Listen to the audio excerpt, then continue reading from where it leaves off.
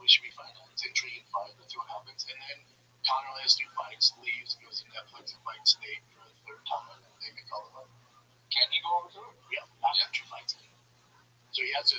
But the only reason he agreed to fight Max at International Fight Week was like, I'll fight, but you have to fight me 1 more time by the end of the year. Man, sure.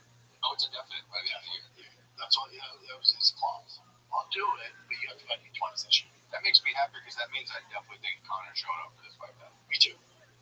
Because but I'm with the UFC too. That yeah, we'll fight you twice because he's gonna be damn good. Like, say he comes back, say Max Holloway pops forward, like we'll give you 1 more, and then the fan base like we're kind of good on that. Yeah, sure. You go Chandler, and like cool man. Yeah, we're not gonna keep paying you whatever the when I was out. Max Holloway. He's fighting Islam. If he knocks him out. No. Yep. Yeah. So take it easy over there. That's such a beating. But that's selling super numbers. That could be part 2, basically. God, that is. That's super numbers. Islam's the worst matchup. Oh my God. Well, yeah, because Islam's a better. You know what I think? Islam is. I don't know. I know what it is. Islam's a better. No, I know what the better deal is. Conor, Ilya. I want to see that. That would be fun. That would be beautiful. That's a better match. Both gonna strike. Conor is different. Not fucking well, Conor's going to lose. Conor's going to hurt you. Now that's what you do, right? So that's true. That was 8 years ago, but he was 70 years in that pocket. He's got great. He's overrealized. The problem is Conor making 55. The problem is Conor making 55. I bet you Ilya would be willing to bump up to fight Conor. I bet he would. But then what do you do it for? Bad motherfucker. There's only giving him the fucking belt. What do you do it for? Like, what's on the line? Funsies. Money? Funsies. Money and fun. Do they do it in Spain or they do it in Italy? Fucking Coliseum. Did you imagine if they did that in Spain? They try. I know Dana was trying to do a main event for Italy in Spain. He's talking about what a nightmare. Speaking of nightmare, yeah, that's why they're not doing it. That Song Yadong fight, that all those Chinese fighters, besides, he's the only person who won that was a Chinese fighter. Yeah. They got wrecked. They got fucked up. So it's good in China now. Just that chick, Whaley, and Song. Song's alright. I think he's pretty good. I don't think he's a champion though. He just can't beat the top. Yeah. It's actually crazy. It's so hard to be good. It also moves. And it's so hard to be good for a long time. Mm-hmm. And it's like, and your fall. It's the crazy thing about MMA, especially UFC, is you can be the best, and then you get knocked out, you get an injury, and it's just. That's why I don't have Khabib on my go list. He didn't do it long. He did just long enough, and it was like, I'm out. It's like, wait, hold on. We're just getting started. It's like, I'm out. It's like, all right, that's why he is on my list. It might be safe to say that that's the smart move in a sense, because I was just smart. Your boy Mike Catherwood over the weekend. And just like when it comes to fighters, once they seem unbeatable and then they lose and then they go on that downturn, everyone loses all memory of them being up. Like watching how people talk about Israel Adesanya now, as if he wasn't the person that they thought was gonna bump up and fight and beat John Jones. He was so amazing. Well, Anderson Silva and also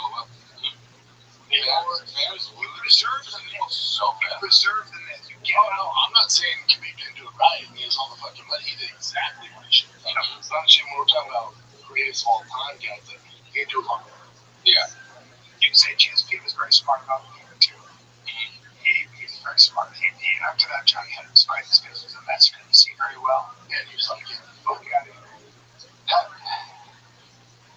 I also think, hey, what do you got, John? I'm a GSP guy. I still think he lost that fight to Johnny Hendricks. Most people. I love Johnny Hendricks in combat out in Texas. Is he? Yeah. You're trying to tell me those guys weren't natural? Johnny put some weight on. Apparently, Johnny's walking around about 220. Is he? Oh, that's a big boy.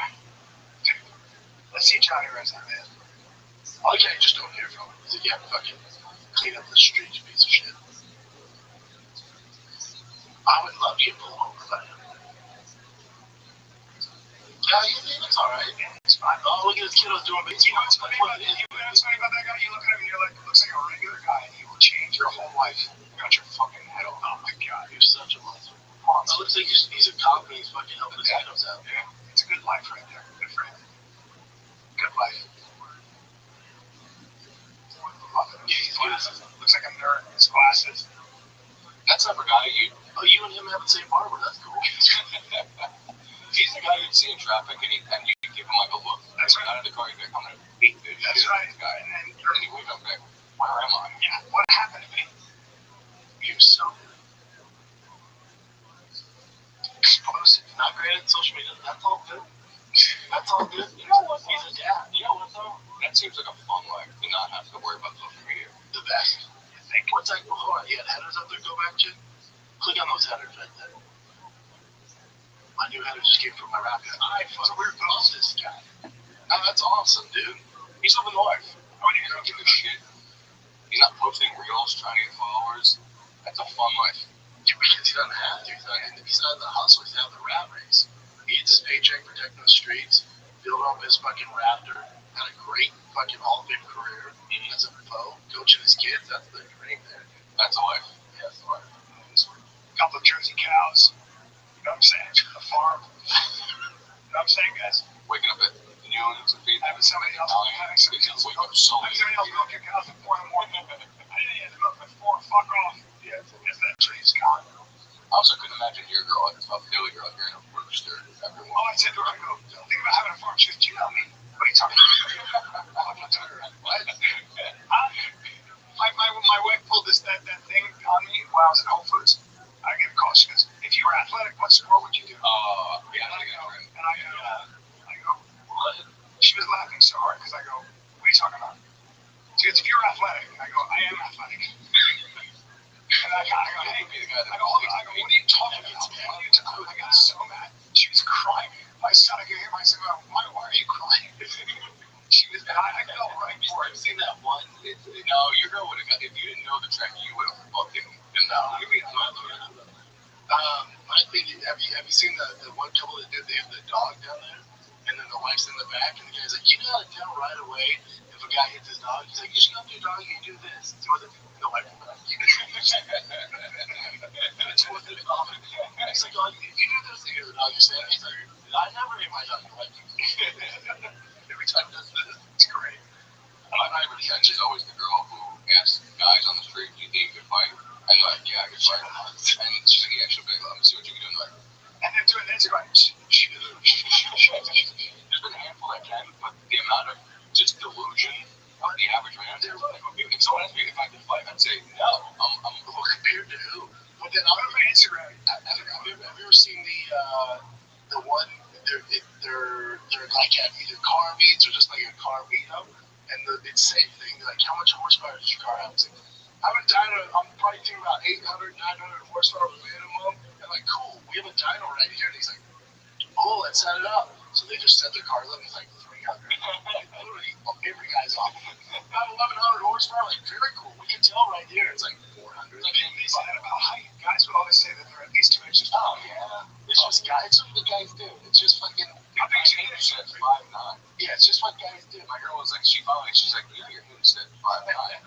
That's great. I was like, well, it's just what the guys do. Yeah. 5 fucking. And also, if you put on those dating apps, girls can have a height minimum. So if you don't even reach that, you don't even show up on the things. You gotta put that for 5'9". You know what I mean? Yeah, you don't have real car guys. They're like, yeah, about 1,000 horsepower. Do you? Oh, interesting. That's how it's like saying your dick size, and the girl's like, what? How to take that? Oh, yeah. Yeah, you gotta measure from my asshole, though. From the spine, please. Yeah, my tails are. This podcast brought to you by O'Reilly Auto Parts, all right? Who are in the business of keeping your car on the road. They offer friendly, helpful service, parts knowledge you need for all your maintenance and repairs. They got thousands of parts and accessories in stock, either in-store or online, so you don't have to worry if you're in a jam. The team at O'Reilly's Auto Parts can test your battery for free in or out of your car. If it needs to be replaced, they'll help you find just the right battery for your vehicle. They'll help you find just the right everything for your vehicle. Because the professional parts people at O'Reilly are your one-stop shop for all things to auto do yourself. And you can find what you need in-store or online. Stop by O'Reilly Auto Parts today or visit O'ReillyAuto.com/fighter. That's O'ReillyAuto.com/fighter. Well, this podcast is brought to you by Progressive. Insurance isn't one size fits all. Shopping for it shouldn't feel like squeezing into something that just doesn't fit. And that is Select drivers have enjoyed Progressive's Name Your Price tool for years. With the Name Your Price tool, you tell them what you want to pay, and they show you options that fit your budget.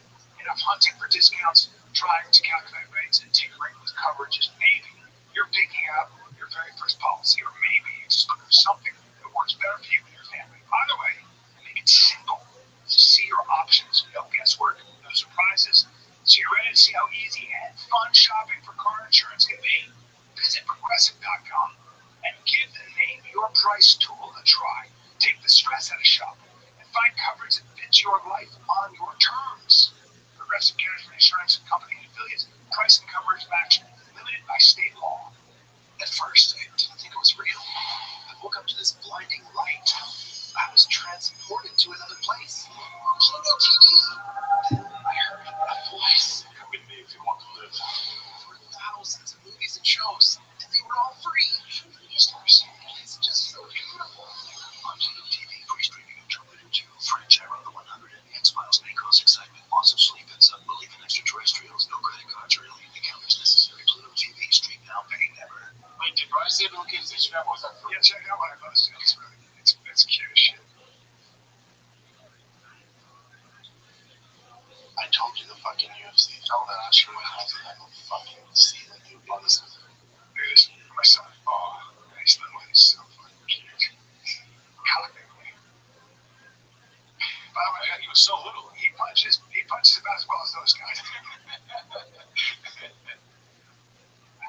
Some guys say, why are your legs the same size? 4 generations later, we're still going at it. I see you playing with your great hands. You ever read your comments? You're going to do random comments. They're hilarious. Oh, it's great. Why are your legs the same size? I see you playing with your grandson. Yeah, fucking asshole. Whoa. Yes, concert. All right, let's do some current events. Yeah, so the first one is Kanye West. He has like the most ever tickets sold, right, for stadium. The Turks don't really like Jews. Really?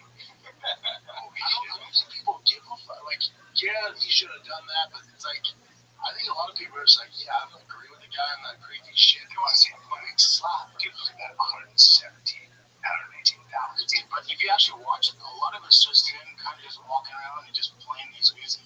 It's really trippy. Well, that might just be the clip, too, John. I already put it on it. But there was good shows, but then a lot of it was, it's like a listening party in a way. Say what you want about Kanye West, right? No matter what he says, this guy knows the trend before everybody else knows it. First, it was his music. People were like, what is this shit? Then he became the best producer. Then he was like, I'm gonna make clothes and shoes. And people were like, you're not. And then he became the best at it. Yep. And then he was like, I don't like Netanyahu in Israel. And everyone's like, that's crazy. Then 2 years later, every liberal white kid is like, dude. And then I'm supposed to be at the UFC White House. Yeah. Hey, I wouldn't want to. That's just too crazy.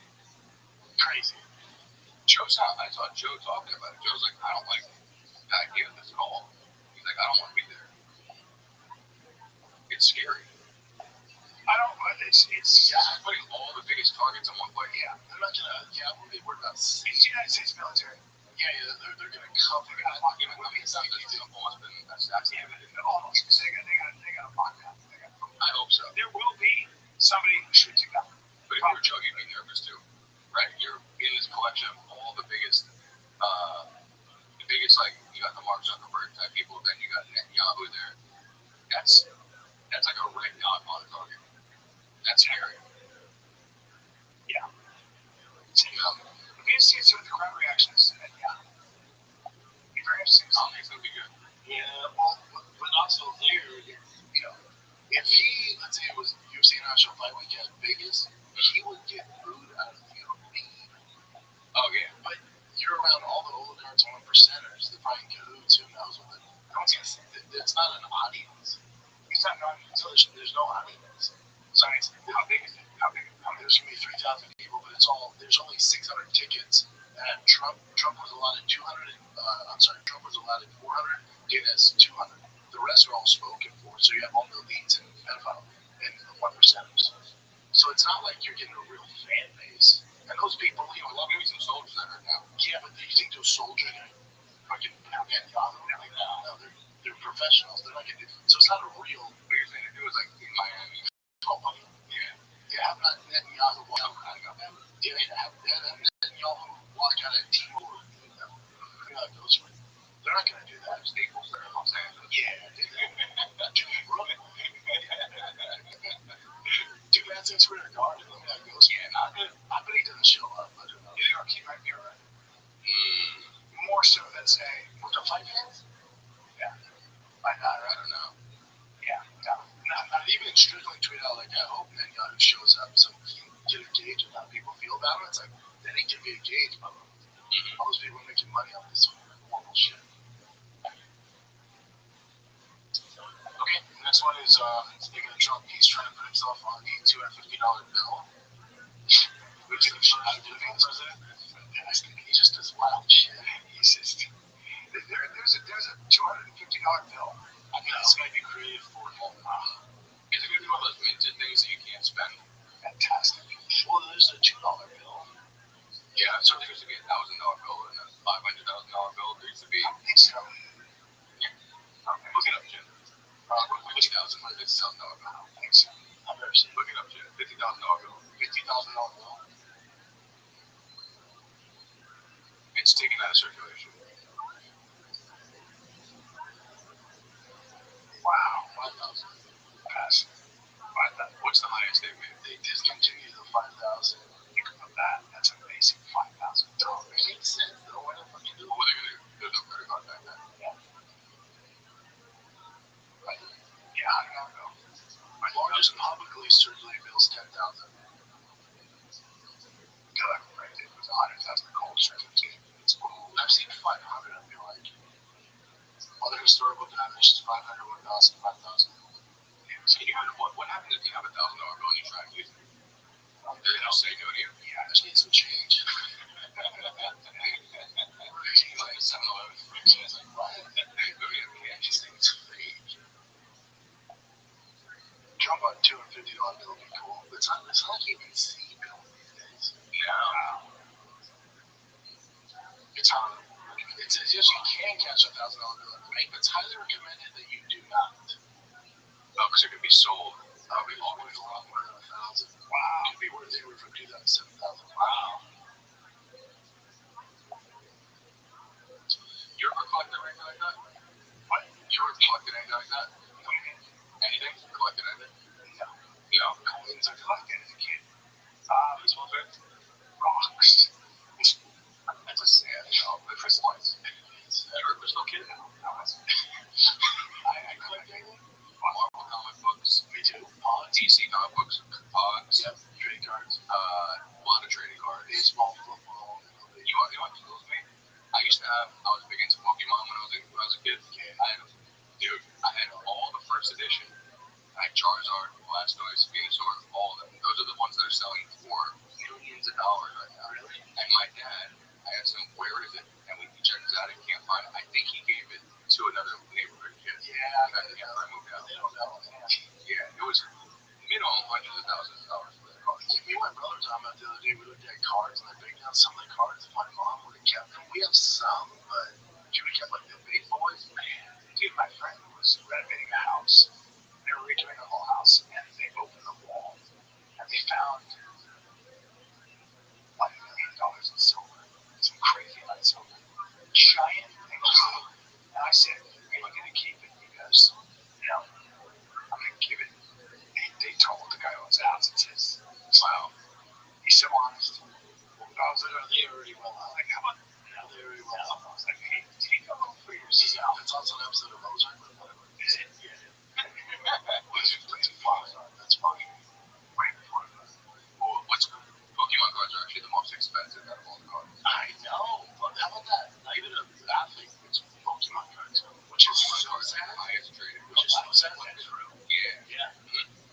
We gotta imagine outside the U.S., there's some things that are like help the economy. Dragon Ball Z, if it wasn't for that, the Japanese economy would be. But no, I think Pokemon's the most successful brand of all time. It is. Dragon Ball Z is up there too.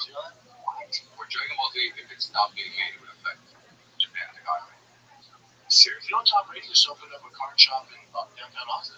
I just went by the other night. When me and my girl went to dinner, I saw it says by Tom Brady. 150. Pokemon is the highest grossing and biggest media franchise in the world. Beating out Hello Kitty, Mickey Mouse, and Star Wars. I don't get it. What? Explain to me. You know what, Pete? You and I are too old for it. I don't feel it. It was everything. I forget why I know it. It was everything. Why?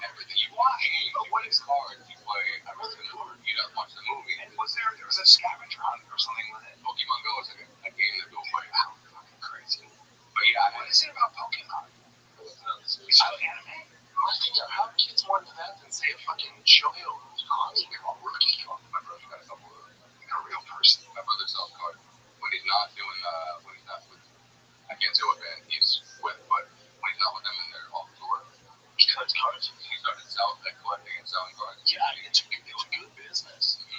Jim Morgan collects cards, and he was saying like it's surprising, like guys like Charles Barkley, Shaquille O'Neal, those cards aren't worth shit. And like there's certain guys they have to be super outliers. Yeah, the cards are worth the investment. Sometimes you can just pull a crazy card, like Jim Jeffrey said he pulled a $20,000 card out of just a random pack. His son pulled it with his son. Yeah. Damn. So you just get like a pack. Yeah, like my brother does a whatnot out here, a whatnot before. They send out for like auctions. And my brother does auctions because he goes to South Korea, gets cards for so much cheaper, baseball cards, U.S. baseball cards, and sells them in the United States. And my dad would just put $15 down for one. My dad got a $5,000 card the other day. I guess it's like Paul Skeens. They have to be like generational talent. Paul Skeens rookie cards, Otani, obviously. But it goes through like Otani was that middle slump. He's back now. What's Otani's rookie card worth? Probably worth pretty penny right now. I would love one of those. You don't have one yet? I don't. 40 grand for the cards, but I would. I would. I'd collect the Dodgers. Yeah, I think Paul Skeens went in 500,000. What? Pristine autograph. I'm like, look, it says raw upgraded version sell for around 100. I pay one for. I pay 150 for one. Yeah, well, what people are doing is it's an investment. Yeah. They hang on. Why is the $500,000 one set if it's autographed? So did and a PSA of 10. Which PSA? That's the condition rating. So, like, you know, it's barely been touched. It hasn't chewed on it. Yeah, it's not dented on the side. That's how my dad was smart when I was a kid. I used to get all the Marvel comic books in DC, and he would get that for everybody to get two. One that I could read, and one that I could keep inside of a plastic. Yeah, because I used to fucking fold mine out. Yeah. Color on them and shit. Me and my brother read them like it's all around the room. He got 2 Peter Herman books. You know, I was gonna fuck that shit up. And now it's worth pretty good money. Damn, is the Japanese rookie card was 25,000. Who would actually buy a card for 500 grand? People do. It's just that it's like a stock. Because it's gonna be worth a lot more when he retires. Damn. You gotta imagine like the whole sports memorabilia market is huge. Like imagine having a Michael Jordan sign. Like you paid what $5,000 for it when he first started popping off. Imagine how much a signed Michael Jordan basketball or whatever it is now. Now you could buy a house for what you just invested $5 grand. This guy was doing things with Randy Moss, and he goes, "It's not my ball." Randy Moss goes, "No, I'm not signing the ball, man. Because you're gonna sell it." And he keeps walking away. Awkward. Right. Yeah. Definitely a man in his 50s. He makes like that's what it was. Like, you guys ain't someone's Randy.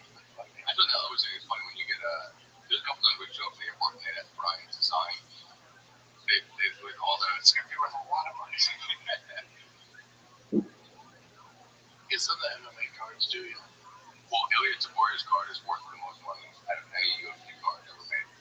More than a Conor? Like, look up the price of the Ilya Taborya card. It's even when they told Dana how much it cost, Dana was, oh, really? Dana's kind of good. Dana's whatever the trend is with young kids. Mm-hmm. Dana's like, I'm packing cards out. Yeah. That's how much money you get. 100,000 is the highest seller. For Ilya Taborya's card. Wow. Prism gives the Black Prism 1-of-1 rookie card. Jesus Christ. Crazy. Is this a rookie card? Hell yeah. Yeah. That's cool. I have them too. Do you? Yeah. It must be cool to be on the card. Pretty cool. That's pretty sick. Yeah, I'm kind of kidding. It says. What do y'all need? What's your company? We got this sign down here to call. Brian, $50. $50. You could have Raúl in it.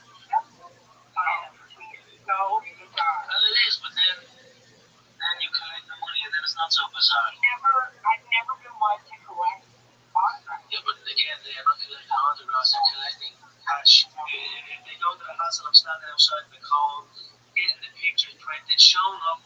You know what I mean? At the end of the day, they're supporting the event. At the end of the day, they're fans of the show because they understand interest, they understand everything. So they're fans. Let them make a few quid. That's the way I see it anyway. They're trying to make money so they can buy the pay-per-views, so they can buy the merchandise, so they can print their pictures. So sign up for their picture. A lot of people. I love it. What is this? What was that? Bring that up. It's an autoplay. No, I gotta see that. They say not to ever do is never sign with Blue Shark. Because they copy your signature and they can put on whatever. Oh, really? I mean, wait, let me see what I just bought. Let's see if I can go back to it. Once video's gone, it's gone. Yeah, I think it's gone. Yeah, it does. It was so weird. Was it two coats fighting? It's on. I will share it.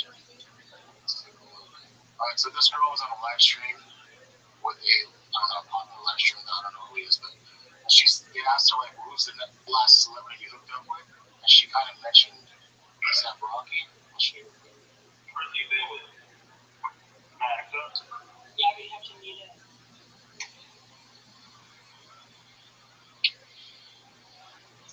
Cover your mouth. She fucked up on you. Look at it. Could there be an easier name to mouth? I know. She was all age tag. You know, whoa. And then everyone in the live chats is all like, they just repeated it. Oh shit, things like wrong. And then it goes back to the audio. She's like, yes, let me say, would Rocky really cheat on with this girl? Let me answer that question. Yes, he would. Dude, speaking of athletes, Marshawn Lynch is such a fun actor. I love him. He's in Euphoria this season. So good. He's so good. Marshawn. He's fucking huge. He's so big. He walks around 250. Looks bigger than that on the season. Six, maybe 6'1". He plays like kind of like one of the gang members on. He doesn't lift weights either. He's just like that wide. Is he? Yeah. Always been huge. Oh, I saw this too. What is this? This is a woman trying to get off of her. We've all been through this experience. Oh yeah, this is interesting. She was just like, what was she just trying to get off before it was us? We all get the same goddamn.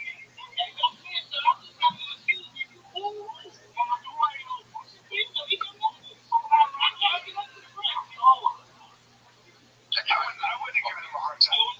It drives me crazy when you're trying to get off the plane. Yeah, she might want to get out because something's going on. She might have claustrophobia and something.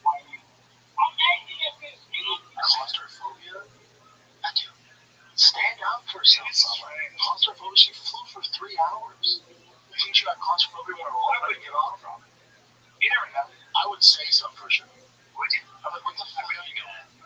Dude, nothing drives me more crazy than old people on planes where they're like, only let off the people who need to be let off for the next flight. And there's always just old people. You know they're fucking not going anywhere. And they just decide to just stand there. Well, I don't know. I mean, look, it depends. Yeah, it depends. You can be in pain. If she's like sure about it, you know, I'm just trying to get fun like the rest of you. Like, guys, we all, I don't know, sometimes like, we all have to do something, like go to the bathroom really bad or something. Say something. Like, I would assume that if you're that, something's up. Like, I don't know. If you're that crazy, you're crazy, right? If something's going on, you want to get to the front like that. It's not normal. And if you're not normal, I think this happens. I travel so much, I've never had this happen. You don't have to. I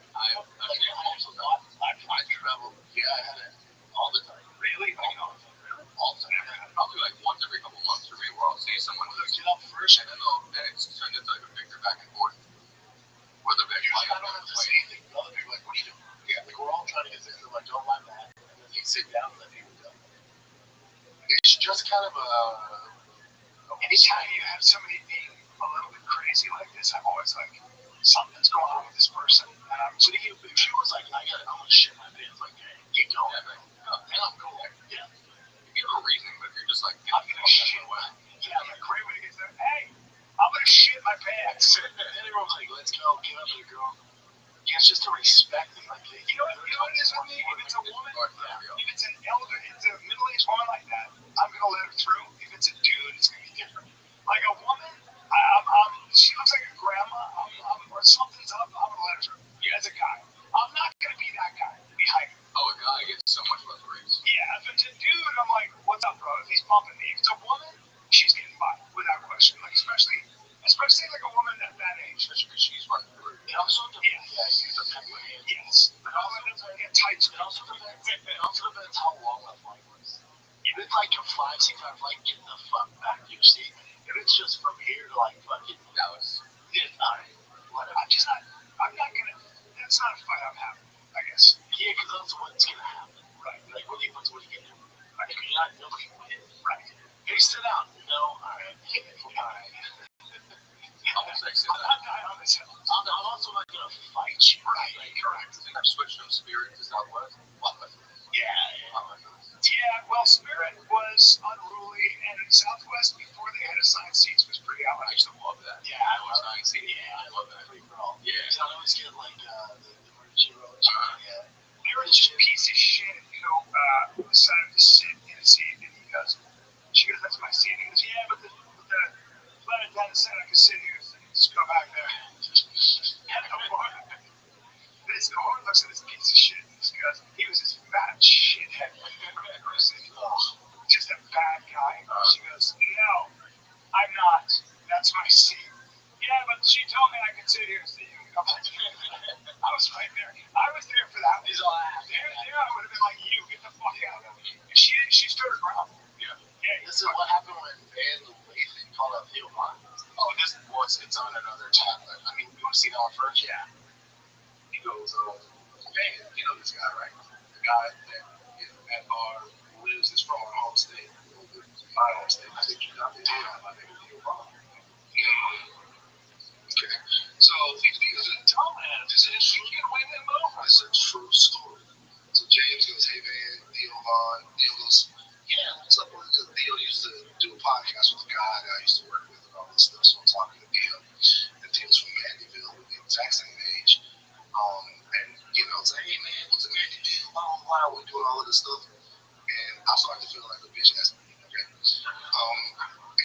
you guys can laugh at it, but you can't think it. Okay. So I start to feel like I'm tugging out. So after a while of me having pleasures with Theo, it's really happened. I pulled Theo to the side. I'm like, hey man, I was really and have been really disappointed in you and some of the stuff that you've done with your podcast. I've been pissed off at you. You've been taking some shots at you. Dude, and Theo goes, bitch. I really didn't know he was gonna be like that. So this is what I'm saying. So then I asked Theo, so I'm like, okay, so what do I do here? There's two things I can do. I can snip his nuts. Another thing I can do is kind of welcome him in. No, it's three options. Okay, just push on that a little bit. Just be like, what do you mean? Talk to him for a little bit, and he starts telling me stuff and stuff like that. And it's clear that is somebody who you could probably move, right? You could probably get somebody like that with that type of platform, with that type of reach to come over. And if you can do it to that person, then you have to do it. But here's the thing. Wait a minute, you're booing me for saying the same thing. Why are you laughing for him? They like me, but here's the thing. Because they're all white. I mean, here's the thing. This is what I want to say about it. Everybody has different jobs, right? That's your job. All right. Okay. I'm not doing that. My job is to tell Theo, I'm going to pour over here every chance I get. Right? You go out and use the fucking chin and the knife and get him over to the left and all of that. What do you mean get him over those people? Yeah, all right. Everybody has to be okay with that. Everybody has different jobs. Go ahead. Yeah, you can. All right, let's start with the show. People who listen to him. I guess he's saying that Theo is giving certain people on platforms like Trump, and he can bring them over to the left. And what does the left stand for, by the way?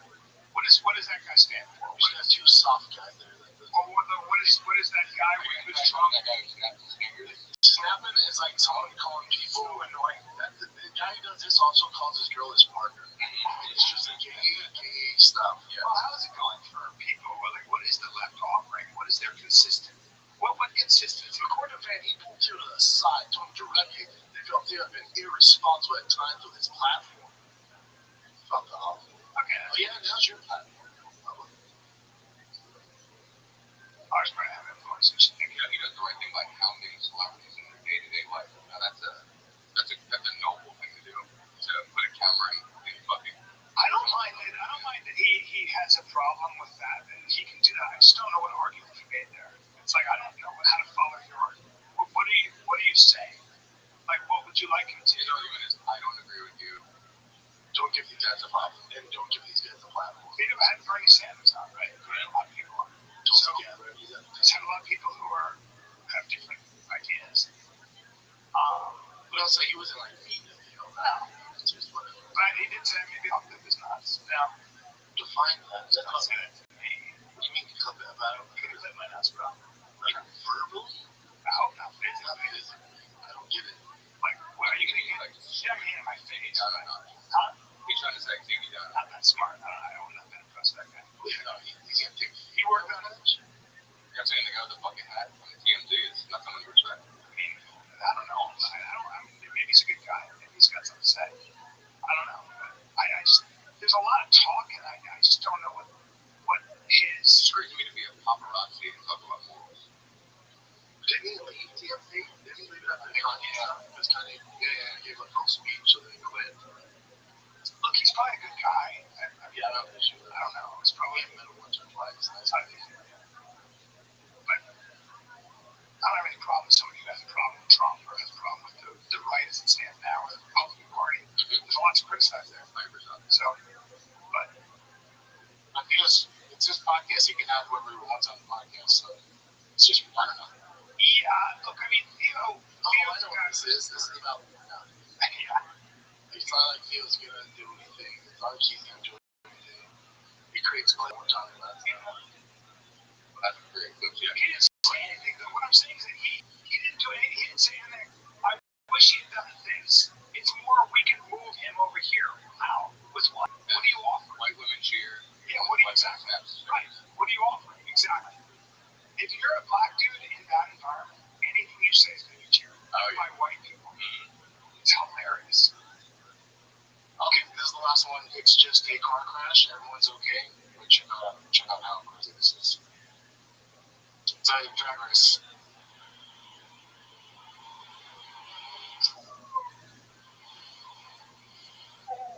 Oh, Jesus. That's the free hitters. Oh, shit. Yeah, it's not good. That's not good at all. Oof. The cars are fucked. That one's. See, oh, yeah. That sucked for them. What is the guy's leg? Just anything, little piece of debris, rock, pebble, but that speed is scary. I'm sure they're okay. Also, white ones sit there during a race. The driver's perfectly fine too, which is crazy if you see this. It's they're going right now. Damn. But yeah, that's 70 miles an hour right there. Or not. They just took off. He started looking. What's the reason why his bike's not going It looked like he just got out of control, just lost his down, ran into the other lane. That's why you gotta have a stand on the back of your car, guys. All the time, down. You gotta have a stand on the back of your car. That's it. All right, kids. Yeah, you're on the road, right? I'm on the road.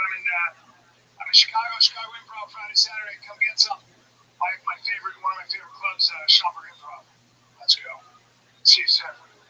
I'll be filming this week and next week, so I'm gonna be filming for No Lit Days. Yep. Got some pretty big episodes coming soon. Nice, crushing it. All right, kids, that's it. Enjoy your summer. That's my kid. We're out.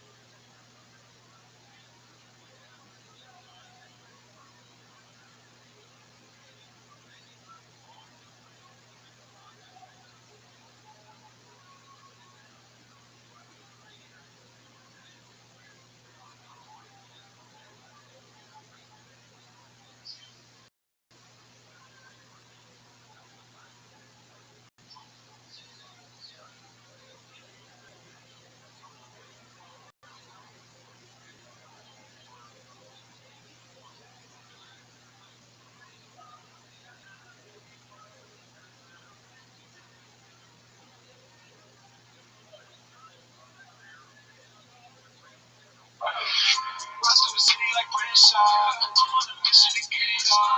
for the city like British. If you ain't thick, please don't give up.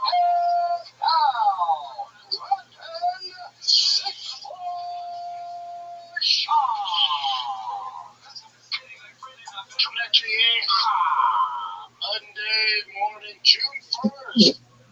It's June 1st. Is it officially summer, Chen? Is June 1st not officially summer? Because it sure as hell feels that way. It's usually some bullshit. It's going to be like 21st. Hold on. June 21st is the actual summer. Meteorological. Man, meteorological summer starts June. So yeah, it's summer, baby. It's summer, dude. It is those thick white boy summer. Let's go, dude. It's getting toasty out there. I was out, fuck off. June 21st, not happening. My summer's June 1st. Hands down, it's summer, boys. Welcome to summer. Oh, and summer's lit for the UFC this summer. We got 3 months of absolute fire. They're dropping big names. You got big cards. You got White House, which I cannot wait for. You got International Fight Week. You got Islam Makhachev fight Gary happening. It's all going down, dude. It's a good time to be a fight fan. Great time to be a fight fan.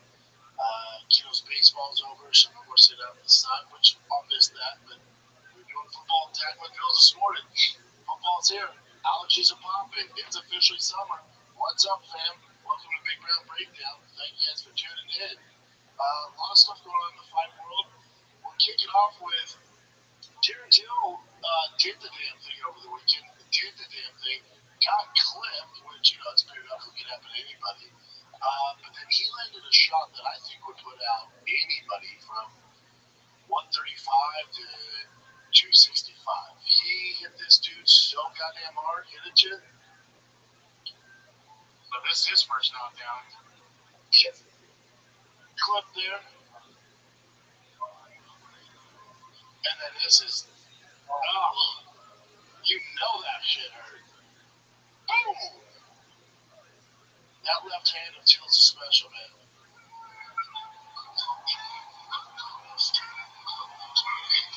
That boy's peptide up. God dang, he looks good. I love to see it. Till's team posted a clip. My team didn't put it together. His team put it together. Play real quick. His team put it together. Yeah, this is let's see what he says here.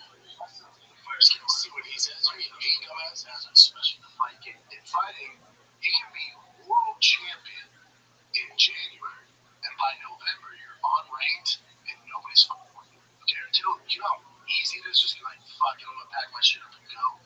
Or he could have stuck around, maybe won or lost 1 or 2 more. But he's like, no, hold up. No, I'm not going out like this. I'm gonna step back. I'm gonna heal up my legs. I'm gonna go into boxing. I'm gonna do this. He's made a name for himself. He's made a damn good living. It's so inspiring to me. There's not a more inspiring story in MMA right now than Darren Till. It's so tough what he's doing. And not only is it tough to say, hold on, I must have slow music to it too. Get my hand this thing and messing around, but then start winning and coming back and having motivation. It's crazy to me. True fighters fight. True battles. There's like Tyson Pedro's there. I love Tyson Pedro. He goes, so I left the UFC, won the WBC international title, and fought the #1 guy in the PFL after not fighting for 2 years in MMA. Might not have been the right decision leaving the biggest fight promotion in the world, but it brought back my love of fighting the best guys in the world. Few people understand that choosing to get punched in the head for a living is the same reason we make poor decisions in so many other areas. This is true now. I get my best friend to sign my will before every fight because that is the risk we are as fighters will take your time. Yeah, man. Yeah, he's spot on. Shout out to Tyson Pedro. And there's a lot of guys that have quietly made names for themselves, make good money, and feed their family outside the UFC. It's not easy, man. And there's not a lot of guys that do it. It's tough. It's tough for your ego when you leave the UFC, which is, it is what it is. The NFL of mixed martial arts. So when you leave there, it's a real ego check of why am I doing it? And if you're a real fighter, so these guys going to PFL or bare knuckle, game red, it's such a tough game. I root for all those guys. It's just a tough, tough way to make a living, man. It's tough on the families. Um, yeah, my boy is Tyson Pedro Ryan. You know, he says that choose those that choose to get punched in the face for a living. Same reason we make poor decisions so many other areas, and that's because that kind of bucket, full send it, caution to the wind, impulsive, we're all the same. They, you know, I'm a little older now. I have kids. I can chuck some of that stuff, but it's still, don't get it twisted. I made a ton of mistakes, man. A ton of mistakes. You shoot from the hip. But that's the same thing. I made you a great athlete, a great fighter. You know, that reckless caution of the wind. You're going to get really, really, really far in fighting or whatever sport you choose because you got to be that way. But in like regular life, buddy, you get you into some pickles. You know, put it that way. It gets a little tough. But shout out to Derek Till doing the damn thing. Here's the bummer with all this is we all want him for Mike Perry. But then Darren Till, he was doing an interview like walking out of the cage or the ring. And he was like, yeah, Mike Perry's contracted for getting the hot second with this number. Yeah, so he's like, so it's all bullshit. So there's some other fights for him. Just keep going, man. Me and him had a weird game back and forth. I said, just fucking keep going, dude. Keep doing the damn thing. It's so cool to see, so inspiring. It just gives hope to all these other fighters, man, where, you know, I'm not saying it's going to be easy. And it's going to take a lot of work. Until it's done a ton of work. Rehabbing that knee, getting everything right, it takes a ton of work. And nobody sees you, you know, when you're doing the rehab and doing the right things to get back on track.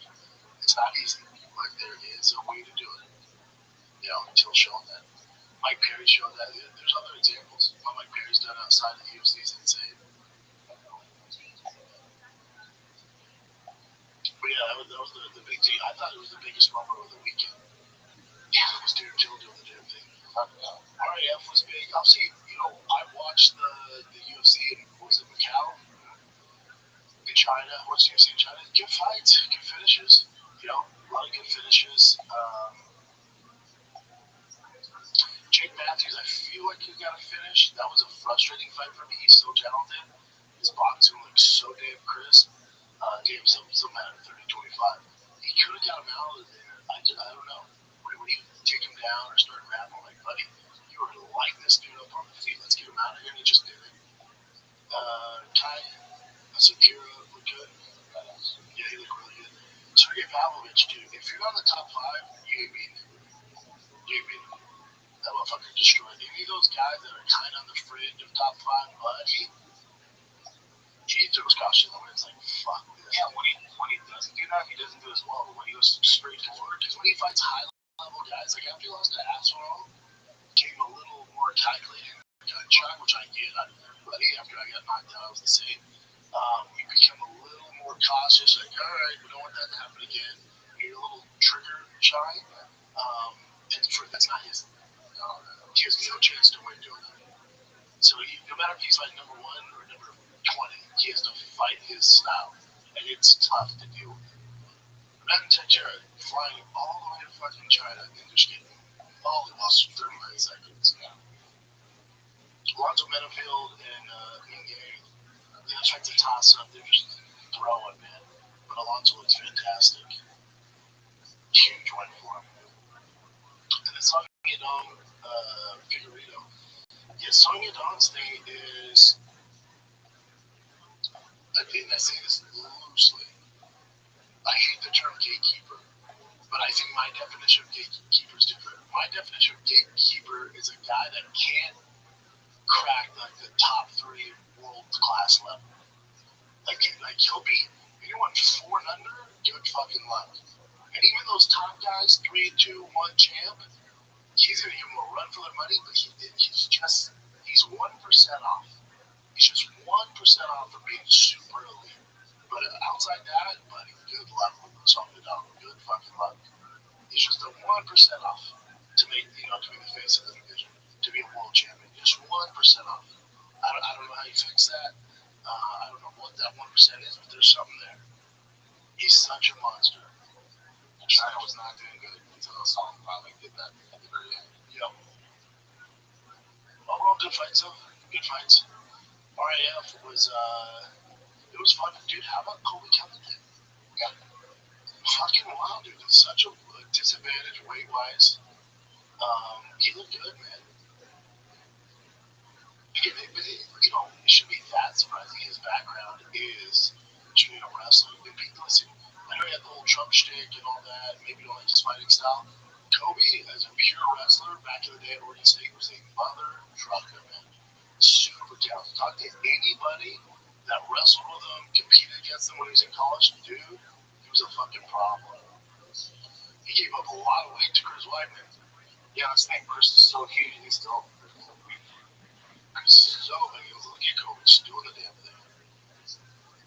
I think they're doing Kobe for Jarman next. they announced that. Be good to see, because, Armin, he's just his tidal wave. But who's the best guy to compete against? He's buzzsaw. He destroyed cats. Last guy was an influencer, which, but he didn't have an extensive wrestling background. Before that was that Giorgio kid. Very famous on TikTok. Take me down, get $1,000 was great. But we haven't really seen him against high level wrestlers. It's gonna be interesting to see how it does against Kobe. At least Kobe's gonna put, I guarantee, puts up a fight. Like Armin hasn't fought anybody that's even put up a fight. My favorite, old as fuck, good wrestler. So it's gonna be interesting. Yeah, that one is gonna be a lot of fun. Hopefully they do a lot of trash talking too, because it seems like they would. But Armin, Kobe already is. Yeah, he's already giving it to him. RAF just crushing it, man, dude. They're by far the best thing going. By far, the UFC has the run of White House, International Fight Week. Then you got the Islam Makhachev fight we're seeing Gary, which they officially announced when that is happening. So you have back. So you got the triple threat there. The fight nights or whatever. But outside that, ain't nobody touching RAF. And what's great about RAF is this Sarukian Colby Covington literally came out the next day. Cool, man, you guys like that? Hamzat fighting Dylan Dennis, or wrestling Dylan Dennis. Okay, which that was weird, right? If it was grappling, like submissions, I could understand that, but whatever, it's first one. They're just doing the damn thing, dude. you saw John Jones there in the crowd too. He was like, set the VIP section, and he wants to do RF now. And of course, they're talking about Danny Cormier and John Jones. That's a shit. DC's gonna have to lose some weight. DC can fail. He's enjoying his life, crushing it. He's one of my faves, but we're gonna have to slim down on that. Yeah, it's such a tight muscle. I'm sure that'd be such an awesome match. Then you can't carb load for 6 years. You know what I'm saying? It's not how we do this. But otherwise, you're retired. You can't. Good for you. RFA's fucking crushing it, man. Crushing it. Yeah, it's gonna get weird, right? Because you've never seen two active, relevant UFC guys go at it. It's always you're at Faber, Armin. It's Chris Weidman. This guy. They're always doing some kind of outside the scope a little bit. Kobe's recently retired, so that's why you're getting Armin. Kobe. I think that's their deal with UFC. That's what they said. Do your thing, but you ain't doing, say Islam, Sarukian. You ain't doing Ilya Topuria, Sarukian. That shit ain't happening. So they're in cahoots. They do have a business together, that Happy Bear with the American Bear, that's owned by DKO and RAF. So they're in cahoots with them. So I'm sure they're treading a little lightly. Because with John Jones too, he would have to officially retire, and then they let him do this. I don't know if he's officially given the UFC his walking papers. But since they said it's just no two current fighters since Daniel is retired, I think they could something could happen. Yeah, you'd have to back up the British strap, which I heard they're paying these boys.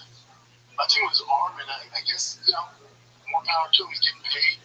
Alligator rolling these fucking dudes up. I'd love to see him fight in the UFC. I'd love to see him actually fight. Yeah, love to see that. Yeah, Hamza over there. If UFC would just back off, and I don't think it matters. If UFC would just back off a little bit, just do your thing. Get the big boys fights, I think the numbers Armin, Islam would do, street wrestling, Hamza, Hamza, and Islam, in street wrestling, they'll do such numbies. Such numbers. For John, yeah, that'd be interesting. I wonder if he actually wants to do it. I mean, yeah, he says he wants to do it, but he knows what he really wants to do. Go get your protege, Gable. You got a ghost for you. I don't have any of that. But then also, it depends on the budget, too. It depends what RFA wants to do, because you have Brock Lesnar out there, right? You have some guys that can do it. Stipe's out there. Stipe's retired. Stipe's a Cleveland State Division I wrestler. So there's some heavyweights around. Let's take a little break here, kids, because this episode of the Big Brown Breakdown is brought to you by Progressive. Insurance isn't a one-size-fits-all, and shopping for it shouldn't feel like squeezing something that just doesn't fit right. That's why drivers have enjoyed Progressive new Name Your Price tool for years. With the Name Your Price tool, you tell them what you want to pay, and they show you options that fit your budget. Enough hunting for discounts, trying to calculate rates, and tinkering with coverages. Maybe you're picking out your very first policy, or maybe you're just looking for something that works better for you and your family. Either way, that makes it simple to see your options. No guesswork, no surprises. Ready to see how easy and fun shopping for car insurance can be? Visit Progressive.com and give the Name Your Price tool a try. Take the stress out of shopping and find coverage that fits your life on your terms. Progressive Casualty Insurance Company affiliates. Pricing coverage match limited by state law. Progressive. First, I didn't think it was real. I woke up to this blinding light. I was transported to another place. Pluto TV. Then I heard a voice. Come with me if you want to live. There were thousands of movies and shows, and they were all free. It's just so beautiful. On Pluto TV, free streaming of Terminator 2, Fringe, Arrow the 100, and X-Files may cause excitement. Also sleep and unbelief in extraterrestrials. No credit cards or illegal cameras necessary. Pluto TV, stream now, pay never. Yeah. This is kind of interesting too, because it looked like Roman tapped out in this match. Against Gable, takes the back. See right there? Yeah. And he messed up his arm, or wrist. Another guy carb loading. I mean, Gable's just Gable's thick and like powerful. That dude just, a bit of a tummy there. He's definitely got a single habit, yeah. Yeah, big boys. Hendrickson rematch would be sick. Kyle Snyder just beat the shit out of that dude. Marab beat Frank Yeager at Tech Fall when he messed up his nose again. Marab did? Yeah. Let me just try that because it is kind of fun to watch. Oh, what? It's no video bad. Yeah, well, I mean, it's been bad already, but it's never good. Oh, no. It's been fucked up. So you can see him, like, touching his nose already, like his face. He's like, fuck.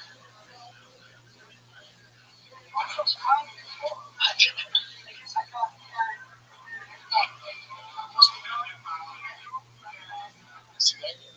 Yeah. See, that could be an issue if guys start getting hurt and they're missing, fights. Then you've seen like, hold up, dude. Yeah, exactly. RF killing it. Yeah, came out of nowhere too. I never even gave a shit about wrestling before, to be honest. But I actually look forward to these matches. It's great. Exactly. That's pretty cool. Good traction and killing it.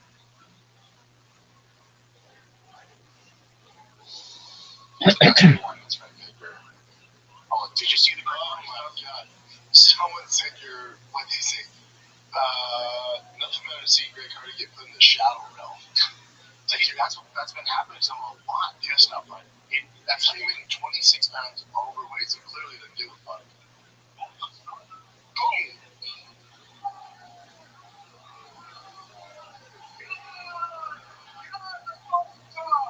Yeah, that is freaking crazy. This one says 26 pounds, but then I saw over here it said 27.3 pounds. Either way, it's a shit ton of weight. Once it passes, 15, 20 pounds, it's a little ridiculous. And this was at 265? Heavyweight, clearly. But they were able to work out. He actually took the fight, regardless. Oh yeah, heavyweight. It's usually a red flag if it doesn't weigh that much. And this is Steve put out there. So I'm out of here. Deleting the app for a while, guys. That's the result I wanted, but proud of myself. I wanted the war with Serbia's best. I'll be back when the polls are done. I'll be back when the a-holes are done talking trash for shit. Yeah, busy being happy if you need me. With my family losing weight, even though I'm a 300-pound ninja with top abs. Yeah. See you later, guys. And my real fans, not many. To my real fans, thanks so much. I've learned from my piece that I have to jump off after times like these because a few select meetings, the keyboard words are still.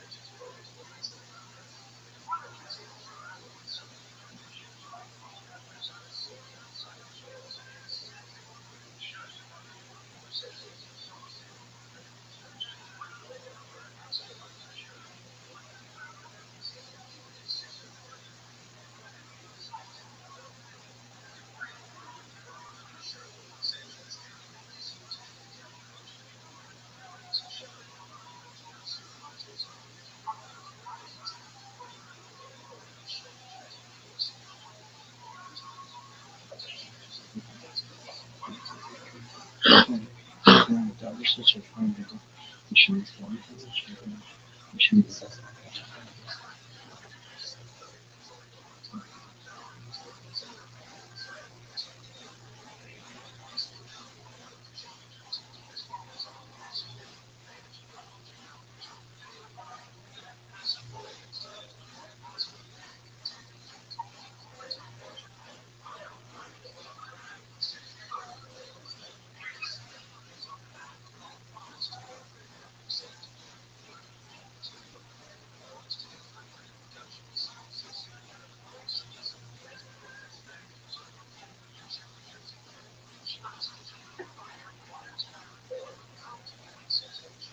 I want to stay silky stuff, like kill yourself, I've always been a good super soldier, repping our flag and team. It's tough, man. It's tough. He's probably the one guy that has the most crap on about him. Like everyone. Well, I know, I get it. But domestic violence for him, I hope he's getting nobody plays for that. Yeah, I don't know if it's a money issue. Yeah, the thing too is, man, you're talking about all pro out of Carolina Panthers, like good fucking football player, really, really good football player. I don't know if you're just done with his money or for lawsuits and shit, but it's tough. I talked with a guy who was his coach, and he's like, "Yeah, I know you see all the domestic violence shit and all that." He's like, "Really nice guy, great teammate." Yeah, look more into that case. That's all I'm gonna say. Just look more into that. It's just like, I know I don't want to get too much crap, but if you look into the case, there's not much evidence on her side, and then she didn't even show up to the thing. You know, like trauma, a lot of shit happened. So I don't know. Yeah, I don't know either. This career's been tough, man. I don't know what he would keep doing it either. I mean, he definitely should stop at least MMA. What's his rank? Go to his Wikipedia. He hasn't won one. Odd second. This should take the sport, man. If you ain't winning, not insanely bad. Well, he won by decision a hot second ago. So he's lost 1, 2, 3, 4 out of the last 5. I mean, it's because of how we see him losing. You know, I guess like, yeah, because the internet hates him so much, so it's all you see. Yeah, but it's actually not as bad as I thought. I mean, I thought he lost like 9 in a row. Yeah, it's just the internet just keeps playing him and getting knocked out. Yeah, it's tough one. Go to his football career. Oh, they completed there. This pull at 280 pounds ran a 4.7. His shoulder time was 4.62. 3 cone wheel 7.13. Vertical jump 36. Broad jump 10.1. Bench press 21 reps. Wonder leg not great. In 2009, Sports Illustrated Hardy was named the top prospect in the 2000 NFL draft. 2010 NFL draft.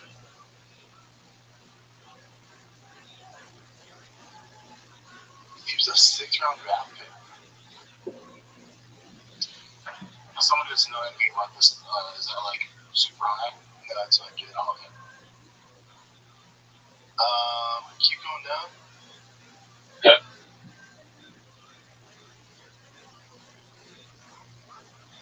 Falcons. So, earned his first trip to the 2014 Pro Bowl. 2nd team All Pro.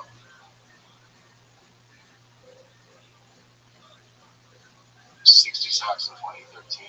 He's ranked the 53rd best player in the NFL in the top 100.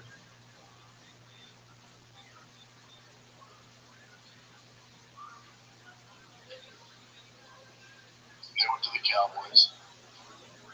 So he signed a 1-year deal, $11 million. And that's what he had to spend.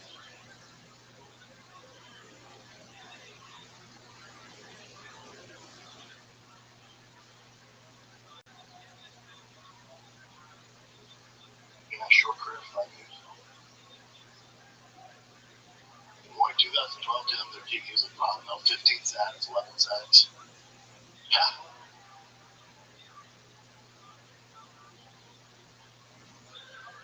Keep going down to domestic violence.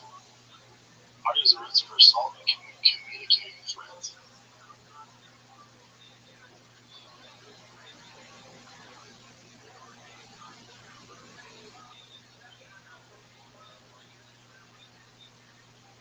say that part too. Nothing appealed. They didn't fail to appeal or to testify.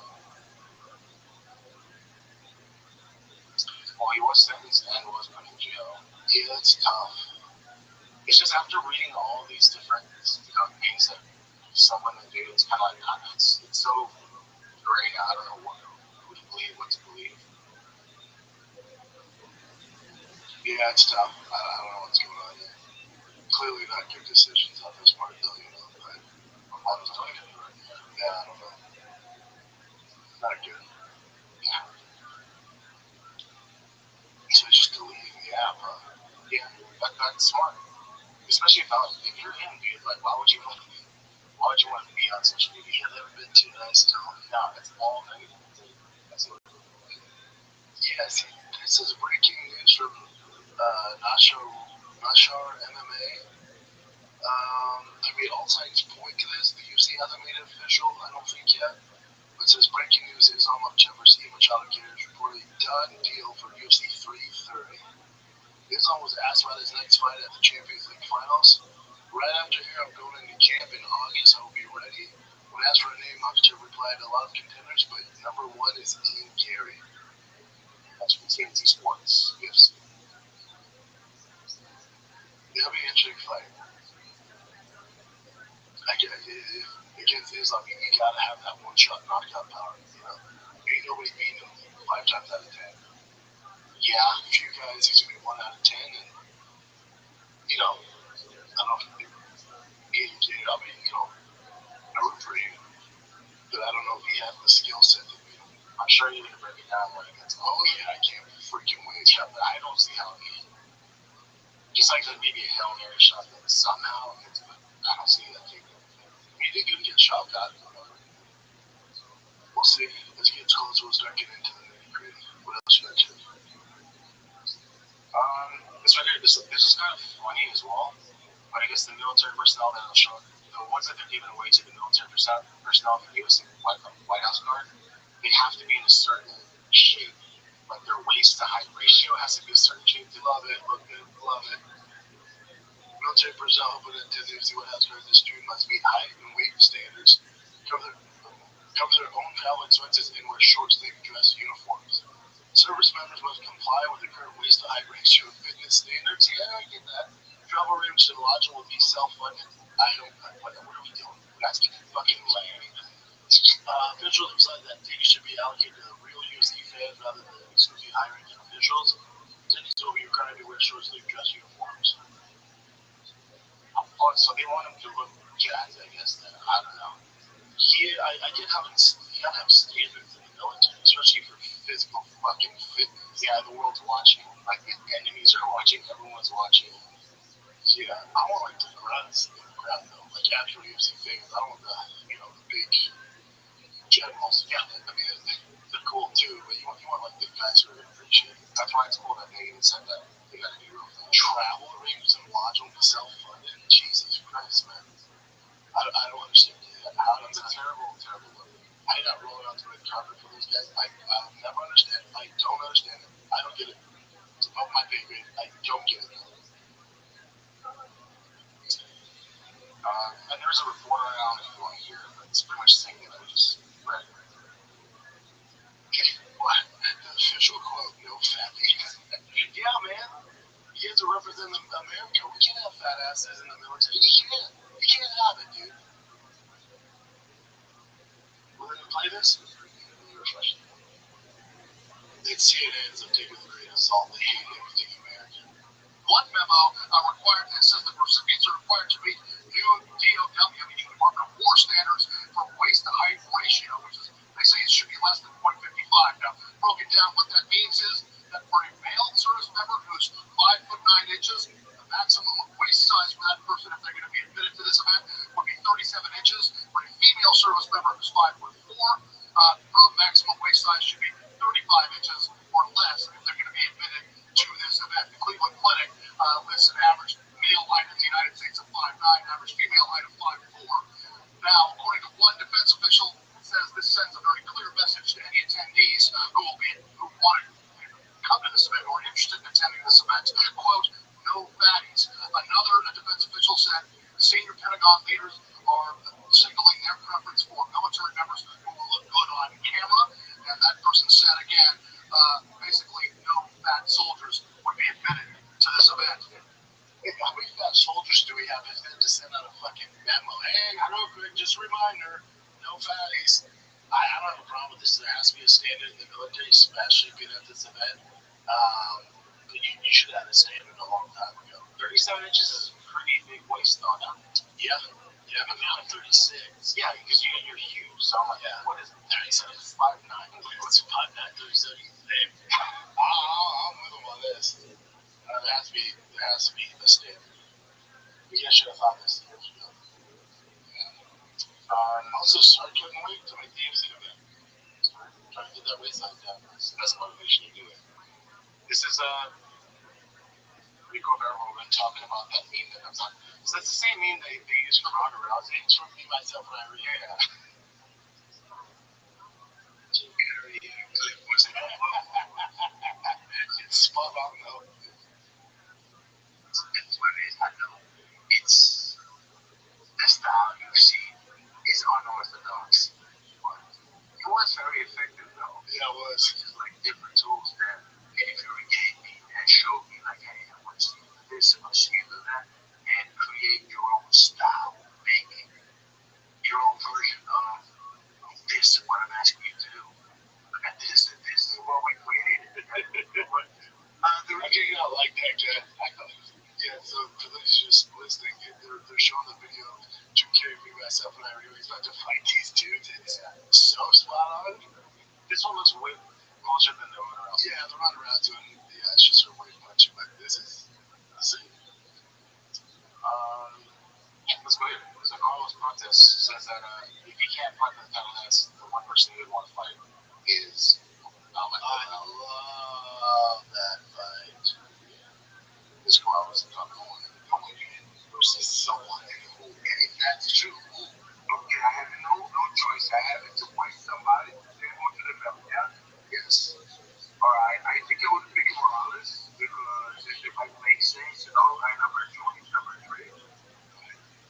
Oh, I think I would pick Morales. I love that fight. Yeah, that's a badass fight. Sean Payne or one of the young lions gonna have to get over that thing. Oh, this I found very interesting. So this is Aaron Hawani going off on Aiden Ross about his promotion. Okay. And with Aiden Ross watching it, apparently he's watching it live. This isn't reacting. He'll show some stuff as well. The home of the UFC.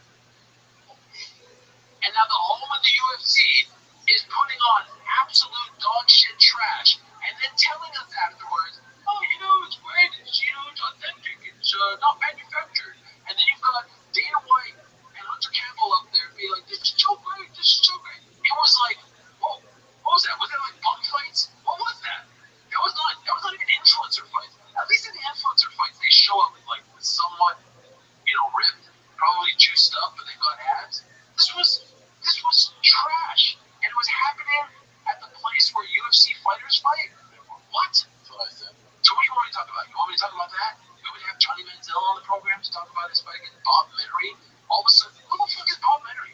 What is this thing fame? Why do I keep hearing about this guy? Why do I care about this guy? I don't know. I know Len Stevenson is, and Beasley. I know who those guys are. It was trash. And Rachel, shut up, Rachel. Rachel.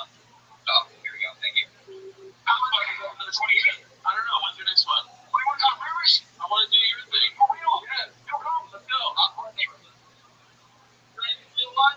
The creed on everything. They bought. You're really welcome to come. I have no issue with you, but come on, dude. And now the whole. Is that it? That's it, yeah. I like Aiden Ross. Aiden Ross, do your thing, young man. Do it, young man. He's killing it. There's a lane for what he's doing. I don't have an issue with any of that. My issue is being at the UFC. Yeah, that's my issue. Like that's where the highest level of mixed martial artists have trained their entire lives to perform at. Say what you want about the Apex, that's still the UFC Apex. That's why the issue. But again, for those hating on Aiden Ross, put yourself in his shoes. Put yourself in his shoes. And you have no ties to the UFC, you have no backfighting, and Dana White's your buddy. Your boys are Dana White, and Dana goes, hey man, you do those fights, right? He goes, yeah, I do those fights. Why not do it at the Apex? And we'll have Sean Strickland, Sorokin, we'll put some big boys, we'll help promote it, and kick or whatever the fuck he's screaming on, and let's do that. Aiden Ross like, yeah, I'm in. So how can we be mad at Aiden Ross? He's like, dude, I get him where I fit in. Dana White's the guy, he asks us to do it there. I don't have a background fighting, why not? Take it. Yeah, arena's arena, I don't give a fuck. We're in the same views no matter where they do it. So that I don't have an issue with it. Keep killing it, young man. But again, my issue is not with him. It's with the UFC brass and allowing this to happen. They do it. If they offer to exclusively do it, keep doing it. My issue with the UFC. Fair enough. This one is a little tricky. So Eddie Hearn's asking that Dana White releases Tom Aspinall from his UFC contract because he's like grossly underpaid once he found out all the whatever the contract details. And he said that if he does that, then any kind of legal issues they have with that Conor Ben sort of being poached, from Zuffa, he'll drop all that. What happens to Tom after that? Go down, let me see. One thing that actually stuck out with me from his comments is when Conor Ben said with Zuffa, he said that he should want fighters to earn as much as possible, right? You remember that? He should be happy for Conor Ben that he's making more money. So I've been thinking about that line. I think I've got an idea. I'd like Dana White to release Tom Aspinall from his UFC contract and will guarantee Dana White in writing that will pay Tom Aspinall a minimum, probably 5 times more, but a minimum of 3 times more than what Dana White is paying him. I think for a hardworking, working class man that deserves every penny he can get because of what he's put his body through, we've seen that recently that Dana White should be happy for Tom Aspinall to receive the deal. So I'd like to propose that. I would like to propose that Dana White should be happy for Tom Aspinall, who is extremely unhappy, and should release him of his obligation with the UFC and allow him to go out and considerably more for himself and his family.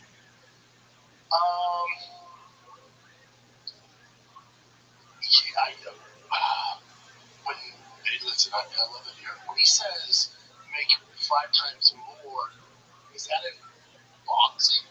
Or is his plan for him to fight on? I know his plan is. His plan, if you put yourself in Eddie Hearn's shoes, and you're asking for the release of Tom Aspinall, you're like, I guarantee you're going to make more money.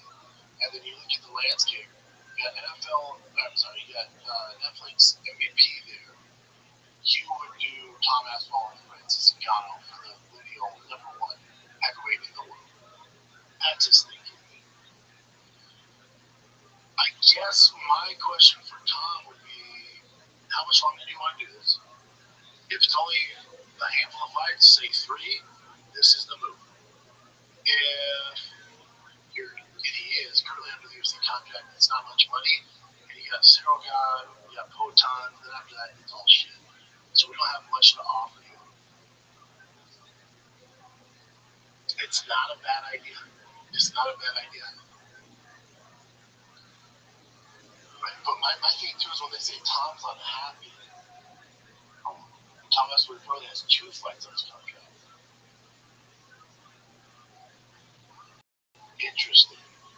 And if he wants boxing too, then here's the guy for that. So for Tom, we only have 2 fights left. Talking about transitioning to boxing, yeah, this makes sense. Because your 2 fights, where do you make more money at? The UFC fighting the winner of Serogan Potan, and then if you win that one or lose that one, you're going to fight Serogan Potan. Those are your 2 fights left in the UFC. Or you make more money, take the majority of the payroll and jumping over to Netflix MVP, fighting Francis Ngannou, and then transition and get a big boxing fight. So it depends what Tom wants to do, but if the goal is to make the most money possible with the least amount of fights, I would leave the UFC. Yeah, it says right here that his dad has publicly stated that they do not want to resign. Yeah, is that. And then like now it came back to me how Tom Aspinall has always said he wanted to do boxing after too. So it makes sense. I wonder why Tom's just unhappy with the UFC because like Dana has nothing to do with iPubs. Like the reason he's had such a long layoffs that iPubs. And then obviously they tried to get the John Jones deal done. John didn't do it. Like it's not really the UFC's issue. I know his issue. His issue is Dana, kind of questioning the toughness with the eyes. I get that. I'll tell you what though, this just put a huge rift between Tom Aspinall and the UFC now. So now an average league, it's never worked out. Remember when Woodley did this, when other guys do this, when you put that rift between you and the UFC brass, it never works out. Ever. In the history of the UFC, it's never worked out. I would fucking leave. Now that this is out and about, dude, do what you can. And hopefully Dana's cool. Yeah. And then remember, I don't see him being cool about it. Why would he? Just think about it. If you're Dana, you let him go, he fights Francis, makes 10 times more money, it makes you look really bad. Like, there's not a lot of upside for Dana besides the legal issues with Conor Ben. I don't see Dana do it. I hope he does. That'd be cool. Francis Tom would be fucking fireworks. Alrighty. So this is, we'll see what happens with this. But Kane Boston said that the money's right, and he's like it has to be really right. He would actually come back to the money's right. It has to be right, and it has to be really good. It has to be really damn good for me to do that. To do that fighting. Yeah, I hear you. He's 44. Yeah. And this also was kind of funny. I can't play it because I've seen certain guys are getting their YouTubes and IGs taken down. The UFC released the official White House promo. Justin Gaethje, that shit is fire. And this one we'll just describe. It's just him having a white rose ready for Justin Gaethje. And then I looked up what that meant, and that's what it says right there. Wait, you have to look up? I didn't know what white rose meant. He always does this. He does the red roses, but this is particularly a white rose. Medicine pre-fight warning and a symbol of defeat. Yeah. Yeah, I dig it. It's a cool promo too. It's cool as long as he keeps doing what he's doing. It's great if he starts losing fights and keep doing the ropes. No.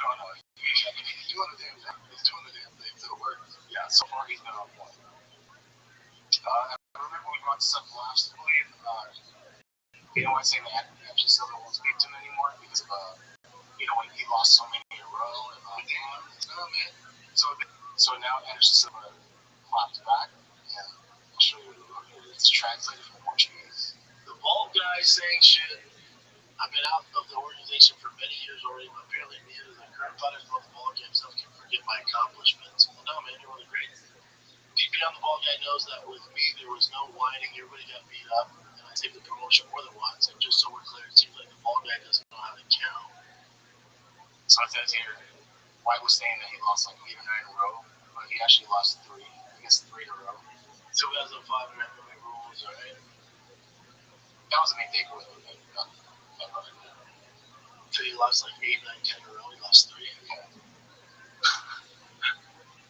Yeah. And I didn't know they haven't even a wrist, but I guess they really do have a wrist. But of course you're going to upset fighters when they want to continue to fight. It's like, dude, I don't want to see you go out like that. But then when they go the opposite, like if Tony Ferguson or Vince or whoever, it's a Barboza and these other guys, Steve Bay, you're like, that's fucked up. Why is this guy still fighting? The day is trying to save one of the greats. Like, nah, it's getting bad. Yeah, we like to see that. I've seen it so many times. And then the fighters get upset. You can't win. And speaking of Ferguson, so let's see, Marvin's supposed to, or he is planning still to do the REF thing with Tony Ferguson. Yeah, it's like a day apart from the backup fighting. So I'll just play this one for you. And you'd like to compete every week. You're already booked to compete in 2 weeks against Tony Ferguson. In Dana White also said you're the backup fighter for the White House title fight, the main event. I'm booked until September already, so they don't announce yet. Okay, so yeah. So you're not the backup fighter? Huh? Are you the backup fighter for the White House fighter now? I have a wrestling in the June 13th, and we'll see. So. Yeah, I was just wondering how you're Yeah, I'm a backup, but like if everything is going good, so nobody. It's two weeks left, so I think they're gonna fight. So I'm gonna wait my chance. Okay, so you don't have to weigh in and then fly and wrestle for RF, right? No. I'm gonna do RF. Yeah, I mean, because you said he's filling in, and no one's gonna pull out the weekend of fight. I'm with Armin on this. He's another fucking fight. I guess if shit hits the fan, I'll be ready. He's obviously in shape, get ready for RAF. So he's like, no, I'm resting. They're gonna fight. But if something were to happen like now, you'd be the guy. But they're saying they'll weigh in stuff as well. So if he had to weigh in, it would be like the day of the first thing. So that's not yeah. All right. Oh, and Holly Holm, we talked about it briefly, but she lost her fight. It's sort of controversial. I guess it's definitely not a rematch. Yeah, again, you're not just fighting the fighter, the boxer. You're fighting these crooked boxing judges too. They don't want an outsider coming in. So I mean, they were both after they finished fighting, they were both like celebrating that they won. Look how much of a badass Holly Holm is, dude. Already in the kickboxing Hall of Fame, in the UFC Hall of Fame, should be in the boxing Hall of Fame now. The bummer is if she would have won this fight, there's so many big fights for her. Yeah, but if people would want, I was gonna say if people thought she won, anyway, would that make that much of a difference? Probably not the record sales, but sure. And that's just showing the boxing schedule for rest of the year. I mean, I think our definition of stack is a little different. It's a stack, but just a bunch of old names. But the names are there's Canelo, there's Ryder Saquon, that's probably the one I think it's Floyd Mayweather gets the fight with Canelo, get out of my face, Earl Spence. Okay. Jesse Rodriguez and Tony Vargas is fun. Okay, brother. Yeah, just the fights that are coming up this weekend. Yep, we'll get into it on Thursday. We have UFC at the Apex going down. Bilal Muhammad is going down. It's happening, kids. We will get into it on Thursday's episode. Bonfim and Bilal Muhammad, Brendan Allen, Shabazian, one of my favorite fighters. Rusty Young, Tom Nolan, Bryce Mitchell. They just gave him a late replacement. I don't know if he's still fighting that guy. He's trying to undefeated prospect. It's a decent fight night. Your boy, Two Scoops of Sweet Low. Yeah, Jordan Levitt doing the damn thing. We'll get into it on Thursday. All right, kids, that's it. Let's get some fan questions and we'll get on out of here. All right, let's get to these questions, fam, and then we'll be on out of here. If you're watching this, like, man, how come I can't get my question answered? Again, I post on Sundays and Wednesdays on my IG story, and you can just DM me your question, or the easiest way is to submit your questions in the comments below in the YouTube section of the office. Just put fan questions, submit your question. Chindick sees it, and I answer all of those every Friday and Sunday. Today's is the IG DM, so let's get to it. Food and the Fighters, my boy Anthony. What's he say here? Fan question: why don't we see Donald Cerrone fighting on MVP? Good question. I bet if they made him the right offer, he would do it. Remember, he was supposed to come back and fight in UFC, but he didn't. So, Donald's also busy racing, doing the damn thing. Donald's a very good driver and off-road racer, so I think he's busy with that, man, to be honest. But I wouldn't be surprised if we see Cerrone at Netflix MVP. Makes sense, but I just think he's happy doing other stuff, which is what you should want for retired fighters.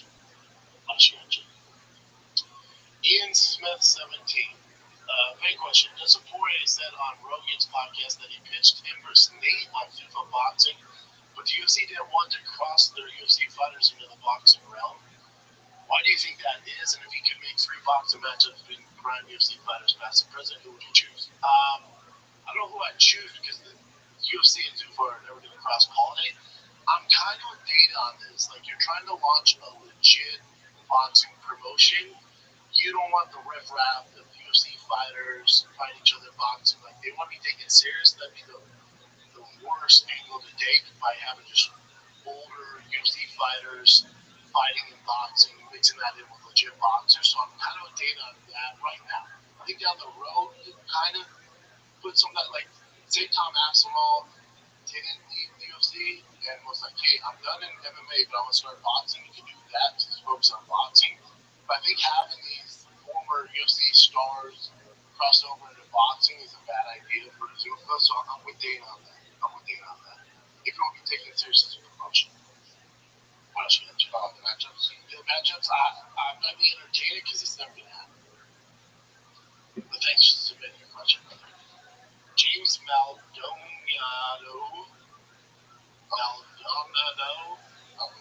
Lovely 49ers. You ain't ugly, man. Don't get yourself like that. Would you consider doing a food truck diary show again? Those interviews were epic, one-on-one. Stay blessed.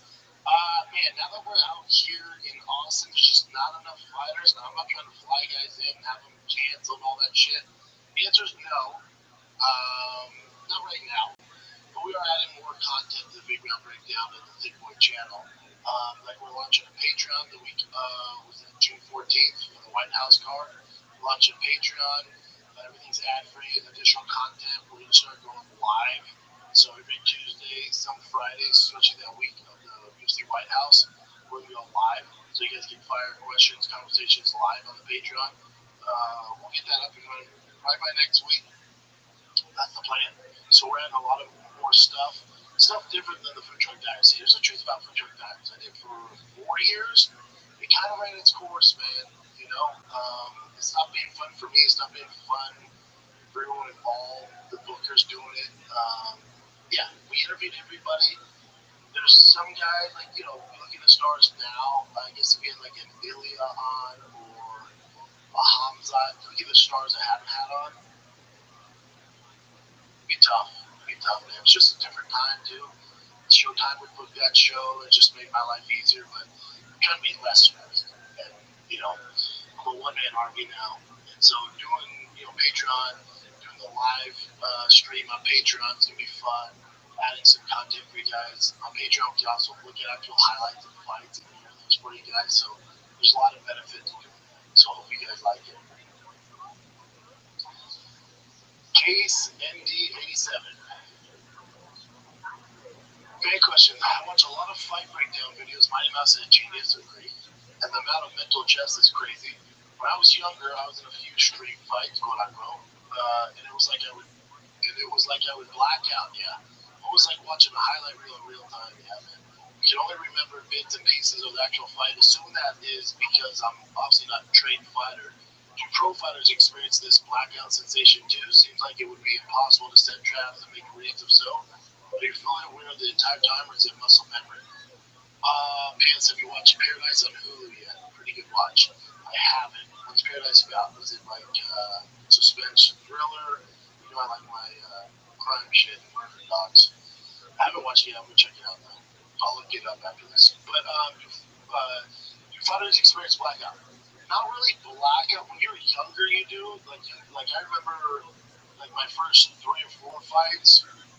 Before I got the Ultimate Fighter, once I got the Ultimate Fighter house, you know, it was a little different. But before that, yeah, it was like blackout. Like, what the fuck happened? And you don't recall a lot of it.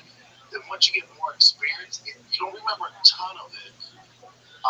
But you are more, when you're in the actual fight, aware of what you're doing. But if you have some fighter like certain time round, they're not gonna remember a ton of it. They remember big moments in the fight unless they got knocked out. But outside that, yeah, it's tough to regulate all of it, to recall all the transactions and the things in the fight. So when you're in there, you're pretty dialed in. You don't black out just. But a lot of it is muscle memory, like especially the reaction stuff like that. So it's a little similar, but also that's just from experience. You can slow things down. You stick to a game plan. That's when you get a lot of experience, a lot of the fights. Jay Bunnell. Man question. Scott Coker coming back up. He's thinking, if you got handed the keys to the kingdom, you got to create another league in today's day and age, what avenue would you go? Seems like the old stars was the new talent. Tournament styles haven't really worked out for the longevity. Yeah, they don't. They don't. I don't know what it is, but people are getting investors and shit, and they just keep doing this, but there's no longevity to it. To honestly answer your question, I don't know if there is another route to be successful. It would have to be something different, like what RFA is doing. There's a lot of longevity in that. Game bred, beer knuckle, those things are different enough where they create momentum on their own because they're not competing with UFC. I don't think another league can come along. You'd have to have like $1 billion in backing. I don't think another league can come along, a promotion can come along and compete with UFC. Because in order to compete, you'd have to steal some of their talent that's relevant and also young enough. And you'd have to do that with offering them these extensive contracts to get them out of the UFC contracts. I don't think there's a viable option this day and age. I don't. And that's why you're getting these weird UFC fighters or sponsors. Like there's a lane for that. But as far as longevity, I don't think it's possible, my man. I don't think it's possible. You have to have so much money. You have to have the lawyers and to get these relevant fighters in the UFC out of their contract over to your organization. I don't see it happening. But the beer knuckles, the RAFs, the game bred, they do well because they're not in competition with the UFC. Like just think about how would another MLB, NBA, or NFL league do? Not good. Now the Banana League does well because it's not in competition with MLB. It's different. It's fun. It's kind of silly, but it's not in competition with MLB in any capacity. But how's the Rothschild'S XFL doing? Terrible. These other NBA leagues, terrible. It's just you can't. Big Doc on one, Eddie Dawkins. Man, question. First, can I get a shout out to my mate and the guy that put me on your podcast, Jay Frey. What up, Jay Frey? Thanks for doing the Lord's work. My question is, do you have any preference for equipment? I know the UFC have their own brand. I never use their shit. I only use their MMA gloves. But I'm interested to see what fighters use when they're not obligated to wear the company logo. Like in training, the only time you see UFC fighters wearing UFC gear is when they're fighting. But in training, our big thing was winning or Everlast. I sponsored my Everlast. They actually have like their introductory gloves, which are kind of run the mill, same kind of stiff glove, but their professional level stuff is awesome. I wore a lot of Everlast in training, and then winning had probably the best gloves. Super expensive. That's what we want. Either winning or Everlast. Wear the winning headgear and like the full bar headgear. Either that or Everlast. But the Everlast, they have like the Reyes had really good stuff. I don't know a lot of guys. Maybe their gear has changed now, but it's too stiff, kind of plastic bullshit. It might be better now. I don't know. Right? I'm not in the game anymore, but it was always Everlast or winning. Last one. I am KJH318 Kyle Harris. Here's what it is. I'm sure you keep resending this until it gets picked up for fan questions. Hey, bro, long-time listener on the Sportsnet and Lonnie. Shout out to the Lonnies, dude. Out here in Austin, it's about fertilizer, bud. You gotta fertilize your lawn. Look at my fucking grass, son. I didn't mind the shop show because it showed the evolution. Also, my big round breakdown. Austin, no matter what you call it. Thanks, dude. I want to get my thoughts on the UFC being watered down. Every game in the NFL or MMA is not a barn burner. As a hardcore, I'm happy to have fights on almost every weekend. Agree. Is it okay just to say, don't watch it if it's not a big enough card? Love the show, keep up the good work. Yeah, and I like your perspective on this. I'm similar, dude. But I get the backlash from like the hardcores because we came from stacked cards, but it was less cards, so they're able to stack the cards. Now the more of the league, right? The UFC is a league basically. Even though it's a fight game, so they don't say we're a promotion. You're a league. It's year round.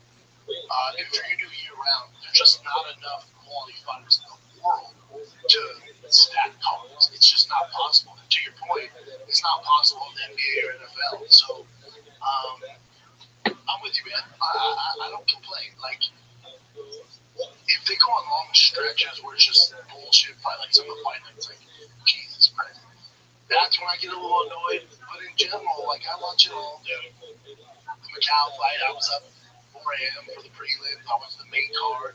It's good. It's good fighting. Good fighters. I'm with you. I think it's just going to take a transitional time for the hardcore kid from the 80s, the 50s, the golden age, to adapt to this new quote-unquote league style, which is year-round. Cards are going to be stacked. But notice the UFC is doing better. They're doing better with the numbered cards, the numbered events, which are pretty fucking tasty these days. So I think it's the expectations, and the old heads just have to adapt to the new age. That's what it is. But I'm with you. I'm not mad at it. If you put on fights, I'm not mad at it. I'll take it. It gives me something to watch. I'm not mad at it. Is that it? All right, kids. Great questions. Glad that guys are on. Love you guys. Thank you for making the show possible. Like I said, we are launching a Patreon. Is that next week, Jim? So June 10th, the week of June 10th, we'll launch the Big Brown Breakdown Patreon. Live streaming twice a week. Additional extra content. Everything's ad-free. It's going to be spicy as fuck. Hopefully you guys subscribe to it, because we can get away with a lot more on there, showing actual like footage and other shit. So that's why we're doing it, plus the live stream. So that's going to be twice a week on the Patreon. It will launch the week of June 10th. So that's the week of the big White House card. I got a class outfit just for the Patreon for the White House card. I can't wait. It's going to be spicy, man. Summer's going to be spicy. It's officially a UFC summer. Let's fucking go. Patreon coming week of June 10th. It's going to be dope. Me and Jen are going to work out a right way in with this. So, yeah, you guys make the show possible. Hope you dig the Patreon. Hope you dig this show. Any questions, submit below. If you're watching this on YouTube, put any questions. We'll see you. Thank you so much. Love you guys. Be safe out there. Until next time, I'm out. You will find and you fight hard to be broken down. What the fuck is this?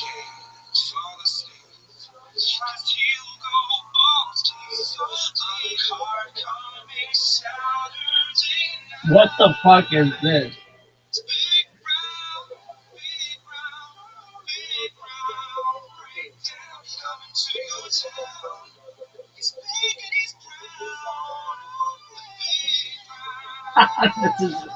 This is the worst. Some of that was good.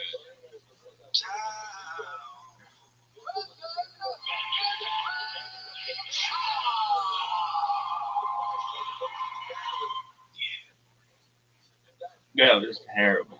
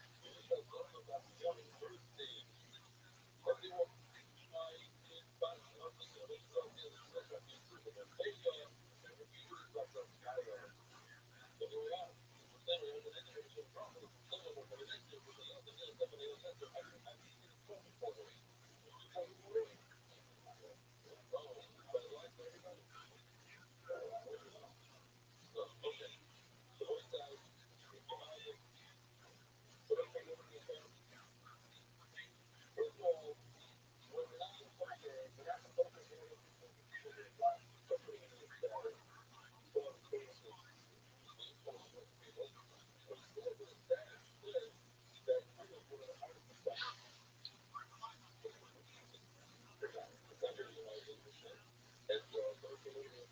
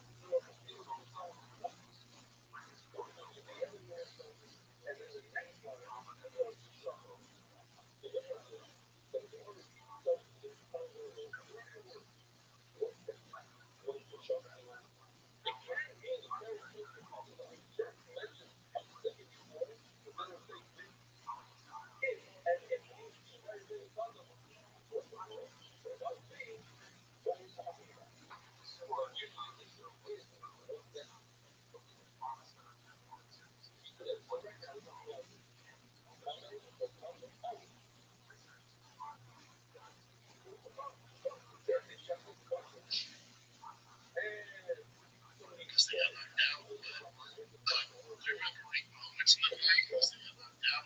But outside that, yeah, it's tough to regulate all to recall all of the transactions and moments in the fight. fight. I'd rather make moments in the fight because they got knocked out. But outside that, yeah, it's tough to regulate all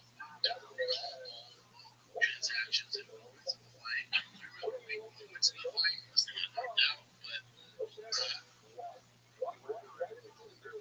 the highest level mixed martial artist,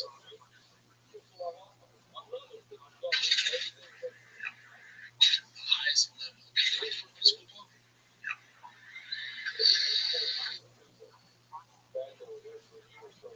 What I can believe in that focus football career. What I can believe in that is that 280 pound 4'7". His shoulder time was 4'6". Recon rest of the Marvel jump 36. Rod jump 10-1. Bench press 21 reps. Finally back into the nines, which is top rows.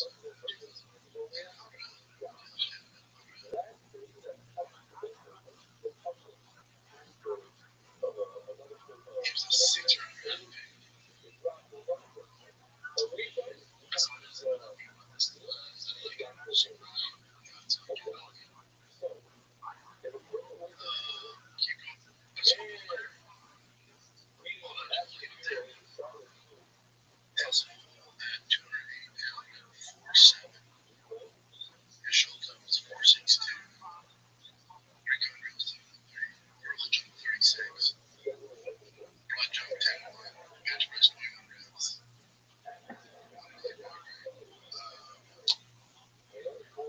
Into the nines, which is top rows.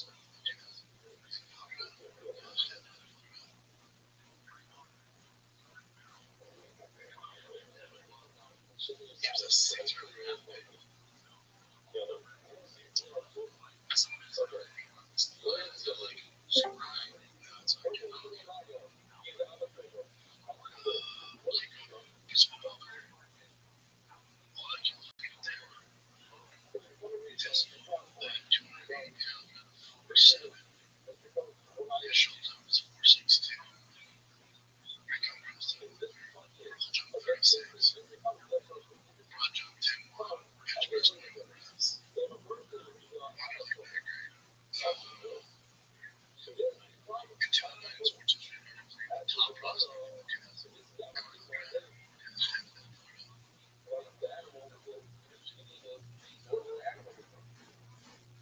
He was a 6-round draft pick.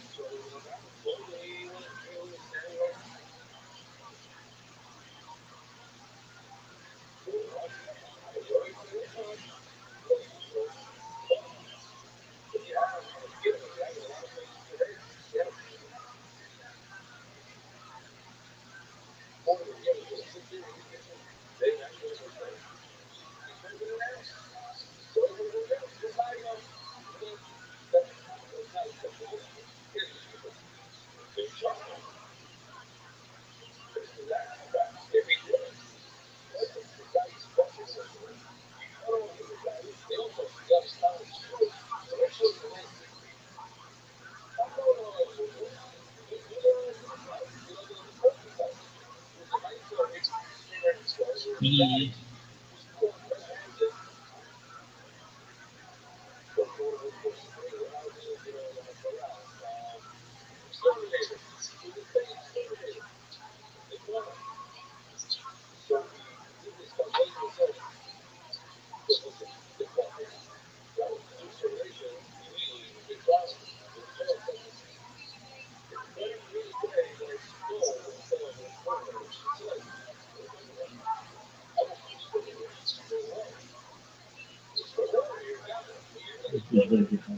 Oh, yeah,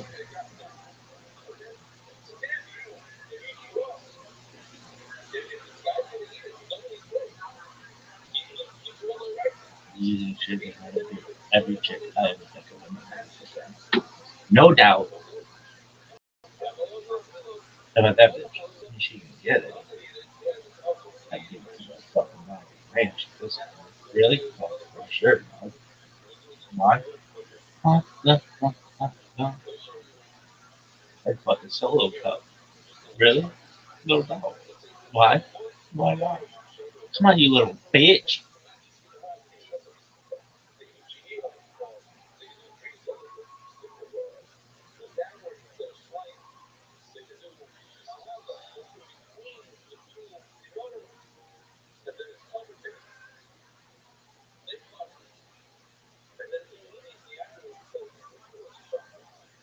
I love when I figure out that I can do something. I have to shove 50 pounds of shit in it. Like, you can't just be like, one stream. No. Four.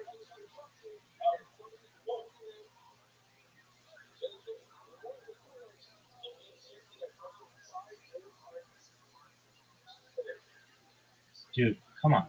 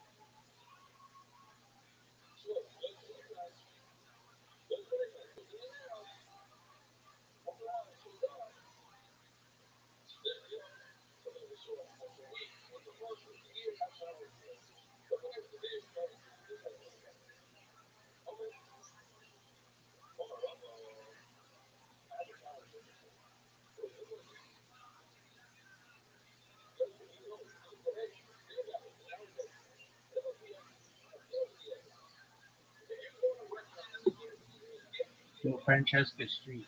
No one, and I mean no one, gives a flying fuck about your travel story. Why? Because everybody cares about Rabbi. But maybe in the future I'd fucking love it. Like, oh, no way. You had to take a shit at a McDonald's and this person was ordering a hash brown? That's fucking sick. Really? Oh, for sure, dog. Why?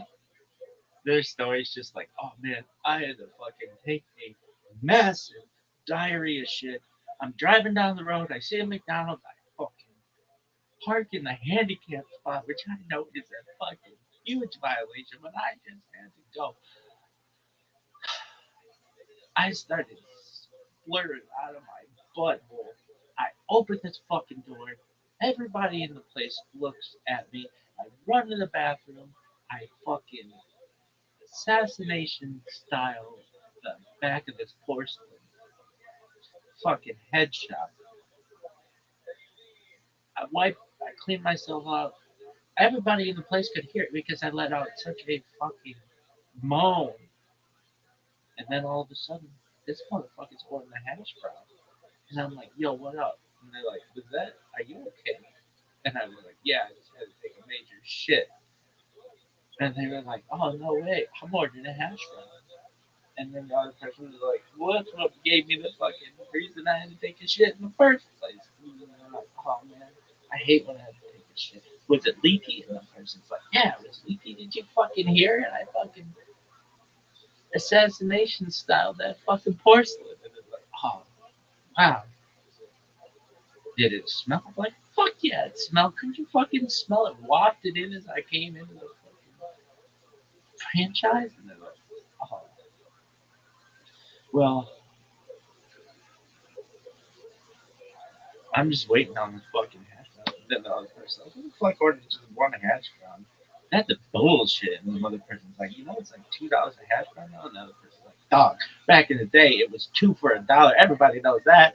And then the other person's like, how would you know that? And the other person's like, dog, everybody knows that. Really? And then they're like, yeah, dog, don't you have the fucking menu memorized? The other person's like, huh? And the other person's like, dog, Big Mac meal number one, two double cheese, two cheeseburger number two, three is a quarter pounder, four is a chicken McNugget. Everybody knows that. How the fuck do you know that? And be like, dog, I want to get into it as a former life. Really? And be like, dog, are these fucking hash browns done yet? And be like, dog, it's one hash brown. But isn't it like multiple? Be like, dog, we're not getting into it. And they'd be like, oh, did you know Monopoly game's going on this time? Be like, oh, did you get your board? It's all on the app now. Fuck your app. I want to fuck the board. And then the people will be like, oh, yeah, but it's like we don't do that anymore. And be like, look, I'll sit here and I'll draw this motherfucker out. Everything from Ventnor Avenue to fucking Maryland and all the fucking railroads, everything. And the other person will be like, well, I don't know. Hash browns ready. The other person's like, man, I gotta take another shit. So the person goes, takes the shit. Another person has a hash brown, but there was something cute about the way they talked about their food. And they were like, oh, maybe I'll just wait around. The other person starts moaning in the bathroom again, comes back. Oh, man, that was a close call. I was like, you were already here. Like, no, you don't understand. I don't know shit. Right in front of this fucking line. Everybody there's like, man, it smells like food. Everybody's like, oh, you just took another batch of shit in this McDonald's. And the other person's like, did you get your fucking hash brown yet? And the person's like, yeah. The person's like, $2. That's a bullshit. Back in the day, it was two for $1. I don't know what this $2 hash brown bullshit is. That's stupid. That's goofy. That's them crack prices, dog. Another person's like, oh, it is quite expensive, isn't it? Like, fuck yeah. And then the person would be like, well, I thought you said hash browns are the thing that gave you the runs. And be like, motherfucker, those are homemade hash browns, motherfucker. So then they're like, all of a sudden, Francesca Street walking into this fucking Downey, California McDonald's, and she's like, hello, And the people are like, who the fuck is you? And she's like, actually, it was in Norwalk, California, McDonald's. And she's like, and they're like, nobody understands what you're saying. Shut the fuck up. The person's like, I don't know about podcast. No, no. What the fuck is that motherfucker talking about? People like, nobody knows. Anyway, so then the one person walks out one door of this fucking McDonald's, the other person walks out the other part of the fucking McDonald's. And then the person has to run back in because they gotta take a shit. A third time. Well, guess what? Other person who just had the hash brown also has to take a shit. Because all the shit talking made them feel like they had to poop. They both go to the bathroom as they're walking out. Boom. They hit each other. Their heads bump. And Francesca Street just so happened to be taking a witness as well. And she sees all this happen. She's like, what about my pocket? And you're like, what the fuck are you saying? And the other people, and she's like, Charles, come, blah, blah. They're like, what the fuck is Charles? Nobody knows. Nobody knows. Shut the fuck up. And the other people, the, the, the, the two shitters are like, oh man, I can't believe we just bumped heads. And the other person's like, yeah, I know, it's wild. It's cray cray. And they're like, yo, what are you doing tonight? And the person's like, I hope not shitting all day. And the person's like, well, if you're not, mind if I get them digits? And the other person's like, well, what are you going to do? And the person's like,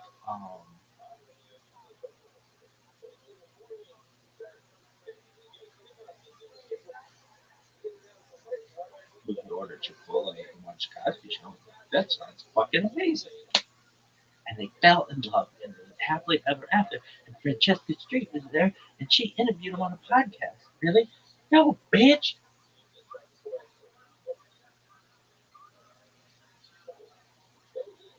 Yeah, I really like your hash brown story. Like everybody liked my hash browns. What are hash browns? No one knows. It's like a mashed up potato or some shit. Yeah. Oh, muckrack. Go fuck yourself. What is this bullshit?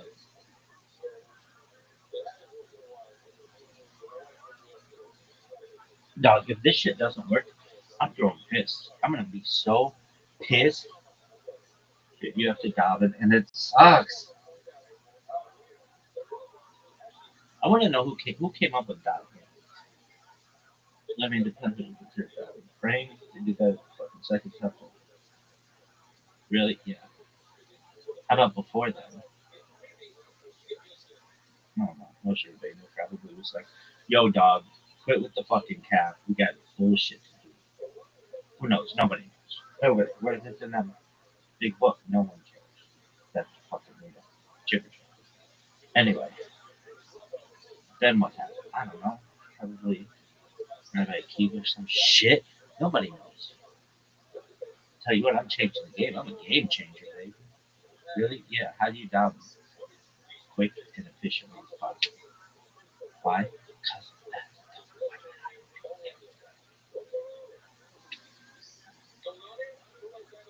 I like your hash brown story in Norwalk, California. Cool. Cool story, dog.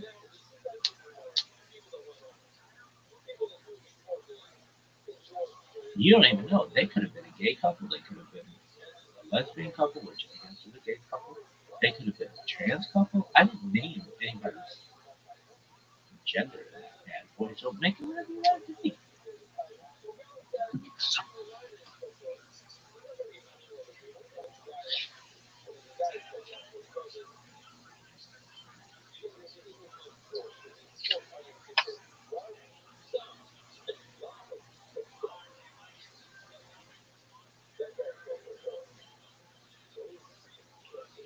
Perfect other night. I don't even know how long I should finish up in the next one. I don't know how yet.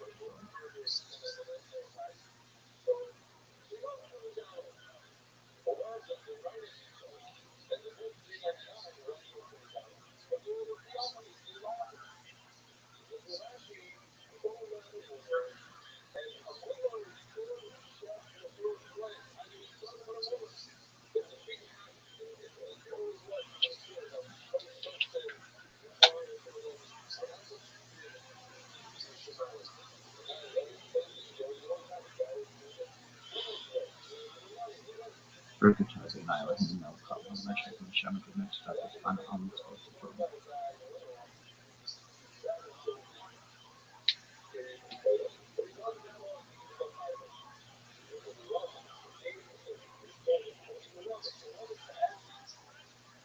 Urkshamsvudna.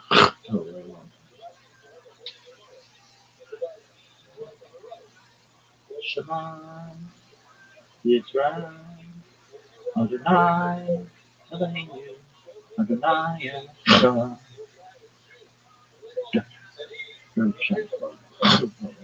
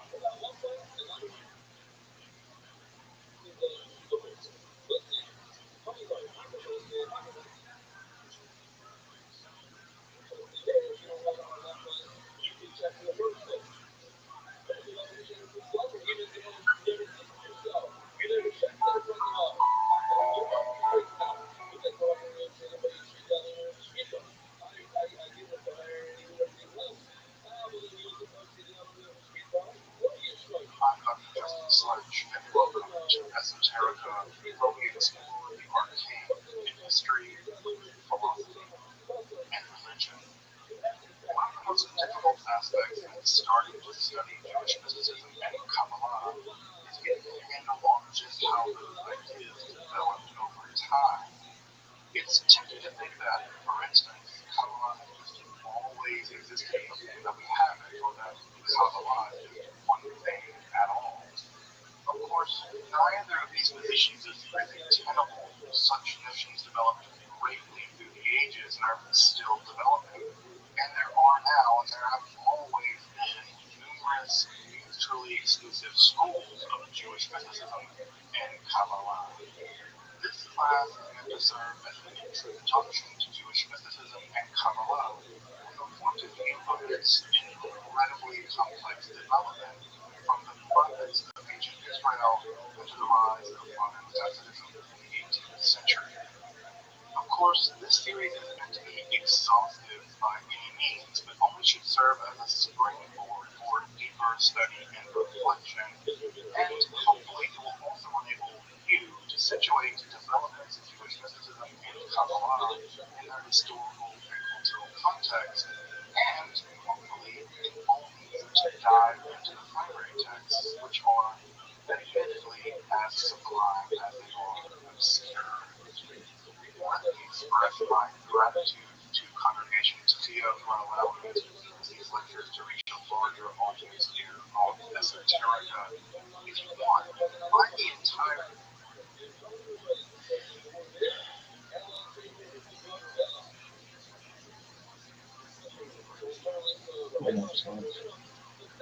No one really knows for sure how to say everything.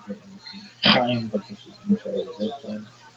17th of July, 5786, Tuesday, June 2nd. 14th of August, roughly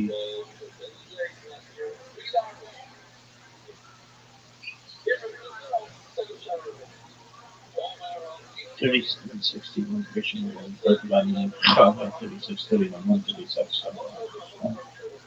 3526, 235 English, 77, 34, 36, 325 English, 3366, 395 Muhammad, 17, 3301, 460 yards, 7 Muhammad, 31, 39, 612, Muhammad, son of the others, 37, 462, 35, son of Muhammad, who the Jordan Village, 150.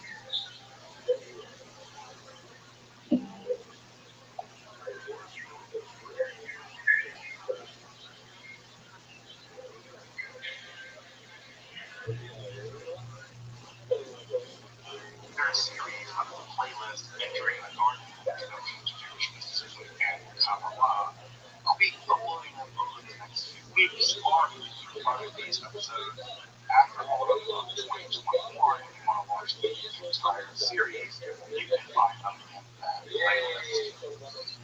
If you find this series on Kabbalah interesting, I hope you check out my other content on topics of esotericism, and perhaps consider supporting the production of free academic and scholarly topics in occultism, hermetic philosophy by joining my Patreon or perhaps with a one-time donation. You can find those links below, and I really appreciate your consideration. Now, let's enter the garden of Jewish mysticism and Kabbalah. Welcome back to more Shabbatized V excitement. We're really going to get into some of the more technical stuff around Shabbatized V. We're going to talk about how what was at some level a very fringe movement became a dominant movement in the Jewish world in the middle of the 16th, 17th century. And eventually how we would think that the death of Shabbatai, the death of his prophet, Nathan of God, would have spelled the end for the entire movement. But as you probably know, dying is not really a metaphysical science. The science die all the time. There are believers keep on believing in them as if nothing happened, whether it's Jesus of Nazareth or Rothschild'S and blessed memory. People continue to believe in their Messiah's death as just a speed bump on the way to eternity. And so we'll turn to that and how the Shabbatite movement continued after Shabbatai's death, and how it thrived all the way probably at least into the 1880s, maybe even that, especially in church. Both of them don't know what his status is. So what is the recap for tonight? Well, the recap is there was a guy in the 17th century that believed he was the Messiah and so it happened the world here. That's the recap. There was a guy, Shabbatai Tzvi, who was declared the Messiah by a relatively minor Kabbalist healer in Gaza, named Gaza, son of Gazaki, and he was declared Messiah in 1665, although he had messianic credentials as early as 1648. And between 1665 and 1666, half of the world's Jews seem to have accepted his messianic claims. And this is evidenced by the most classic example of the evidence for this is the prayer books that get printed. The prayer books that have pictures of Shabbatai Tzvi in them. The prayer books that have prayers for Shabbatai Tzvi. The letters that come over and over again from major rabbinical figures all over the Jewish world that affirm belief in Shabbatai Tzvi as the Messiah. And we talked a bit last time about the life of Shabbatai Tzvi, the ups and downs of his life, the Gaza, and things like this. So we talked a bit about the life and times of Shabbatai Tzvi. But what we didn't get into last time is exactly how he's supposed to be the Messiah. How does that work exactly? Right? So what exactly does it mean to say that Shabbatai Tzvi was the Messiah? And how this dovetails in a really important way as a part of our discussions here on Kabbalah is that one can only understand the messianic claims of Shabbatai Tzvi or of Nathan of Gaza by understanding how that was justified. And that was justified by Kabbalah. Basically, it was justified, it was underwritten by the Kabbalah. The Kabbalah enabled Nathan of Gaza and at some level Shabbatai Tzvi to develop this messianic story that allowed Shabbatai Tzvi to claim that he was the Messiah and Nathan of Gaza to greatly popularize his messianic claims. There's a couple things to know that are important about Shabbatai Tzvi and Nathan of Gaza, his prophet, and how they're quite different in terms of their relationship to Kabbalah. The first thing that's really important to know is that they don't really have the same education. Shabbatai Tzvi is kind of a yeshiva dropout. He's very talented, he's very smart, and of course he's very charismatic, more charismatic than anything else, I suspect. But Shabbatai Tzvi doesn't have a very strong grasp on Kabbalah. He certainly knows the Zohar very well. We know that. He's been studying the Zohar since he was a teenager. So he has a very strong grasp on the Zohar. But the developments in the Kodoveran system of Kabbalah, the developments in the world of Shabbat, the world of Organic Kabbalah, there's actually very little evidence that Shabbatai Tzvi had a grasp of those developments. He doesn't seem to understand or appreciate or have education in the very complex world of Organic Kabbalah. So we have just a difference in education level when it comes to Kabbalah and Shabbatai Tzvi and Nathan of Gaza. Now, Nathan of Gaza, which is really important to know about Gaza, Nathan of Gaza, is he is hyper aware of the developments in Florian and Kabbalah. And I mean hyper aware. He is so well educated that if you read some of his Kabbalistic works, which are among the most technical Kabbalistic texts written at the time, he knows very subtle differences between different schools of Kabbalah.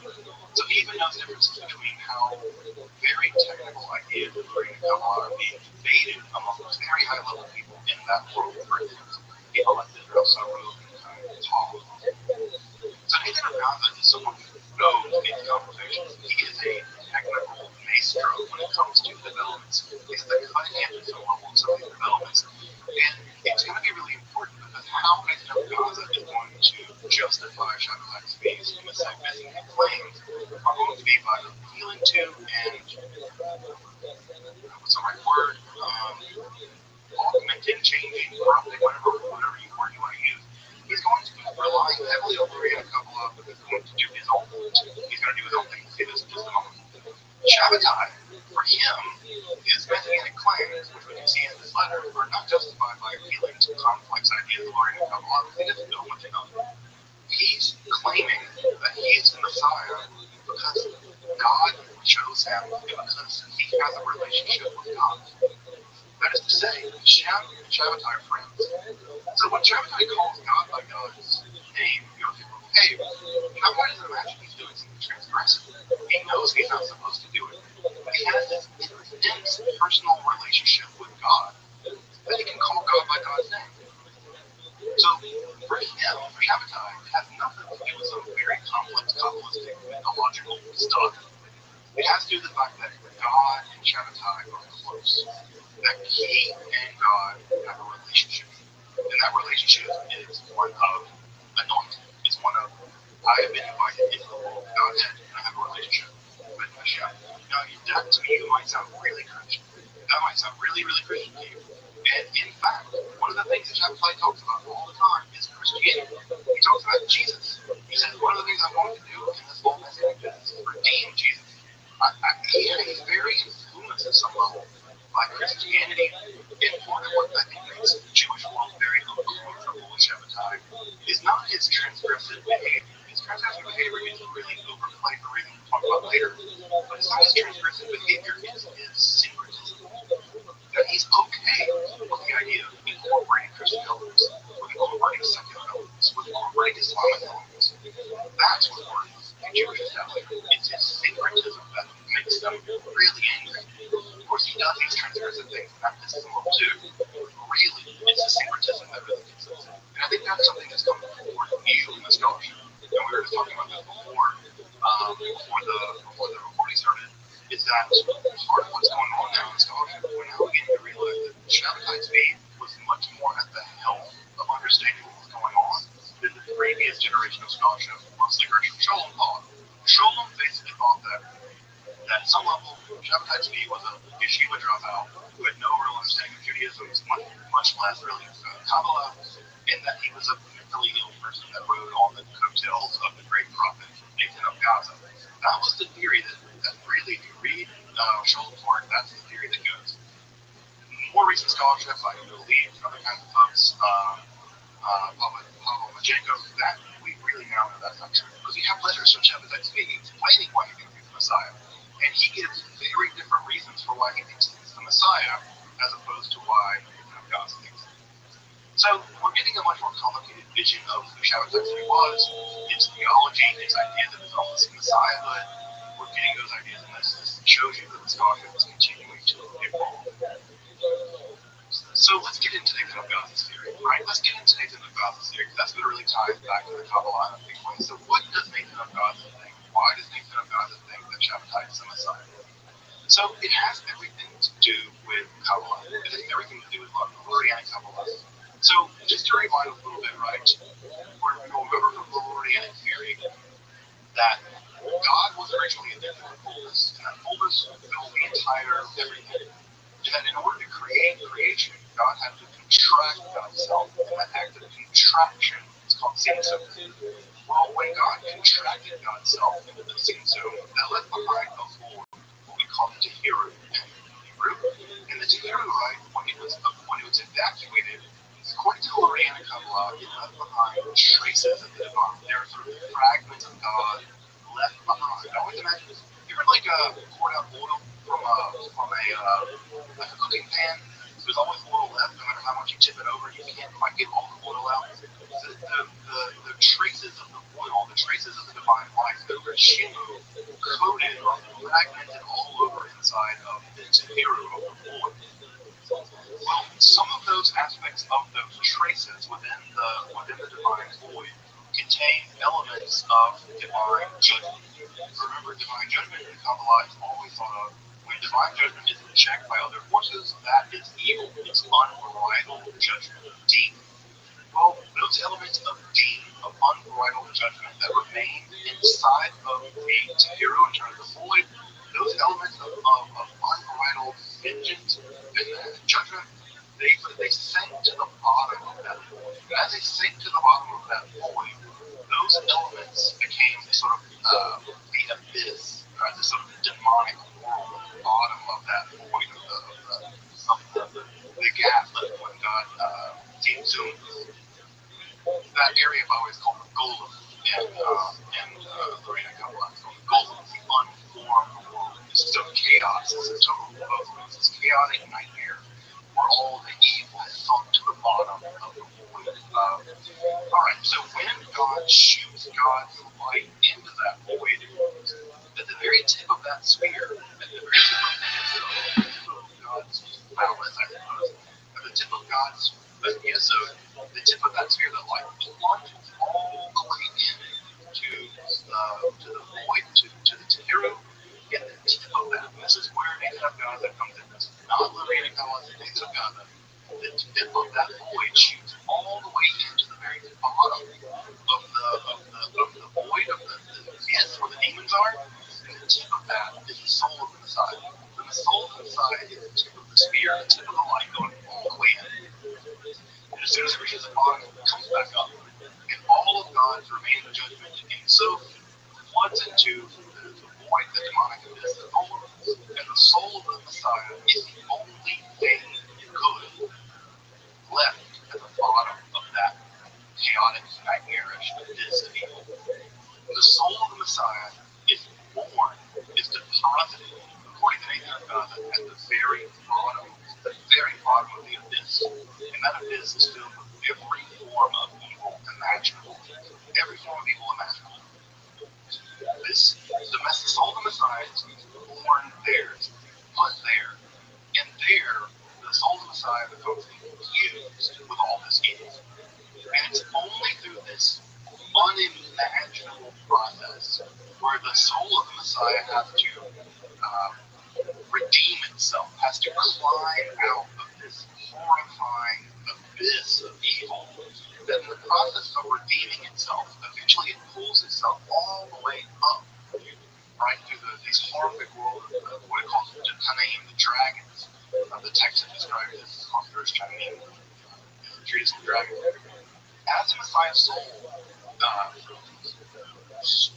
fights vigorously, strives vigorously to purify itself, re-purify itself of all this evil, eventually the soul of the Messiah reaches sort of the event horizon, right? You know, he wants to turn the black hole. It's like a black hole. The vision of the soul of the Messiah can get to the very top of the event horizon, right? And just barely pop through.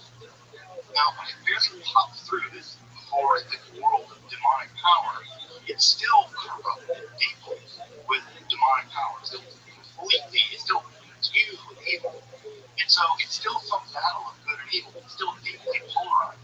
Really, really good. It's the soul of the Messiah. And really, really bad, right? The evil world of the shards. And as it climbs out, it eventually crosses back through the event horizon of evil, which you can't do with a black hole, but it crosses through. And it's still influenced with all this evil. But as soon as it climbs out of the world of the clothes, it has to find the body. And when it finds the body, the soul runs to find the body.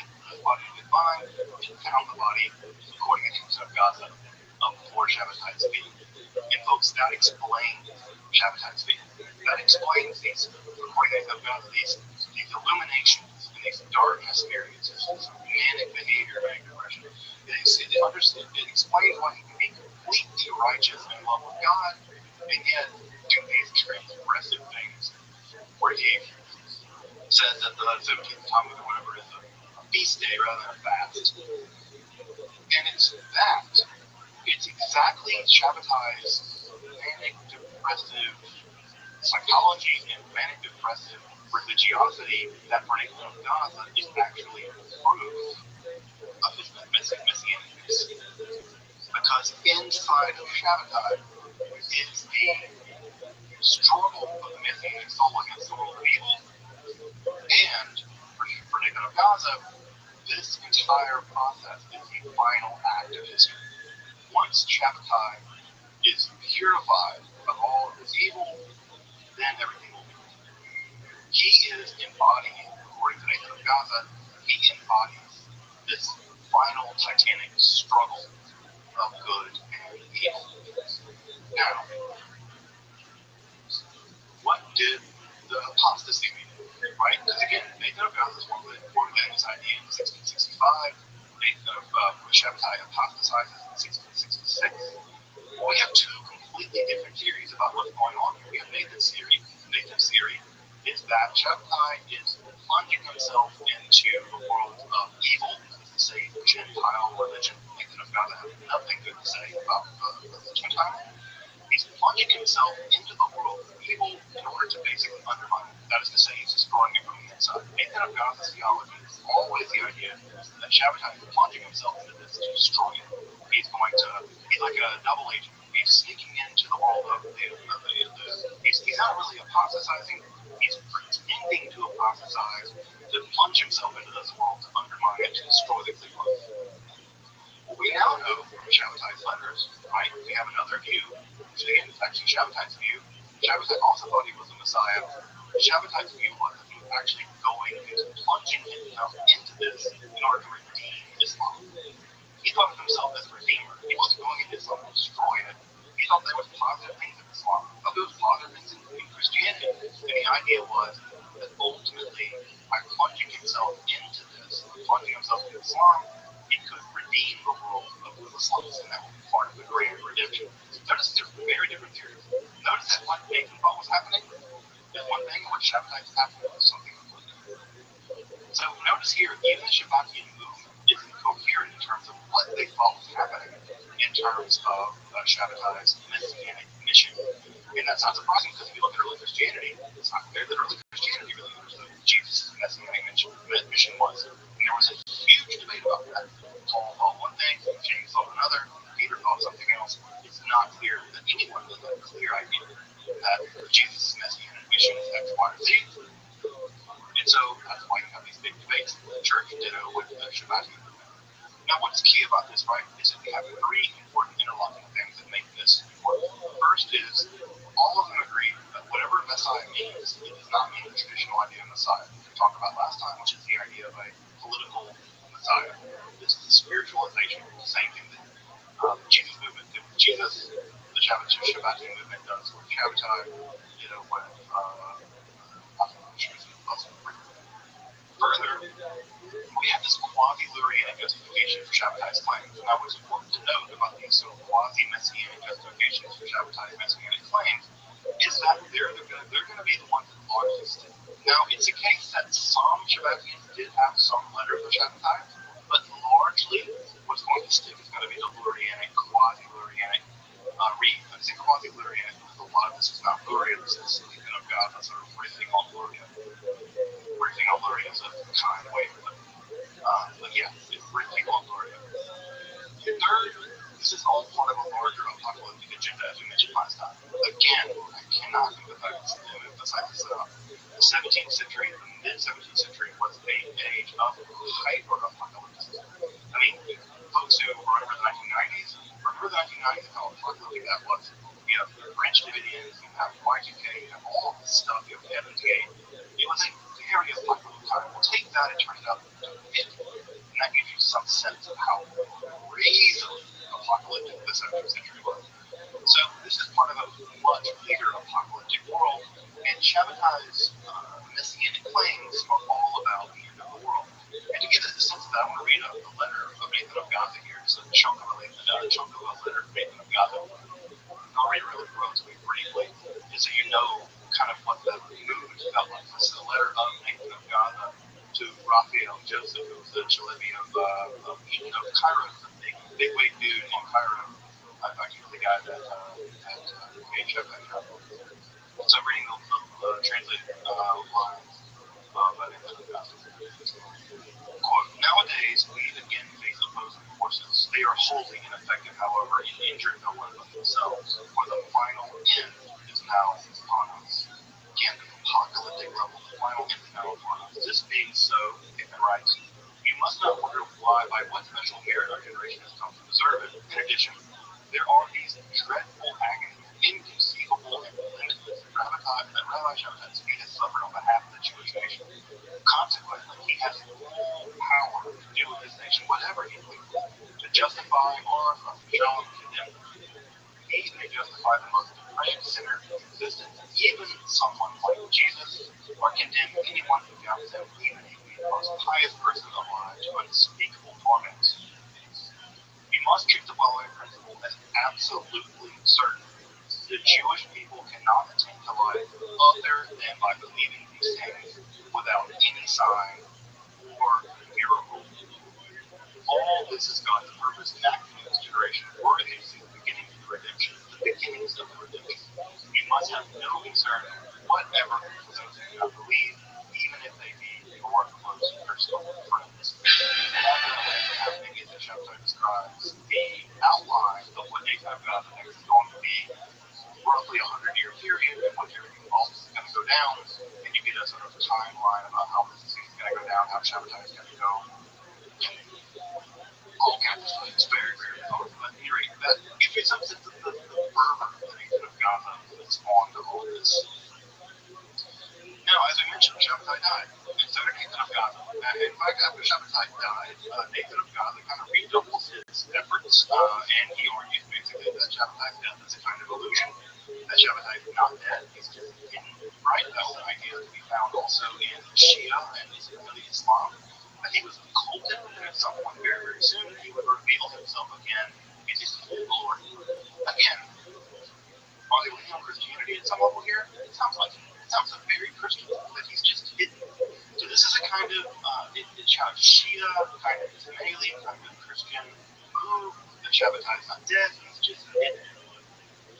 Now, what is happening in all of this, right, is that there is something of a combination that's already happened in Shabbatai's life, or in his life, where some Sufi ideas have begun to enter the inner circle of Shabbatai's theology, and those Sufi Islamic ideas begin to form a kind of synthetic theology. And that synthetic theology allows for the idea that, again, Shabbatai might be included, he's actually not dead. And what we have is over and over again these predictions that Shabbatai will appear on this year and this year and this year, and of course he never does. And eventually Nathan of Gaza, well, he dies. Nathan of Gaza dies, and as soon as Nathan of Gaza dies, the movement just begins to fracture. Because of course, when you have Nathan of Gaza, who's probably one of the more talented Kabbalists of his day, unable to basically continue to steer the movement in its theoretical Kabbalah, the movement begins to fall apart. And the first person to really pick up the reins of this movement will be Abraham Cardozo, himself a very strong believer in Shabbatai. He would travel all around the Eastern Mediterranean basin, but also in Europe. He would be proclaiming the gospel, so to speak, of Shabbatai's being, and he was murdered in 1706. So he was a huge promulgator of Shabbatian doctrine until he was killed. Now, the other side of this is that once Shabbatai died, the women in the movement really take up the reins. Again, is this surprising? No. Think about Jesus. The moment that Jesus died, who were the only people there at the grave? Was the women, right? We have the Marys, right? We have the women there. The men all scatter. And so women in a big way hold the reins of the movement very early on. And in fact, there's really great studies about Shabbatian women prophets and how the Shabbatian women prophets really both made the movement work, but also held the movement after Shabbatai had died. Now you'll remember that Shabbatai remarried after his first wife died, and his second wife, Aisha, or Yosefet, she went by her name. Actually, Aisha, or Yosefet, was married to her younger brother, Yaakov Koido, was in fact the reincarnation of Shabbatai's faith. So what we have, again, is the use of Lorraine Kabbalah, the idea of soul roots, and the idea of reincarnation, being marshaled to show that there is a continuity of Shabbatai's soul. He's not dead. He's just reincarnated. He's reincarnated, of course, into the younger brother here of Aisha Yosefet. And what ends up happening in this whole process is that there is some pressure being put on these quasi-Shabbatian Jews, Muslims, that are there living in places like Salonika and places around the Shabbatian movement. Remember that part of what happened with Shabbatai is he was condemned for not being Muslim enough. He was exiled all the way into what is now Montenegro. And so some of the people around him that stayed around him, about 300 families or so, these were Jewish believers in Shabbatai who had never converted to Islam. And eventually, with Aisha's pressure, probably she's getting pressure from the Ottoman Empire, they all converted. Right? We get a mass conversion of about 300 families who do convert to Islam in 1683, some years after Shabbatai has died. That core of about 300 families, right? This is the size of basically the synagogue I grew up in. That core is going to form the Shabbatian movement. And over around a century, right, we have about that number grows to about 600 families. And over time, what ended up happening is in that time period, the generations after Shabbatai's death, the new faith of the Shabbati movement would take effect. And basically, the new faith looks something like this. There is a Torah that's composed of 18 laws. There are 18 laws that make up the Torah of the Shabbati movement. They do not have relationships with Jews, and they have outward relationships with Muslims, but they don't marry with Muslims, and they don't bury their dead with Muslims. So they don't associate with the Jewish crowd, because obviously they've been they're not Muslims, they're not Jews anymore, they're Muslims now. But what's important is they still follow an underground form of Judaism made up of 18 laws, and that they only marry within their own rights, and they only marry within their own rights. And what's happening is this group of converted Muslim, Jew, Shabbatian people, they don't actually observe Islam completely, and they dissimulate, they lie about the degree to which they're really Muslims. And this actually has precedent in Somalology, the Sufi movement. This is an idea called taqiyya, not taqiyya, and not taqiyya, not the Hebrew word taqiyya. This is the idea that you can hide your Sufi beliefs if those Sufi beliefs can get you physically in danger, they can be dangerous. So what they're living is basically a dual life. They're living quietly as kind of Jews, but publicly they're living as Muslims. And they're still not quite Muslims, they're still certainly not Jews. There's something else. And this something else is going to eventually evolve into its own religion. Now, inside of the movement, as you might imagine, there are further fractures. The two major fractures, and there's going to be three major fractures within the Shabbati movement that will occur. The first major fracture is that there's going to be another incarnation of, so-called incarnation of Shabbat Tzvi and Berethia Russo, who's known in Turkish as Osman Baba. He will die in 1720, which, by the way, is telling you how close we're getting to modernity, by the way, at this point. And he's declared to be one of the really important, he's declared to be the legitimate inheritor of the Shabbati movement, the reincarnation of Shabbat Tzvi. So this is going to break the movement into two different groups. The smaller movement, which is the Yaqubi movement. The Yaqubi movement is actually very close to Sunni Orthodox Islam in the Karakashi movement. And the Karakashi movement is going to be much more syncretistic with Judaism. It's going to maintain some relationships with Judaism, but it's going to be much more heavily Sufi influenced. What's important to know about the Karakashi movement is that they're going to have missionaries. And those missionaries are going to be sent to Eastern Europe. Again, where it's going to be developing, it's developing primarily in Salonika, it's developing in places like Montenegro. They're going to move their way into Central Europe, and eventually they're going to reach the core of Central Europe in the Podolia region in Poland. And as you probably know, the Podolia region of Poland is going to be absolutely the core element. We'll get to that in a minute. There's going to be a third and final split. This is the Companzi movement. This is the group that rejects the whole reincarnation theory, rejects the idea that Osman Baba is in fact a reincarnation of Shabbat Tzvi, and they say that only Shabbat Tzvi, that there have been no reincarnations of Shabbat Tzvi, only Shabbat Tzvi is the Messiah, and this organized Companzi movement is the idea that Shabbat Tzvi is the only form of the Messiah. That group, which is actually pretty close to the very popular Lebanese Sufi order, which I imagine folks know that Lebanese right those are the Whirling Dervishes, these are the famous Whirling Dervishes in the Sufi movement. So they're very close to them in a lot of ways. It's that part of the Shabbatian movement that's going to go on to become the one that will survive eternity. That one will survive eternity. We'll talk about that in a minute. So by the early to the mid-18th century, these groups would become the core of what we call the Shabbatian movement in the Ottoman Empire. And collectively, they're referred to as gunmen. Gunmen. Now this word actually means apostate, and many of them would not call themselves gunmen, but I would call them something like the conversos or the Shabbatians, but the name gunmen is stuck.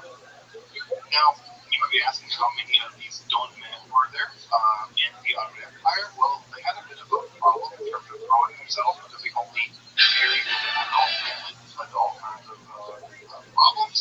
So there were probably, we guess, somewhere between 10 and 15,000 gunmen in the Ottoman Empire at the turn of the 20th century. start of the 20th century, there were 10,000 of these Shabbatians living in the Ottoman Empire. They were practicing Jews of a very strange type. They lived on the outside as Muslims, and on the inside they lived secretly in a kind of Jew. And they were kind of accepted. Everyone knew, I think, that they weren't completely Muslims, and everyone kind of knew that they weren't really Jews. They kind of did their own thing. They buried their own dead in their own graveyards. They buried each other. They lived in the same part of Salonika and eventually Istanbul. They were their own thing. Everyone in Salonika knew this. Now, what's important about the Donman is that there are two things that are really important that are known about them, is that they became very well educated and very, very wealthy. This is all often true for very tight communities, right? That is to say, they became skilled craftsmen, they became skilled tradesmen, and they kept their money indoors, and they become actually quite educated and actually quite wealthy. And they were some of the earliest Turks to turn toward the West in the process of sort of modernization. And as the Ottoman Empire began to fall apart, the Donman formed some level of core of the Young Turks. And the Young Turks, as you probably know, are the folks that led the modernization of Turkey. They revitalized the Turkish language. In many ways, they formed the core of the process in which Turkey was modernized. In many ways, these Donman, which we now know Donman, formed a pretty core, pretty significant element of the Young Turk movement, which played a pivotal role in the development of Turkey as a modern nation. Now, the tide of that would all turn. I think I said this right at the slide. The first foreign minister for the new government of Turkey would be a Karakashi Donman. So the first foreign minister was a big deal. That's a high-ranking member of the Turkish government, was Donman.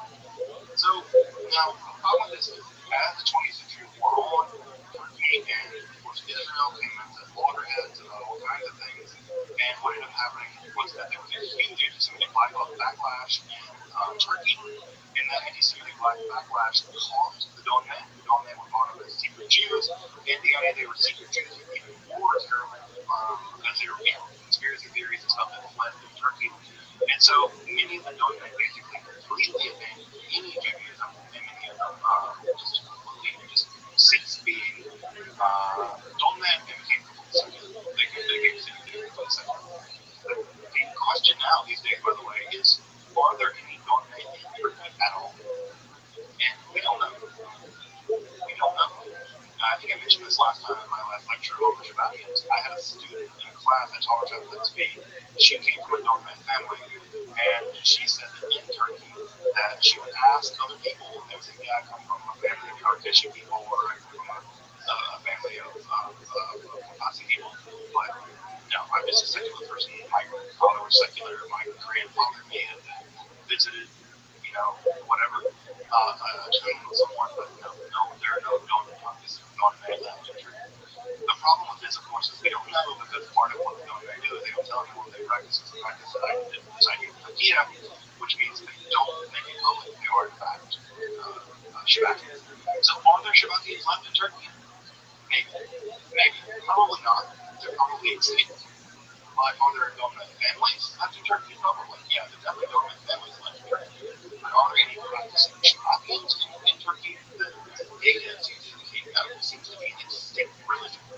But I'm leaving the door open to the possibility that they're still over there, but I think that the odds and the magnitudes are not very slim. So that gives us some idea that the Donman and somewhat of Shabbatianism continued to thrive and thrive all the way into at least the mid-20th century in Turkey. Now, as I mentioned, right, the Karakashi sect, the sect that holds that ultimate Baba is the reincarnation of Shabbatites. You get some idea where we are around 1720. That sect, the Karakashi, were much more willing to mix Judaism and Islam. And remember, it was that sect that sent the first post-Shabbatai missionaries into Eastern Europe. Now, you might wonder, why in the world would anyone listen to this in Eastern Europe? Why would Jews hear these guys out? Shabbatites did. They were dead for generations. It was a huge disappointment. It was a disaster. This entire thing was a disaster. Why would any Jews listen to the idea that Shabbatai Tzvi is the Messiah, despite the fact that this entire disaster has happened? Well, the first thing is that news of Shabbatai's death actually happened really slow. It took a long time to get to Central Europe. And so unlike in the Ottoman Empire, where things were going very fast, by the time things got to Central Europe, Poland, things were very slow. And frankly, people weren't terribly educated. Jews in Central Europe in the early 18th century, Jews in Central Europe in the late 17th century, early 16th century, or late 17th century, yeah, they're not terribly educated. This is a very, very rural, very superstitious, very mystically inclined group of people. Remember, Judaism and the Ashkenaz have historically been very interested in the supernatural, very taken those kinds of ideas. Secondly, knowledge of Kabbalah at that time was very, very minuscule in that area. Now, knowledge of Kabbalah in other areas was much higher, but at this point, early on in late in the 17th century, knowledge of Kabbalah was very, very minuscule, very fractured. What's important to know about this is those people coming in, some of these Tarakashi missionaries carrying the gospel of Shabbatai Tzvi, had a much higher degree of Kabbalistic education at some level than the local people did. So this is very impressive. Further, Orthodox Judaism in this region was much, much more oriented at the level of practice than belief. What really matters for these people, and this is true for many factions of Judaism, is it matters much more what you do at some level than what you believe. And so belief was a bit more weird. You could have a much more broader range of belief and still practice Judaism. You could believe all kinds of things, about werewolves, vampires, and stuff, and it was okay as long as you practiced Judaism in a nominal way.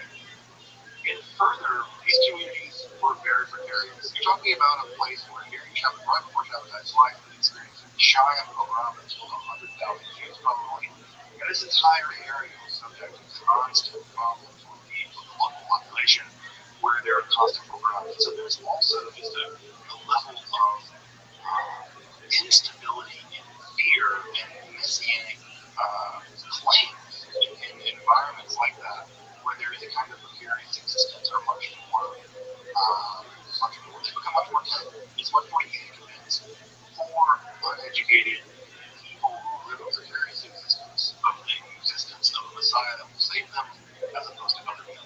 Again, that's true. You can see that playing itself out lots of times in history. When the Shabbatai movement landed in Central Europe, in general, it kind of took. And it's always going to kind of take in Central Europe, so we'll talk more about that in a minute. Now, what's important to know about this is what ends up happening in the aftermath of Shabbatai Tzvi's apostasy in 1666 is that most people deconverted. They rejected the Messiah. What typically happens in the Jewish world? Someone gets to be the Messiah, they don't follow the rules, and we reject it. Well, what ends up happening is that typically the rabbis that were almost always the anti-Shabbatai people were the Messiah, or the rabbis in local regions like Israel, for instance, in Amsterdam, and the Osman Israel that was anti-Shabbatai the entire time. Once the fervor of the Messianic movement ended, and Osman Israel was able to rein this flock in and kind of shepherd them in the aftermath of this disaster. So in many ways, Amsterdam was really typical because Amsterdam was highly messianic, very messianic, maybe one of the largest messianic centers in the world. And then after the 1666 apostasy, people were really disappointed, and Menachem ben Israel, the rabbi of the community, they were able to basically shepherd them through the disaster. What ends up happening, however, in Central Europe, is that some of the rabbis that were converted, and some of the rabbis affected or influenced by these missionaries, some of these learned rabbis continued to hold their faith in Shabbatai in private, while publicly denying it and remaining orthodox. So we have people that are secretly maintaining some kind of Shabbatian ideas, and yet at the same time, publicly, they are not public. We call these people crypto-Shabbatians. And what ends up happening is that as Kabbalistic ideas begin to make their way into Central Europe in the aftermath of Shabbatai, you can sort of imagine Shabbatai as a wave that reaches in and that when Shabbatai brings, the Messiah claims that Shabbatai brings weight into Central Europe, what gets left behind after he leaves, after he sort of washes out, his Messianic claims wash out, what gets left behind is the Kabbalah. So he brings in the Kabbalah, and then he comes out because he's apostated or whatever, and what's left behind is the Kabbalah. And so as he leaves behind, after he leaves behind these Kabbalistic traces, the rabbis who are left behind with belief in Shabbatai to be as the Messiah continue to believe in Shabbatism as a Messianic movement, all the while still holding on to many of these Kabbalistic ideas, and it's the Kabbalistic ideas that still continue to convince them that he is in fact the Messiah, that maybe he is occulted, maybe he is actually just diving himself into the deep recesses of the code, and that he will eventually redeem them somehow, right? This is all part of the plan.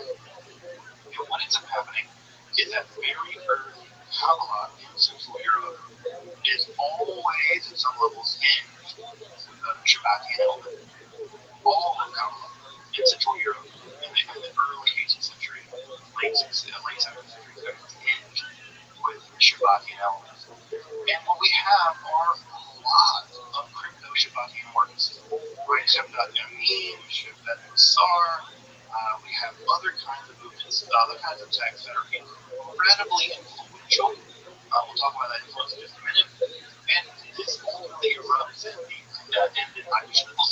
controversy, in the controversy, in the situation where two very prominent rabbis, one of them, Rothschild'S, is declared to be Shabbatian. He's declared to be a Shabbatian. And he denies it. He says, no, I'm not, no, I'm not, no, I'm not. And this debate, by the way, was not settled by arguments. Both him and Rothschild'S eventually died.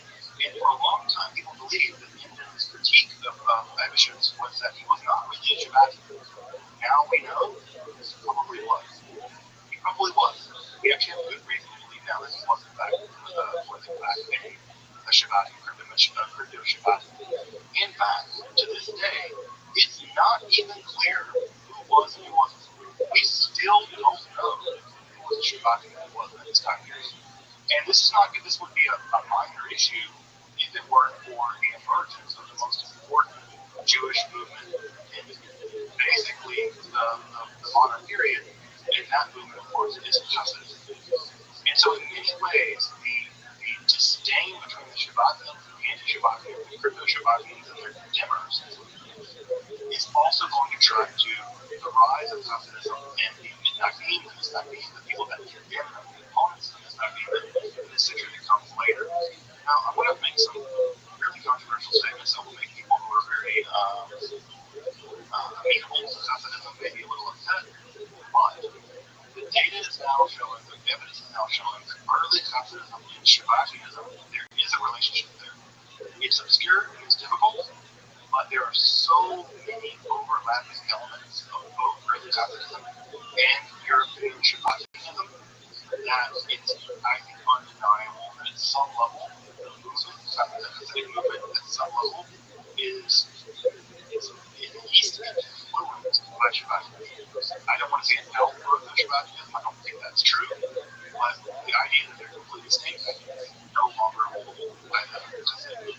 They would deny it, but I think it's there.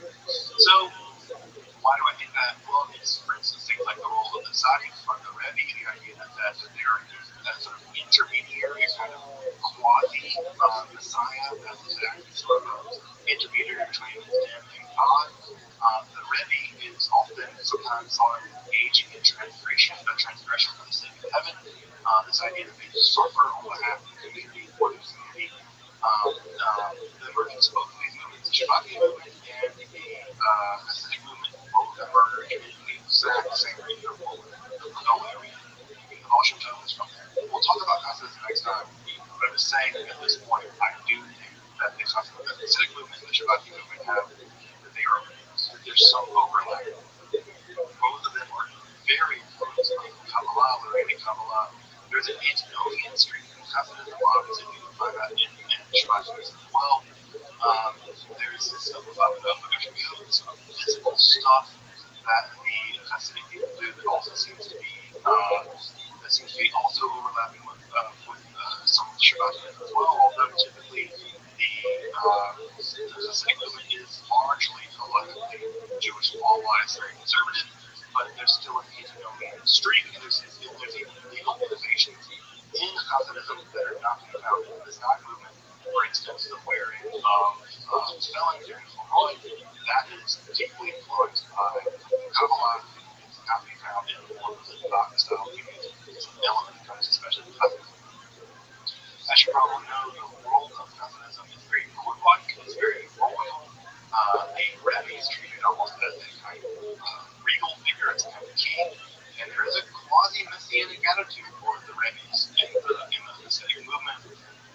We know that Shabbatin text played a huge role in early Hasidism, especially in the and in many ways, the Messianic movement, the Litvak movement, the movement that was very critical of Hasidism, saw in many ways Hasidism as an extension of Shabbatism. Early on, when the Gaon really goes after the early Hasids, he really claims that under the hood of it all is Shabbatism. It's actually our Shabbatism. Now, I think that in general, does the Gaon overplay his cards? Maybe he does overplay his cards. But is he completely out base? I don't think so. I think the Gaon is not crazy. He's not a fool. I think he's not just being political for the sake of political. I don't think he's just writing some law. I think there's actually a relatively strong argument to be made that there is a strong influence of the Shabbatin movement, the crypto-Shabbatin movement in Central Europe, especially in the Podolia region, on early Hasidism, or into Hasidism. Now, in Podolia, the region I just mentioned in Poland, this movement continues to change and it continues to mutate, and it will mutate into perhaps its most absolute bizarre form under the leadership of Jacob Frank. Jacob Frank was born into a Shabbatin family. He left Podolia to move to the Ottoman Empire. He joined up with the Karkashin sect. In fact, Osman Baba was a witness at his wedding in 1752. For 1752, FYI. Like, just 25 years or so until, the American Revolution. So he moved back to Podolia, and he begins to practice a kind of pretty serious, quasi-transgressive form of Judaism, and we have what is called the Latin affair, where it seems like in the synagogue he may have had a naked woman who was called the embodiment of the Torah, and they were doing some kind of sex stuff in the synagogue, and he were this naked woman who was thought to be the embodiment of the Torah. And in 1751, him and his followers were excommunicated by the local rabbis. Now, there is an idea that gets attached to Frankism and Shabbatinism, which is called mitzvah ha'ava evera. This is sometimes translated as redemption through sin. This is a complete misreading of what's going on in Shabbatinism. In fact, almost everybody toes this idea. It's misguided. This idea of redemption through sin, that you have to commit sins to become redeemed, this idea of mitzvah ha'ava evera, this idea never occurs, and to my knowledge, in any Shabbatin movement. It gets hoisted onto the Shabbatins over and over and over again, and what they're doing is engaging in antinomian behavior, engaging in violations of Jewish law in order to hasten redemption, or to punish themselves with the code, and redeem the code, in order to somehow redeem sin through, or redeem themselves through sin. There's just virtually no evidence of this. What they were practicing, which I was never makes that argument, either the Gaza. This term is Mahava Vera, which is actually found in the Talmud. It has to do with can you do mitzvah with a forbidden object? So the classic example is, can you wave a stolen Yeshua? And the rabbi says no, right? You can't commit a mitzvah by breaking out of mitzvah. And so even the idea of this is just ridiculous. And unfortunately, it's gotten promulgated by a bunch of anti-Semites and stuff who have these vast conspiracy theories that somehow all modern Jews or all kinds of people, George Soros or whatever, that these people are somehow part of this Frankist lineage of the Rothschild'S and all this stuff, and that they're really secret Frankists and they're engaged in qualifying sins, and the more sin they do, they can redeem themselves. But this entire anti-Semitic conspiracy theory is rooted in the idea of the Frankists and the Shabbatians practicing this idea that it's Baba Vera, but the truth of the matter is they never did this, and that was not what they were up to. And I would say that anyone who wants to believe in this, just show me in the Shabbatian literature where this happened before. I don't know that it ever is. I can't imagine this is a single reference. What Frank does argue is that what's happening is that he is inaugurating a new Torah. That the new Torah, the new Torah that he is inaugurating is a replacement, right? So you have the Torah there, right? And he's inventing a new Torah. He's conjuring into being a new Torah, the Torah of this world. And that new Torah is going to inaugurate a new religion that he calls Da'at, wisdom, knowledge, Das.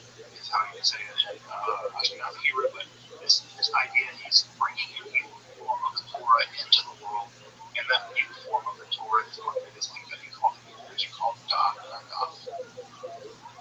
Now, after all of this relatively quickly, what ends up happening is that Frank and his followers are arrested, and they flee to Istanbul. They convert to Islam, like many Frankists or many Shabbatians at the time, and what they are doing is sort of making them deal with the devil, by the devil I mean here Catholic bishops. And what they end up doing is they argue that they represent a camp of Jews who are influenced by the Zohar, check the Talmud, and that the other camp, the anti-Shabbatian, the anti-Frankists, accept the Talmud, but reject the Zohar. Now, of course, Jews accepted both, and the Shabbatians are trying to parlay with the Catholic Church, basically, so that the local Jewish population can't basically condemn them.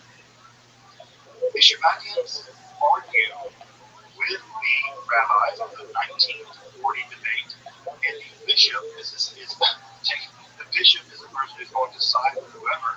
And the bishop obviously sides with the Shabbatians and against the Talmudists, and the Talmud is condemned, and there are dozens of copies of the Talmud burned in Poland. Now, what ends up happening in history is always funny. The bishop is siding with the Shabbatians in Poland in 1757. He dies, and a new bishop emerges who is no longer a friend of the Shabbatians. At this point, Frank declares that he's actually the reincarnation of Osman Baba and Shabbatai Tzvi, and he begins to reveal his new religion. And what ends up happening after that is that, this gets so complicated. There's a local bishop who wants to basically prove the blood libel is true, and in order to prove the blood libel, the idea that Jews sacrifice and kill the host, is sort of classic anti-Semitic nonsense. He holds another dispute and above in 1759 of the blood libel, but the anti-Talmudists are declared to be not really Jews, and they are to be converted. And Nathan and Frank on September 1759 basically side with this bishop. This bishop stands to gain an enormous amount of land and all kinds of stuff, and also the Jews, including Frank, also stand to gain an enormous amount of privilege by converting Catholicism.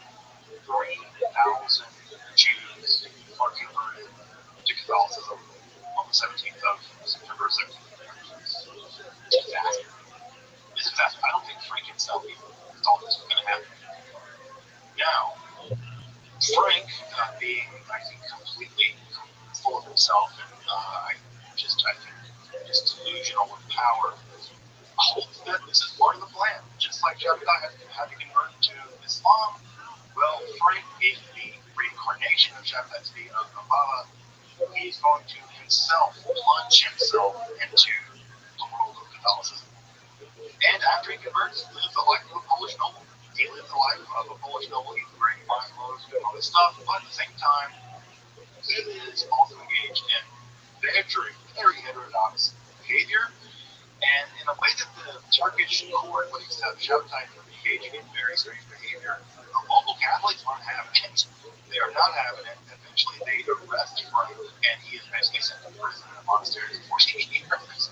So he's arrested and sent to a monastery for 14 years because they don't want to deal with him. The Catholics are not playing around, perhaps the way that the Turks were. In 1772, Russian forces invade Poland, and they release him. They actually release him from this monastery where he's being kept, And he kind of cozies up to members of the Holy Roman Empire. He gets comfortable with Joseph II. He meets Paul I, the future Tsar of Russia. And it's in that time period that he writes his principal Frankist Shabbatean work, a text called The Collection of the Words of the Lord, which is published in English now. What is happening is that he gets into kerfuffle with Joseph II, the emperor of the Holy Roman Empire. He's expelled from the court and he ends up settling, and eventually he dies of a stroke in 1791. 1791, right? We're like in the middle of the French Revolution at this point, right? 1789, we're just not far off the era. At that point, about 1791, his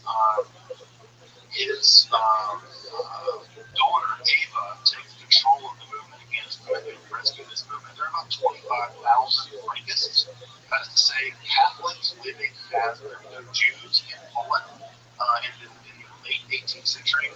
And what ends up happening is Ava Frank leads the movement into the future, basically building a giant court around her. She claims that she's the daughter of all these Russian royalty or whatever. And there is a huge Shabbatean center at both Warsaw and Prague, both under her control. And she lives like a princess.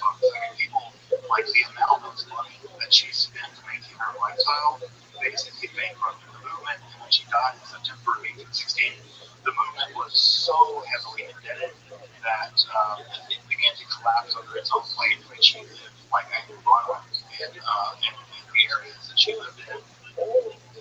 By the 1880s, we know the movement sort of lifting on, although people at that point had begun to realize that just being Catholic is a better idea than trying to maintain this bizarre double life. So many people who the 1860s and 70s began to convert and began to be Catholic, continue to be Catholic. And by the 1880s, we have very little evidence that people are practicing crypto-Judaism or they're no longer Shabbatians, but they're still very emotionally connected to Ava Frank. In fact, Ava Frank became sort of a cult of personality all of her own. It became less about Shabbatai Tzvi and less about Frank and more about her cult of personality. And what we end up having is people basically by the 1880s have largely converted to basically just clear all Catholicism. Although some people deconvert. Some people deconvert and go back to Judaism. There's a bit of a split there, but evidence that split. You may know this family is a very Catholic family. Pretty Catholic, pretty famous Catholic person. I'm trying to pronounce their name wrong, but you probably recognize the Boylan family, right? You probably know who that is. That's the family of John Paul II. That's the family of John Paul II. There is good evidence, good reason to believe that the former Pope, John Paul II, is a descendant of one of the converted Frankish families. Right? Now, that's the side that became Catholic. Obviously, John Paul II is pretty Catholic, and he's become probably from one of these Frankish families. On the other side, other families that deconvert, they go back to Judaism, and a kind of liberal Judaism, a kind of Turkish style Judaism, like the Young Turks, a very liberal, progressive form of Judaism, the Brandeis. And of course, the Brandeis, as you may know, Louis Brandeis became the first Jewish Supreme Court justice. And when Louis Brandeis died, when they were going through his effects, one of the things they found in his family inheritance was an image, a picture of Ava Frank. He came from his family, and he kept his heirloom. Now, does that mean that Louis Brandeis was a Frankist and a crypto Shabbatian? Well, no. He probably was a liberal Jew, just like the liberal Jews that you recognize from lots of places anywhere in the United States at the time. But he maintained an image, a picture of Ava Frank, and he comes from a Frankist family. Do I think he was a practicing Shabbat? No, it's ridiculous more than I think that John Paul II was practicing Frankist. Although what I want to point out here as I wrap up the Frankism and Shabbatism had a huge impact on the development of Judaism. Huge impact. The idea that you can't study Kabbalah until you're 40 and married and all that has a response to the Frankists, to the Shabbatism. The internal reality of Judaism is to the rise of Catholicism is probably at some level of Frankism. part of, or at least a Shabbakian, of the expression of a kind of Shabbat, the intense hatred of the Hasidic movement by industry was part of their anti-Shabbakian movement. And again, we have prominent families who emerged in the aftermath of the disaster of Shabbatism and Frankism, both in the rise of the world of Turkey, the rise of the Young Turks, the rise of the Turkish national movement, and then we have families who are very prominent Polish families, like the family of John Paul II and the Brandeis, who ultimately emerged from the Frankist movement, from the Shabbatism, were part of the world history. There are even neo-Shabbatians. There are neo-Shabbatians. In fact, my channel, the Esoterica channel, I have a couple of books of neo-Shabbatians. I express the idea that Shabbatianism was a task of Judaism. I apologize for that if you want to get tasked to me. But I think if someone finds Shabbat to be an interesting spiritual figure, better for them. But what I just want to hammer home tonight as I wrap up this lecture tonight is that we cannot imagine Judaism coming into modernity without Shabbatai Tzvi. Shabbatai Tzvi is the bridge, in many ways, of Judaism from the world of medieval Kabbalah, and he is the bridge to modernity. Hasidism, the Haskalah, Zionism, all of that, at some level, have to be seen as in the shadow of Shabbatai Tzvi, as in the shadow of the Shabbati movement. All of the Messianic stuff in the Chabad movement, Reform Judaism, at some level, it is in the shadow of Shabbatai Tzvi. And there's no way we can deny it, I don't think. And so, in many ways, if you want to understand modern Judaism, you have to understand it at some level as a response to the Shabbat. And in that way, in a big way, Shabbatai Tzvi is still around. Because in many ways, we are living in the shadow cast by this peculiar Messiah who apostatized to Islam and continued to be Jewish or something. So, to drive this point home and put a fine point on it, trying to wrap up, Jewish modernity is in many ways in the shadow of Shabbat. And the more we learn about him, the more we understand him, the more we understand the movement that came after him, whether it is the fractures that came in his death or the Frankist movement or whatever, the better we understand Jewish origins in modernity, whether it be the Haskalah, the Hasidic movement, the Scapi, whatever. They're all in the shadow of the sky. And I think it's essentially important to understand him, King of Gaza, validating the Kabbalah really is what's downstream of him. And so, Shabbatai Tzvi, a Messiah, in many ways, in a lot of ways, I think of Judaism in some ways, pre-modern Judaism, apart between the two Messiahs. That is Jesus and Nazareth, Shabbatai Tzvi. Both modern Judaism and some of the medieval ancient Judaism between those two parts. And that modernity is the aftermath of Shabbatai. So, whether you like it or not, whether you're embarrassed of it or not, whether it's crazy or not, whatever, you certainly can't deny, I don't think you can deny that we have not had a Jewish population from the real wrath of impact. I think that we're worse off for that, the better we understand Shabbatai Tzvi and his Messianic movement, his vicissitudes, the better we will understand Judaism, Zionism, all of that. Don't do that.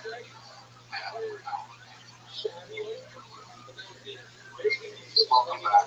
Thank you for joining me as I explore the thorns that lead to Jewish mysticism and Kabbalah. Again, if you'd like to support my work, you can provide accessible, free, and scholarly content on topics like Kabbalah, cults, magic, and philosophy. Consider supporting my work on Patreon, or perhaps with a one-time donation. You can find those below. Until next time, I'm Dr. Justin Sledge, and thank you for watching Esoterica one of these more arcane in history, philosophy,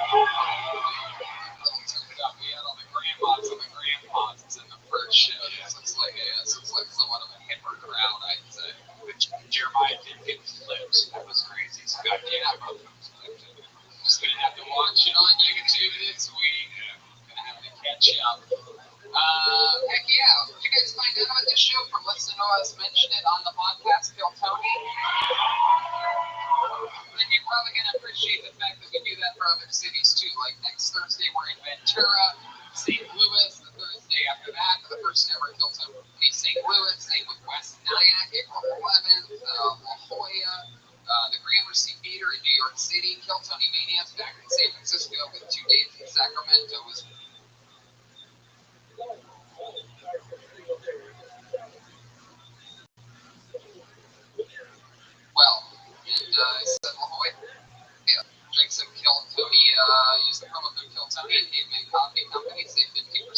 order for the show. Like, how's the coffee here in Philly? Just alright. That sounds like a town that has a war between 7-Eleven and Dunkin' Donuts right there. Sounds like you need to order some caveman coffee. So let's fucking do it, shall we? Should we just get right into it? Is there anything else you guys want to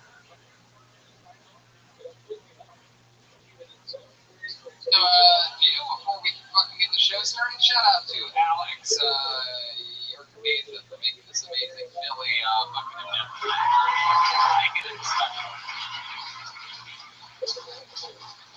We had a lot of first timers up at that first show. I'm excited about this show. I'm excited to let it rip and use the rest of our fucking energy that we were conserving to have a fucking party here tonight. As with all the Roadkill Tony shows, there is no guest. In lieu of that, it just so happens that since we sold so many goddamn shows here in Philly, we were able to bring a little thing called the Kill Tony Band along with us. Every single episode they commit to being different characters. We don't know what they're going to be. There's a split off dressing room back there. They were on the other side of the curtain. I'm excited to see what they're going to be tonight. They stay in character throughout every episode. Sometimes it's a new character. Like this last episode, they were high school coaches, like college.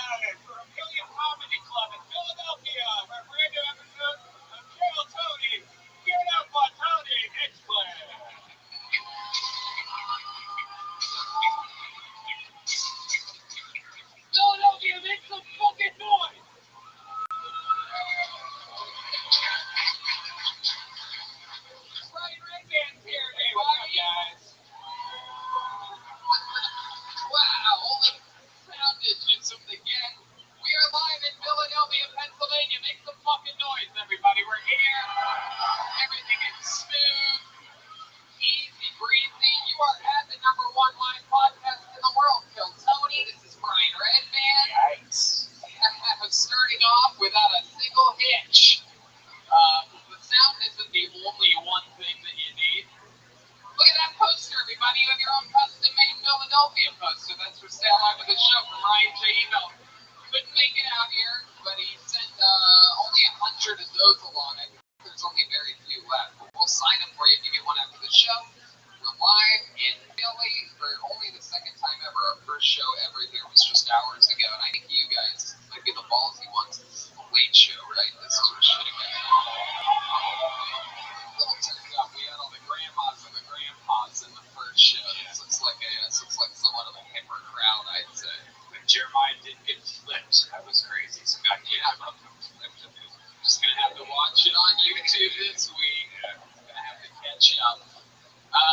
Heck yeah. Did you guys find out about this show from listening to us mention it on the podcast, Kill Tony? Then you're probably going to appreciate the fact that we do that for other cities too. Like next Thursday, we're in Ventura, St. Louis. The Thursday after that, for the first ever Kill Tony St. Louis. Same with West Nyack, April 11th, La Jolla, the Gramercy Theater in New York City. Kill Tony Mania's back in San Francisco with 2 dates in Sacramento as well. And it's at La Jolla. Drink some Kill Tony, use the promo code Kill Tony and Caveman Coffee Company, save 15% off any order. This is like coffee. How's the coffee here in Philly? Just alright. That sounds like a town that has a war between 7-Eleven and Dunkin' Donuts right there. Sounds like you need to order some Caveman Coffee. So let's fucking do it, shall we? Should we just get right into it? Is there anything else you guys want to do before we fucking get the show started? Shout out to Alex Yorkabeza for making this amazing Philly fucking event. Making it special. Well, we had a lot of first-timers up at that first show. I'm excited about this show. I'm excited to let it rip and use the rest of our fucking energy that we were conserving to have a fucking party here tonight. As with all the Road Kill Tony shows, there is no guest in lieu of that. It just so happens that since we sold so many goddamn shows here in Philly, we were able to bring a little thing called the Kill Tony Band along with us. Every single episode, they commit to being different characters. We don't know what they're going to be. There's a split-off dressing room back there. They were on the other side of the curtain. I'm excited to see what they're going to be tonight. They stay in character throughout every episode. Sometimes it's a new character. Like this last episode, they were high school coaches, like college sport coaches, like gym teachers, sort of hybrid coaches, like shady fucking youth coaches. For the first time ever, it was a brand new character. So we don't know what's going to happen here. Make some noise for him. It's the Kill Tony Band for the first time ever in Philly. Jeremiah Watkins and Joel Jimenez.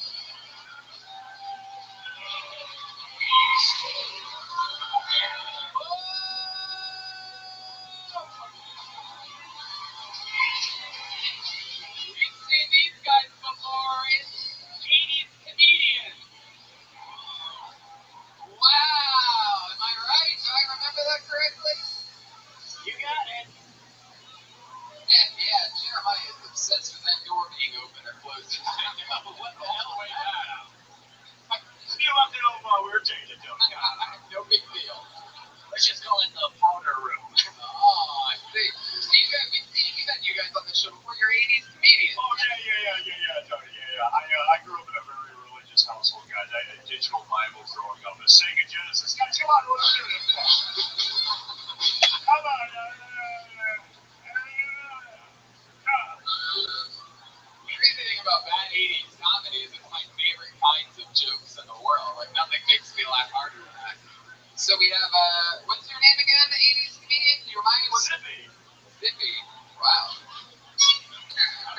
Zippy. I'll write that down. And clearly back here we have, wow, Jesus Christ. And nobody, wow. It's Philip. That's it? Just Philip? I thought it was Juana Sykes. I know her, actually. God. Wow. You keep rubbing your nose, Philip. Great 80s comedy name, by the way. Philip. Philip and Zippy. Thank you. Tony, you see the traffic? No, what else? It's bad. No?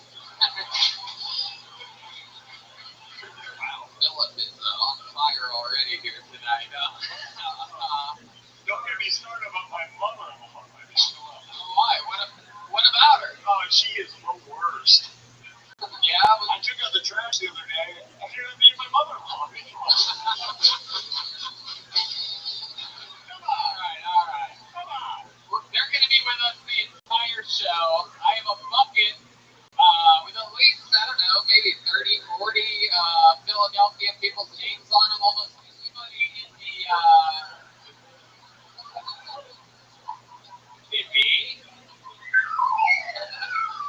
almost everybody in the first show that signed up, including that got up, it was pretty much all of their first times. There was one guy that I think had been doing it for a little bit longer than that. So who knows what the hell can happen here tonight. You know your 60 seconds is up when you hear the sound of a kick.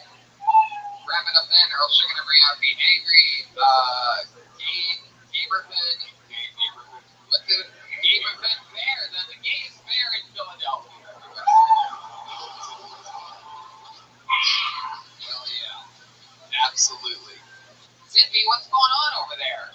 Get my sheet music ready. Uh-oh. These guys are out of control. You have sheet music.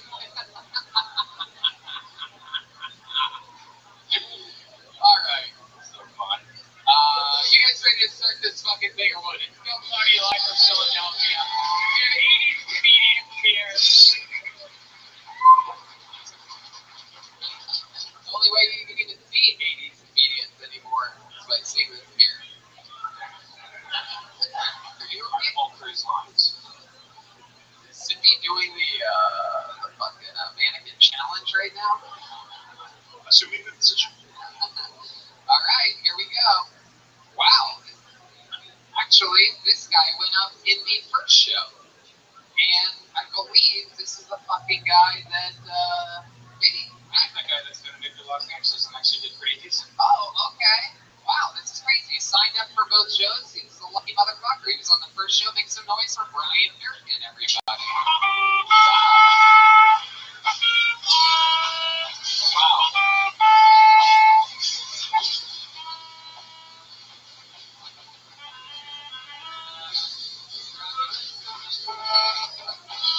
For Brian Durkin, everybody. I'm in a relationship with a woman, and she's very nice. She's actually too nice. We'll be sitting on the couch watching TV, and she'll be like, "Hey, Brian. Hey, Brian. Can I touch your penis?" Ew, no. You can grab my cock. My uncle touches my penis.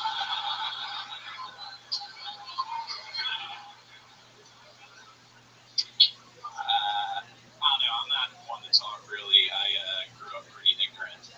I was 19 when I realized that vagina and butthole were separate things.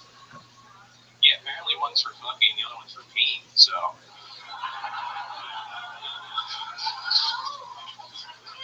I knew pooping was fake news, that's for sure. Alcoholism runs in my family, but that didn't deter me from drinking when I was younger. But, in all fairness, of course, I did think me better at hopscotch, so.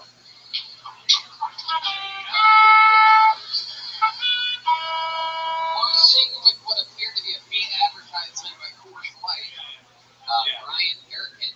I am quite lucky. Yes, Yeah. indeed. You were just, was that Moments ago. And you were, and when you talked about you're one of the only ones that have been doing it for a while, right? Yeah, 2 years, moving to LA in about a week. Yeah. Christian girlfriend tagged me a couple years ago. Oh, that's right. He got fucked by his girlfriend. He got butt-fucked by his girlfriend. I almost forgot. Yeah. We had a lot of moments with Brian. I told him that I was upset when he switched from T-Mobile to Sprint, and that he got in trouble during his subway day. Yep. And Alcohol runs in his family, and where he likes tires.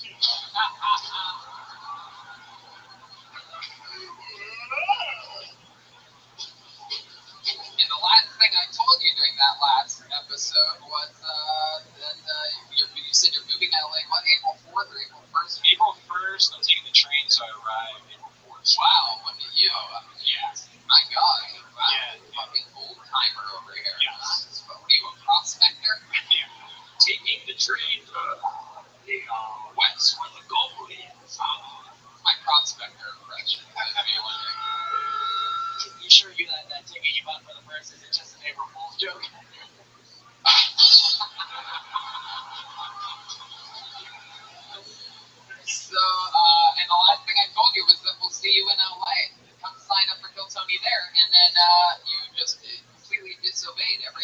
true. Yeah, the end of that first step is your main clinging. Yeah. Was it your plan to come to and sign up for both shows no matter what happened? Yeah. There you go. Good. I liked your jokes more in the second show. I'm surprised that you saved something. Oh, wow. Funny. Yes. Yeah. Your uncle was Yeah. I'm obligated to, of course, like jokes, so that's why. Now I got you, Brian. Tell us something crazy about you we didn't find out in the last interview. Maybe last time we found out that you had your girlfriend, very Christian-like lady, he called her, and then I asked him what the craziest thing she's done over the bedroom is, and she's put a strap-on on his butt fucked him. Yes.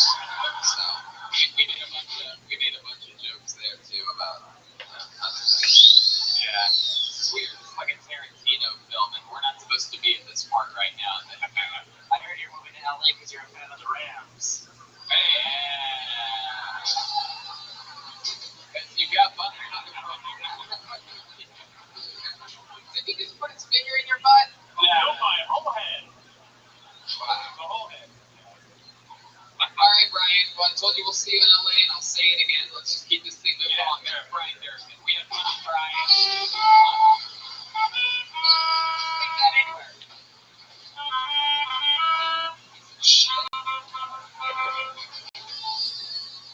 Jesus Christ, this fucking guy. Thank you, Zippy.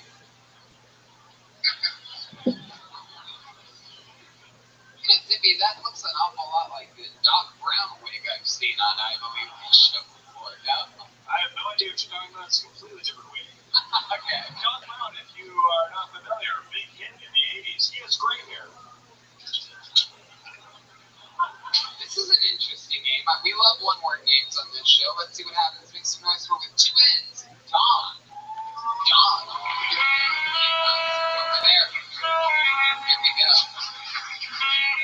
You guys having fun? Are you excited to be here? Don, everyone. What up? My name is Don. I work in corporate America.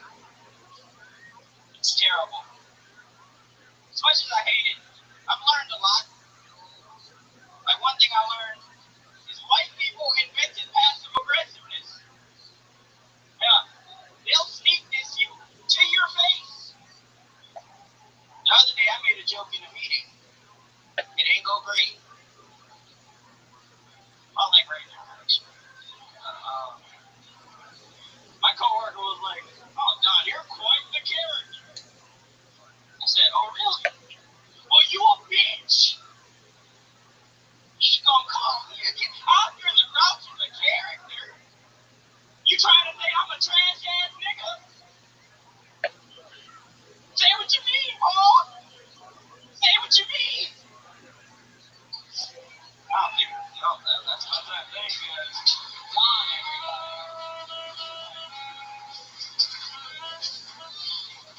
Welcome. Well, how's it going?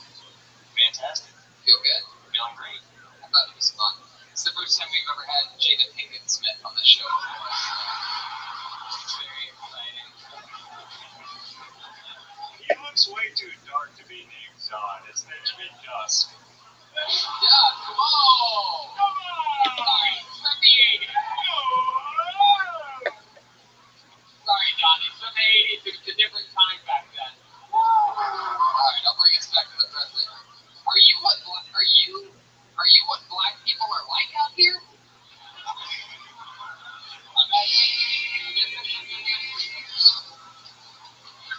This guy looks like if T.I. was raised by a good family.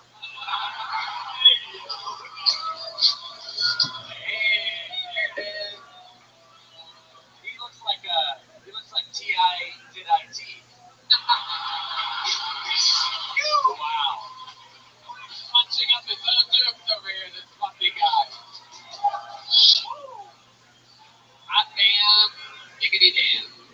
It's the real deal. So Don, how long have you been doing stand-up for? A little over 4 months. A little over 4 months. Yeah, be a little baby at it. I love it. What do you do for work? I work in investing consulting, so Wow. Crazy thing is, so far, that's the blackest thing I know about you. That you work in investing consulting. Philly where you were? No, I'm actually from Connecticut, from Hartford. Wow. I had to drive out here. Hartford, Connecticut. Fucking party started, huh? Well, Tony, you're never going to believe this one. I'm from Hartford, Connecticut. All these jokes about how I seem white and proper are insulting to me. After the long drive that I had, well, technically my Tesla drove me, but... He's so white, he pulls over cops in Connecticut.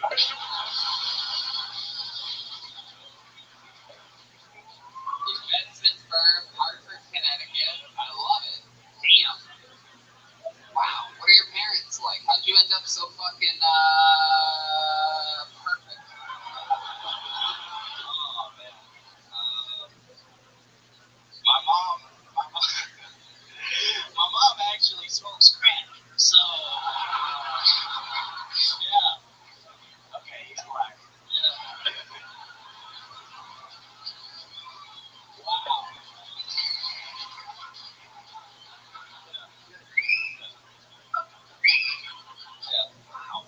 Does she smoke crack regularly? Oh, Yeah, pretty. She does heroin too. heroin. Yeah. Did she do that when you were like she was pregnant? Yeah, low How's your coffee? Yeah, 100%. Wow, are you a Hartford, Connecticut crack baby? Being And I always thought they said black don't crack.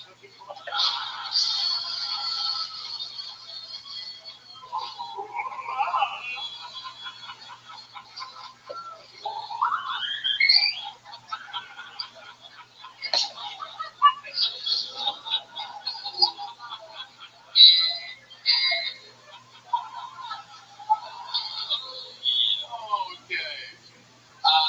What about your dad? What's the situation with your dad? Just a cool black guy. Wow. What does he do? He's retired, so... Damn, what do you? Unemployed. Oh, come on. I'm sorry. Timmy. What's he retired from? Smoking crack.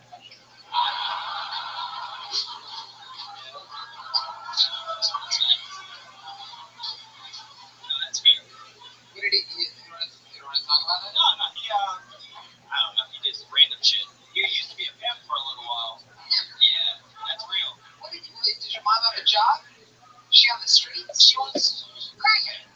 Yeah, but I mean, Nurse Jackie was on a bunch of pills, but she was still a nurse. I don't know. What do you want me to say? Did she have it together at all? Wow, Nurse Jackie fan there. No. No, my mom she used to do home care assistance, like take care of old people. Nurse Jackie.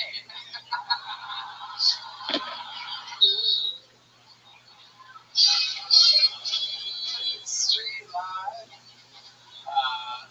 Alright. Well, I mean, do you live by yourself? And I have 2 roommates. Two roommates, all investment consultants as well. One's in school, one works for ESPN. How old are you? 23. 23. Look at you. You got it all going for you. Trying. You have a girlfriend? I do, yes. My girlfriend, she's here. Oh, yeah. Yeah, how long have you been with her? She is black. Come on, guys. Come on. He was born addicted to crack. Let him think for a second. Yeah, it's been since September, so whatever. September. Where'd you What meet her at? Tinder. Yeah. Wow. I'm not ashamed to admit it. Damn. What's your Tinder profile say on it? Like, what's your big self? My bio used to say, we all ugly to somebody. So, I also used to hold umbrellas for Fuck Daddy.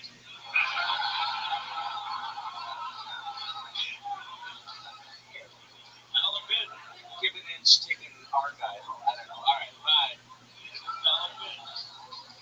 Yeah, I like you, Don. I think at the rate that you're going, I think you have been hosting the Daily Show for the last 5 years.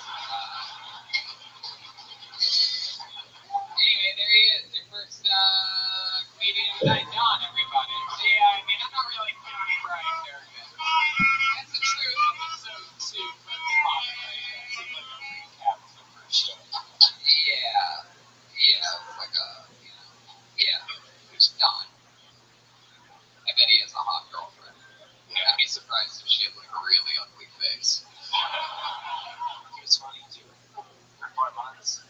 Yeah, geez, what? I thought you were an 80s comedian. What the fuck are you talking about? Who let this nice guy in up here? Okay, hold on.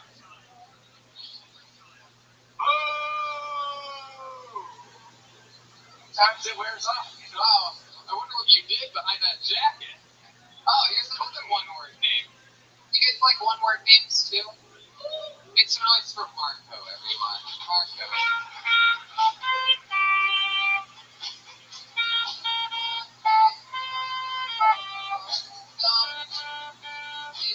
Alright, I'd like to see Marco. You got a Marco coming from over there? No? Some guy trying? Pussy ass bitch. Wow. What's going on over there? You're blacklisted and we don't mean the Connecticut Times. You're blacklisted, but if we learned anything from Don, not that black. Make some noise for your next comedian, Andrew Jardell. Andrew Jardell. Right in the middle.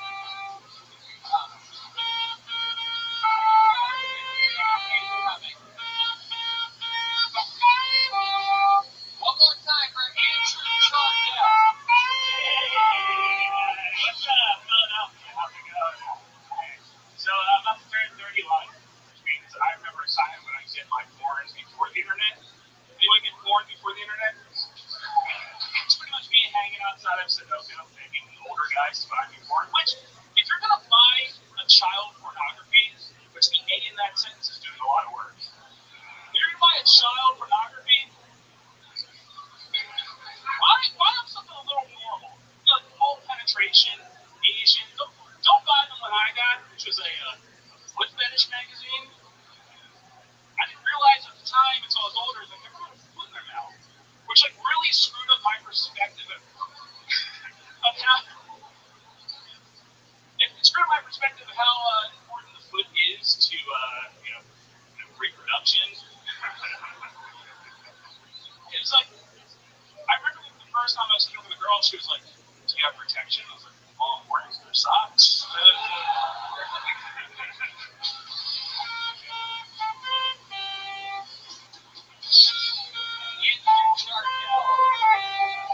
You're not going to believe this. Uh-oh. This is 2 crack babies in a row. Wow. Oh my god. Because I'm proud to be an American. Wow, we hit the crack baby lottery here in beautiful Philadelphia. You should be proud of yourself, Billy. First 2 admitted crack babies ever in the history of the show, back to back in Philadelphia. I mean, if that Benjamin Franklin had it all figured out. It makes sense. There is a crack in the Liberty Bell. So.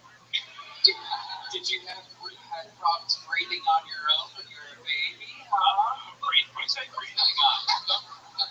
Whatever that was, don't worry about it. Were you like seriously a crack baby? Like, Yeah.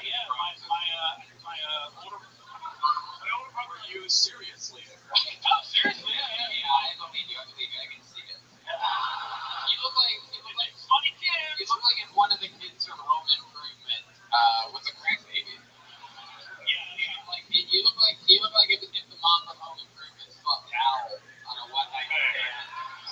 Like one of like the good-looking, one of like the Tim Allen kids. You know what I mean? I'm just like that except I wasn't molested.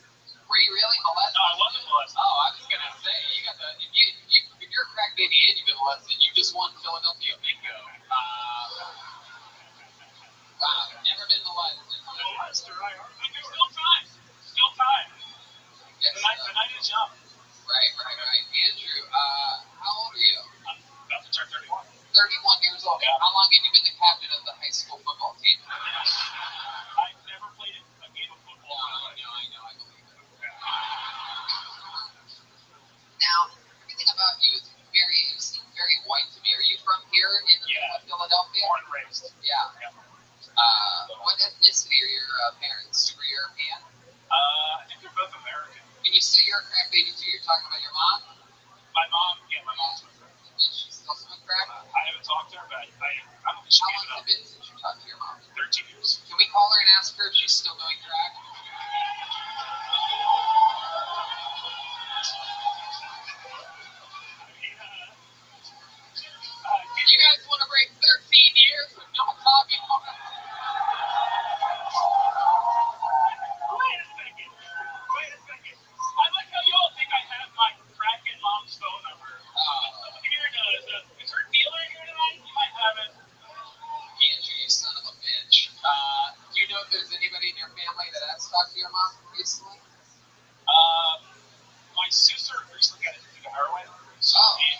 seems like those two are talking again. It's a family. Wow, so drug addiction's the only thing that runs in the family. Yeah. Andrew does waddle in the family, though. What do you do to stay in such tip-top shape? What's the most physical thing that you do in an average month? Of me? Yeah. I'm in terrible shape. You're in terrible shape? Bad shape. Oh, wow. Okay. Wow. I love that you truly thought I was serious there for a second. I'm happy about you saying Yeah, I'm no, I know that. Oh, So my question is... Oh, I get jokes. I work in a restaurant and I eat once a day. What restaurant do you work at? It's called the Hobby. I'm not one of fans here in Philadelphia. Wow. Do you ever work out at all? Anything? You have any hobbies where you exercise a little bit, like paintball or anything like that? You say paintball or meatball? Yeah. It's another joke about how you're fat.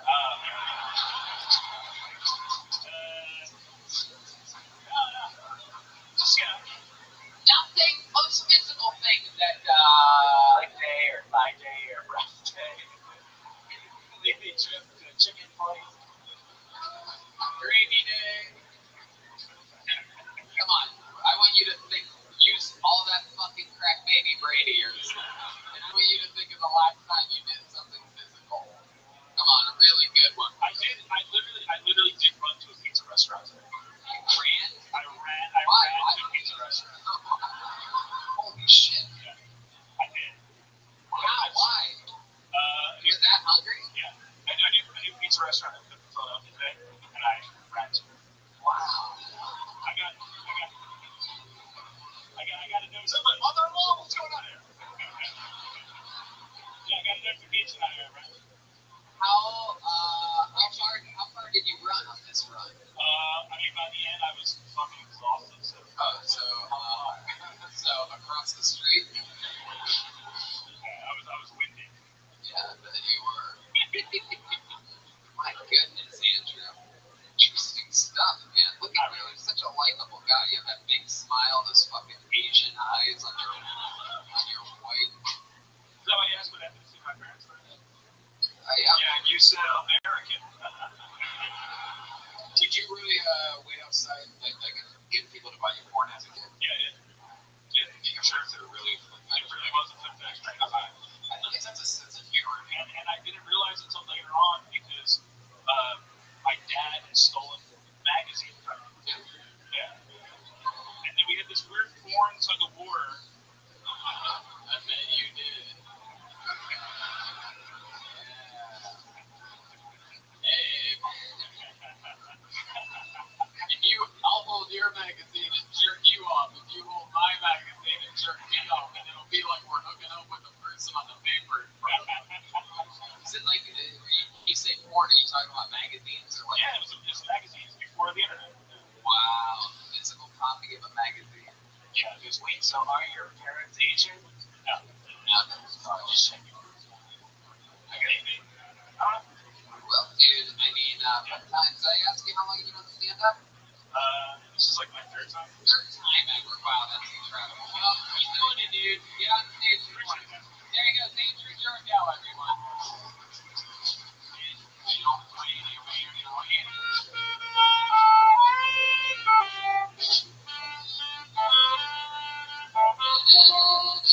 can already tell this show's better so far. The talent that's coming up. Yeah, it's fun. Make some notes for your next comedian, Dylan Morris. Everyone, Dylan.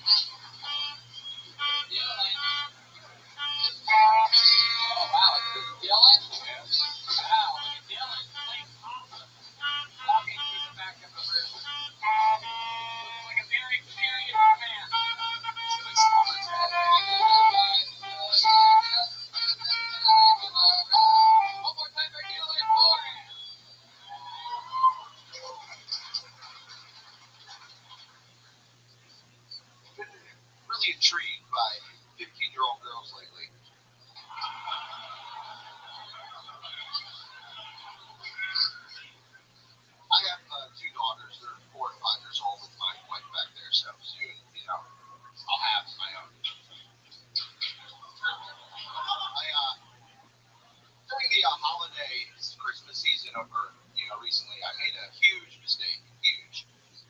I got really, really stoned and went into Sephora. Really weird energy in that place. Really intense. Like there's girls comparing shades on their wrists and really intense and looking at these things, and I felt so weird. I just want to be like, stop, everybody, stop. You're all gross. There's nothing you can do. Just stop. Yeah, all right.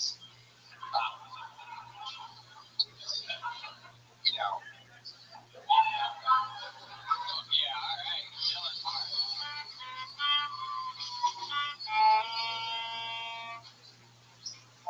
All right, Dylan Morris. Let's talk about it. So, you have a 3-year-old and a 5-year-old, right? Something like that. 2 daughters. 4 and 5. 4 and 5. And so the joke when you say intrigued by 14-year-olds, 15-year-olds. Lately, I've been intrigued by 15-year-old girls. Right. Long lawns. Right. Definitely long lawns. Yeah, I can tell. That maybe there's a little nuance there to get And then, that like, right. the explanation, that part was supposed to explain it. Like, because I have a 4 and a 5-year-old, so they're going to one day be 14. Like that. It's all right. All right. It's all right. Okay. I was trying to bring the heat, you know what I mean? I love it. You definitely brought the meat. I don't know if you brought the heat. So Dylan, let's talk about it. First time doing stand-up? Yes, sir. Hell yeah. Give him a hand. If you don't come the first time on stand-up, thank you. Congratulations to you. I loved you as the clown in the Devil's Rejects. You were great to sit egg. Hell yeah. Dylan, you seem like a real, Philadelphia, tough guy. I mean, you went to Sephora and you looked at all those women, all shapes and sizes, and you thought you were all fucking ugly, you know what I mean? You sure you were at Sephora and not on safari? They're animals. Wow, alright. Dylan, I can't believe you have a 4 and a 5-year-old girl. It seems crazy to me. It seems like, you're the kind of guy that seems like you would desperately want a son. Am I correct about that? No. You have photos of a kid's feet? No. Alright. Have you ever been tempted to eat your young?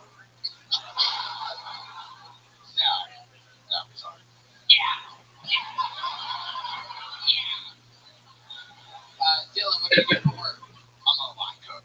Restaurant cook? Yeah. Fucking love that. You've been doing that your whole life? No, just for a year. Love lines. How old are you? 29. 29. You've been a line cook for 1 year. What did you do before that? For 4 years, I worked at a large residential facility for special needs people. Did you really work there? Yes. You're not doing these days for 4 years. Pretty decent. Where I come from, we call that a retard center, but I don't know. Oh, yeah, that was the 80s. I mean, come on, it's It's from the 80s. I'm sorry, Dylan. It's from the 80s. Wow. So I can't believe you have a 4 and a 5-year-old. That's crazy to me. So that's it? Those are the only 2 kids you've ever had? Yes. And you still with the baby mama? She's right over in the back booth. Right over there. Oh, that's great. I see her. 4-year-old and a 5-year-old in a 21 and over establishment. Now, where are the kids at tonight? They're just at the home with her. Oh, mom, what's mother-in-law. I know. what's your least favorite thing about her mom? Oh, boy. Don't try to be funny. Just tell us the truth. Your wife will appreciate it if you're honest. Hey, I mean, she can be a little stubborn. I ask her the truth, and you give me that, Dylan. Honestly, I have it pretty great with my mother-in-law. Really, Yeah, I don't think you're really couldn't have any jokes on her. You really couldn't. Oh, really? She begs me. You think you wouldn't have jokes about your mother? She's great. She's really cool. Yeah. If you show me a picture. Uh-oh.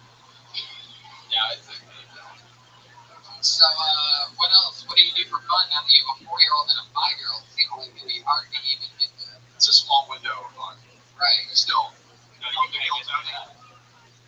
Judas. He says a small window. I said, we know he can't get through that. Good thing in here, the world.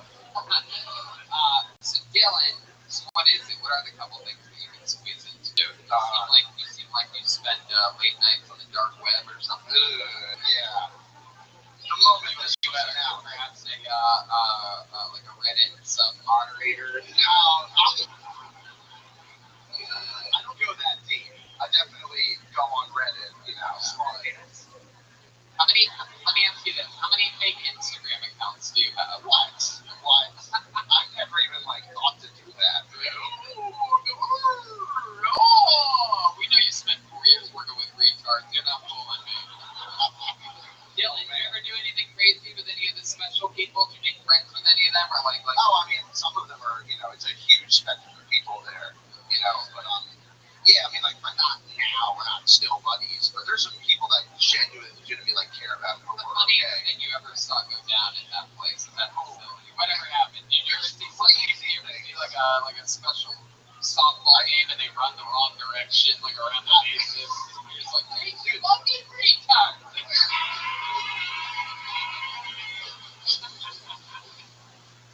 Dude, I've definitely seen it all. It's even hard to pinpoint stuff. I've seen an angry kid throw a 50-gallon fish tank on the floor, just be like,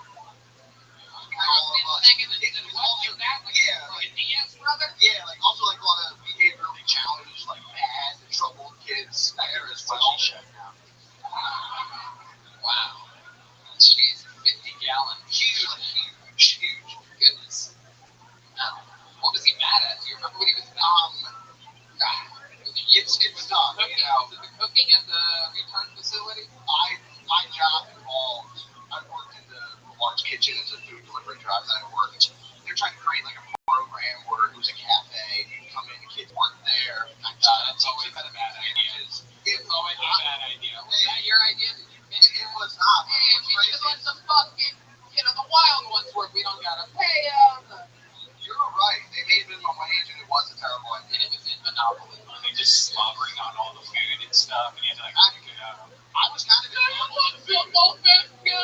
really had to make sure everything was okay. It was tough. Well, Dylan, I'll tell you this, dude. You had your first time ever on stage tonight. You did it at one of my favorite comedy clubs in the country, in Helium, Philadelphia. Dylan Morris, everybody. Let's keep it moving along. I like how you do comedy for your first time, and that's my favorite comedy. I can never say truly one of my favorite comedy clubs. This place is cool. One of the weird things about this club, though, is they have their lights are on the side of their cold space heaters. Is that what that is? No, it's just light, but it looks like it's blowing fucking avatar energies out of it. Okay, pulled another name out of the bucket. Make some noise for your next comedian, Velma Reyes. Velma, it's your time. The bucket of destiny has summoned. Velma Reyes. This is our first female so far in Philadelphia. Our first lady of the night here on Tilton.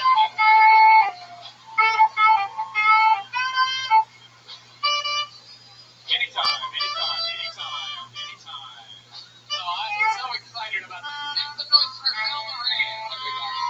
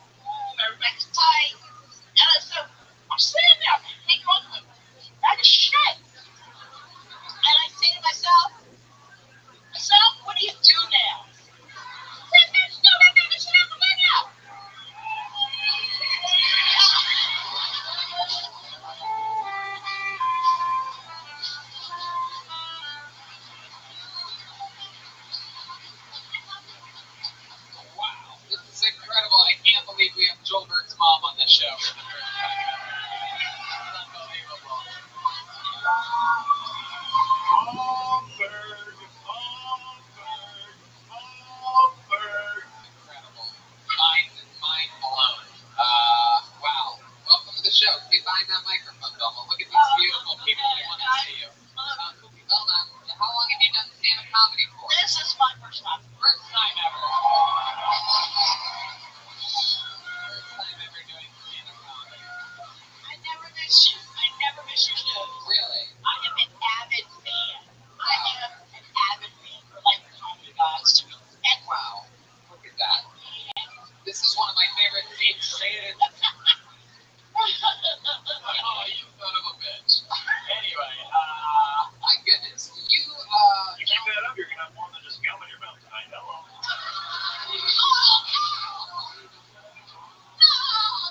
You stole my line. Velma, you are a wild one. How many of these kids that have been up here tonight are your crack babies? No.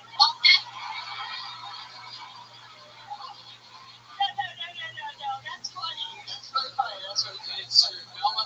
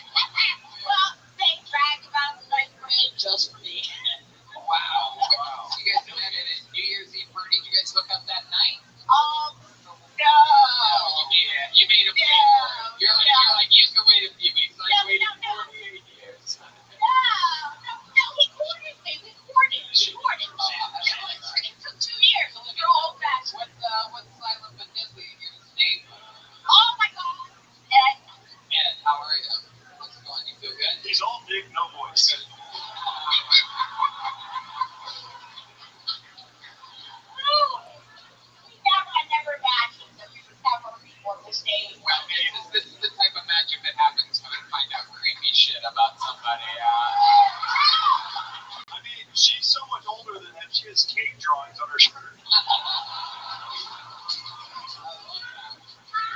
I've never seen a couple. One was getting out of diapers and one's getting into them at the same time.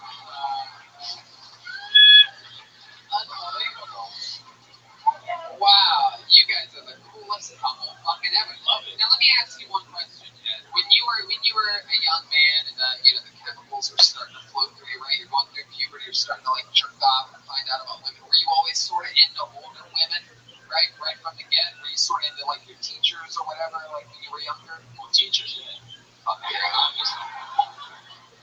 And then you saw this one and you're like, I'm gonna take this shit down. Took advantage. Yeah, I like that. And what's your favorite thing that you've done sexually with Velma? Is it too many to name? Too many to name. Let's ask Velma. Velma, what's your favorite thing that you guys have done in the bedroom? Everything but the fourth bowl. For some of us who don't know what that is, I can actually do it. I don't think I know what the fourth bowl is. I don't think I got that. I don't think I got that upgrade yet. You have a fourth bowl option?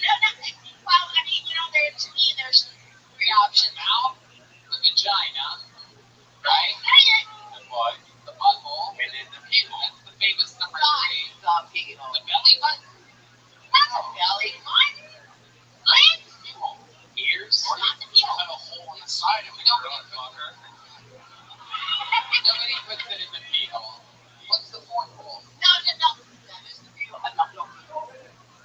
That's out. That's really a thing that people try. I tried to show people to do.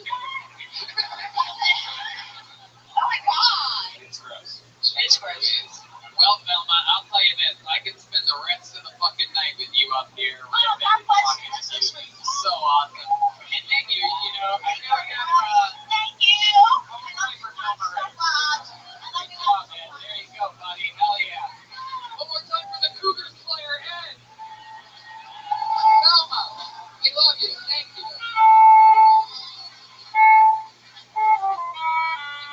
Take note from Velma, people. That she got up here. She knows the show. She did jokes. But she knows that the funniest part of the show is being honest about the stuff that most of you would probably be insecure about. And she fucking made it entertaining for us for 6-7 minutes by talking about just honest and fun. Have you ever been with an older woman, Tony? I actually was one night, and I literally, let's put it this way, I literally cannot talk about it until like my dying memoirs because it was that crazy of a night. I was a door guy at the store. I was 23 and I was brand new. I was wasted and it was unbelievable. You guys are gonna love it. If you outlive me, you're gonna love that story when you read it. I swear to God, it's one of the craziest nights of my life. She might be the most likable child molester I've ever seen. I like seeing it backwards like that, though. I love seeing it backwards. All right, pull another name out of the bucket. Make some noise for Michael McDewitt. Michael McDewitt.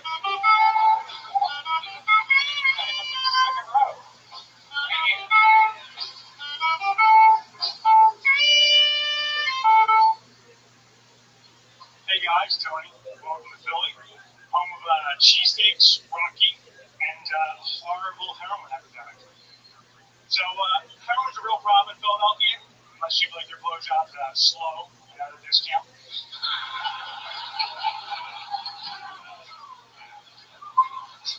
But we do have a new Black Rocky, super progressive for Philly. My wife loves me. She said she actually feels bad for Michael B. Jordan because he has to use his middle initial, so he's not confused with Michael Jordan. I said, relax. It's not like his name is Jeffrey F. Dahmer. I mean, Michael B's been killing it since The Wire. Poor Jeffrey F's just trying to get a face-to-face interview at Walmart.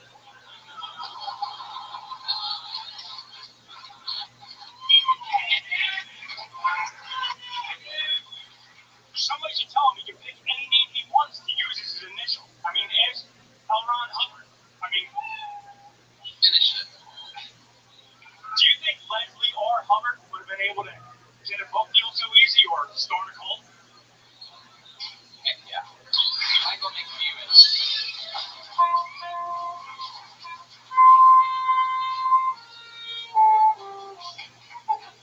Look at this guy. It's like a Wahlberg brother from Philly. How's it going, Tyson?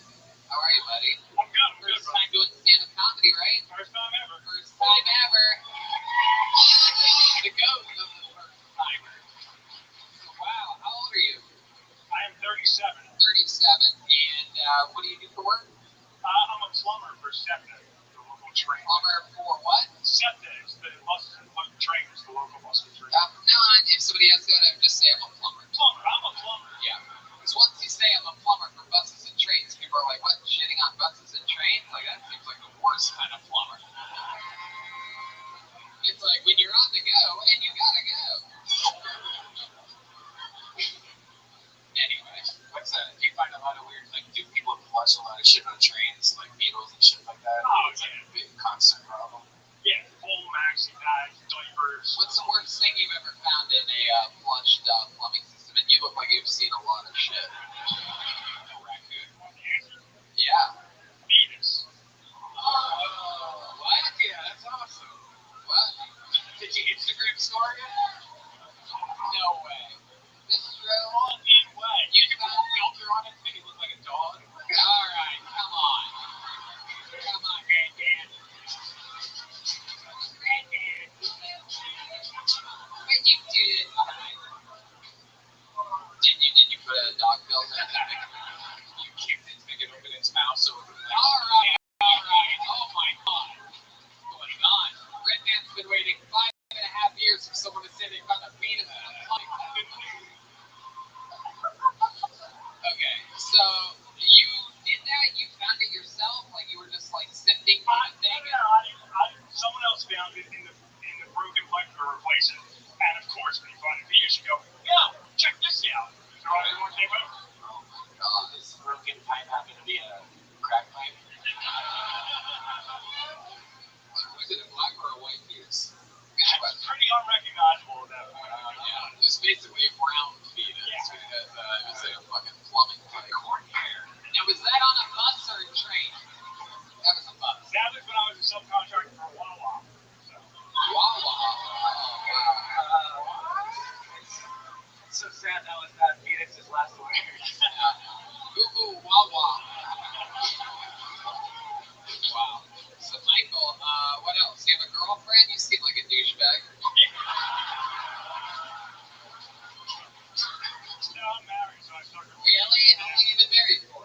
8 years. So you married the fetus that you found in the... where'd you meet your wife at? Smashed at a bar. What? Out drinking at a bar. Oh, wow. Did you say you smashed at a bar? Yes. This guy is a douchebag. So she was drunk at a bar. You didn't smash at the bar. Yeah, we were both drunk at the bar. Right. I smashed dude in the face. You know what I'm saying, fellas? Regular bar? It's like a dive bar? She was out for her sister-in-law's bachelorette party. Oh, hell yeah. Don't get me started on sister-in-law.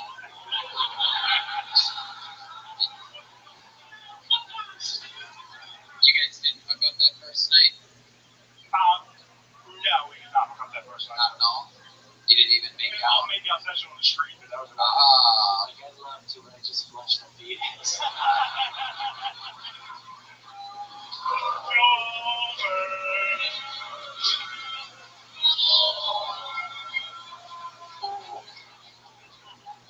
many years ago did you find that fetus? 12 years ago. Right when.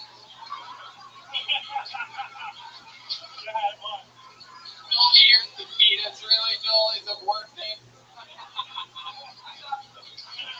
Putting together a case of here, because 12 years ago was, I do believe, the exact same time that Melba was keeping her relationship secret with Ed.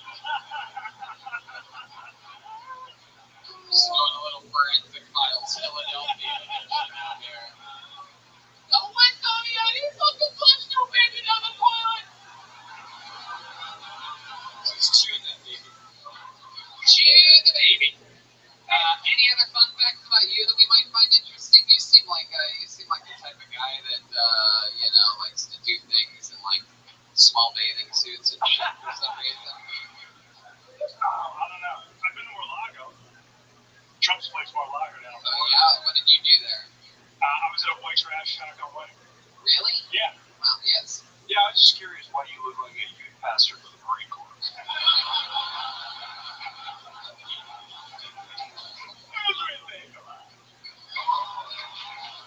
You just went to a wedding there? Yeah. That's it? That was it. Okay, well, you're from here, deep in the heart of Philadelphia? Yeah, from Manio. Oh shit. Little gang war about to start here. What part of town did you find the penis in a pipe in? What part of town was that in? Drop a name for us. Drop a hard R. Even as a joke about the city, enunciating the name of the city. Not say the N-word, you fucking creep. Alright. What part of town was that in? No, it was outside of Philadelphia. It was up in Howardtown. Howardtown. What? Haverton. See, there was a hard R after all, you assholes. So there we go. Michael McDewitt, everybody. There he goes. Michael McDewitt. Good, right? We lose Culver? Wow. I think we lost Joel. Philip. Can I get a Jack and Diet, waiters? Could I get a restraining order from my father-in-law? Come on! There he is. He's back. How's it going over here? What were you doing back there? I had to flush a penis. Alright, you guys having fun out there? How you doing, show 2? Okay, here we go. Make some noise for Akash, everyone. Akash. Come on, Akash. Is that Akash? I hope it is so deeply. Oh my god, yeah. So, yeah. There's Pops. Oh. I was hoping. What did that guy have?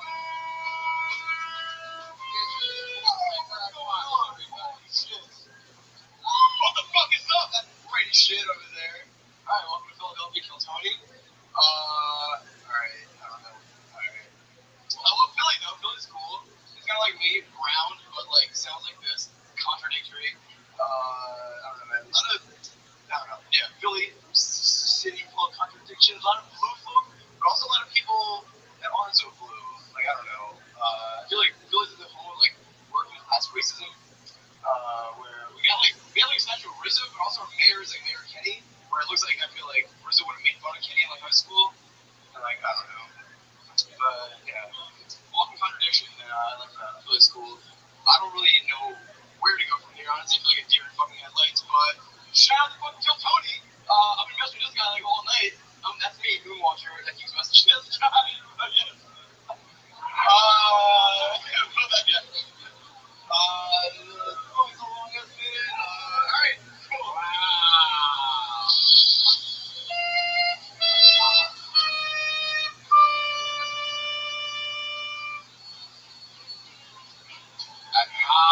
Akash.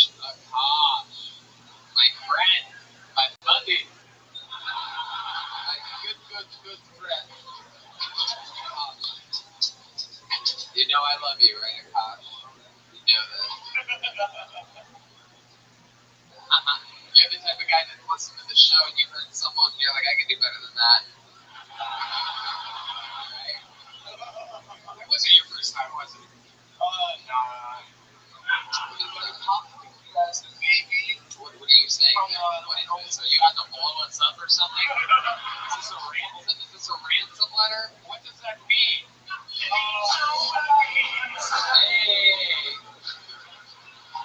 Gosh, what is that? You're going to have to explain to us what that is. You're on a live podcast right now. So, I had a friend that was in comedy out in Philly, and then she moved to LA, and she was on Kill Tony a couple weeks ago, and she got Miss Aphrodite write the little thing for me. And I was wondering if, I don't know if you guys would be nice enough to maybe, just like sign as well as I can frame it up. Do you know that normally, if somebody was going to sign something for you, they normally don't do it during the show? Yeah, you know that? Yeah. That's the part where they sign shit for a while. Talk about infinite CBD, because they offer the cleanest quantities of pure assortment CBD available. You know, you're seeing it everywhere because you know that this stuff works. And it does work. You know, I had a sore neck the other day, and then you rubbed some on my neck, and within minutes, it felt great. And not only did they have lotions, they have blues and gummy bears. And I'll tell you something else. Not only did it feel great for you, buddy, but you know what? It felt good for me to rub that on your neck. It made me so happy to get to help a friend, a guy that normally I wouldn't fucking physically touch if my life depended on it. But I decided, Red Man's neck is hurting. I'm gonna fucking be the nice guy. I'm gonna take the upper hand here, and I'm gonna help him out because he can't reach that part of his neck. Even though he told me in London that he's super flexible, I'm gonna rub it on for him. And it helped you, and it helped me. It's a bonding experience. Lotion, where did I go to get it? Well, anyway, not only that, but it's just really, really good for you. 42% of CBD users have stopped using traditional medications, and Infinite CBD has a full range of products from gummies to capsules to topical creams, so you have a lot of choices. Check out InfiniteCBD.com. They've got a lot of products that will improve your life, and if you use the promo code Tony15, you're going to get 15% off. InfiniteCBD.com, Tony15, to get 15% off. Steve, how should we just save your statement by making that money off you? We did it. So, Akash, how bad was that, do you think? Oh my god. And now let me put it to you this way. I feel like this crowd hates you. And the crazy part is that it has nothing to do with you being Middle Eastern. I feel like they would have hated you had you done good. They would have been like, the fucking one Indian guy was funny. And now you're both. Yeah. Akash, it was your first time doing stand-up, right? Oh my god, I know that. No, not at all. How long have you been doing stand-up? About like 6 months, 6 months. 6 months? You go up a lot, a couple spots a week or something like that? Yeah, I think it's time for you to flush that penis.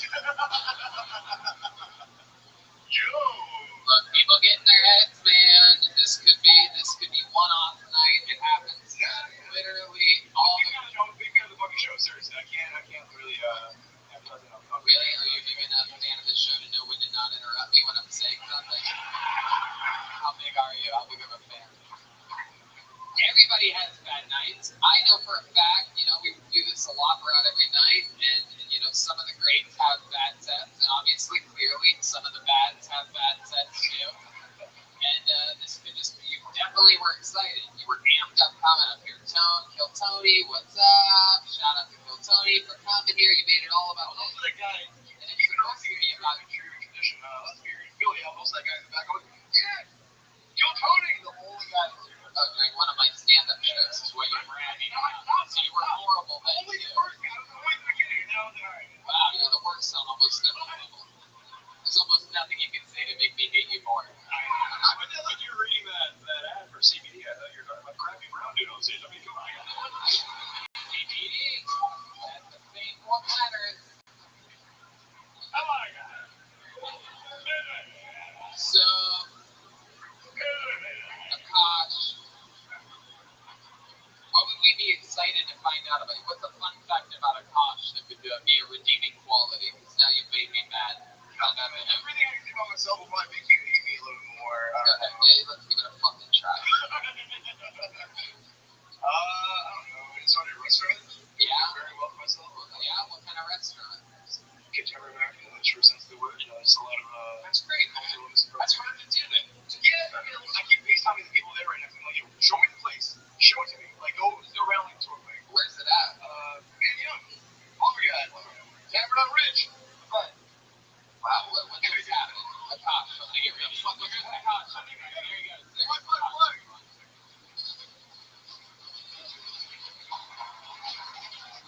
There he goes. Leave it to him to not go through the right way. This guy would fly through one of the trade centers and get on this thing. I don't think that's the right country. It all makes sense. Alright. Put your hands together for Chase Fury, everyone. Chase Fury.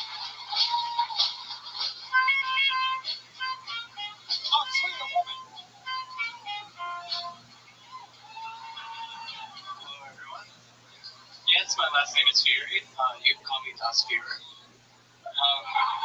know, right? So I think I masturbate wrong. There's 3 different colors on my dick, and I didn't realize that you had to use either lotion or spit or anything. So I just dry it all the time. So I kind of have 3 colors on my dick. I don't know what to do about that. Speaking of jacking off, I don't know how to ask my ex-girlfriend to get our sex toys back when we broke up. I kind of miss my anal beads. You know, just like to just throw them in there as you're jacking off and come as hard as you can. I'm trying my hardest, but it's just not the same. Because I moved to Colorado over a year and a half ago, and all the shit's here. I feel lost. You feel pretty lost. Fuck yeah, Chase here. Here we are. Hi, Chase. Hello. How are you? I'm doing very well. How about yourself? I've been a fan of you ever since the days of being on Blossom. So, it's amazing. It's zippy. Yeah, didn't we burn her in the seal of witch trials? I like your style. I really do. You are something else. Thank you. Yeah, how's your life been going since they canceled Roseanne? Pretty depressing. I don't even know which character you're talking about. All of them. Before the daughter. Darlene.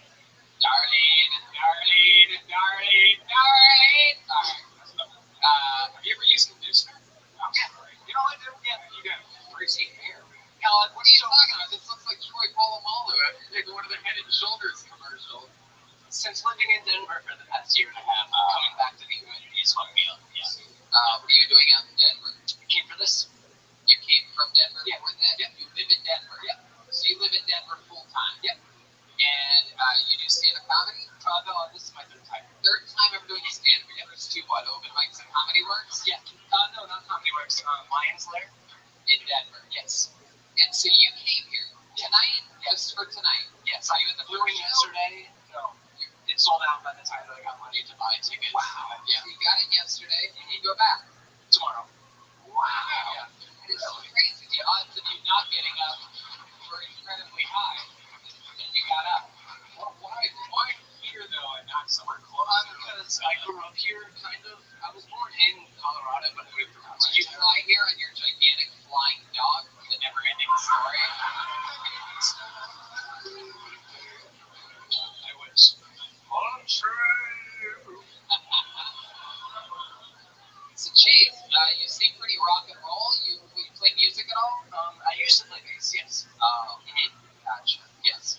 Your dad was Michael Jackson, right? Yeah, people. Okay. Listen, you blanket. You definitely covered a lot of topics here tonight. It was exciting having Velma on stage again for the 2nd time. Is that really true? Did you really use anal beads, and did they really make Yes. you? Yes. Really? What is up with you guys? Jesus. And that's coming from Red Band. Yeah. Red Band, a guy who swears people shove stuff up their butt all the time, is now shocked that it's actually happening and under used for comedy material. So it makes you come harder having I anal think beads? so. I think so. I enjoy it. So the beads all they all Smaller to larger. What's the most amount of beads that you've ever gotten in your ass? Full rack. A full rack. You say that like it's a pool table. How many of you want to see this guy shove anal beads in his ass? Does anybody have any anal beads? I think people are like, oh, hold on 1 second. You know what? My buddy Trey is friends with people at a billiard hall, and I think he could connect a bunch and put them on a rope for us. Can we make some bait starring? Very good, thank you. So it's just one super gay guy in the crowd, like, shove anything up there. Find something else. Ironically, it's the guy who said gay. I'm pretty sure. Yeah. All right, Chase. Well, this is so fucking cool that you got up and that you're talking shit. Is it true? So that's your ex-girlfriend? Does she really have a bunch of other stuff too? Yeah, she has a bunch of money. Anal beads. What else? What are we talking about? Handcuffs, bowls for smoking. She's got your handcuffs, your balls, and what you took her haircut. No, actually, my hair's longer than hers. So can we call this girlfriend and get your stuff back? Yeah, you so you want your anal beads. Very good. Now, for this to work, which he's going to be on speakerphone, you guys have to be super quiet. Yeah, you have to make sure that the butt of the phone is on speaker, volume all the way up, and keep it on the microphone the whole time. What's her name? Joe. J-O, not J-O-E, J-O. It's short for Joanna. I was going to say, I think he's going to keep your anal beads. Put it up to the phone. Just let me know when. Hello, Joe?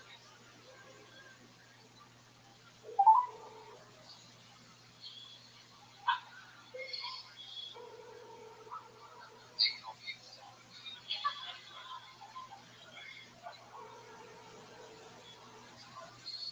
Heartbreaking.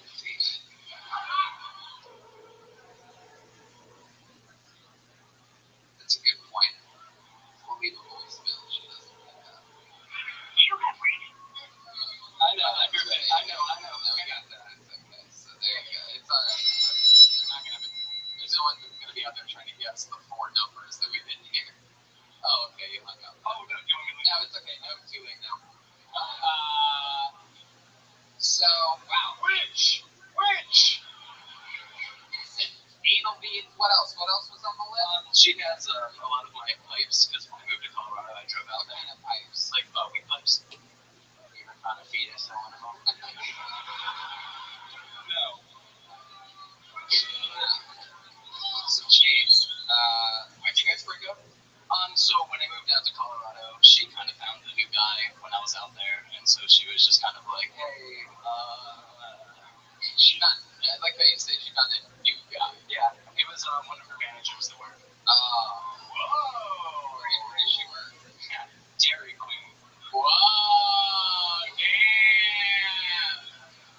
Your fucking 14-year-old kid, huh? Oh my god. With all those anal beads that she has, her bed must look like a chocolate blizzard right now. Yeah. Peanut butter. Is she calling you back? She just texted me. Oh. Read the text. What is the text say? What's up? It says, what's up? You guys have to listen to us if we give you direction. You can't be crazy. Should I call her again? Alright, call her.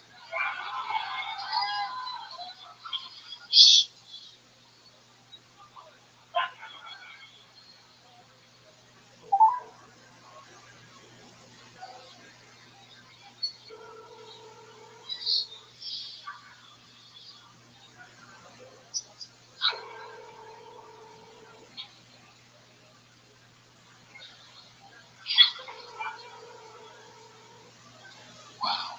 This is the anticipation is very, very exciting. I've never asked the Hello? So we're on Kill Tony right now. So what's... Hello, Joe. It's me, Tony Hinchcliffe, one of the top young rising comedians in the world. How are you? Good. So we're hanging out here with Chase Fury. He's with us in Philadelphia. He just had an amazing set on stage. We're talking over the interview part, and we were asking him if he has a girlfriend or whatever. When you came up in some of the talks that we had, and I was wondering if there's any chance that you'd be willing to return his anal beads to him. Wow.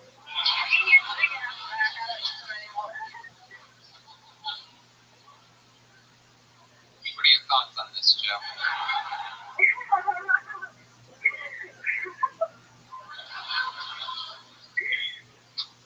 Anything else? I didn't even hear what she said. She said she would. Oh, what else? Okay, his pipes. How about his heart? Can you return his heart to him? That he stole? Joe, Joe, why do you think that,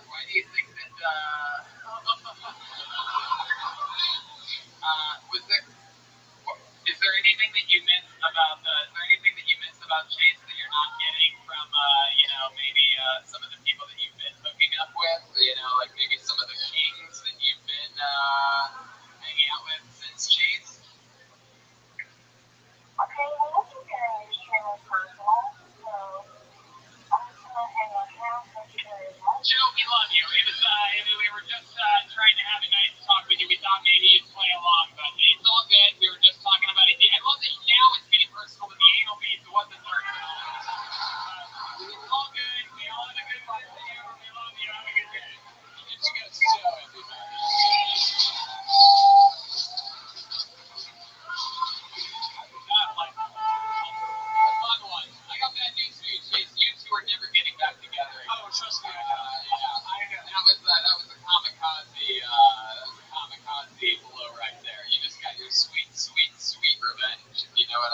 Did she just re-break up with him?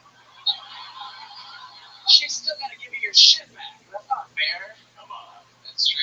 It's gonna be very awkward getting those anal beads back, and that's why I asked her brother first. Wow, you really did? Yeah. Let's call her brother, dude.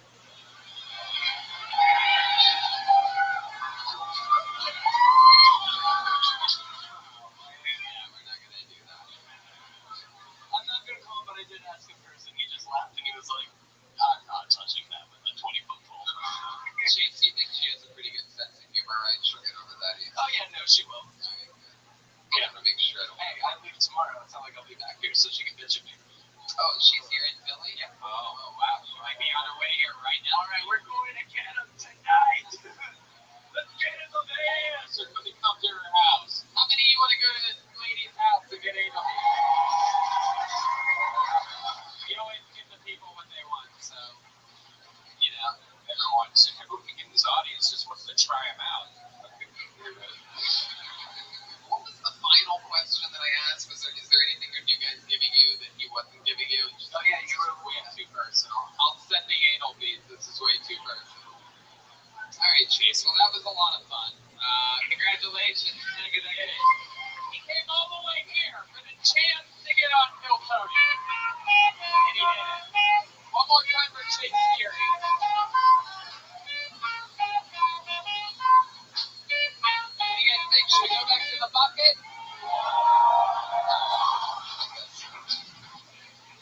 Yes. This calls always make me so nervous. I don't know why. I do. Yeah, Brian jumps into his sweater every time. I'll spend the rest of the night thinking of how I could have handled that phone call differently. Yeah. That's my world that I live in. It's a lot of fun.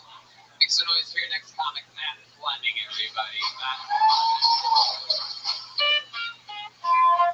That makes sense.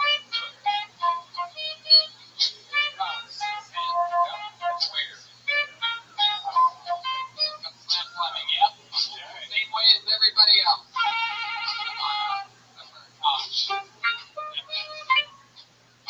Come on, people, you gotta make noise for that one.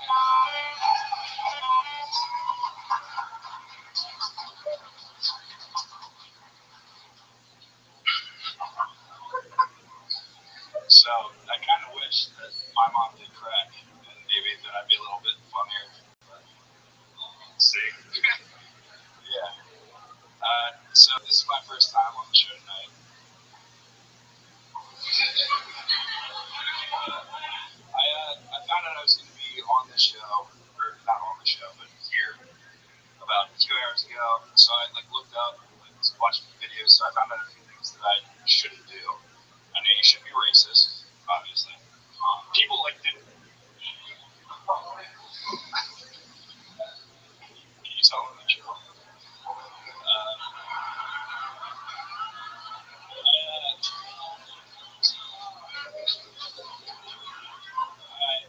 I knew that you shouldn't talk about how small your dick was, and I knew that you shouldn't talk about how you got molested by your uncle on the Delaware River coast.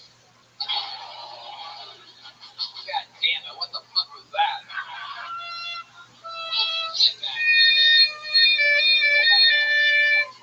You self-destructed before you even gave it a chance. What the fuck happened, man? I had it all planned out. Sure. Wow. Jeez.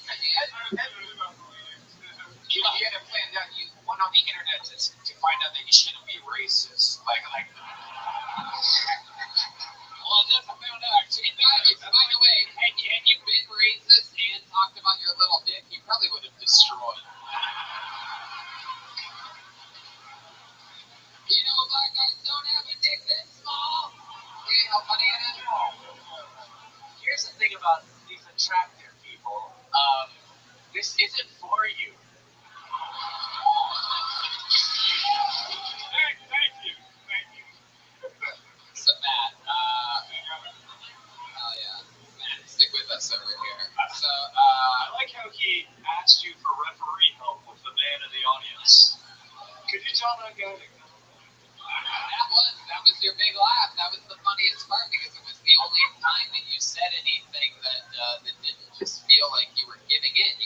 said, I never wish that my mom was been a crack baby, and this is my first time, and you expected them to be like, whoa, look at the same show you've been at. They've seen 6 people at their first time already.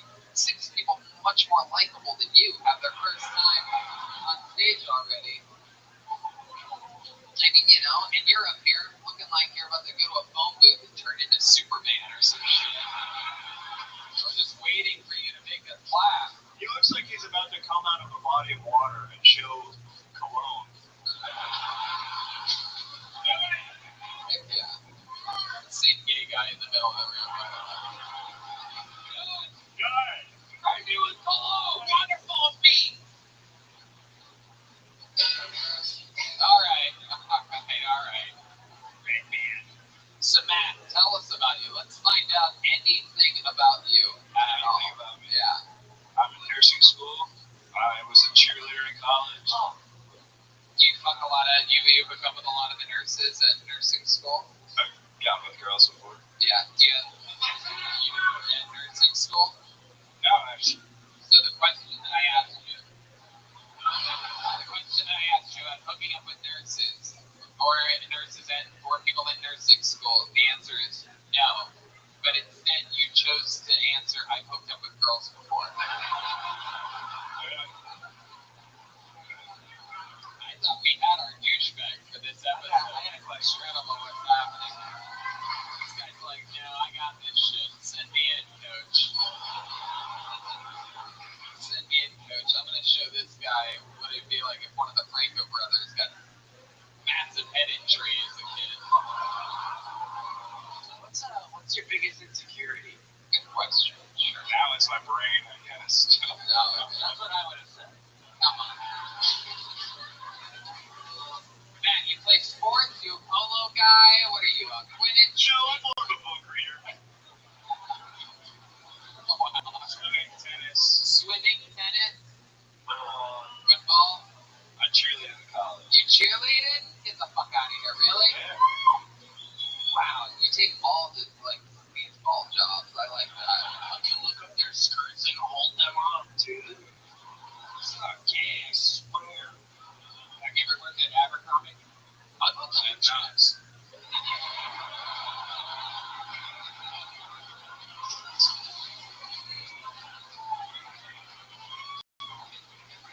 Have you ever worked at Abercrombie? Nope. And, worst job you've ever had? Worst job? Yeah. Wow, I like how you rub your cock while you, that guy's like, pull it out! Mine does.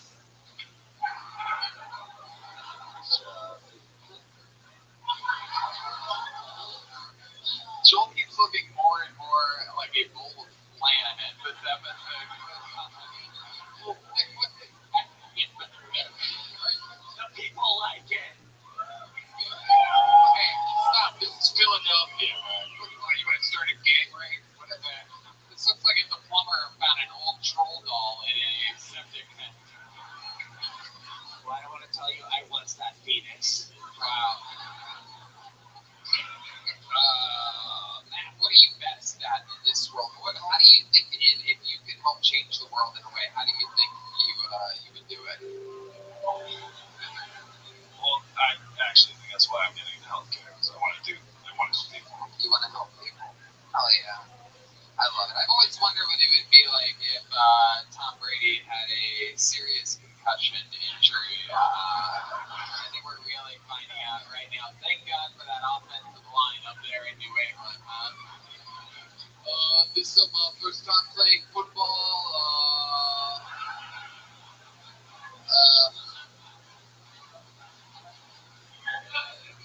He looks like the guy on the packaging for a lacrosse stick. That was the worst.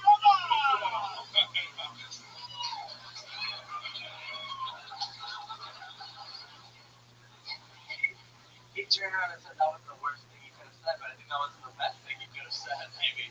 Are you ticklish? You're not? You want to test his tickle ability? No. It's Philadelphia, man. Does the gay guy want to tickle this guy? No, you're not going to let a random audience member tell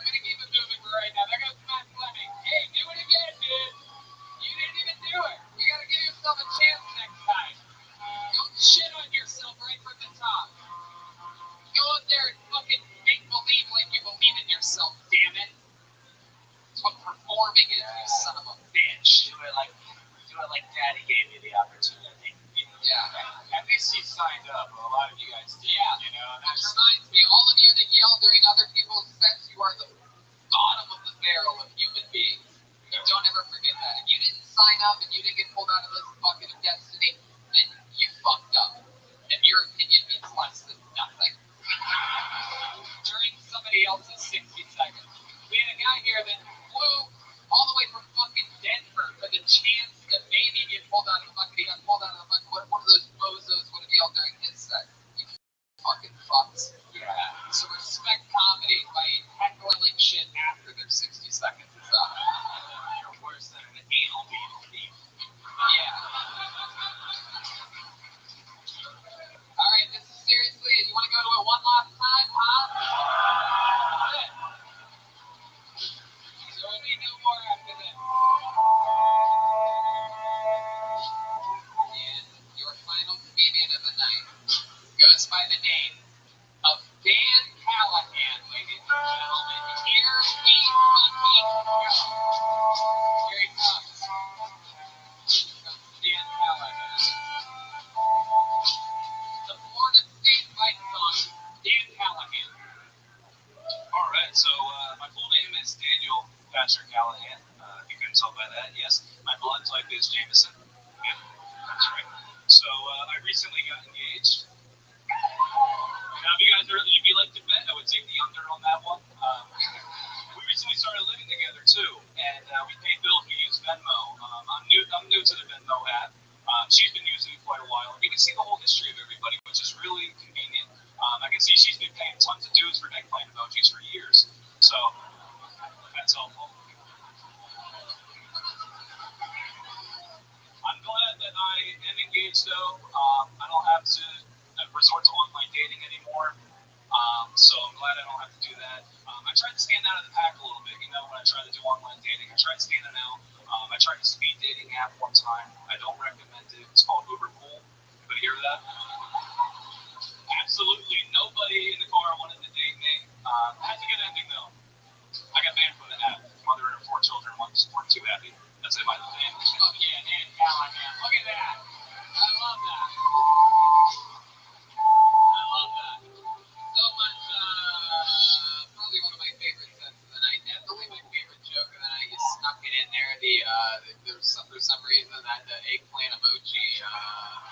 It's so fun to look at people's Venmos and just say, Let's take note that your delivery was dedicated. It was, you know, not to diss the last comic again, Matt Fleming, but seriously, you know, he came up and he just started looking for excuses and bailouts, and you stuck with your plan. And the interesting thing was the Venmo thing. I'm sort of like, you know what I mean, in the beginning, but you stayed in the pocket long enough to keep it there the whole way. You know what I mean? And you got better as it went along, and that's what's possible.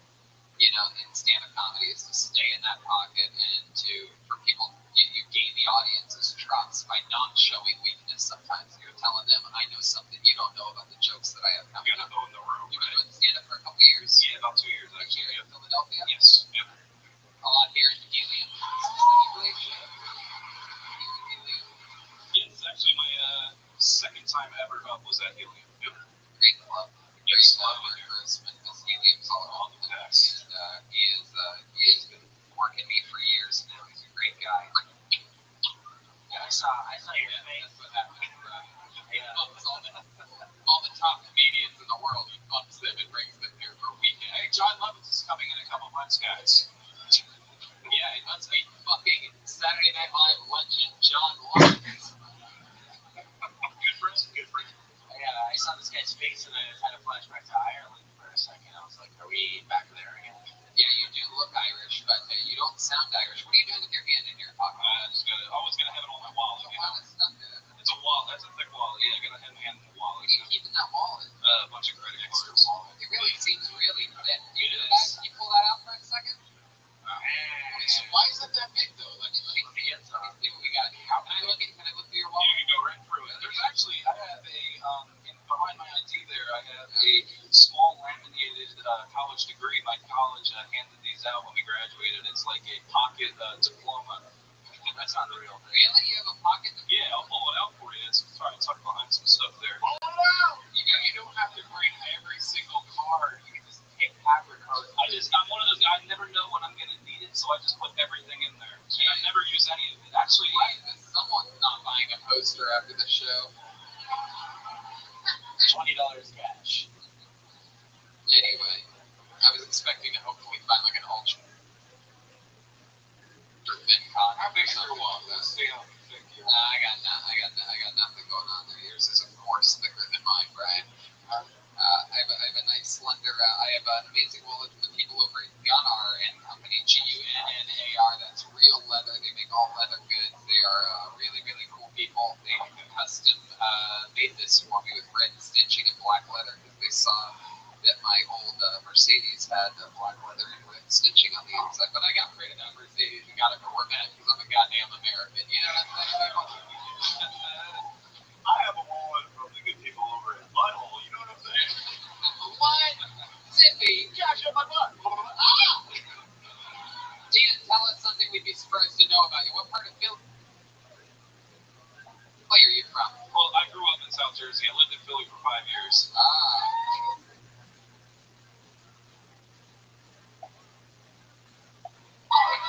Yeah. Have you ever seen Velma walking around the street? Yeah, late at night, back alleys. Yeah, of course. Yeah. Well, you better be careful. Ed's gonna beat the shit out of you. Oh, he just pulled up. There he is. Go, sit down, Ed. It's okay. We'll protect you guys. He's ready to die, dude. So shit. Ed is an intimidating motherfucker. He's ready to die. She's about to die. And a few words scare me. That's just how it is. A couple questions I asked him, he just literally looked back at me like, you better not fuck up. So, have you ever done any beats in your ass or anything like that? I think I'm the only one on this show that hasn't. Wow, well, there's the first time for everything. Let's go! Sweet 7 and 8 of you. I think we're starting to beat a dead horse. Okay, so Dan, what else about you? Some interesting fun facts. You rollerblade a lot? Is that true? You say rollerblade? Yeah, rollerblade. No. Fun fact though, I am banned from every Walmart worldwide. Why? So you guys are there's the Eagles shirt right there. Remember when Michael Vick played for the Eagles? When he first signed, I thought it'd be a funny idea to look up online. They have codes online to get on Walmart intercoms. So I went on the Walmart intercom, and there was a security guy behind me, but I just picked it up and put it in the code over the store-wide intercom, one of the super Walmarts. I said, well, Michael Vick reports to the pets department. And the security guard felt like I just overstepped his power, and he got pissed and drugged me into the back room. He scanned my ID into their system. He told me that if I were to do something stupid in like Walmart in Japan, that they would be able to pull my info up and prosecute me. So yeah, but that really needed Sean. At that point, they would have to give me another. Yeah, I've been no alarms go off if I walk in a Walmart, but yeah, 30% of the people in Walmart look like you. They look like you in Melba. So that's interesting. Banned from all Walmarts, and you've tried since then. I mean, I've been back in Walmart. You have a girlfriend? Engaged, fiance. Oh yeah. Yes. How long have you been engaged for? Since October. How long have you known her? About 3 years. Wow. Did you do anything special about the question? I took her to the Canary Islands in Spain. Oh, Canary Islands. Yes. Jesus. And then what'd you do? Did you do anything crazy? Did you ask her with like a drone or something like that? No. There's just a ring on the bottom of it. We Like, oh my God, what is that? Oh! we were on a boat out in the ocean at sunset, and they had like a wine and dinner and everything. We pushed her over, and you're like, I fucking love you. Okay, I got a question. Yeah. Okay, I think marriage is bullshit.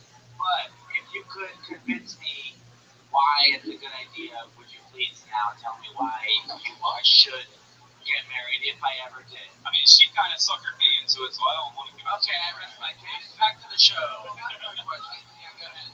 I've got a question. If you get birth on a boat, is that called a C-section? What do we do then?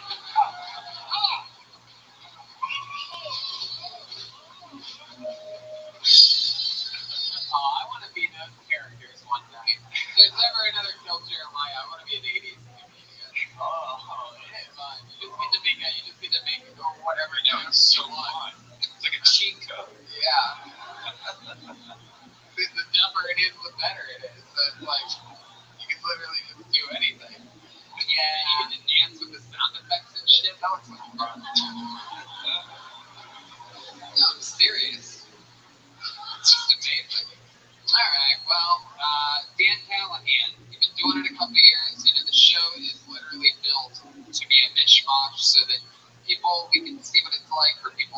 times, people that have never done it, do it. People that we see sometimes multiple times, we see them get better. And sometimes it's for people like you that have been doing it a while to get to come in, showcase, especially for your own, a place that you perform at a lot, a crowd that possibly wants to come see you do a longer set again and things like that, build a bit of a following. And that's awesome. So we got to see it all tonight. Thank you, Dan Callahan. Hey now, we did it. You guys have fun tonight or what? Let's see how loud this place can get for the great, powerful Jeremiah Watkins. How about one more time for Childers? Check out Jeremiah Wonders. He's got CDs, stickers, magnets for sale after the show. We'll all sign your Kill Tony poster if you get one. Childers on social media, Jeremiah's stand-up. Thank you to Ludwig Drums. Yes, motherfucking Ludwig. And anything else, guys? Feeling good? Thanks to Vinci Music for the saxophone. Oh, yeah, right. Another sexy Philadelphia, we love you. Another shout out to Vinci Music, Ludwig Drums. InfiniteCBD.com for your CBD products. Use the promo code Tony15 to get 15% off. Same thing with Caveman Coffee Company.com. Get some fucking delicious coffee. I drink it. I love it. Me too. My favorite thing, that nitro, the box can, it'll last you a while, gives you a lot of energy, so it's worth it. Don't forget New York City, La Jolla, West Nyack, St. Louis, Ventura, La Jolla, and the Gramercy Theater, New York City, Kill Tony Mania in San Francisco and Sacramento in October. Yeah. We're also about to drop the Reagan and Watkins album in a couple months, so release date coming soon. Home audience, thank you so much. Have a great night. We love you. See you guys.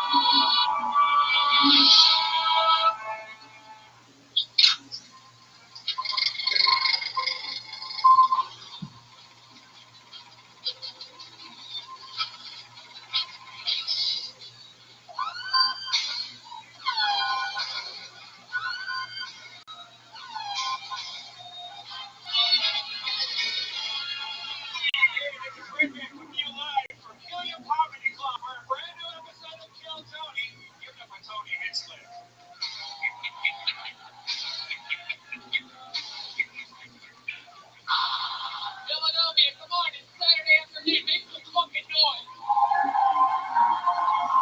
Booyah! We are live. Hey, look, everybody, it's Red Man. Hey, guys.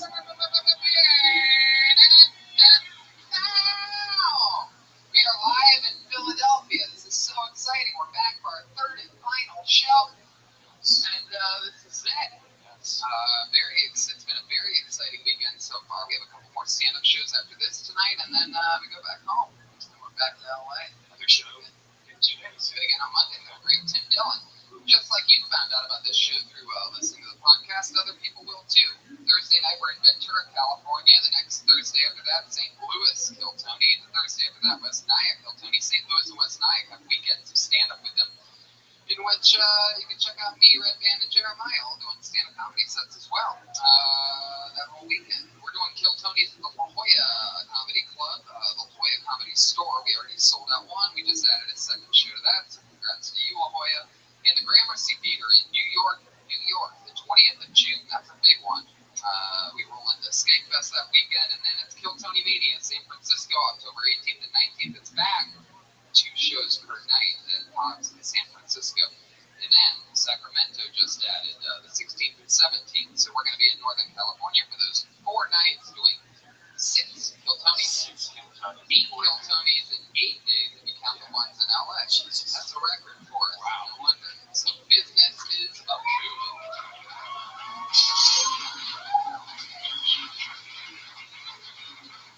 And if you think we're ever coming back to Philadelphia again, you're probably right. I'd say that's a safe bet.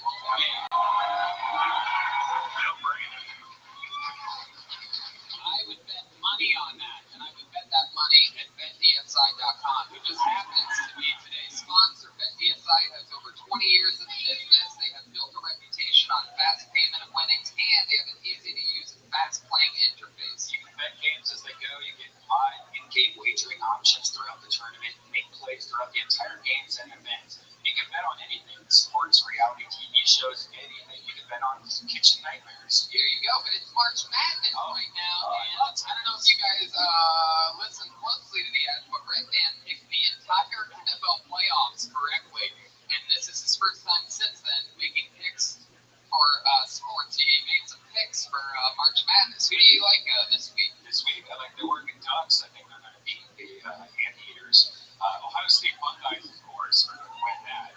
It's going to be April 7th for Houston Cougars.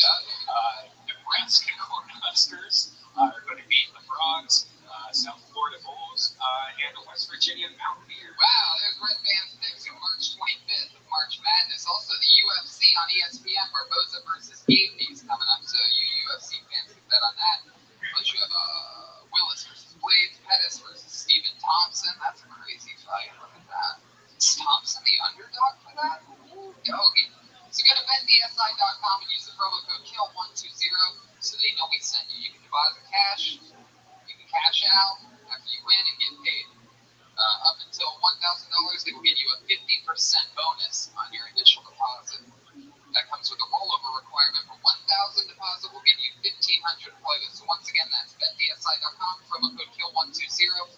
Okay, let's start the show. Here we are, Kill Tony Live, Philadelphia. The final blowout. That's it.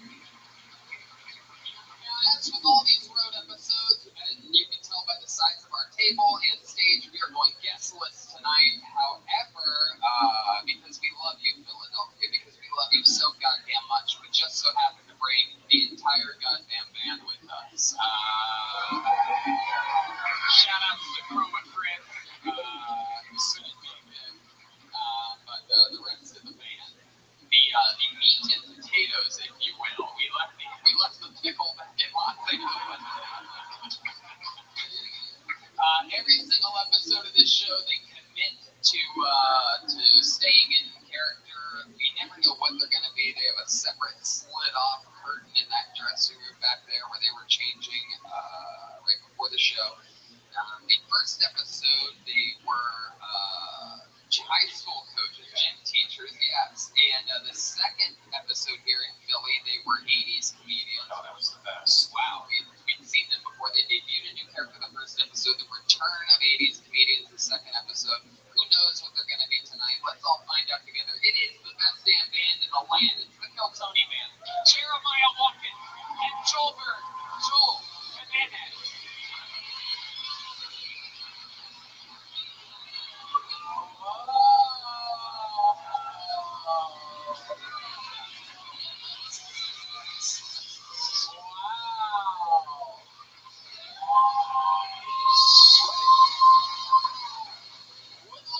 Creatures are back, ladies and gentlemen. Wow. Look at them. This is incredible. Remind me of your nickname and ethnicity one more time. Yes, it is I, Mr. Allah. My mother is a goddess. My father is a deer. Your mom got fucked by a deer? And then, wow, look at this. What do we have back here? Is this the Spanish version of Avatar? What are you, Avatar? Oh, Begun. Tony, my name's Derek. I'm a street fairy. I love pussy.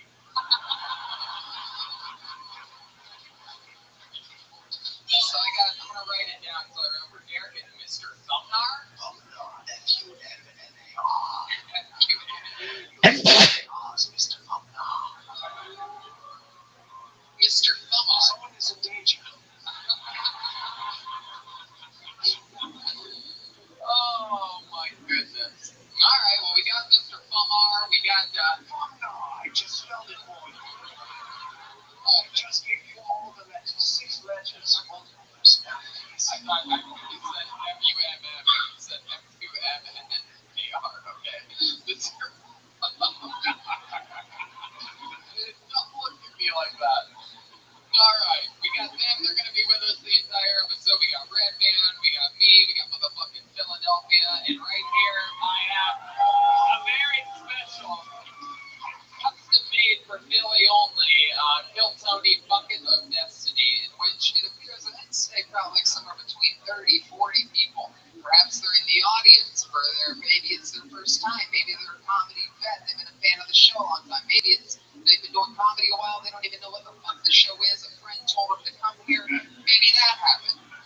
Maybe it's a fucking guy from New York who's been doing it 30 years and got in trouble for jerking off in front of people, and he's trying to get back in the game the craziest way he knows how. Wait a second, Mr. Thumbnar. Having trouble getting his saxophone over his antlers for you podcast listeners. I didn't know antlers bent like that. That is the hat man part. With its fleshy antlers. So, you guys know how it works, I do believe. If I pull a name out of the bucket for someone that signed up, they get 60 seconds to do comedy. Uninterrupted.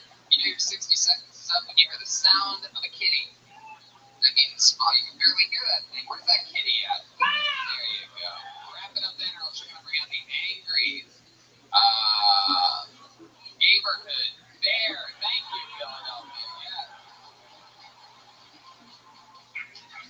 It's a gay bear that says that it's a forest.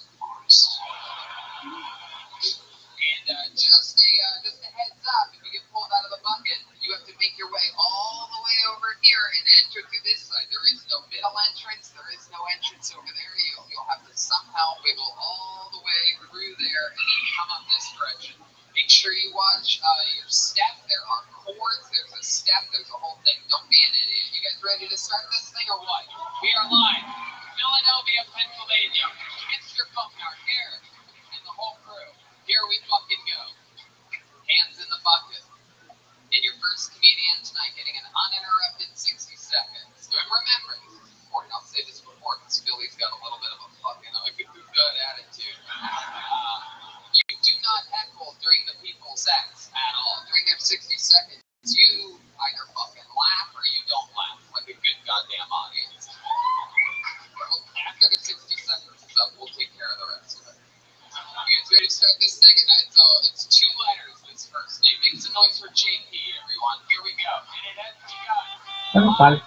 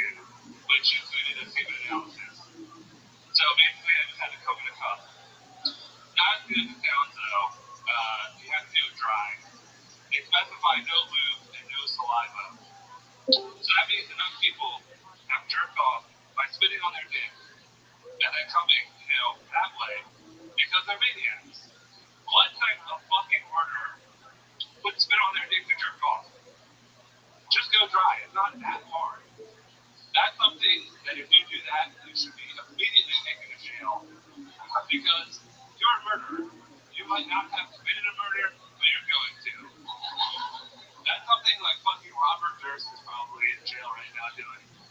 It should be something that like disqualifies you from getting a job. Under have you committed a felony? It should be have you spit on your dick to jerk off. Thank you.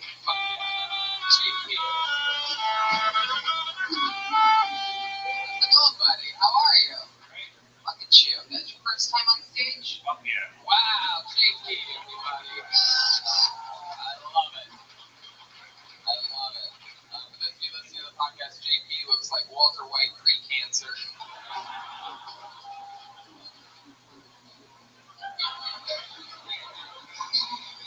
Look at that audience. Show them that beautiful fucking face. JP, this is your first time on stage. Your wife, you said your wife got pregnant? Yeah. And then you had to do a semen analysis? Before she got pregnant. Before she got pregnant. Yeah. Wow. She took a visit into the woods recently. So you're very much against spitting on your dick. So you've never done it before? You never spit on a girl's crotch before you fucked her? Wow, Redman just starting strong. What a spit, crotch, dick. My God, wow, you're letting it all out at once, huh? I think that's a little different when I'm with somebody else. Like, Look at you, you romantic. Judging by the way he speaks, he sounds like he spits on his dick every time.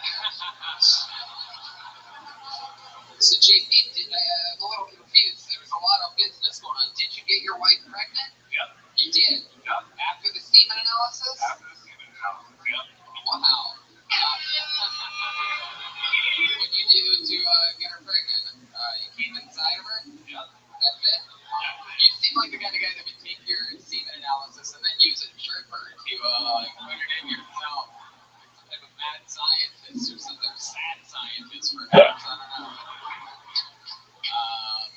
Wow. So, JP, tell us more about you. Is she still pregnant? Yep, 60 weeks pregnant. 16 weeks. Not too late. Not too late, JP. If you think you can handle this, not too late. Why do I feel like the wife is the one that ordered the semen analysis? Look at these fucks coming in like, what do you want? Come on in, you idiots. You just said it's never too late. I guess so, you're right. Very good point, Mr. Bumnar. I'll drop that hard end for you. So, JP, what do you do for work? Basically deliver junk mail. Deliver junk mail. Sounds like a great job to support a new baby. What do you mean you deliver junk mail? I work for a UPenn and I work for the hospital, so like I'm a clerk. So I just like, that's the bulk of my job. It's just getting the bullshit junk mail that comes in and distributing it to doctors. Wow, junk mail that delivers junk mail.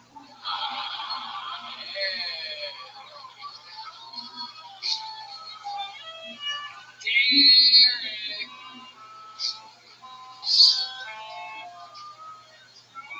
JP, how long have you been with your girlfriend or your wife? Wife, How long have you been with her? over 10 years. Over 10 years. That was the first girl that you've been with? Yeah. Now? Jeez, look at you fucking Tim. Wow. How many different women do you think a player like you is, torn up inside out? 3 total. 3 total. There you go. Wow. What does your wife do? She works at outpatient rehab. Wow. People with brain injuries. Gosh, that's why you guys connect so well.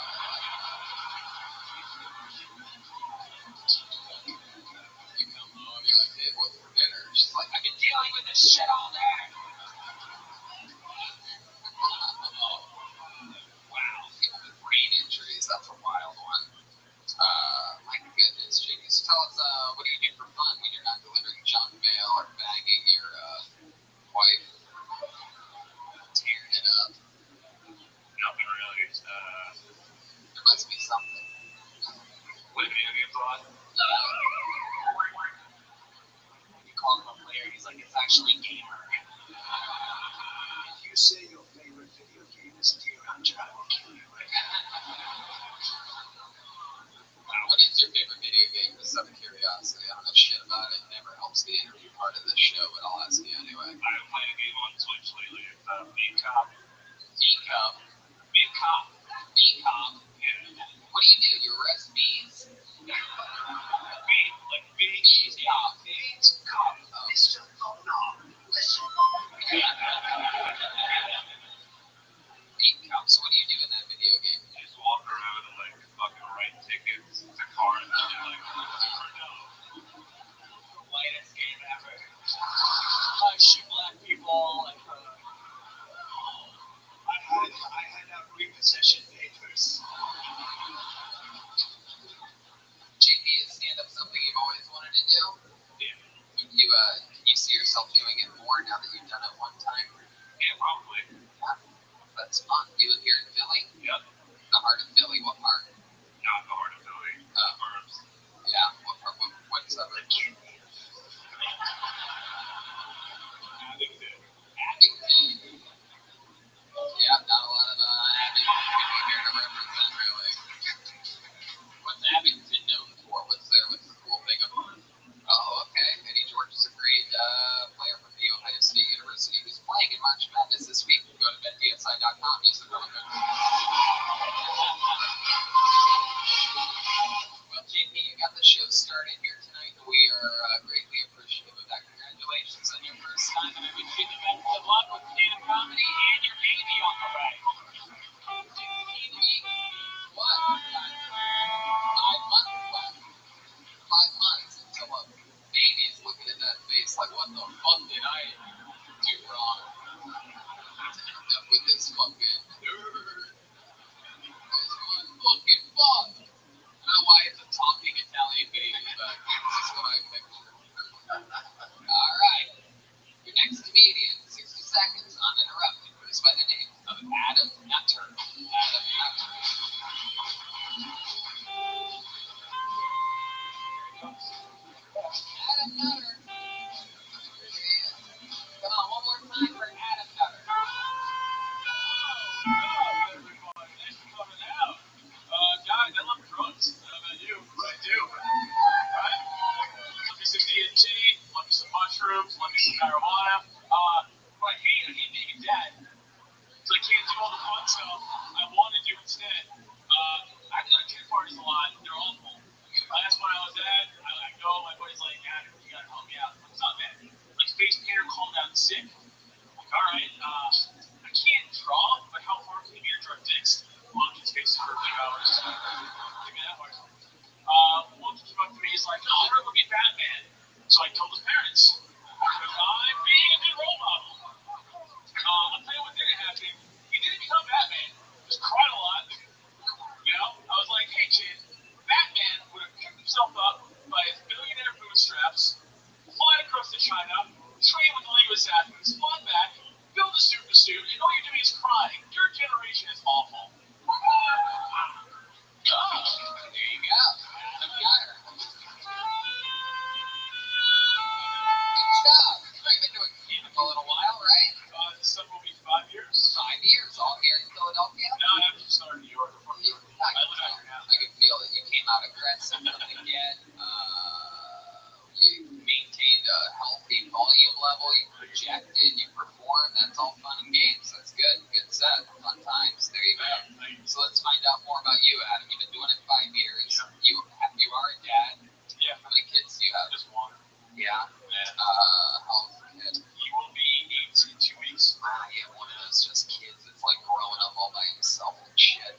Yeah. Especially because, like, I don't have his mom, so actually by himself.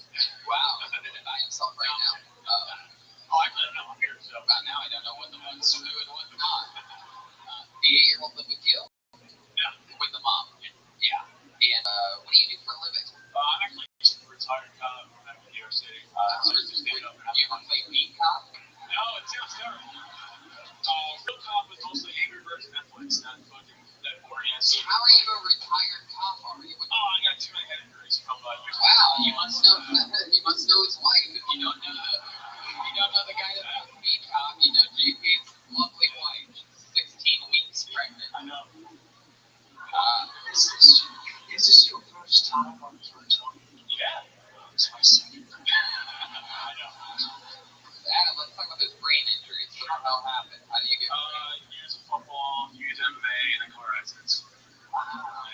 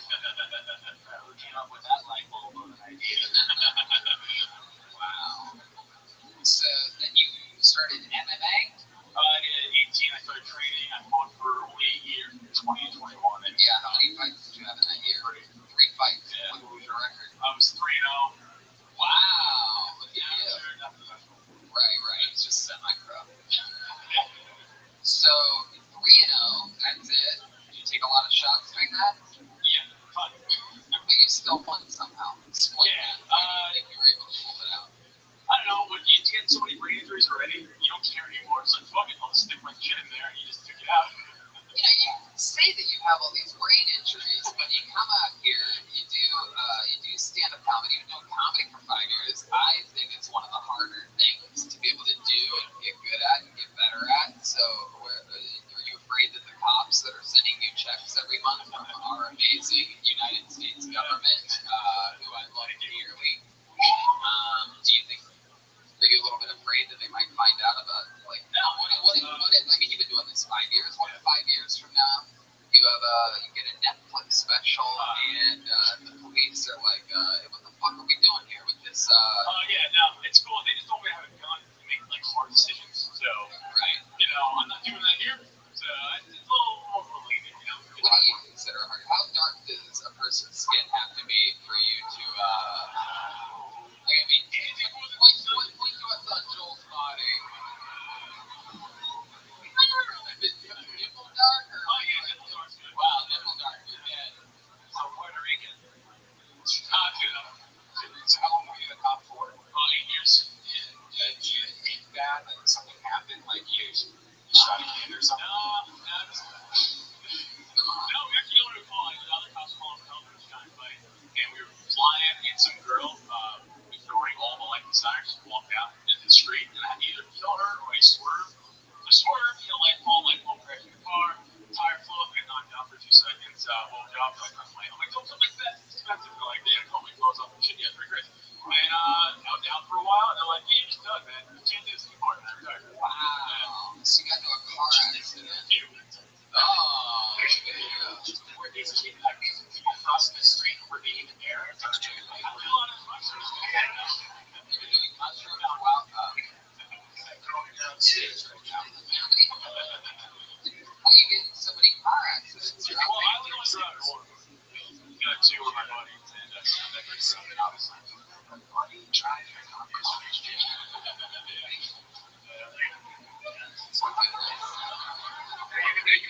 saw in your 8 years, other than a white Dude jumped out the window, got stuck on a metal set, decapitated himself. what was he trying to do? He was trying to escape the police or something? Like, why did he jump? I think he was in a drug dispute with other students. What floor? Second floor? Third floor? There's more room, so like right there. Just took it off, I missed 36. Yeah. So you got to see it? Oh, yeah. All about the place, and people say, hey, pretty crazy shit.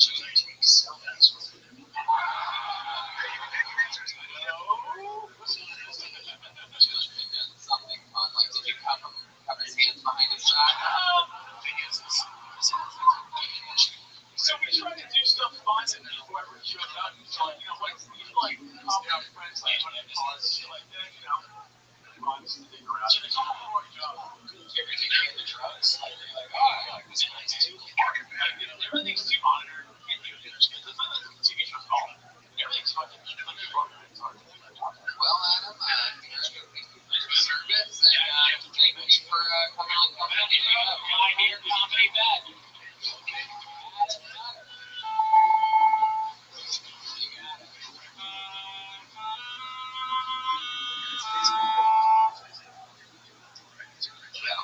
The lungs of a deer.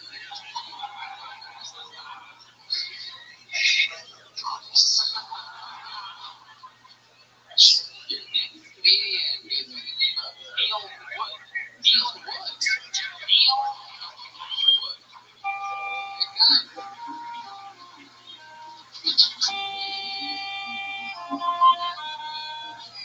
What's up, people? Period sex is a lot of hard work. You know? You gotta get all those costumes.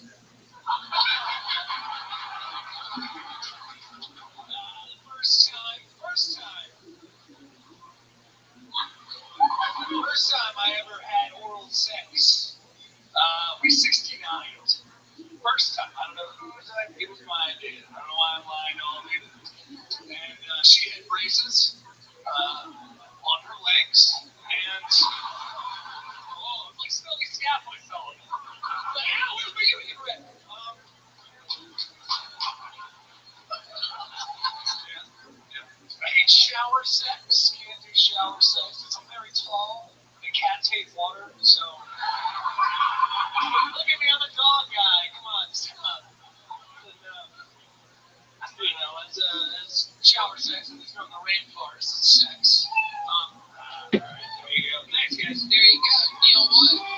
Hilarious.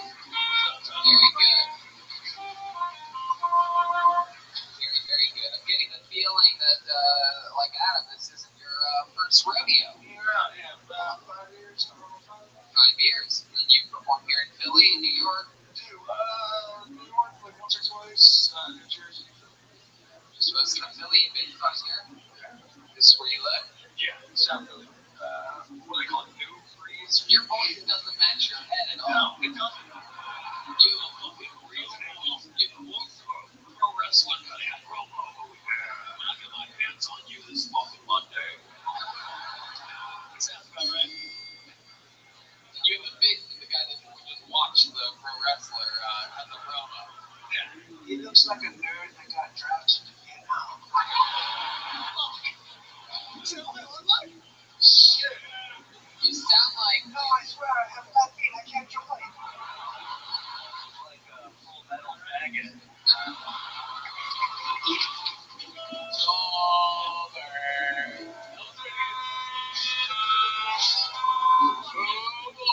Fuck yeah. That was fucking amazing. It's warming up back there. Best ever. Fuck yeah, dude.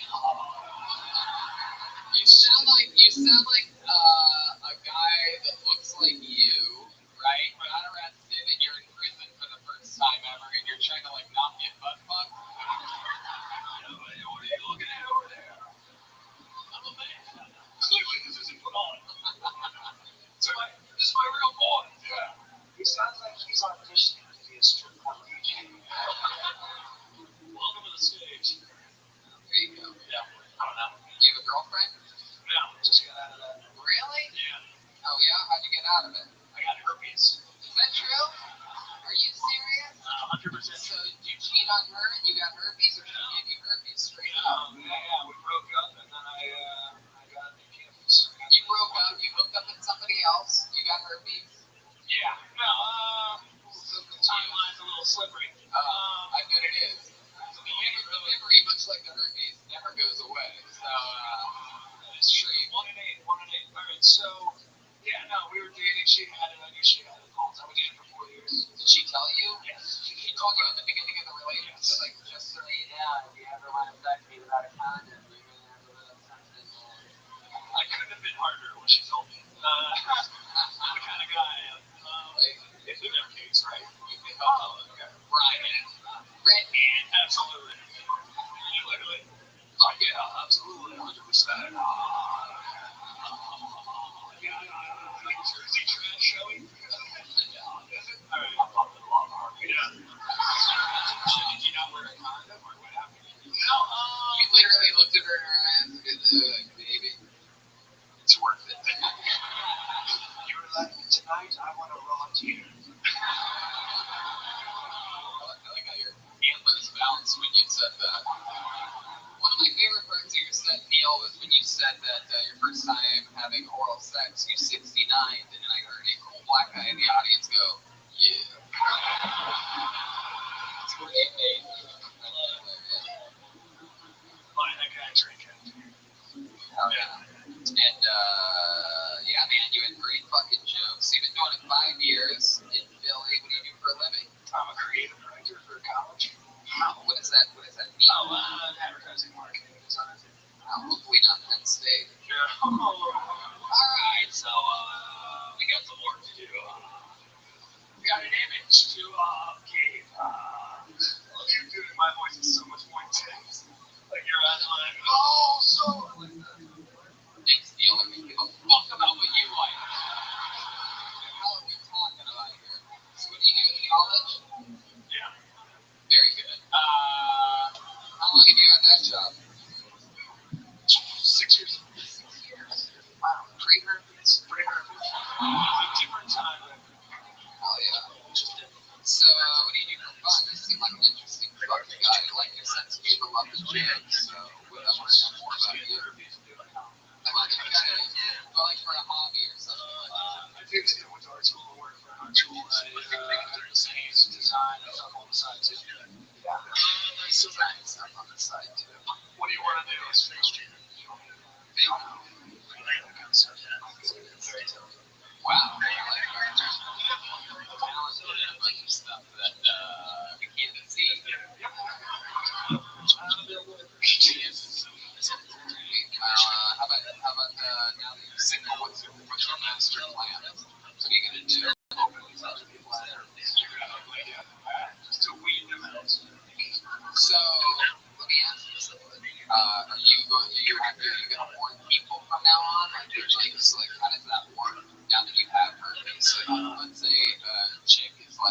bitch. And chick comes up and she's like, I love your set. We have the same moments. No kidding. She's like, hey, what's up? Like, you know, I like you, Eelwood, and I maybe want to be more of your last name, if you know what I mean. Like, what would you be like? You'd be like, oh, something I'm gonna tell you. But I was gonna say, after this, she didn't pay attention, but she sounded like she should. I'm getting used to having to talk about it when I was in the hospital because I got herpes. I also got a brain infection. What? Yeah. Apparently, herpes is usually the back of the base of your spine is where it lays. My herpes went to the base of my spine and then was like fucking going right into a spinal tap and then went to my brain and gave me an infection. Wow. So how did you find out about that? Like, how do you find out that you have a fucking? You get progressively sick and you have crippling headaches. And then you go to the hospital and they're like, do you have herpes? And I'm like, yes. And then they're like, you have a brain infection. That's cool. Has any nurse on accident after she asks you that question, do you have herpes? Actually, nurse, man. That's 100% happens. They're like 69 with her. They just go right into the house and do wow, Dr. Red, it's a very brain damaged episode of that was my best friend. Is that true? That's 100% true. Really? Yeah. So there's a guy that does have that kind of brain damage. Wow. Look at that. Did he ever let you drive his cop car? All the time. Oh, dude, I'm fucking wrecked again. You're gonna be in big trouble this time. You mentioned Batman and being rich. You're a rich kid. What was your childhood like? Did you grow up with rich parents? Yeah, just lower middle, probably right around where your blueberry farm in New Jersey. Lower middle, right around on your spine where your herpes like. Okie dokie. So that was Neil, another great set. I love it, guys. We're giving out a shout out to comedy experience going on. I can tell people that have done stand-up in New York before. That's what it's turned into. I can tell by the way that they project. They don't fuck around. Like you'll notice somebody that's for their first time or really even in other places, they'll be like, hey, what's up, everybody? You know what I mean? And someone from New York will go, what's up, everybody? Different thing. But they had to get their point across because everybody before them and after them is getting their fucking point across. Can't pussyfoot. Make some noise for Sean McGuire, everyone. Here we go. Keeping it moving along. Flying through people.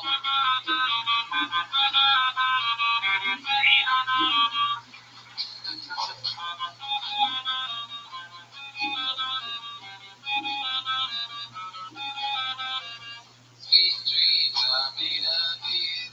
I wear my sunglasses at night. Oh.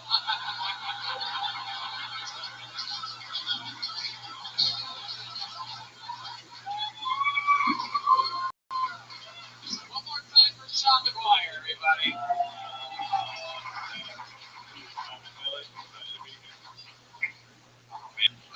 So not a good time in America for a lot of icons. R. Kelly, down. MJ, recently down.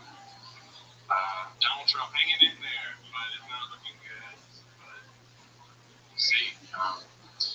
One icon, though, was doing well, perhaps on a serious come up, is it's David Attenborough. The greatest documentary narrator of all time. BBC is working that motherfucker, man. How many more goddamn nature documentaries is that? This poor old man. He's sitting there, he's got like Parkinson's everywhere. Like, it's like watching Africa. It's like one of the latest ones. He's standing there between these two rows of trees. Go ahead.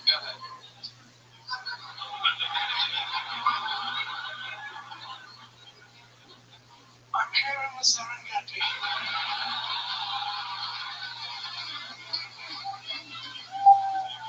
There you go.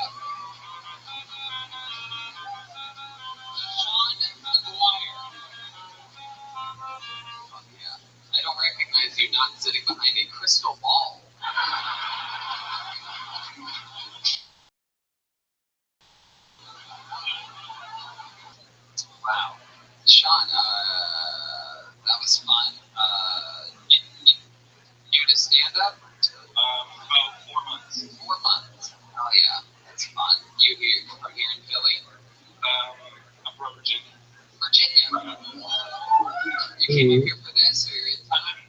Oh, cool. You're originally from Virginia. How long have you lived in Philly? About 4 months. 4 months. Came to Philly to live your dream as a stand-up comedian. I was in Brooklyn before for about 4 years. Oh, okay. But you didn't do stand-up there. Fuck New York City. You want to make it anywhere? You're going to go to Philly first. Right? Oh, shit. The guy that likes 69ing agrees with that. This guy likes 69ing and starting comedy in Philly for some reason. So why Philly? Why the move from Brooklyn to Philly? It was partly just wanted a little change from New York. Wanted to chill out. Slow. Do you have a girl break your heart in New York?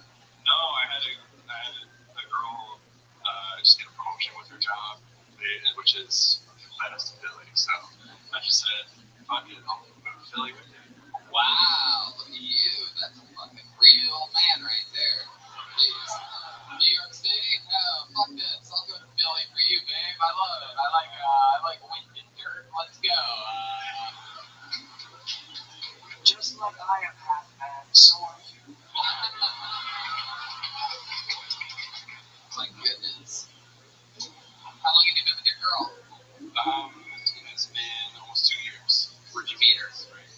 I met her What chat room? So much fast. Oh, psych.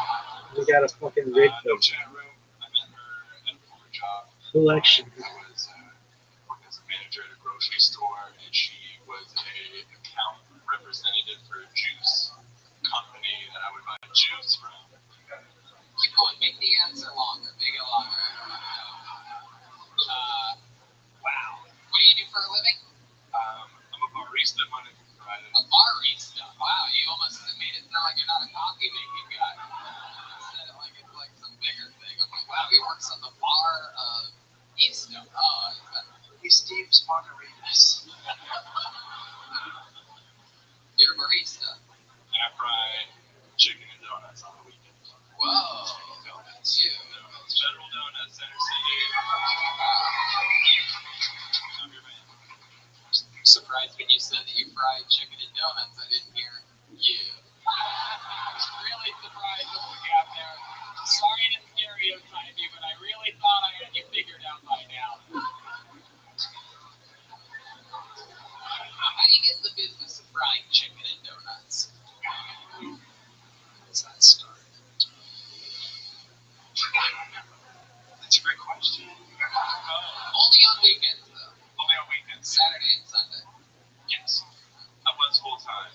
I went part time because the bar was Saturday and Sunday, you're like, fuck it. It's still Friday to me. Yeah.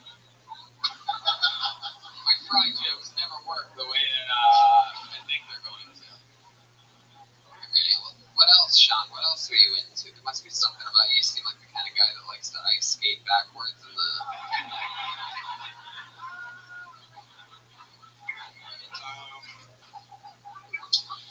I play some bass guitar. Yeah? I love to watch Cool Tony. And I'm into like yoga meditation. Really? Can you give us a good, you can give us an example of some of your yoga skills right now? Would you guys like to see that? He's doing a little yoga for us. Sean McGuire. Just watch the drums behind you, that's all. Yep. Here we go. Wow. Wow.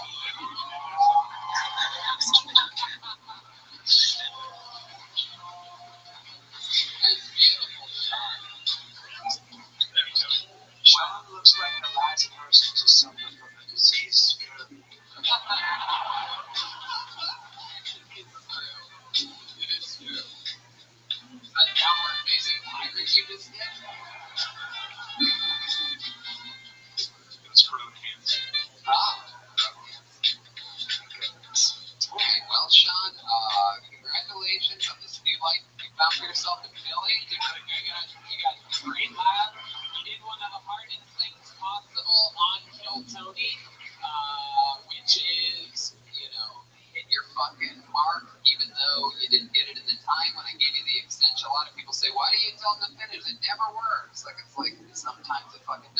makes it worth it. You hit your mark, and my old a piece of advice I would give you is sort of something that I was talking about right before you came up, which is like get it out there. I know you're only 4 months in, but it's such a good note to sort of take from the last two guys.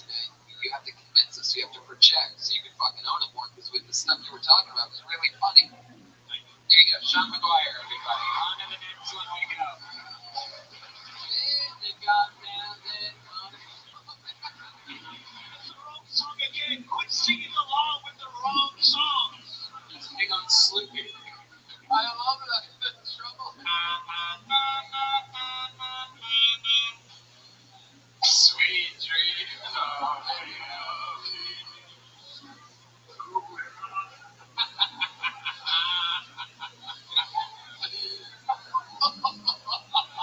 I spent 40 minutes before the show rehearsing. 40 minutes. Who am I to disagree?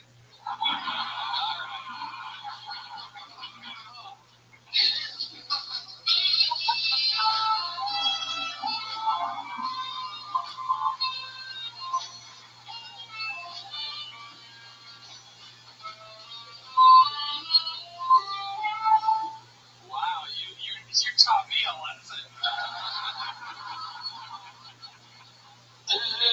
It was so funny to me. There's something about antlers that just cracks me right in my core. I feel like as the episode goes on, are they going more and more sideways? He's gonna work slash kill Tony.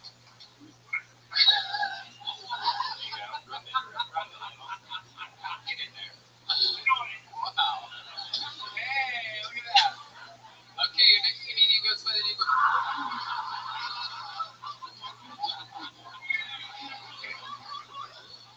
Oh, I swear, ladies, this has never happened before.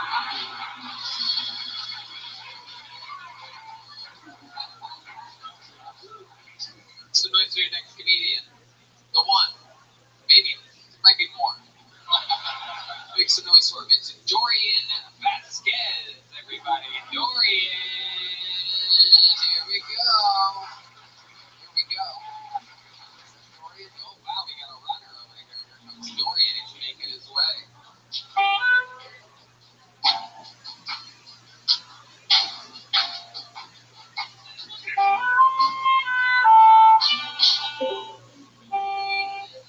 There she is.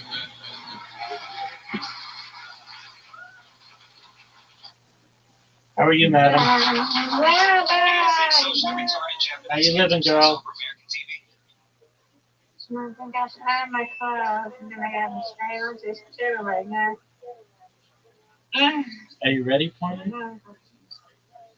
Yeah, I'm ready. What day? You have Sissy coming up? I think he's been in like 2 or 3 times. Oh, that's okay. I'll play with him later. You tell me. How was your day? It was okay. I made some progress on some of my cameras, so that is good. And now I've been testing it for the past few hours. Taught my class. Um, that's really all. Okay. I've got somebody who wants to do a podcast. I'm not sure of the day yet, but I'm doing my best to set that up for either tomorrow, Thursday this week, or Wednesday, Thursday next week. So that's good. Mr. Aquarius, that was a beautiful spare. It's one of the Thank you. best spares in the history of the game. Really? Go to the little site. No, but I've got this. The game should just be like, Rabbi, you don't even have to throw it. This is guaranteed. I'd be like, I know. No doubt. No doubt. Yeah. Now look at this strike, Mr. Aquarius.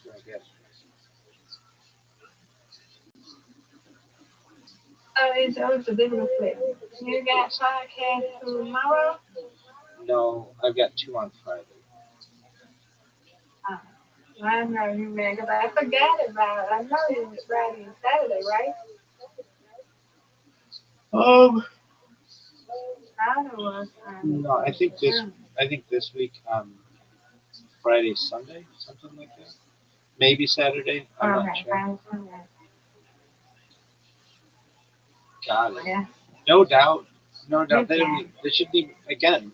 They should just give that to me. They know I've got it. No doubt. Get it, girl. Oh, Hey. folks. Now that's how you do it. I'll give up all the spares in the world for that strike. That was beautiful. Give it. No, gonna get this spare though. No doubt. No doubt. They shouldn't even make me do They it. shouldn't even hear you. Obvious. Yeah, they shouldn't Obvious. hear you. 9 spare. 9 spare. 9 spare. I'll take it. Now watch this. She's getting 2 in a row, folks. That looks good. Now we. Okay, but you can get these 3. No doubt. No doubt. No, Got it. there's 2. That was garbage. That the game knows that you should have got that. I know it. You know it. Everybody knows it. Yay! This right. boy is on fire. That's right. Fire. This boy is on fire. You are on time. Yeah, I've knocked down every single pin in at least the second frame. Get it, girl. Oh, nice spare, folks. It ain't over yet. She can take the lead right here. That's right. Get it, girl. Take this lead. Take this lead. Nobody can touch you. See, everyone touch you. Sorry. That was beautiful. That was a great comeback. Thank you. No, bad. That was supposed to be much better. Go, And go, go. it was not good. Hey, No. Garbage. I'll take it though. you win, I win, I win, you win. Reload. Alright, Mr. Aquarius. We're gonna reload this bad boy. Reload this bad boy. I tried to hit the high note. Alright, your turn. Yeah, we don't see. Perfect. Oh, It looked good. It looked good.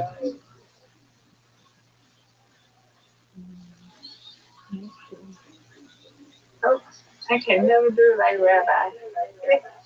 Thank you. Okay, come on, Rabbi. That was garbage. Okay, don't even make me do it. If it's just one, they should just give it to me. That should be Yeah, freebie. sometimes I can. Sometimes I can.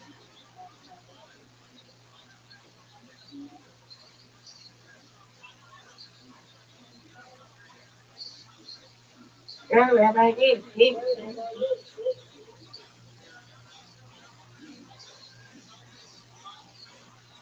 This is easy. Again, don't even make me do it, folks. Got it. No doubt. Dead square. Not even close. Not even close. Yeah, I'll get the lights out in a minute. Yeah, I'm still here, man. I would have cut the lighters off, you know that. You know I'm not gonna leave them on.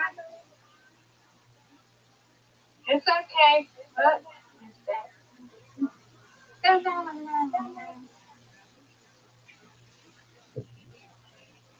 That's garbage. This is now difficult.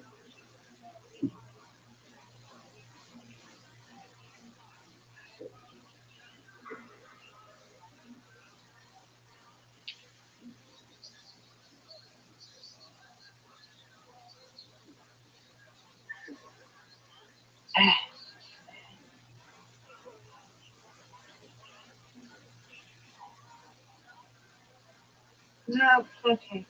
Whatever.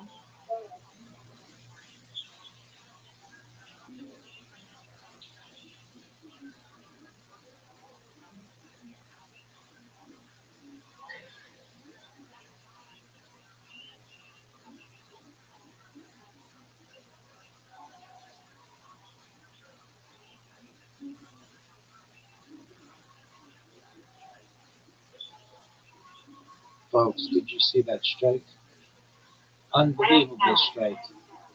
The Aquarius could take the lead with 2 more strikes. Get another one. All right, folks. Okay. All right, Okay. folks.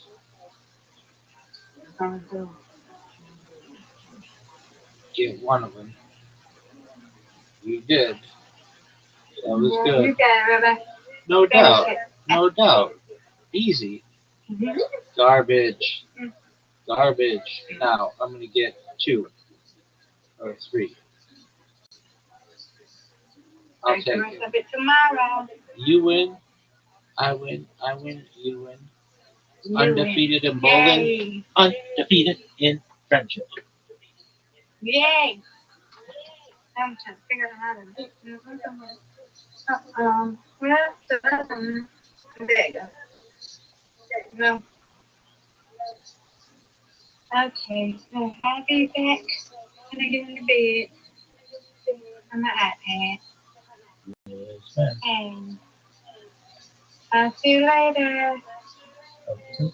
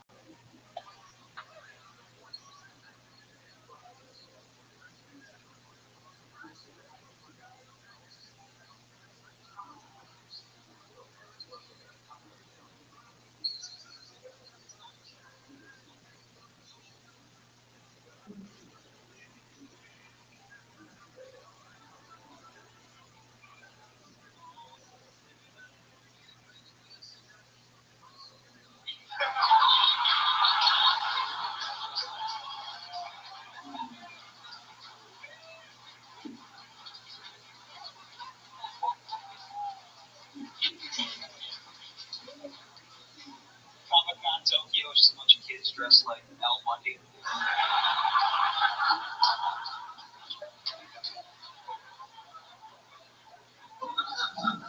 I talked to my mom the other day. She's 68. She lives in Belize now.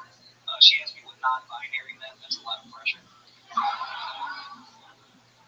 don't even know how to explain it to someone that like she hasn't cleaned a white person's house for 10 years, so she's like out of date on wokeness. It's like it's a person who white man. It's a person who doesn't identify. It's Uh-oh. an out-of-shape white lady. You just missed her, J-Ski. She'll be back. Guessing this Aquarius is not here. She was here within the last 2 minutes. She'll be back. Okay, yeah, I'm gonna come in for like 30 minutes to check her. Shoot a message to her. She'll come back. Just in case I miss her, just let her know I did come through, but that's just it. Yes, sir. Wow. How long have you been with stand-up? Less than years. 7 years. It shows, my friend. Lunch breaks all throughout. You live here in Philly? Yeah, now. Now you do. Where's you from? England. Originally from Englewood. How'd you end up in Philly? I wanted to be on the East Coast, but I wanted to live away. Wow. That's the same reason all of them are here right now. And their ancestors. And, wow. So you chose Philly? Yeah, I mean, it's cheaper than New York. It's only $20 bus ride. So.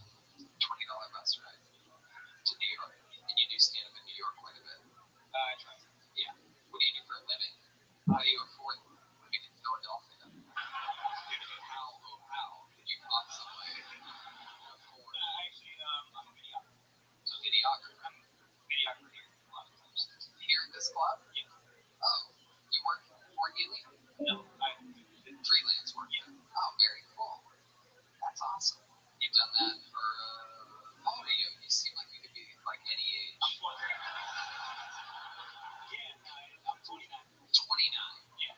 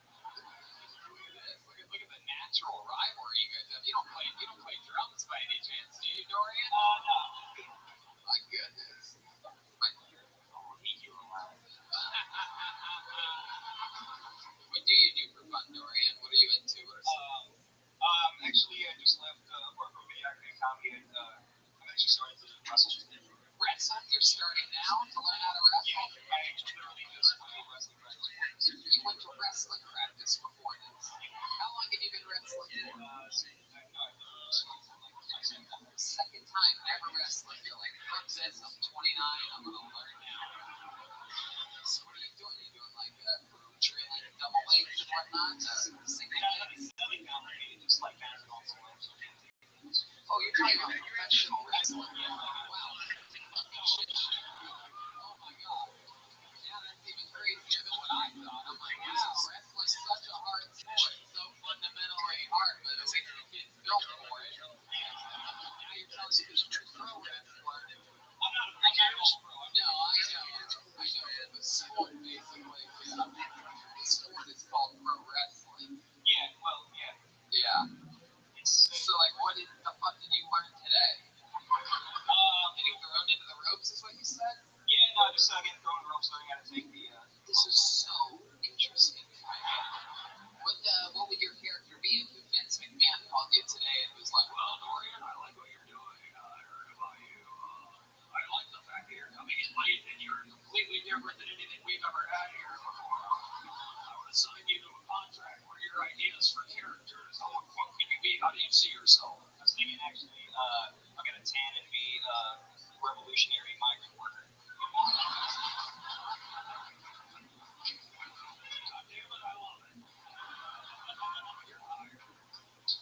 Revolutionary migrant worker. Can you cut a promo for us? Can you show us what that would look like?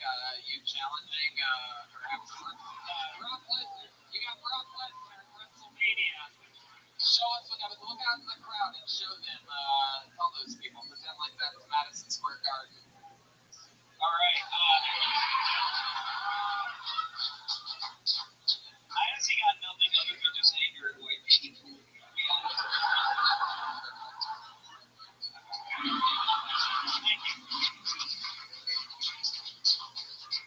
It's just, I'm tired of white women telling me to check my privileges. I'm a working class Hispanic. The only way I get to reach your glass ceiling is if I clean it. I love you. I love you, Dorian. Can you maybe have up the accent, perhaps? I am a migrant worker. Hi, guys. Yeah, and police in English-speaking countries.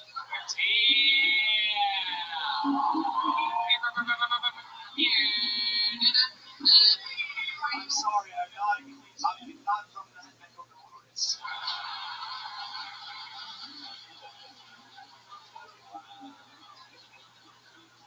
I like your style.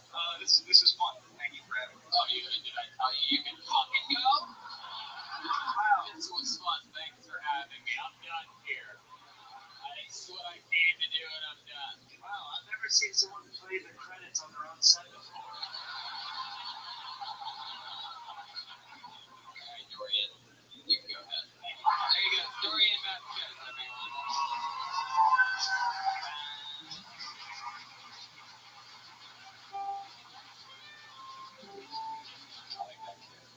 You guys having fun out there? How many of you like it when comedians do good on film, Tony? How many of you like seeing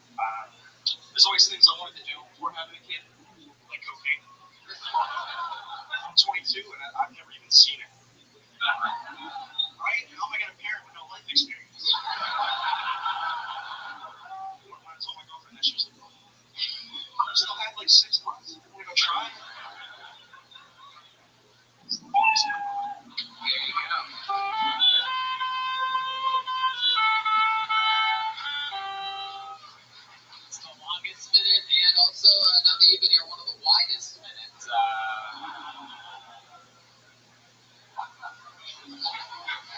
So exciting to have Red Man's little brother on the show for the nerds. It's like you don't touch each other. It's like an Adam's family reunion. Yeah. So, David, it's true. You're going to be a dad. How far along is she?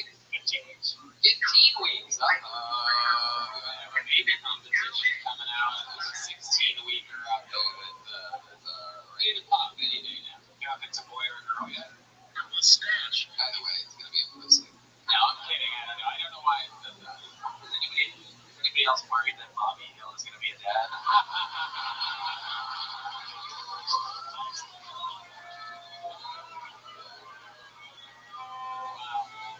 That is what you fucking look like. Oh my goodness. Now, strangely enough, you're the person on stage who's not currently learning how to become a pro wrestler. What do you do for a living? I work in a body shop. A body shop? Wow. That looks like the only body you don't work on is your own. I love that everybody knew exactly where I was going with that. It looks like you're like, here it comes, Jimmy. That's what we want, you fucking fatty. So body shop for like cars and whatnot? You specialize in ambulances and fire trucks. Did you recognize the guy that wrecked a bunch of cop cars earlier? No, he really specialized in ambulances and fire trucks. Wow, my goodness. What's it like working on an ambulance knowing you're inevitably going to end up in one? I think about that every day. Really? How long have you been working on ambulances and fire trucks? About 4 years. 4 years. What an interesting thing. You specialize in like sirens or anything? No, I'm in a paint shop, so I just paint things. Oh, cool. So a lot of like red, a lot of white, a lot of white and red. Yeah. White ambulances, red fire trucks. You ever have any fun on the fire trucks or the ambulances? You ever do anything? Silly, like extend the ladder and like try to climb it and be like, oh shit, you got rid of this. They don't let me play that stuff. What's that? No, they don't. Yeah, just paint. You ever think that inhaling a lot of paint might not be good for you? Yeah. You said you're 22, right? And you still with the girl that you got pregnant? How long have you two been together? 9 months. Wow, isn't that fitting? So you didn't try to have the talk? You didn't Planned Parenthood? How did that talk go? Just that your baby could one day listen back on this episode. How long was the talk? It was like half an hour. Oh, 2 seconds. She's like, oh hell no. She's not black. Oh, okay. This is soon. I heard that black girls are into white guys with big asses. Maybe I have it backwards. I'm not sure. Did you want kids before this? Like, yeah. Sure. Now.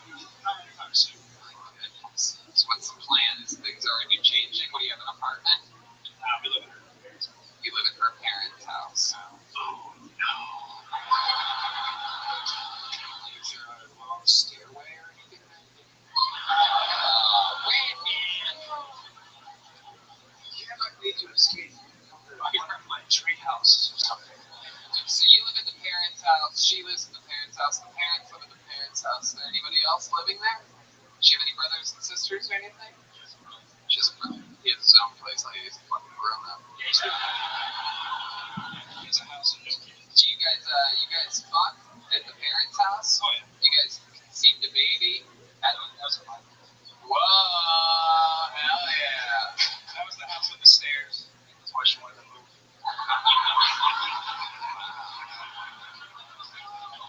Just had to buy her a hoverboard right on top of the stairway. It's hard getting a girl pregnant. Not for all of us. At your I wasn't done, you fuck. Setting up a completely improvised It's Joe. Son of a bitch. Anyway, can't do it now. So tell us, how did you end up like that? What are you, what's your food of choice? You a big cheesesteak guy? Yeah, what else? What else do you love? What's like a guilty pleasure of yours? What's something crazy that you eat that we would be surprised by you? You seem like the kind of guy that like drinks a gallon of milk to start the day. You know what I mean? It's just what I do, man. I gotta go fucking pay the ambulance. I'm out of here, please. Fast food. Fast food. Fast food and slow walking. It's mostly standing in one spot. I like your style, David. A lot of people with babies on the way here. It almost seems like that's one of the only things to do in Philly. Make babies and rationalize how creating life is life. So deep, bro. Alright,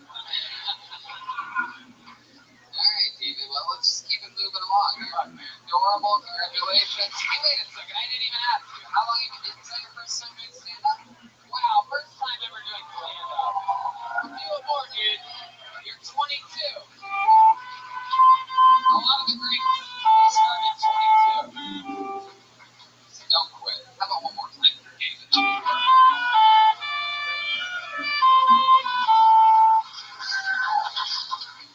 Is the baby mama next to you? Yeah, look at her. I like that. Yeah, that's one of those fucking big red glasses chick. Give her a couple shots.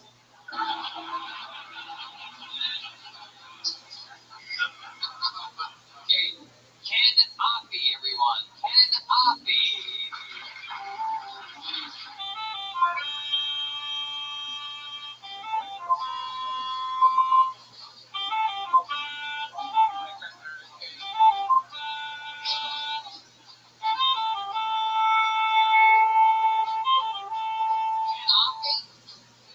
Whoa, Jesus, alright, oh my god.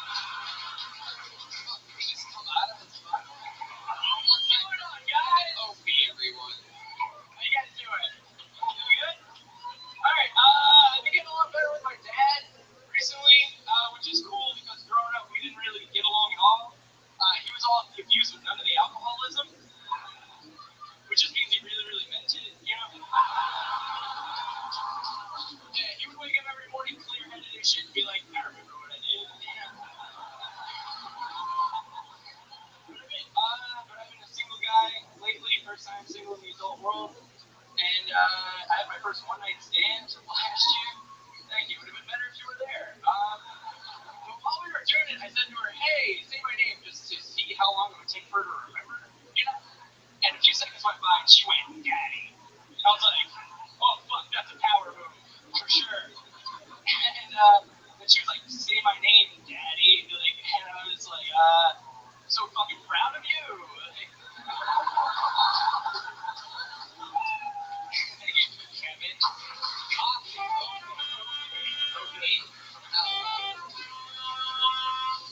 Fuck yeah, you did it, dude. Thanks, man. You fucking did it, Kevin. How long have you been on stand-up? 2 years in June. 2 years. That's awesome. All here in Philly, or?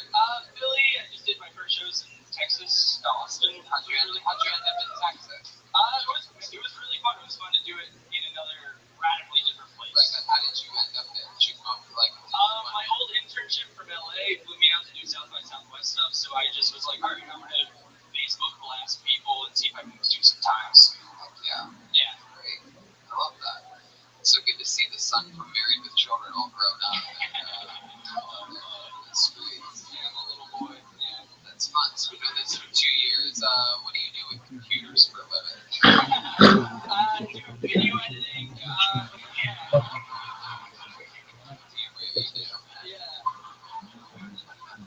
I just have to ask a question because this is very important.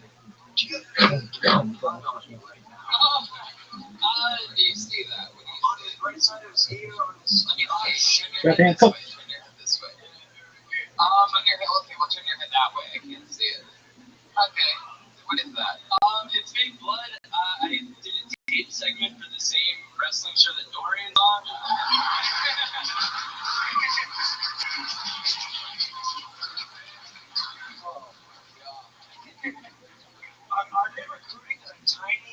wrestling. I wrestled one weight in high school. Yeah. You look like you wrestle at the WWW.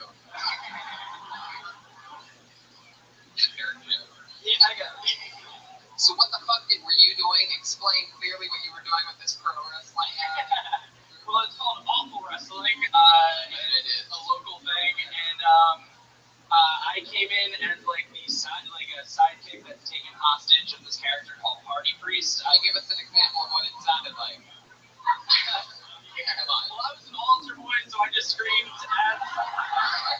You were dressed like an altar boy? It could be like Gregorian robes. It's Yeah. pretty wild.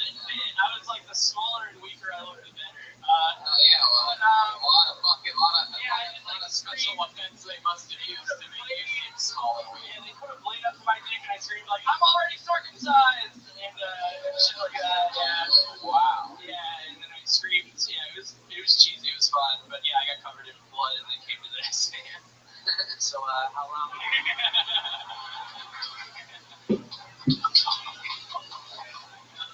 was gonna just ask how long you've been wrestling with your sexuality.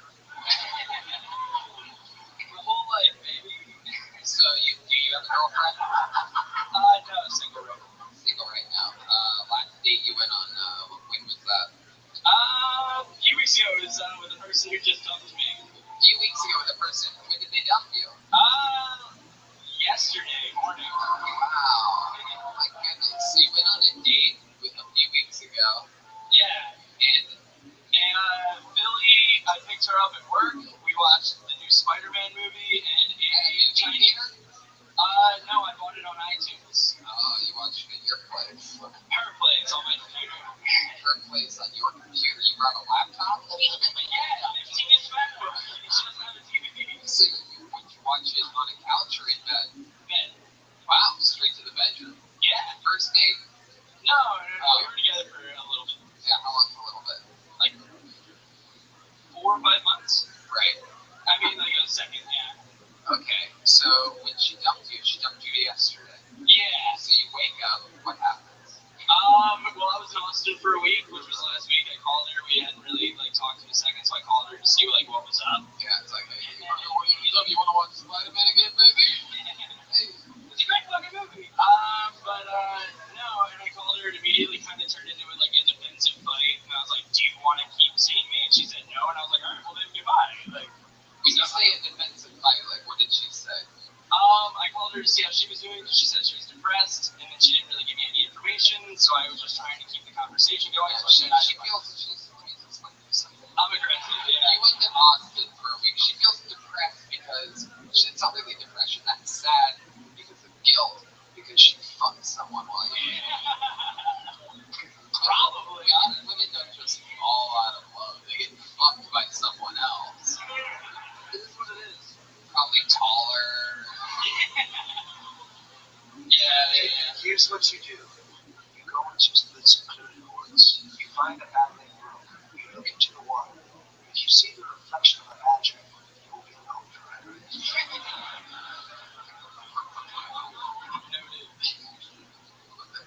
That's it? So he's just going to find out if he's going to be alone forever? He'll be alone forever. My There goodness. is only one option. For other people, if you see a Mustang, then if you see it grow, oh, it's on. Is there anything about you, Kevin, that we would be surprised to know, other than the fact that you take segments for wrestling? My first job when I was 16, I was Elmo at Sesame Place. Do you have an elbow? I do not have an elbow.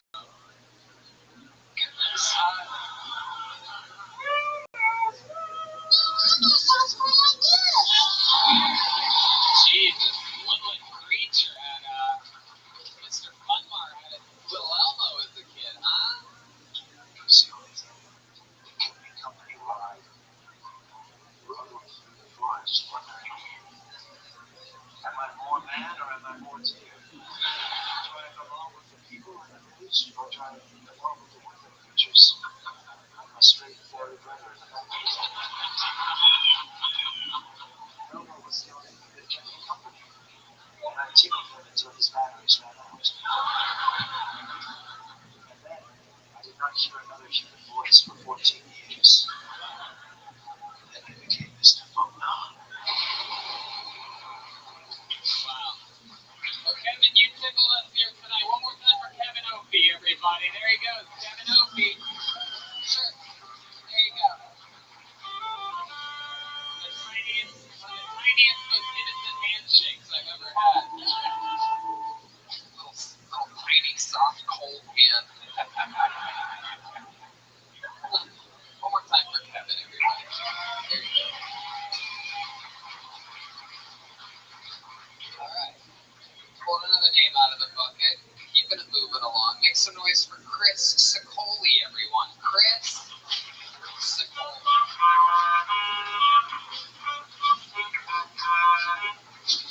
Here.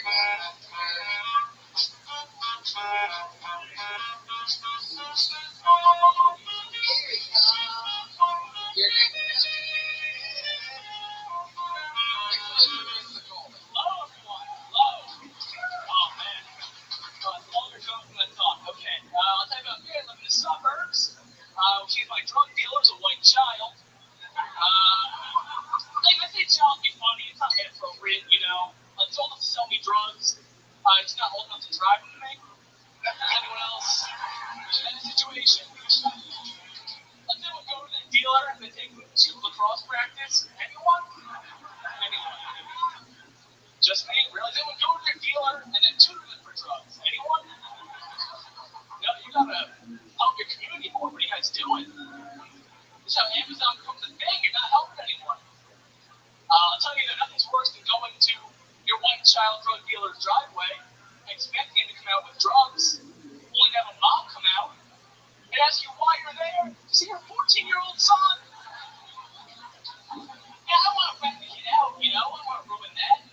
But man, I'm not gonna lie. I was just like 14. He told me 18.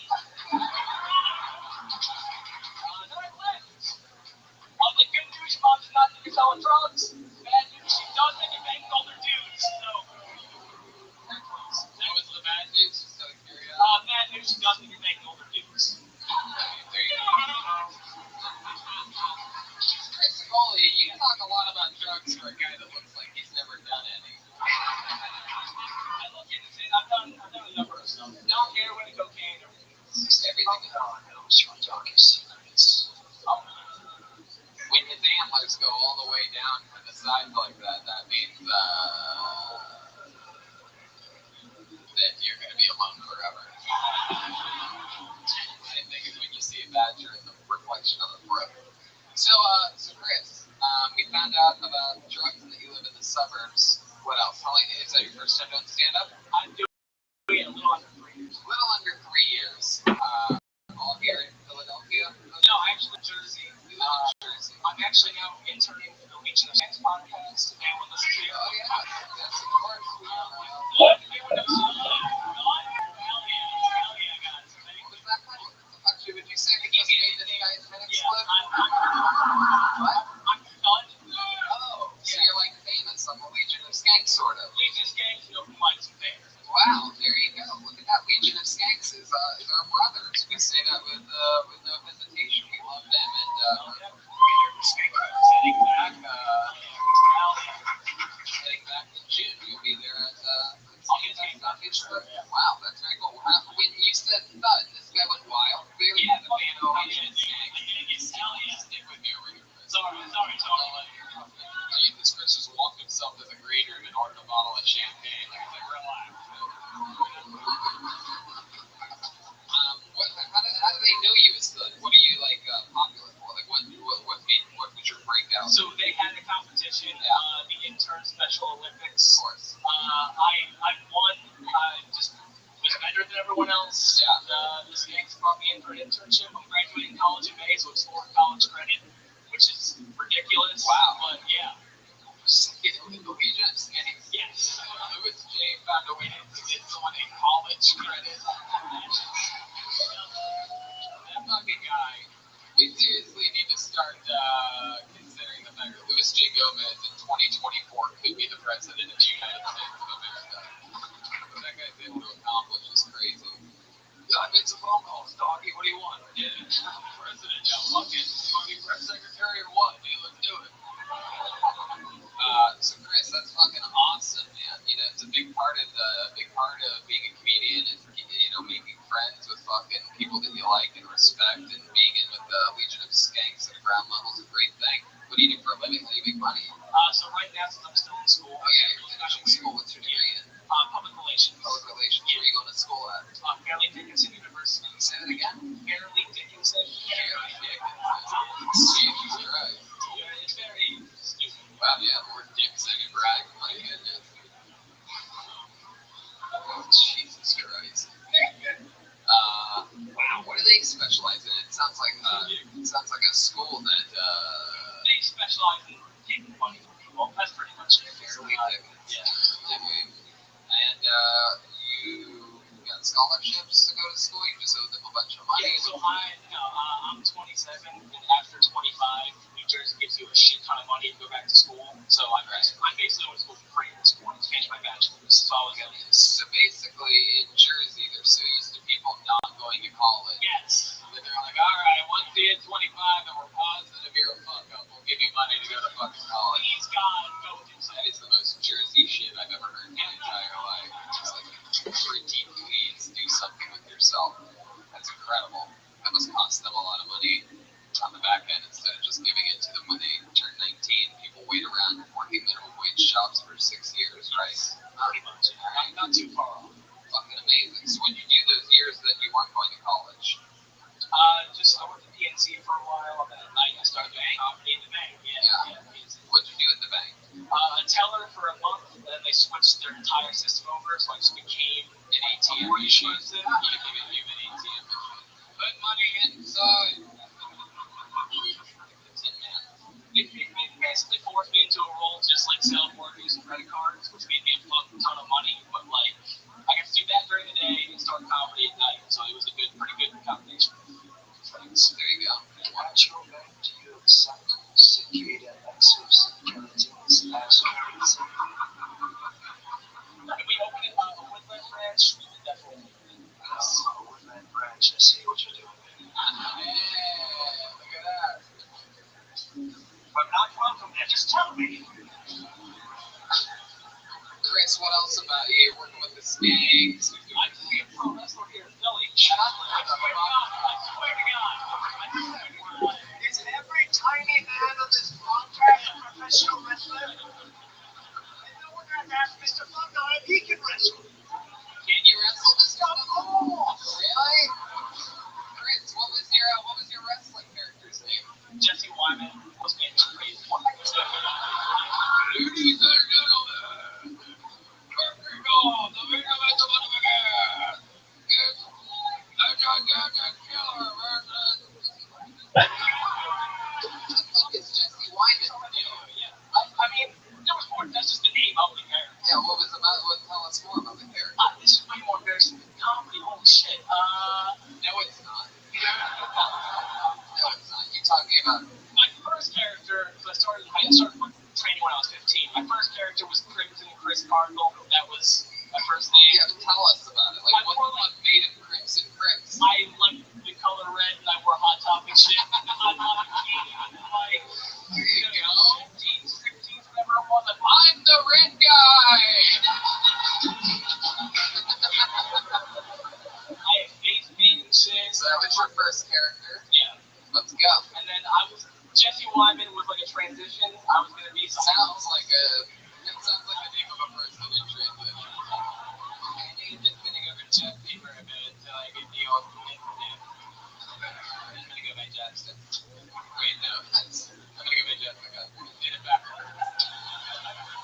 I hurt my back on a dive through the ropes, and that kind of stopped my career. That's why I stopped wrestling. What the hell? I'm going to go by Jess. All right. Well, Chris, amazing that you were a fucking pro wrestler. I wish I found out more about you. You know, drugs are a hell of a thing. I would have loved to have heard more. You know, I feel like drugs shows really don't give us a great sample size of what you're capable But it's just my go-to opener, so I'm expecting it picked for 30 to 40 names. So I kind of like just going to most of that nobody's expecting. Yeah. That's fair.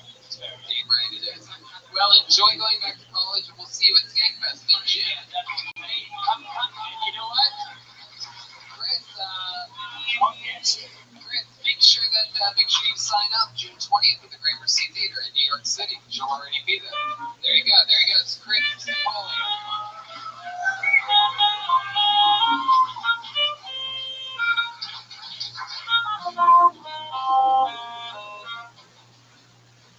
Alright. Bucket we go. This looks like an interesting name. Make some noise for Matthew Maximus. There we go. That guy sounds like a pro wrestler. Matthew Maximus. Here he comes. There he is, walking all the way around.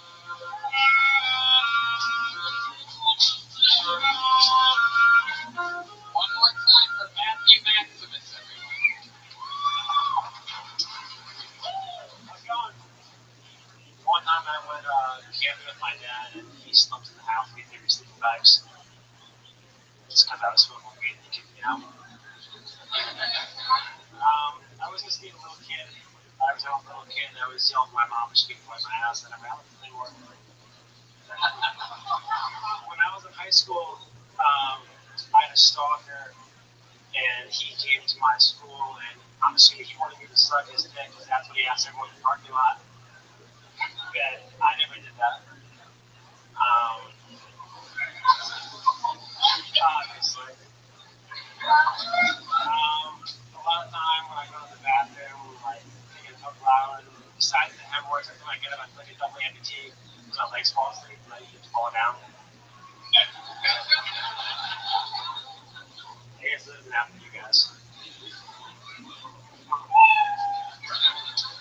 There you go. There he is. Maximus, as I like to call him, John Mayer with leukemia. How are you, buddy? Are you not entertained? What? Are you not entertained? What's your accent? Let's check in with Mr. Pumba. Yes, I'm pretty sure he accidentally signed up for the sheet for free therapy and not chemotherapy. All those were weird quips about his life that I was like, huh? Yeah, I really was. Oh, is this serious? This guy's got issues.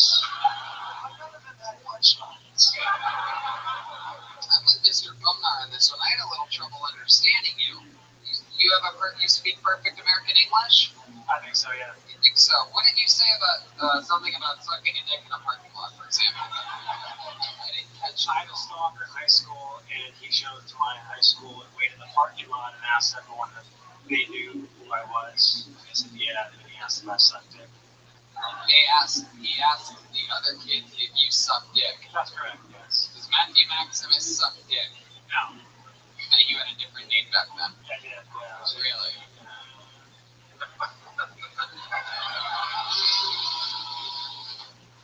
So Matthew Maximus is a stage name.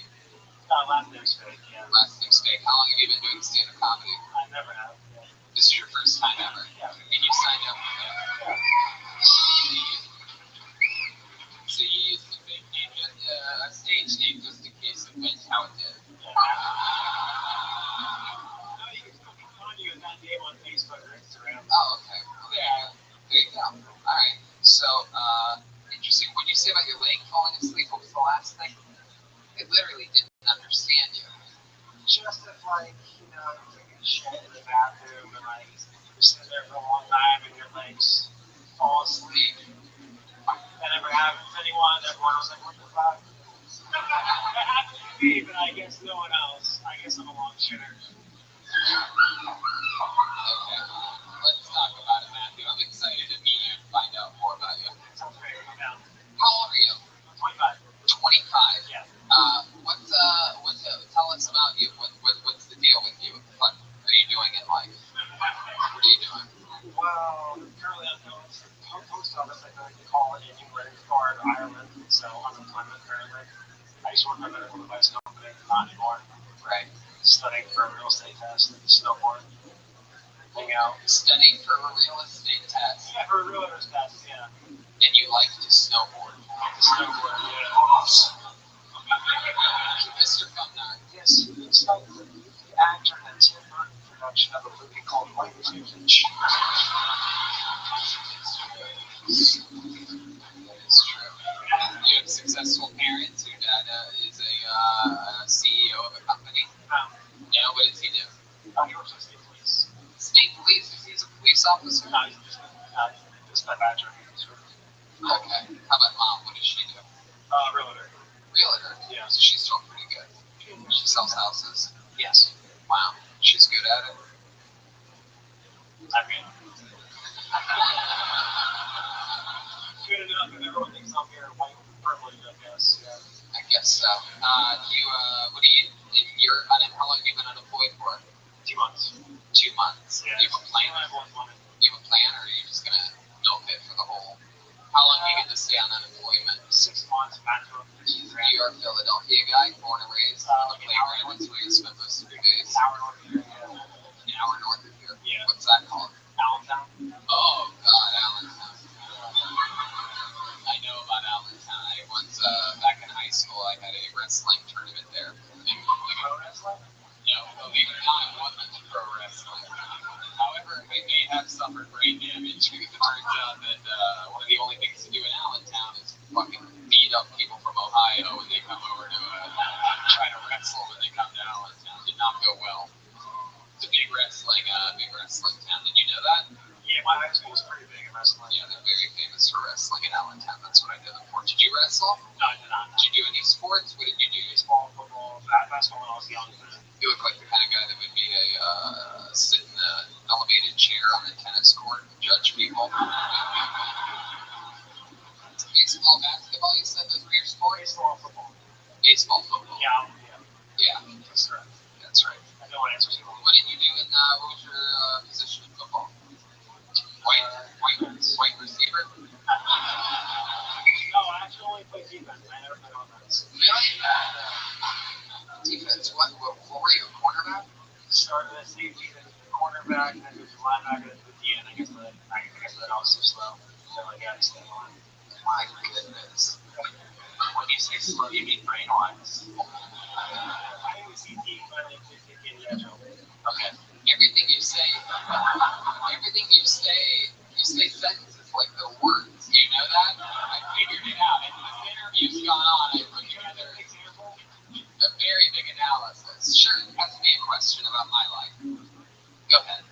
Anything, you can't fuck it up. Tony, what do you do today? I woke up and I drank a coffee and I ended up watching Pittsburgh 3 was on the TV because HBO was on the night before, so I ended up just doing that and taking care of promoting Monday's show back in Los Angeles. I really didn't think much about anything. Talked to my wife, FaceTime, chilled, went and got another coffee and drank a bunch of water and then came here. So I podcast on monotone. Actually, I couldn't even help myself. I still know for a fact I enunciated better than you. Listening back to it, like, I can't even help myself. You switch all the words together. Yeah. No commas. I heard that.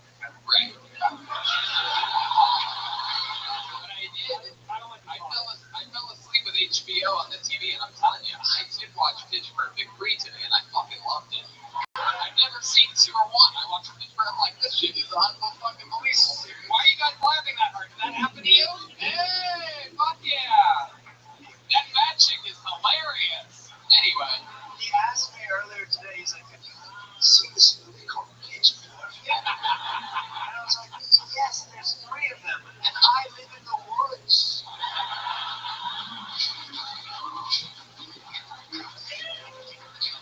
Oh, that is so funny.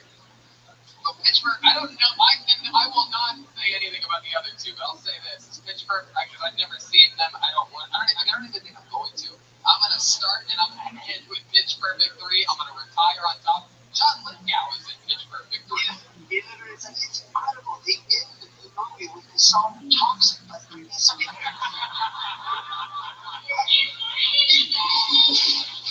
And by the way, I'm not even joking. This is verbatim from what you told me earlier.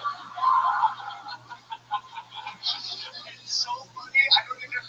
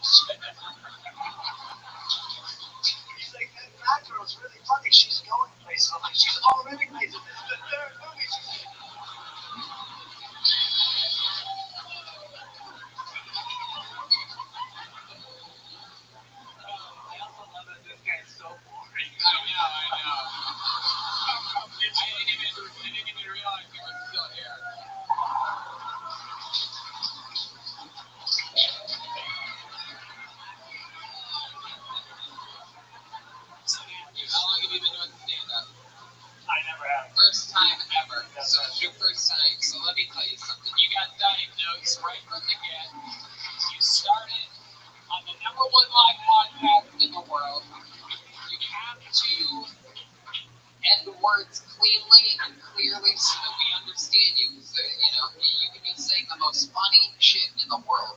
If Dave Attell had the same brain joke-wise as he has, but he delivered it how you deliver it, nobody would ever fucking know what the fuck he's talking about. He's a genius. So the most important thing is you have to be clear so that we understand what the fuck you're talking about. So each person. Thank you.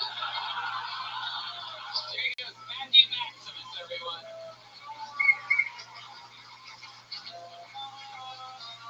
We are really, we're really over time. But, what do you guys think? Should we go to the bucket one last time?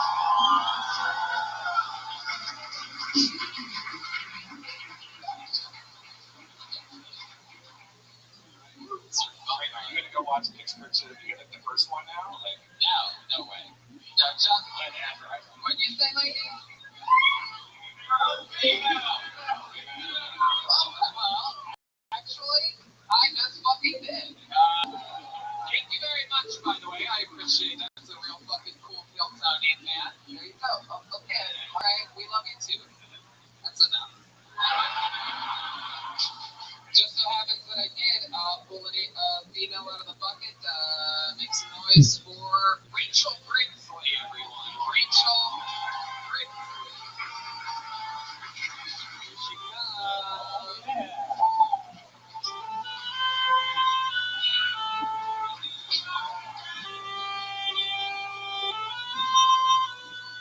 One more time for Rachel Brinsley, everyone.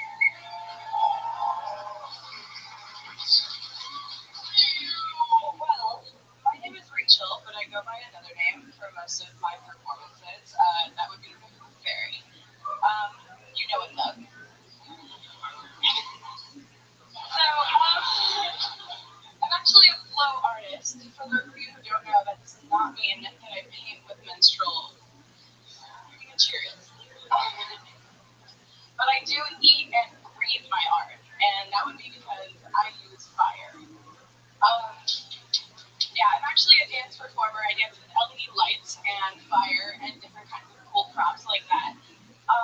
Unfortunately, most of the time when I tell people I'm a dance performer, they don't quite get that idea. They usually think I'm a stripper, which I think the thigh highs probably don't help. But I actually study veterinary science and work with animals in my free time. Mostly because I want people to call me doctor. Hey, there you go, Rachel Brinsley, everyone. Come on. Oh, you don't see me. Hi, Rachel. How are you? I'm great. This is my birthday celebration. Wow. It's your birthday? Well, yesterday, but Well, there you go. that's all I wanted to do. So, Happy birthday to you indeed.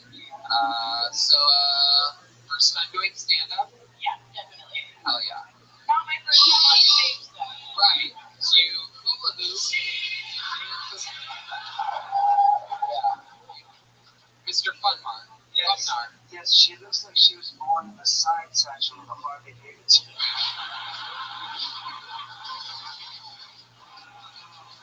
She's incredible. For those of you listening to the podcast, she's very, very attractive. She's wearing short shorts, high socks, and you remind me of one of my favorite characters from Pitch Perfect 3. I can't remember her name. Is it a bad one? No, it's not. No, not the same. Game with fire. Oh, no. Yeah, explain I what's do better. fire. Basically, I do fire performances. I have an LED hoop, and then a regular hoop, and they catch on fire. So you go to like music festivals and shit? Yeah. And you're like, Walk down to school, it's really bright. Yeah, I actually went to college as a woman. So, is that true? yeah, What do you mean by that? It's a hippie college in Washington State called Evergreen State College. It's in the middle of a rainforest. You, a hippie college? I don't believe it. What do you study there? One basic bitchery.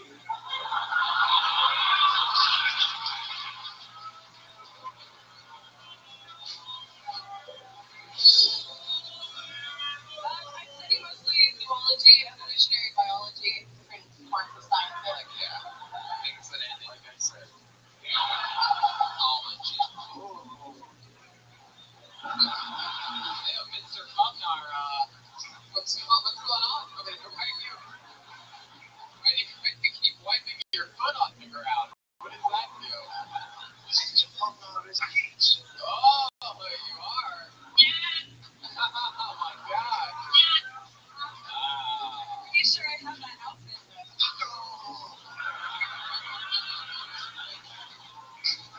Mom actually studied zoology, so she might know where all your pressure points are. What sign are you? I'm an Aries. Stop.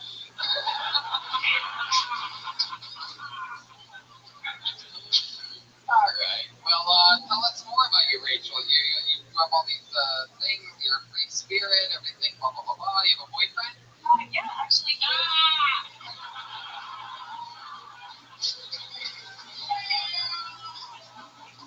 How long have you been with him? Is he here tonight? Yeah, he's Robbie here tonight. He's right over there. We've been together about 6 months. Oh, okay.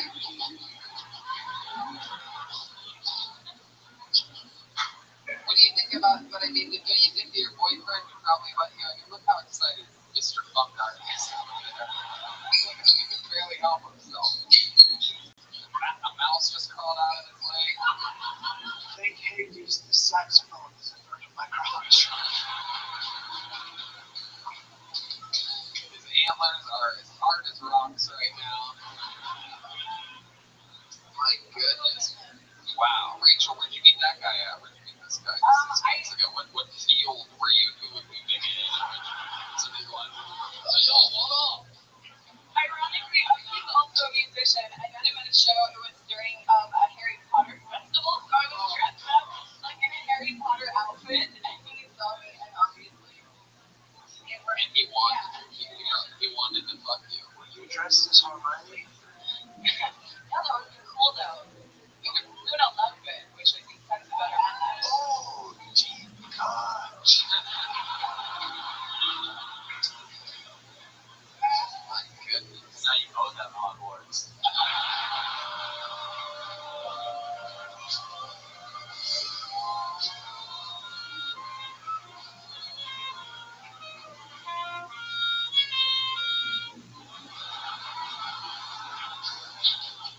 I love it, Rachel. How did you find out about this? What made you want to come up here tonight?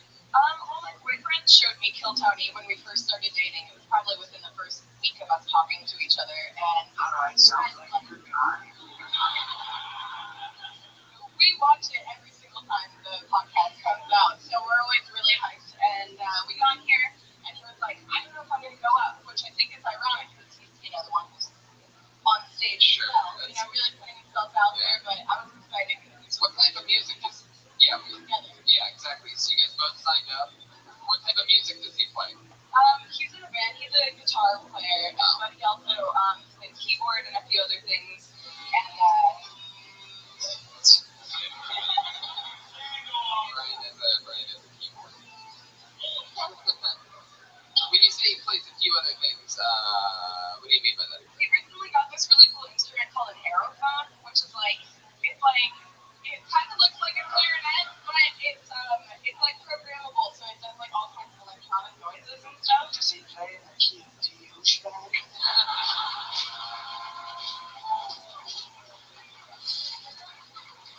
Well, Rachel, thank you so much for thank you so much for being a fan of the show and for having the courage to sign up tonight.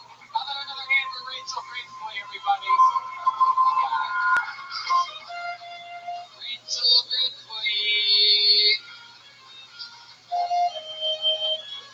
One more shout out to the amazing people over at BendDSI. If you're a real fan of Kill Tony, go to BendDSI.com, use the promo code KILL120 so they know that we sent you. And just bet some money. Bet a little, bet a lot. Just use the promo code KILL120. And how loud can this place get for the great and powerful Jeremiah Watkins, Mr. Bumgar?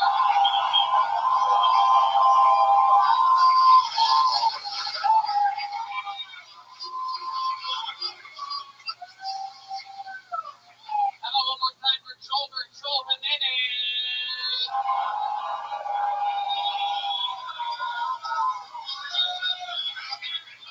Anything else, guys? Anything you want to mention?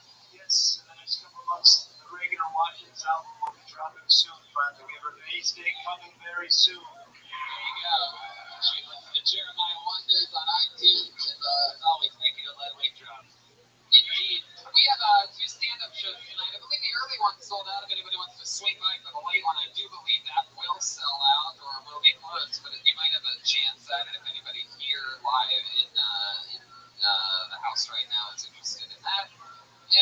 Yeah, we're back on Monday with Tim Gillen. A lot of fun episodes coming up, and make sure that if you're out there around the country, just a little reminder: West Nyack, New York, St. Louis, Missouri, Ventura, California, La Jolla, California, San Francisco, Sacramento, and New York City. How many of you are going to make the drive to the Gramercy Theater on June 20th, huh? Oh, that felt good. Like 9 people. Thanks a lot, bozos. How about another hand for the great Brian Redman, everybody? Thank you, Philly. Thank you so much. Love one another. Take care of each other. Hey, Jeremiah.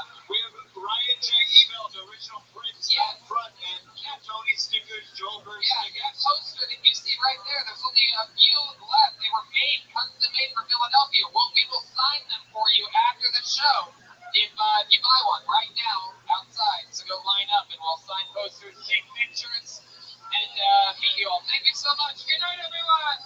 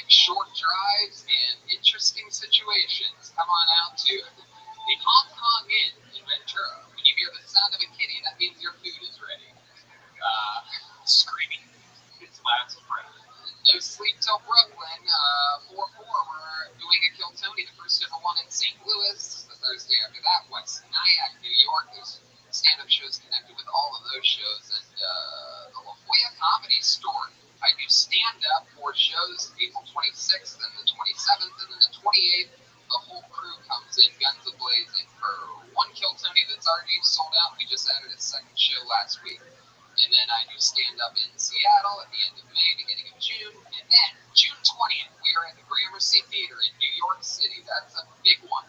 That is a huge show going right into Skankfest. And then Kiltony Mania is still scheduled. It's happening again. The return to San Francisco, October 18th and 19th. We do 8 Kiltonys in 8 days that week, including 2 in Sacramento on the road to Kiltony Mania, October 16th and 17th. Heck yeah. Heck yeah. So many days. So much stuff happening. The new Feminine Stacy t-shirt is available at JeremiahWalker.com. It's out. It has been released. And next week's guests will be Dan Soder from the Bonfire podcast and the return of Louis J. Gomez, whose special comes out that day. New special.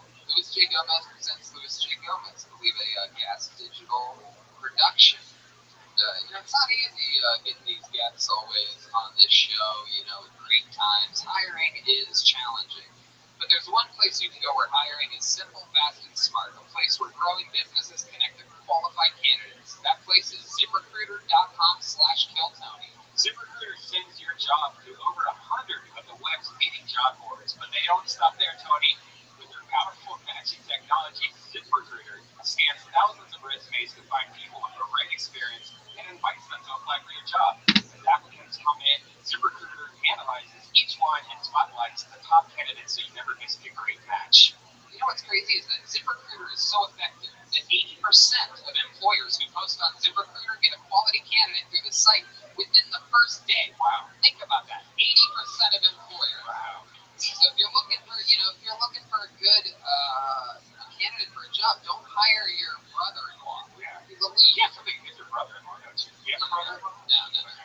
And right now, our listeners can try ZipRecruiter for free at this exclusive web address, ZipRecruiter.com/Kiltony. That's ZipRecruiter.com/KILLTONY. ZipRecruiter.com/Kiltony. ZipRecruiter, the smartest way to hire. Heck yeah. I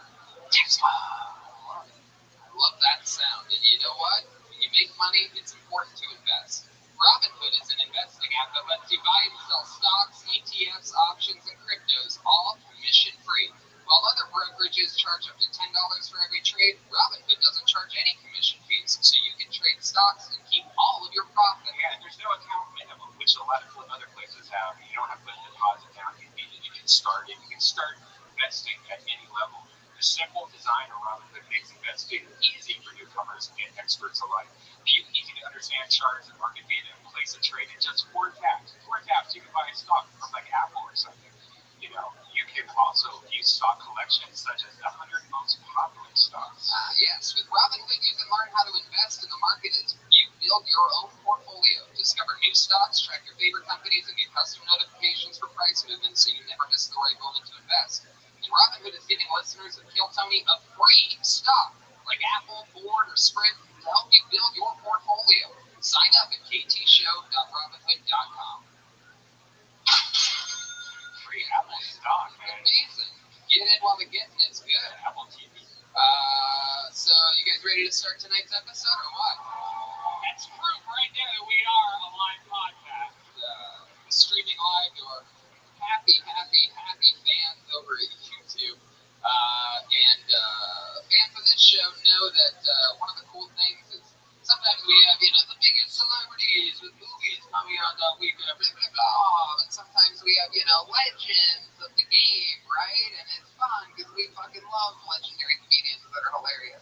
And then sometimes we have these comedians that are on the cusp of becoming world famous names, right? Your Tiffany Haddishes. I mean, we've seen it a million times.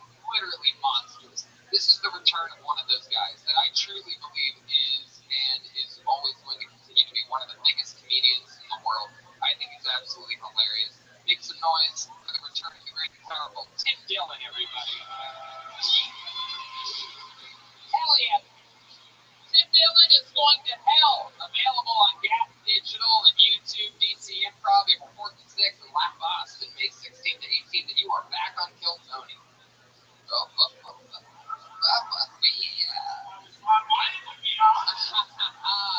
Hey now.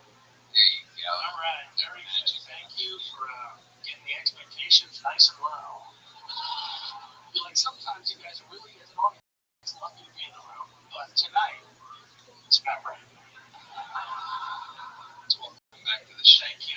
Let me start out about this. Life is good right now, and I just want to jump right back into the show. You want to get the band up here? Let's get them on.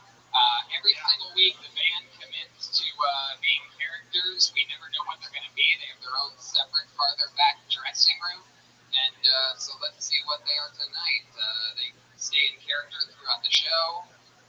And here we go. It's the best damn band in the land. It's the Kill Tony Band. Jeremiah Watkins, Joel Jimenez, and Girl McCris. Here we go. Here we go. Oh, what's happening here? Wow. And the kids from Finding Neverland. Awesome. What a good feed. Who's Michael? Are you guys kids? Is that what it is? My mom and dad said if we eat too many sweets, we'll end up looking like that guy. Hey, no one fucked me as a kid. Or now. All right. These are some mean kids coming in hot tonight. What? We're from every Disney sitcom. Oh, boy. Oh, I remember you guys, the Disney sitcom kids, the child stars. Yeah, I'm Skylar. Oh. Skylar, you've been on this show before, and who do we have over there? What's this young cancer victim? Hey, Tony, I'm Tyler. I think this isn't Sprite. I think it isn't Sprite, and who do we have back here? This Mexican problem child. I'm Oscar, the non-threatening brown one. I'd say he just got transferred in from another district. And it has begun. So we're going to be meeting new comedians, or maybe it's someone's first time, or maybe it's a comedy vet just coming up here to flex for a minute. I have a fucking filled with comedians' names. And we're going to do it with the Disney stars, Tim Dillon, the whole crew. If I pull your name out of the bucket, that means you get 60 seconds uninterrupted. You know your 60 seconds is up when you hear the sound of a kitten. That means wrap it up, or I'm sure going to bring out the angry Neverland bear. Wow. There you go. So the party shall begin right now. This is Kill Tony live, the return of Tim Dillon, and the return of the Disney stars. I'm excited about this. Yeah.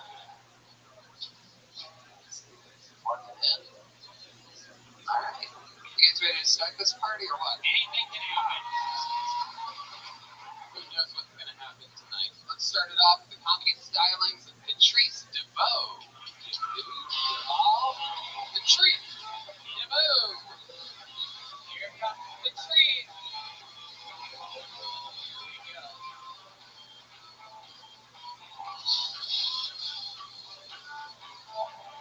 Hey! One One more time for Patrice. Hey. I don't have a lot of time, so I'm gonna be quick, and we're gonna be family while I'm up here. For those of you who don't know and can't tell, I am a trans woman. Okay, I know some of y'all already. Let me be more specific. I'm trans wealthy. Some of y'all still confused. It's okay. That means I identify as someone with a coin, money in the bank. I like really nice shit, sis. But I'm in the body of a broke bitch, and I feel like if you believe God can screw up on gender assignment, fucking up my FICO scores. Oh, everybody, stop what you're doing. Supposed to be a 777. Because this motherfucker is about to get his ass kicked. I know that he's going to get his ass kicked. Tim Dillon knows that he's going to get his ass kicked. Tony Hinchcliffe knows he's going to get his ass kicked. Red Band knows he's going to get his ass kicked. William Montgomery knows he's going to get his ass kicked. Jeanette McCurdy knows he's going to get his ass kicked. Joey Diaz knows he's going to get his ass kicked. Everyone knows that he's going to get his ass kicked, but the person who knows he's going to get his ass kicked the most is the one, the only, Lucy Snorgrass. How you living, Pimp? I'm good. How are you? I'm kicking ass, taking names. You just jerking yourself off raw? No, retained. You haven't retained. Retained. That's Retained in the membrane. That's garbage. All right, you ready for your invitation? Yeah. Yeah, you're full of shit. You're gonna lose, unfortunately. I have to deliver another devastating loss. Probably like the 5th loss in a row, if not more. Doug, did you send me an invite? The game canceled Oh, okay. because you didn't join. All right. Check it out When did you send it? last night. Why didn't you come in and tell me? My favorite law YouTuber is talking about the Lego scandal. What Lego scandal? The bricks and minifigs Yeah, scandal. I saw this. What's the deal with it? Some guys sold his $200,000 Lego collection to a consignment shop called Bricks and Minifigs. Bricks and Minifigs did not pay this guy, and then this YouTuber, Reckless Ben, has been attempting to get the money back from the owner of the store. But the owner of the store, like, he took him to court, he won the court case, and then they just closed the store, and then now he has to personally sue him, and then he's trying to deliver the papers, and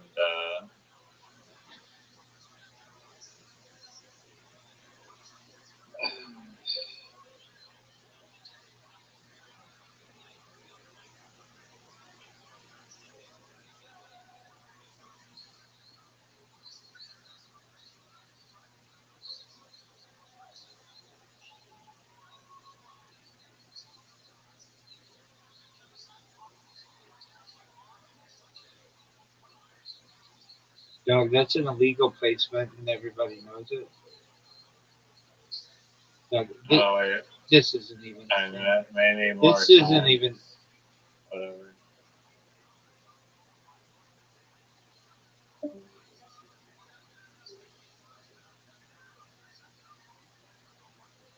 Bricks and Minifigs, they refuse to pay, and then wow.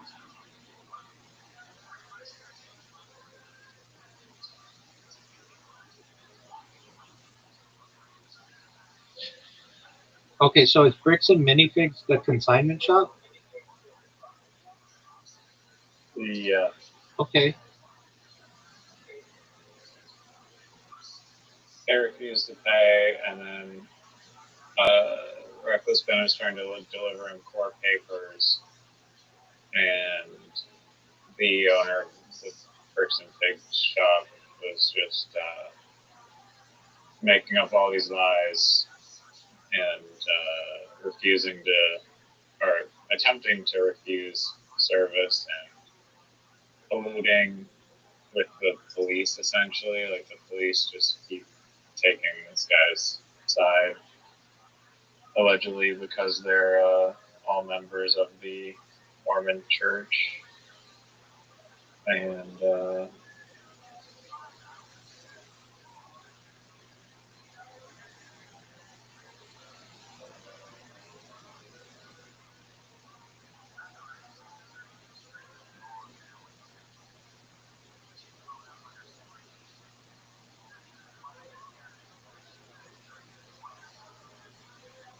And you miss playing with me because of that?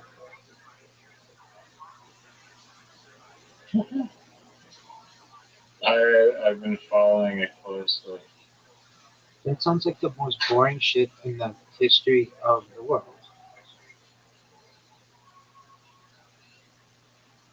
If it's so boring, then why are so many lawyer YouTubers covering it? Why is Penguins X0 covering it? Why are tons of YouTubers Look, covering it. nobody gives a shit about them. They care about you losing, like you're losing right now in Literati.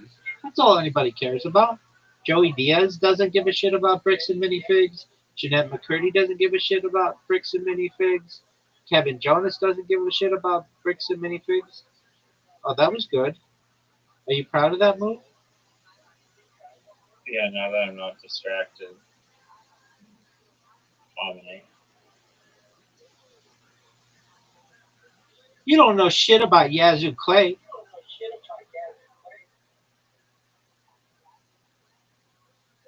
Is there a lawsuit for both Yazoo Clay? Yeah, actually. There were like 6,000 bodies found in Mississippi.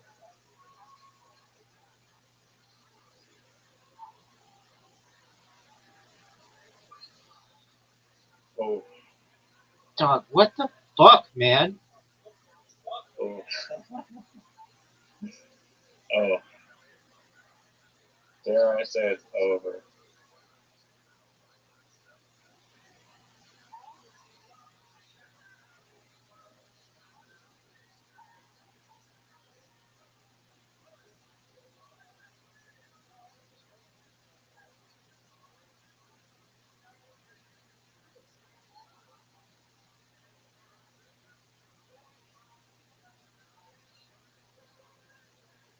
Dog, what the fuck?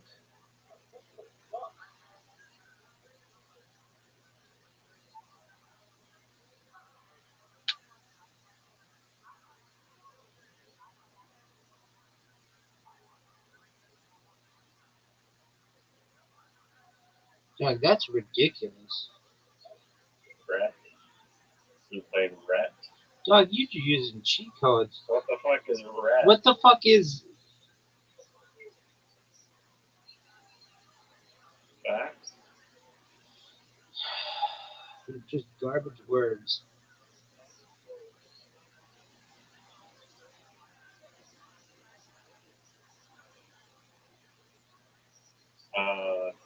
That's too bad. Spoiler alert. Yeah, it is too bad because you're playing cheating words, words that cheaters use. I know that they're words that cheaters use.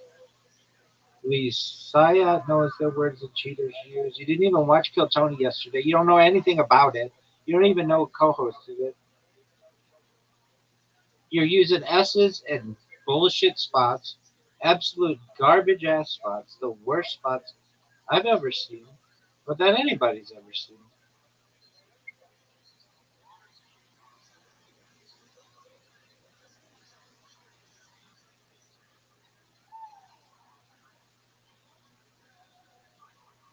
And you don't know anything about Yazoo Clay.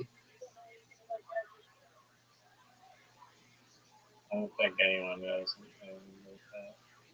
Garbage.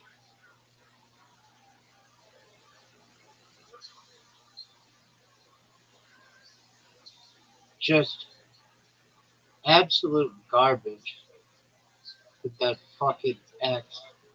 Garbage. Vega? That's not. What the fuck? That's not even a word, dog. Oh, it's a word. Oh, no, it's not. Definitely a word. Definitely not. Definitely a word.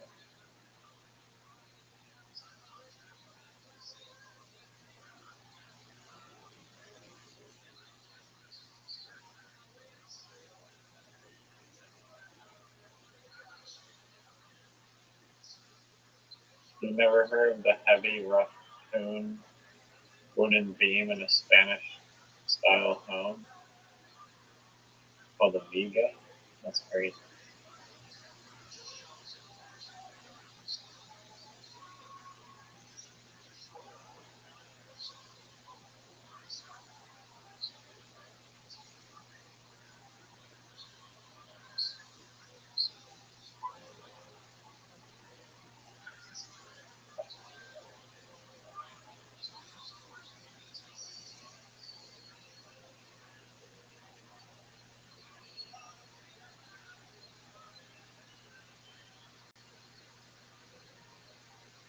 out of those. Why? I don't think we've had a board before that has gone completely from left to right like this. Board's really going up or down.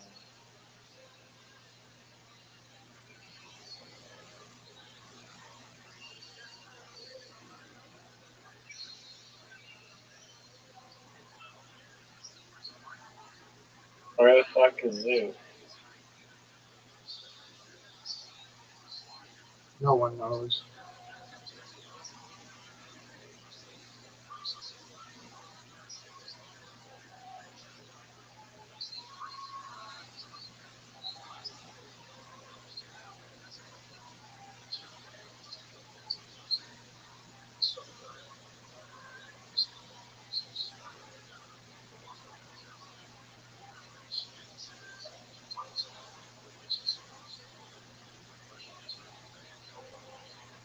Damn, this is a long word.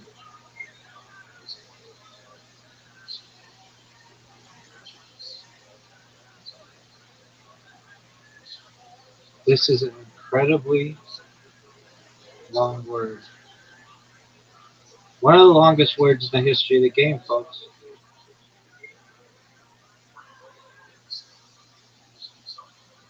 Oh, did you really just do that? What do you want me to do about it, dog? You used What fucking a joke. XI, garbage ass thing. Nobody thinks that's a word. Just use mole. It's not a fucking word. Everybody knows it's not a fucking word. Joey Diaz knows it's not a fucking word.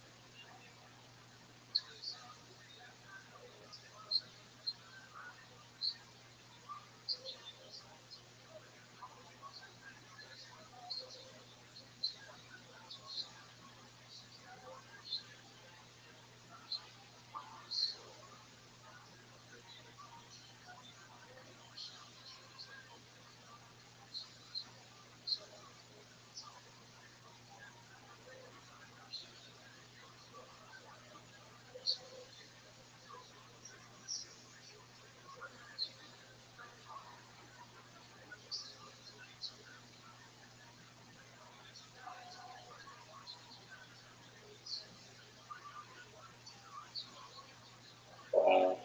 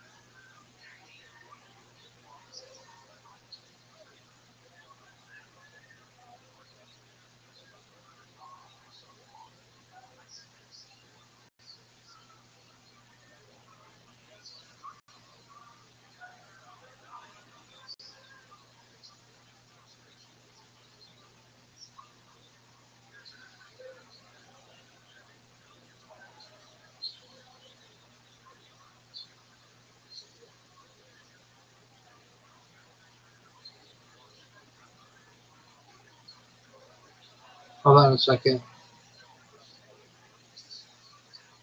We're good.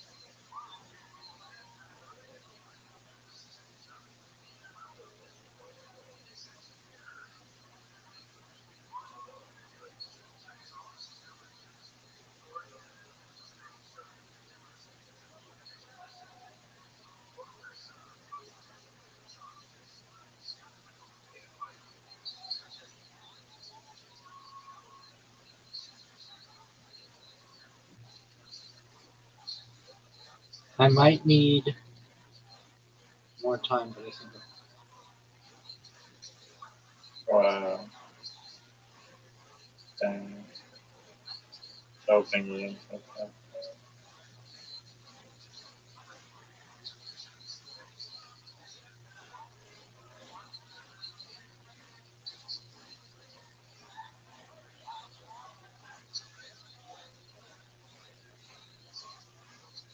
you were saying you've never seen us do like all the way to the right and then all the top right to bottom left. Yeah. It could be because your first play was end in a weird spot, but I'm not sure.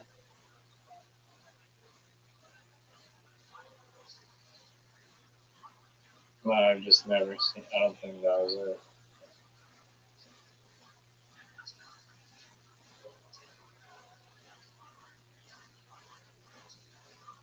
What the fuck is this bullshit? Mr. Gangster.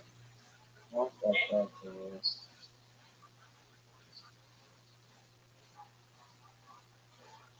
You don't know anything about Yacht Rock Radio.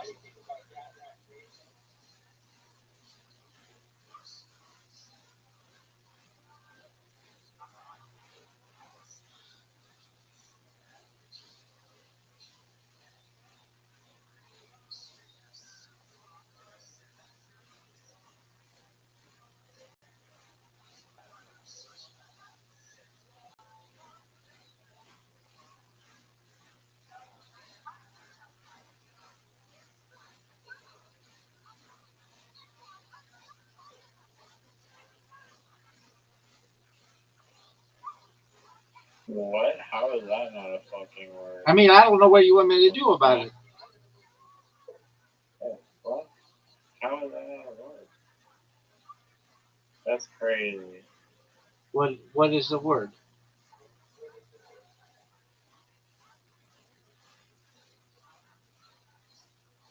I don't know. But wait, that's weird. Wait.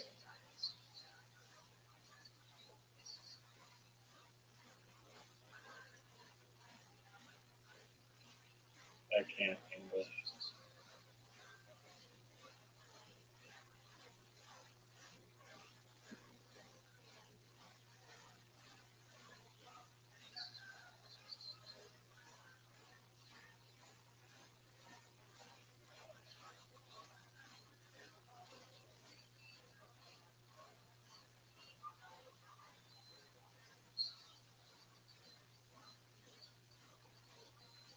How many things are left?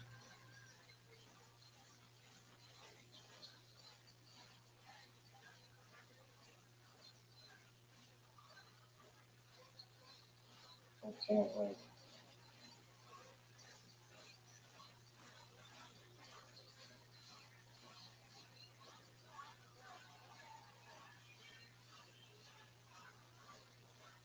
There's 0 left. This is garbage. What do you think ZD for like 100 points?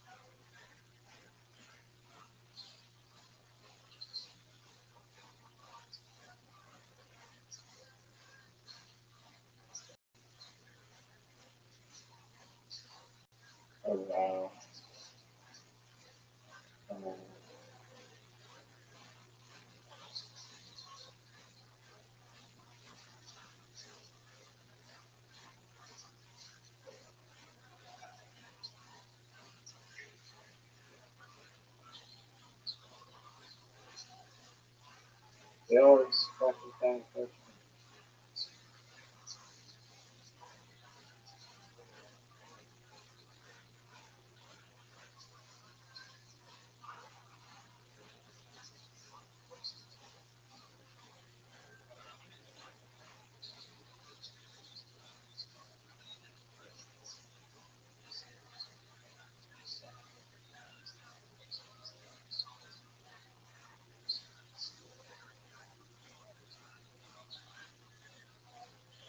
They'll have to get back out. How do I get it back? You played something. Just pass. This is unprecedented. Oh, they'll cry about it. That's unprecedented. Like, I was literally like, That's thing was glitching. Dog, that's unprecedented. The thing was actually glitching. Dude, we've never had it where someone played a word and then got to go back. It's just never happened. I mean, it's without precedent.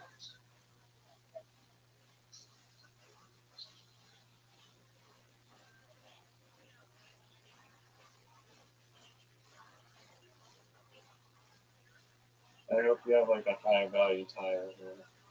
Oh, fuck. Damn. Champion, baby. I overcame cheating. I overcame challenge. I'm the greatest literati player to ever play the game, to ever consider playing the game. And Riser came up short. What did you play? I could have placed it by the P and the G and one. Where? By Napes. Napes? P and the G? Where? Yeah. Oh. Could have placed the E there and one. Egg is not a. How is egg a word? I'm pretty sure it is. Okay, well. I mean, do you want your. Can I pass? I think I can pass. It says pass. I'm going to pass. Are you sure you want to pass? Yes. Are you sure you want to pass? Yes. Are you sure you want to pass? Yes. Are you sure? So nothing happens. No, you're legitimately like for cheating because you're like, just whining about my moves to like the point where it was like. No, I didn't whine about really, shit. I mentioned. Z, what is this bullshit? Doug, I'm the one who played the Z, dog. I'm the one who played the Z. How about like the XI? That was weeks ago. Yeah, we were like crying about it. Wah. Doug, all I have to say to you is one word and one word only. Like, Scoreboard. Doug, scoreboard. What do you know about scoreboard? There was a giant hissy fit. Doug, let me just say this. There's no reason that game should have been that close. I had the J, I had the X, or I had the Z, I had the Q. But you, and I had a blank house, but you had a lot of S's. Not that many S's. I had both V's. That sucks. You also had an S. Yeah, and I also had the championship. Do you recognize? Do you recognize? No, you said that you were going to come in here and you were going to win. I'd be at 500. Doug, you said, I'm going to come in there and I'm going to beat you. And you ended up losing. We played a warm-up game. It's not a warm-up game. That doesn't even exist in this world. You can ask anyone with a warm-up. I'm the champion. You won a warm-up game. I'm the chess champion. I'm the golf champion. And I'm a literati champion. I'm the best. You won't play me a bounce. That game gives me a seizure. Okay. So that's a cool story. You won't play me in Go. You won't play me in reversing. Game and a non-warm-up Literati. Dog. See, I dominated, baby. Champion. you're crying and whining and crying and whining. I'm the champion.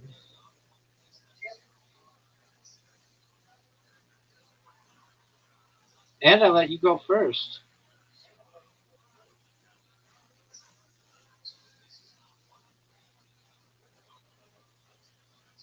Disadvantage to go second. No one. That's why I said I let you go first. Oh, one time? Thanks, dude. Dude, I let you go first a lot.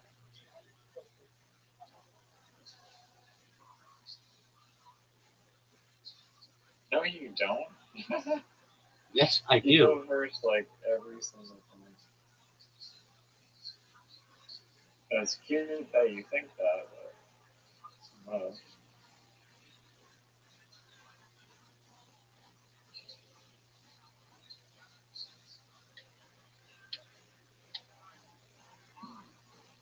Pika. Chew, baby. Pikachu. Everybody knows what Pika is.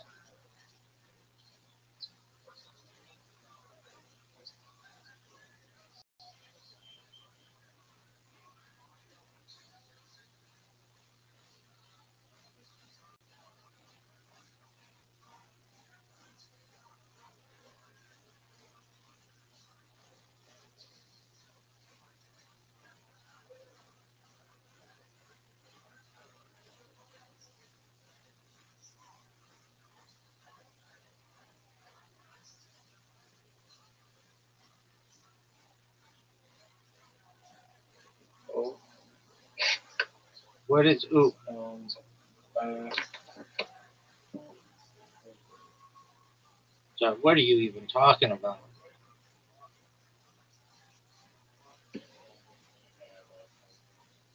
All right.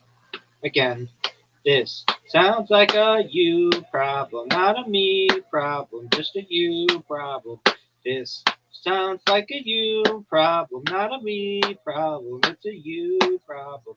This sounds like a you problem, not a me problem, but a you problem. This sounds like a you problem, not a me problem, but you. Hey, cheating. it's not cheating, dog. I was singing a short song. I'll give you your turn back if you want. Dude, I'll give you your turn. Do you want your turn back? No, it's fine.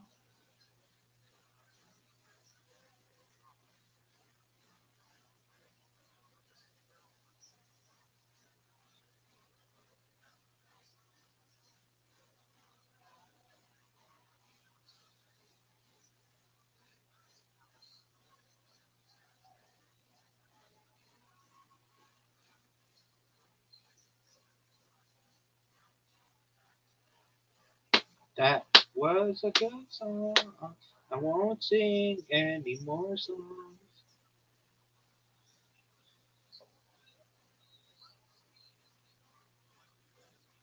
Are you fucking serious? Are you fucking serious? This game's over. You already called the last game over with your XI, and I had to make one of the greatest comebacks in the history of the game. And you played Gaddy, and nobody knows what that is. That's obviously iCarly. I know it's iCarly. Carly knows it's iCarly. I don't even know who Carly is, but I know she knows that that is some bullshit.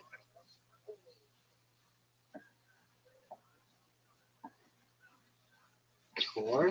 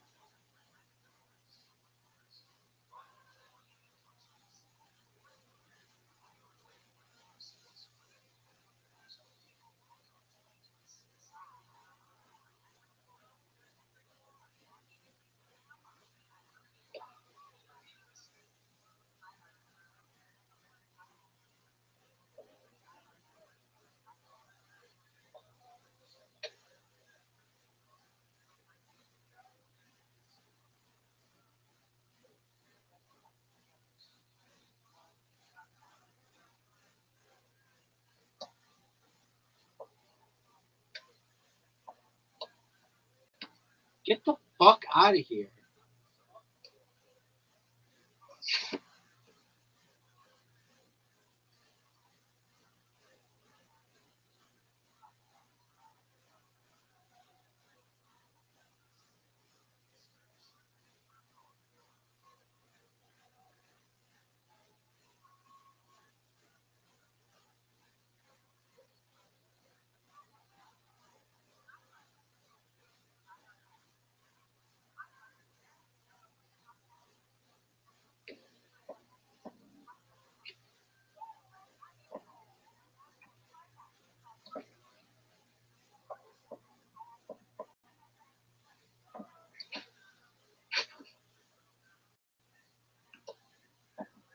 Garbage. Just fucking garbage.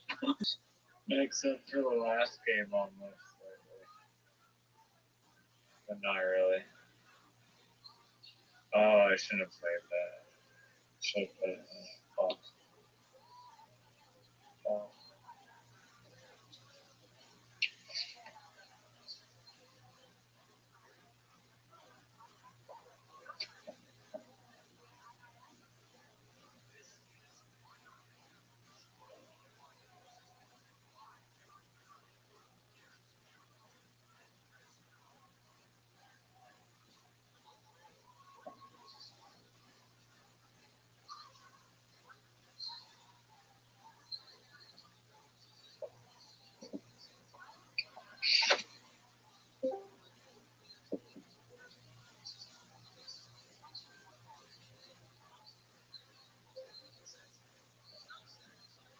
Piggybacking. Piggybacking. Piggybacking.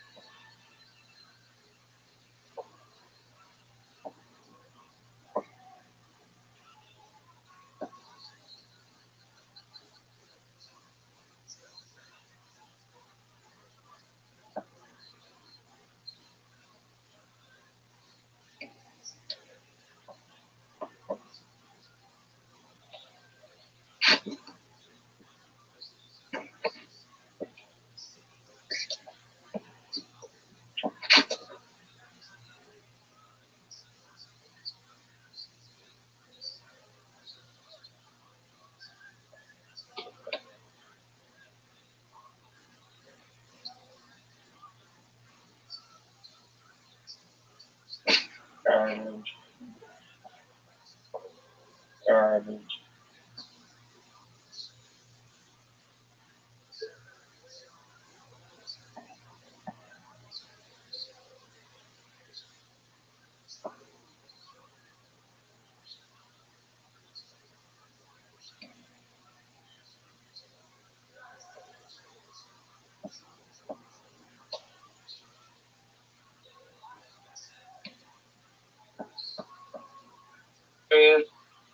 What up?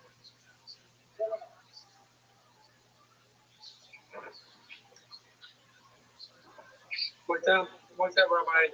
Just playing a game, big dog. How about you? You know the Steelers signed somebody. I don't know what you're saying, big dog. The Steelers. Oh yeah, I know the Steelers.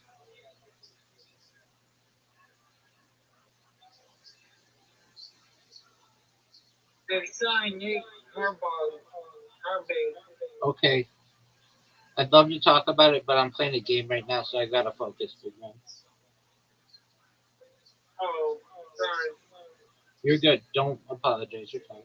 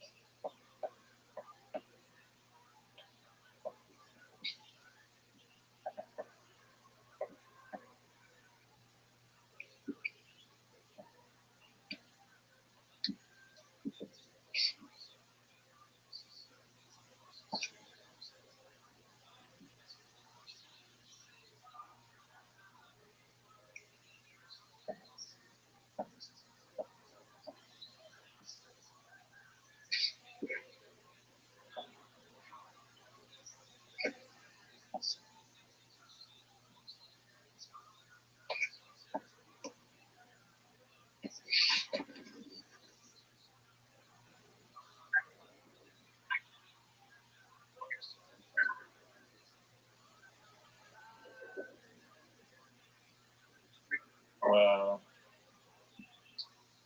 worse. No, I don't. I just put that down accidentally. Done anything for you to worry?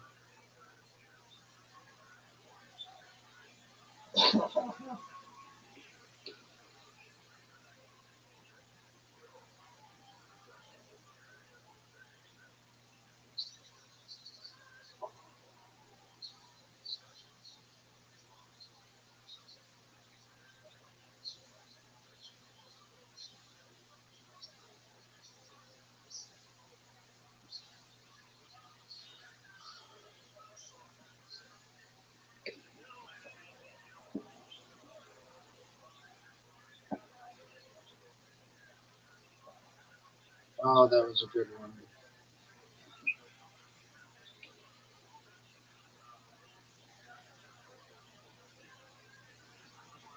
Oh no. I was gonna take away that spot, I guess.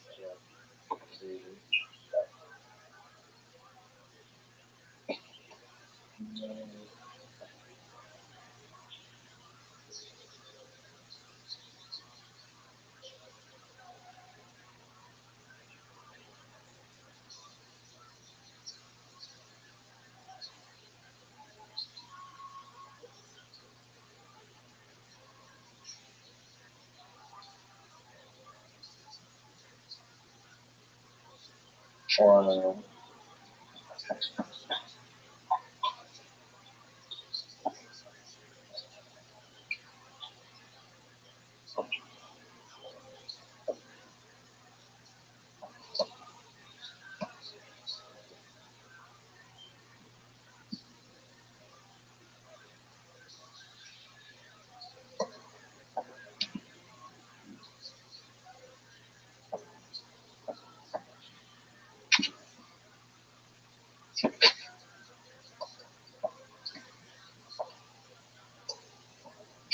That was good.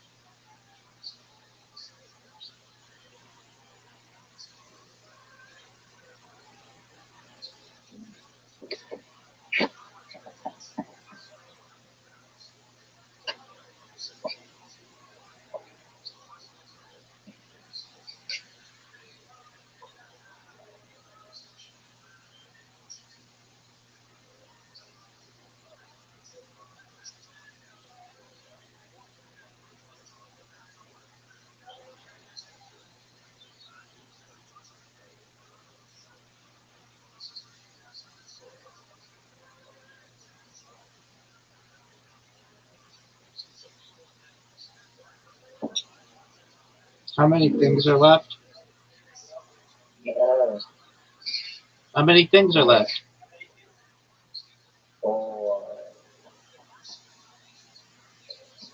This would be the greatest comeback in the history of the game.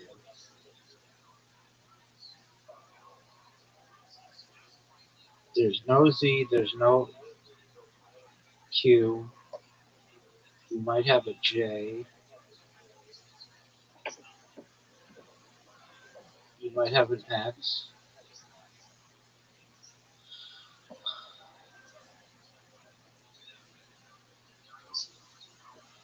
There are no V's.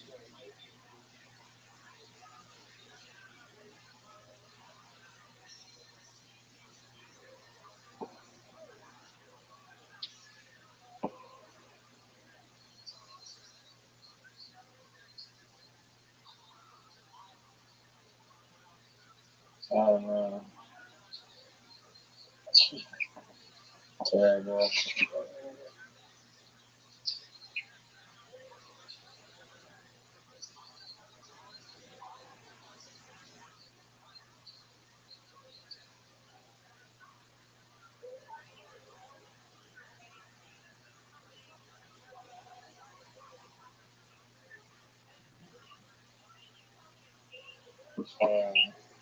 Devastating.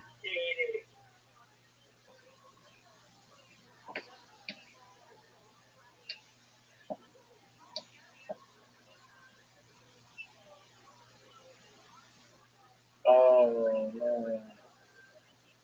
Oh, thank you.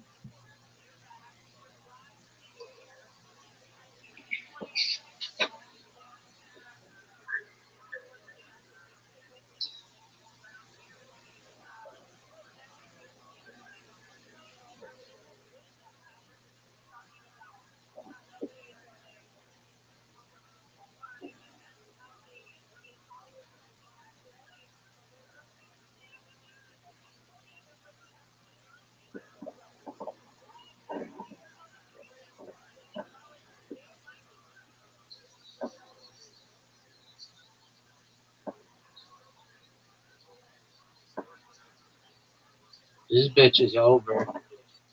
This bitch was never even close.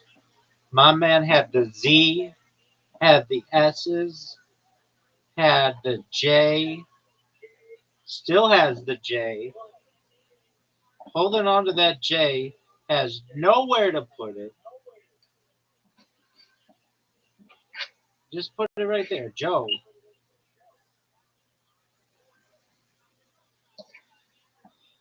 It's over. This ain't a warm-up game, folks. This is the real deal Holyfield. Champion once again. Can't stop, won't stop. Wins by more than 100 points. Got that belt. It's because I didn't want to play the jam at the end. Why wouldn't There you, you go. Doug? Why wouldn't you want to play the J at the end? I'll wait. The game was rigged. Dog, you got the J, you got the Z, the J. You got the Q, that's, and the X, Okay. and the Y. Doug, the Y's nothing. And I think there are two Y's. Did you got both? Yeah, you got both Ys. Both Okay. Ys. Doug, you got one S, two S's, three S's. Wait, did I get double blanked this game? I did get double blanked. Would you look at that? I finally got double blanked. No wonder. I was like, man, something feels wrong. And it turns out I got double blanked. Well, Interesting. you can call our friend Marlon Hill about this one. Because you got destroyed, son. See what happens, folks? See what happens when I get the blanks? It's over. It's over. Champion. Big dog. You got spanked that game. I took you out to the woodshed and beat the living piss out of you. Let's be honest. It's not a real victory if you double blank. So let's just call a spade a spade. Baby, I don't make the rules. I don't make the rules. I just win games. Do you understand that? Do you understand that? I don't make the rules. I just win the games. Do you understand that? I understand that you complain about something if you lose every single time. Big dog. Nobody remembers that. All they remember is this. A little ditty called the Scoreboard song, and it goes like this. Scoreboard, scoreboard, scoreboard, scoreboard, scoreboard. And I do that for the next trillion years. That's the Scoreboard song. Now, here's what I want to know from you. You lost in Carom 220 to 0. You lost in Literati 2 games in a row. What are your thoughts? So one game in a row. One game in a row. Dog. I mean, what do you want me to? And you're getting a count as one. What are you even talking about, dog? You lost the previous game by 2, and this game you lost by Do you remember 100. the concept of a woman and- game, or do I have to remind you? Okay, well, whatever this one was, where you lost 100 and by 105 points. That's all I know. And that's a championship. No, that game was rigged. I got double blank. Doug, you got the Z, you got more S's, and you got the J. I got double blanked, is what the audience will remember. No. Au contraire. I guarantee you. The people now or in the future will remember one thing and one thing only. That I whooped your ass out at the woodshed by 105.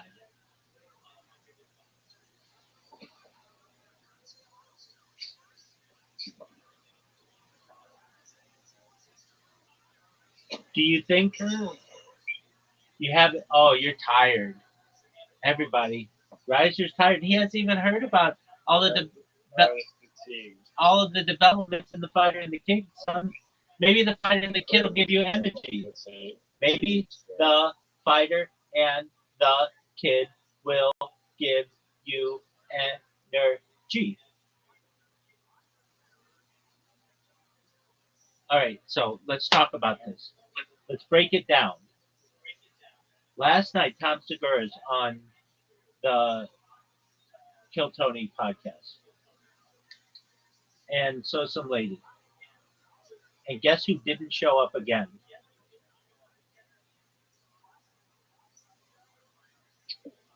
I don't know. William Montgomery did not show up again.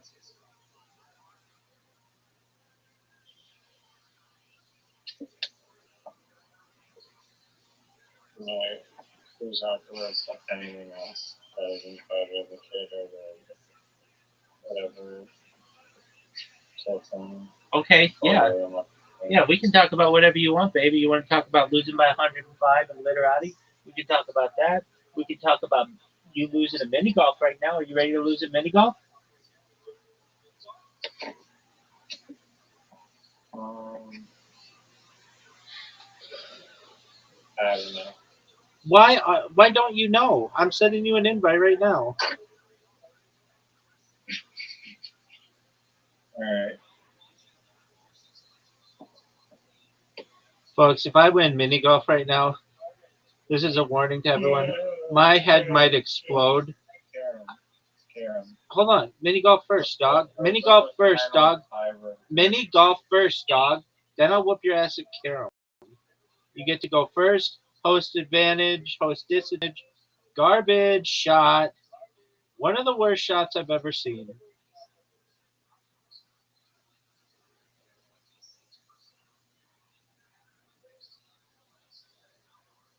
No.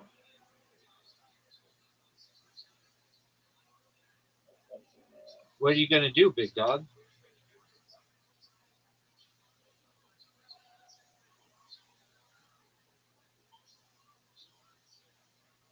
Oh, bullshit. I don't know if my shot's all that good.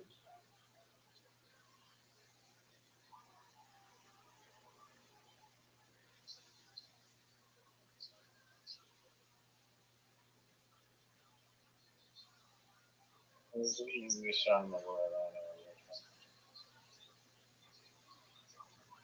I helped you out. How did you help me?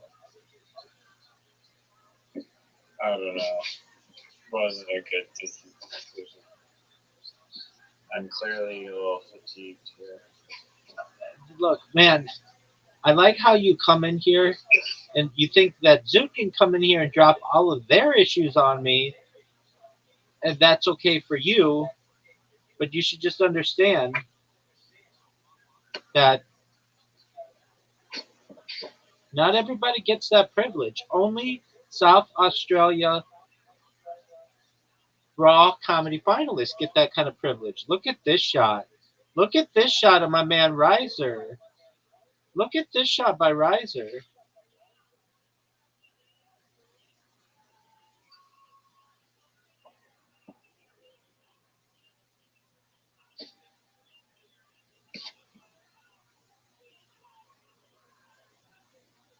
That was devastating. This is not good, Riser. Oh, yeah. You're You're done. Riser, this You're is done. Riser, this is not good. Not good at all. Oh, what the fuck? I fucked up there. I may have fucked up slightly. Oh, that's bullshit. What an immense, giant fuck up, folks. One of the great fuck ups in the history of humankind. But I'm not good at this one. Psych, bitch, I just hit one of the best shots of all time. Oh, that was devastating, Riser. That was absolutely devastating and just has to eat at you. Knowing that you were that close. I made two substantial errors, I'm sure. And these are you fucking serious?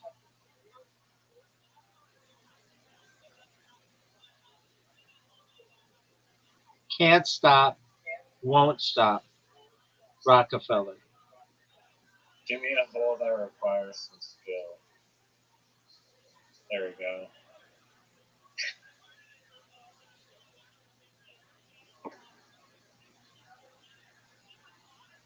It's filling in the pudding. It's not pudding, it's tart. Everybody knows it's tart. We've never referenced it as pudding.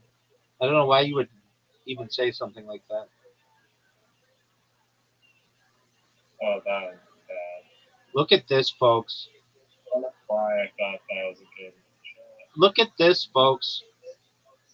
Riser needs the greatest shot in his career. The greatest shot in the history of the game.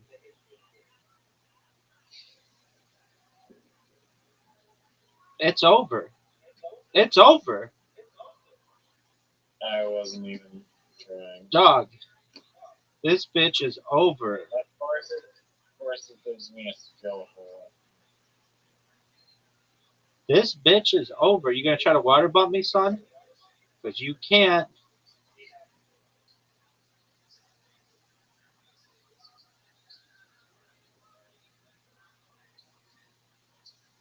That was terrible.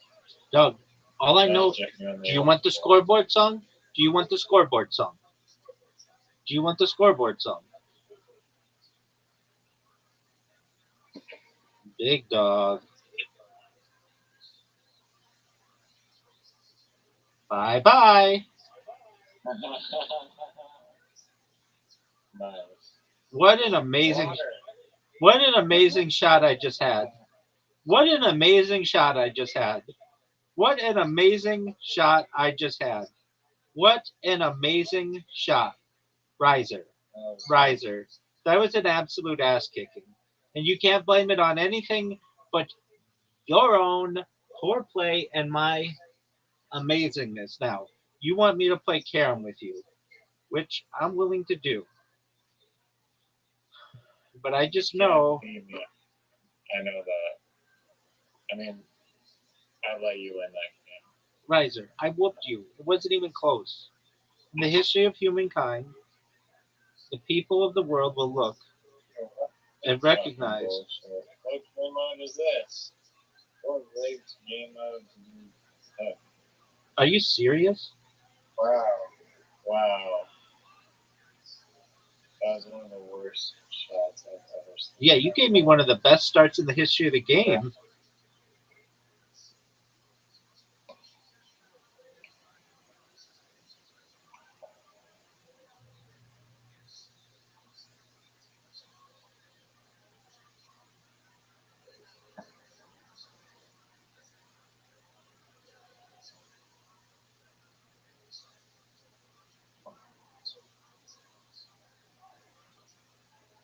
You're in trouble now.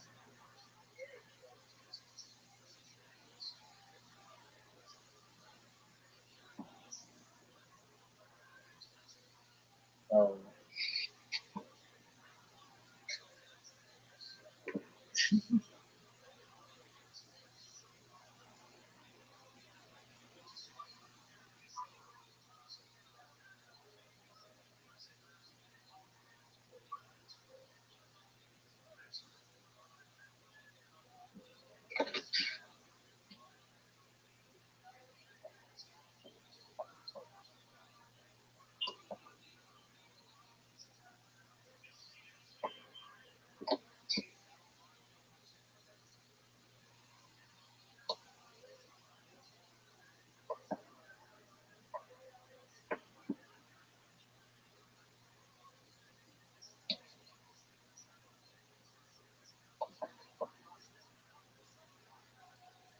Oh, what? How Oh, yeah, beautiful! sit, sit.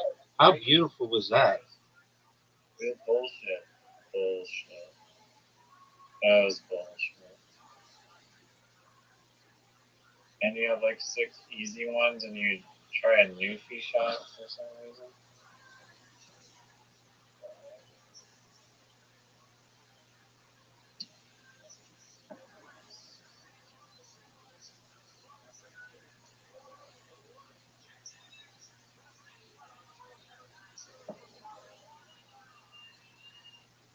What a beautiful shot! What a beautiful shot! Oh, What a beautiful shot! But this is tough. This is a tough shot, folks. This is a tough shot. I don't know what that was. I don't think anybody knows what that was. yeah, that was my only option is to newfie it.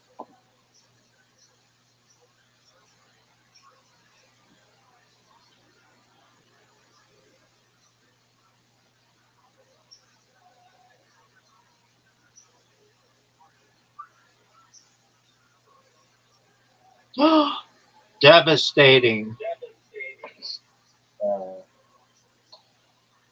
Yeah, but that white one's in your way, son. You need one of the greatest shots we've ever seen.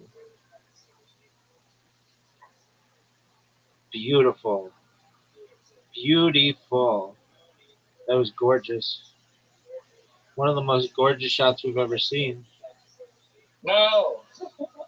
Devastating. Don't tell me the stupid red one. The red one's back, baby. She's known as the queen. She's known as the queen. You know, that was such BS. Are you fucking serious? Alright, let's seal the deal this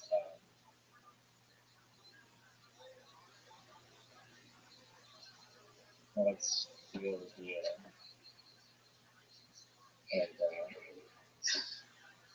There we go. Yeah, fucking garbage.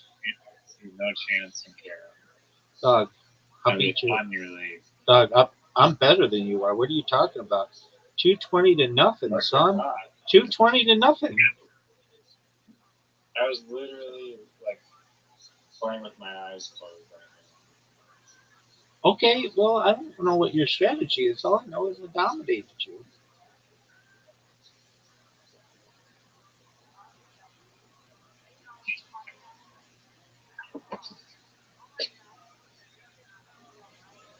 Dude, illegal strategies, dog. Illegal strategies. Dog, what the fuck, man? You know, if you were so confident that you were good at this game, you wouldn't have to pull that bullshit. This would be the most newfie shot of my career. You have to admit, that was baller as fuck. Okay, I don't know what to even do here. Maybe got one of like the white discs and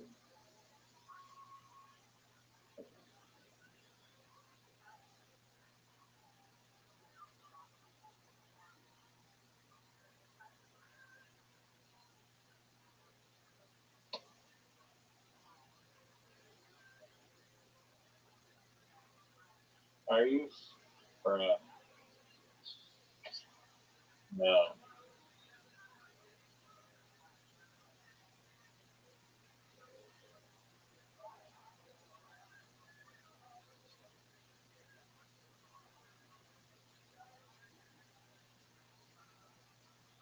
I'm getting salmon right now. No one knows what that means. Getting smoke. Dude, you'll get a ton back right here. You're in, everything's in perfect position for you.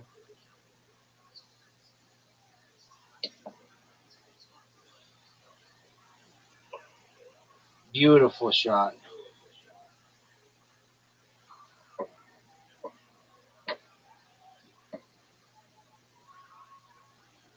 Oh my lord. Go in.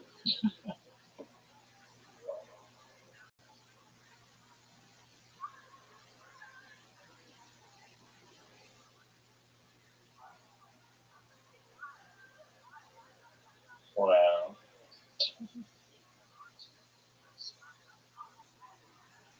I don't really know what to do here. 100% the queen.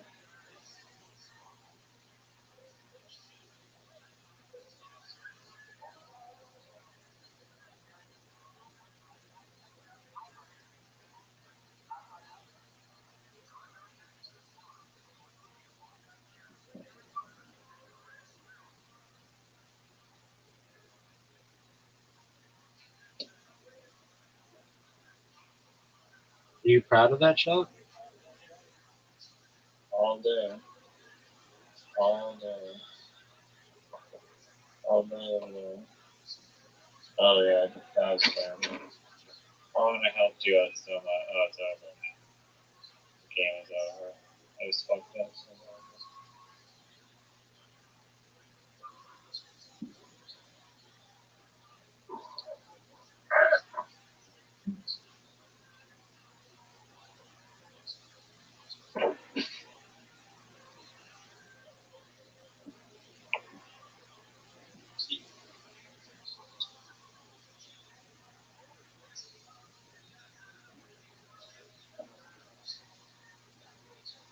It's over, baby. Just a straight up ass kicking. Woodshedded. This motherfucker got salmon, baby.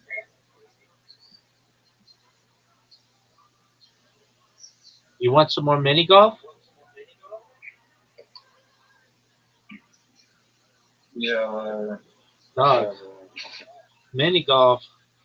I need a camera one where you can get anyone. Yeah, I know you do. But you don't recognize. You're in the presence of greatness.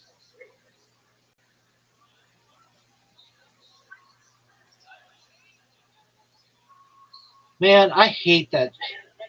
That's That such was a terrible. bad shot. That was just awful. I agree.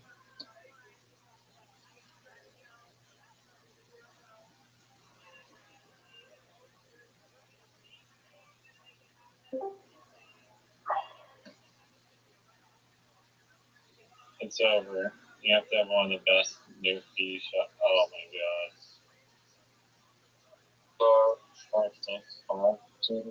That was the best shot of my career. That was fucking awesome. That was the best shot of my career. That was. Yeah, what up, baby?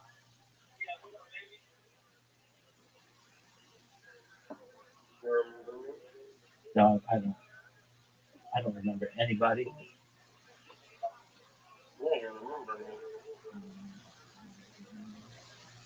Well, yeah, I know you and stuff. How you living, man?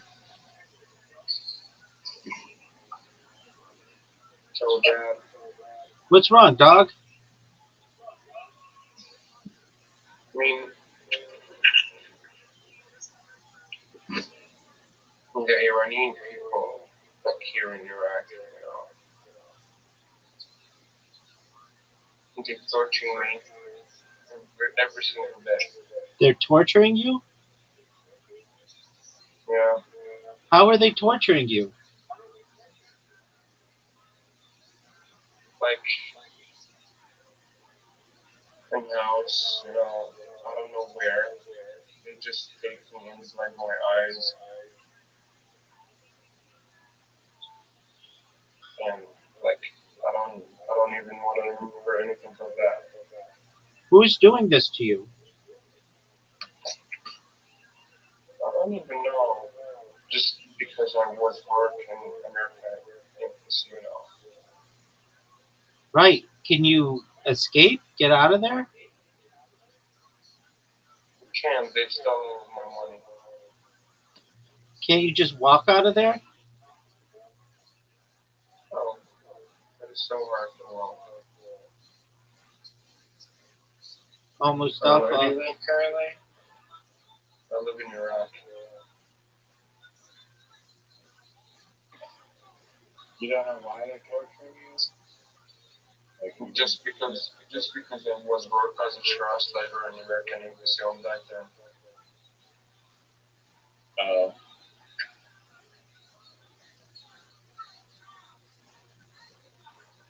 And they take you from your house and torture you every day?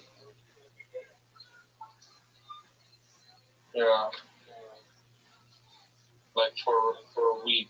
They take me for a week. And they stole all of my money. I really was saved for 20K. I know you would work hard for that.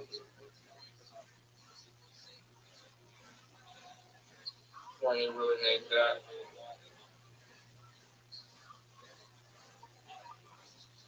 was it Okay, in your bank account or like cash? It is cash. Like we don't use a bank account here in Iraq a lot.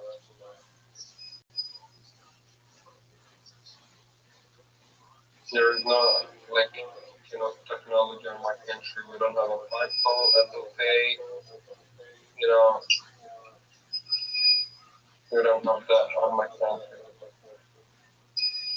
Mustafa, I wish there was something I can do. What's your plan? What are you going to do? I don't know.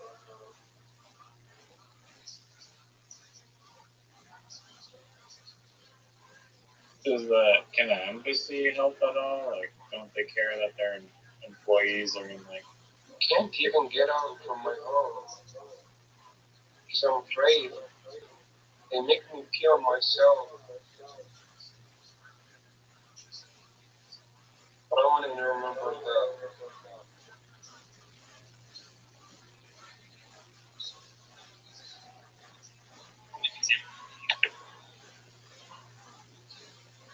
Are these like Iraqi guys who are doing this to you? There's Iranian and Iraq.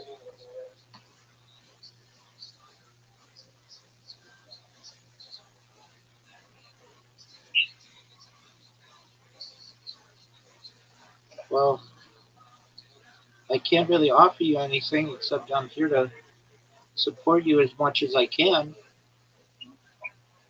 Do you think I they're know. stopping you? Do you think they stall your money? I know, and I respect that. You always support me and give me a phone and make me strong. You're who's the person who will make me leave the smoke cigarette. Right. And you quit. You're the person who's really listen to me. 100%, my man. I'm here for you. I wish there was something I could do for you. If you know how I can support you in any way, you let me know. I've always told you that.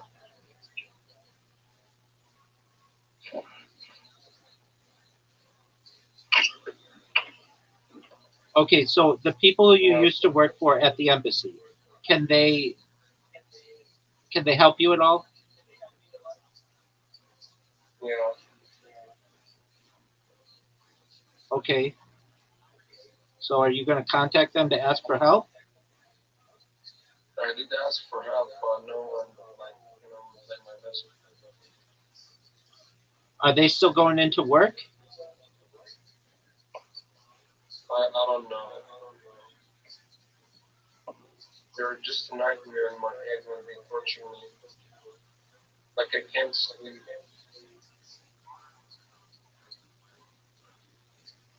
Every night I sleep in, I see nightmares.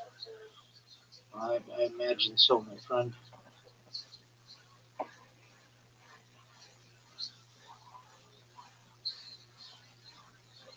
Okay, so um, is it possible for you to go back to the embassy and see if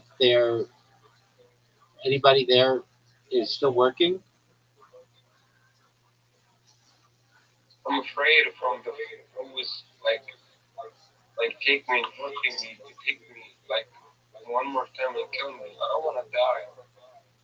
No, I recognize that. We don't want you to get hurt. Do you think they'll still come after you now that they've taken your money, or do you think they'll move on?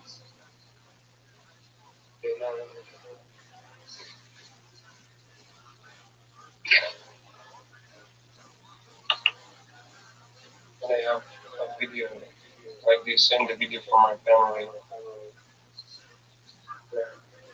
It's a telegram. They send to my mother. And they said, if you don't send us some money, I told him,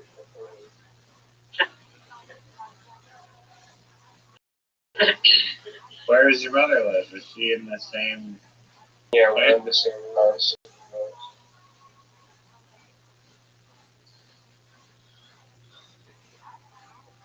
Okay, I don't really know what to tell you. This is a new one, my friend.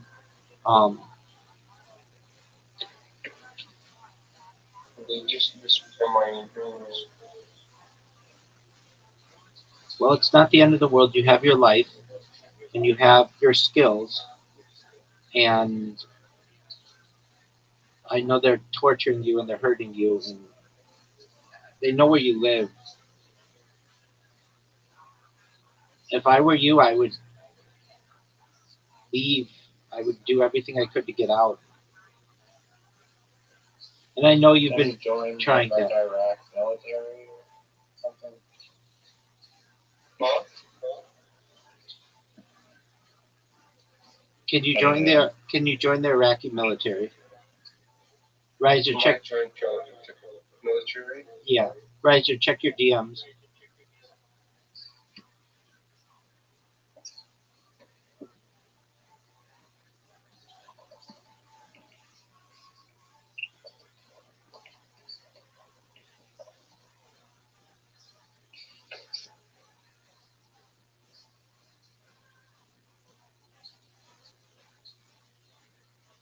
I don't know. Those people are basically like terrorists, right?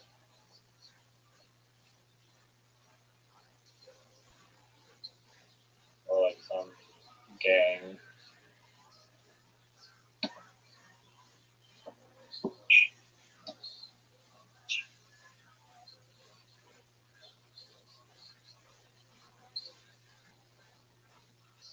Well, Mustafa, I'm here for you in any way that I can be. I'm here to support you, and I think you'll be able to survive this. Can you, excuse me? Sorry. I have confidence in you, and I think you'll be able to survive this. You're a strong person. Thank you. You're welcome. Next time, I don't know how many are there. You. Oh no, my eyes was blind. And when they tortured me, my eyes was blind. They blindfolded you? Can you like beat trap your house somehow? Can I like give you my house, location? No.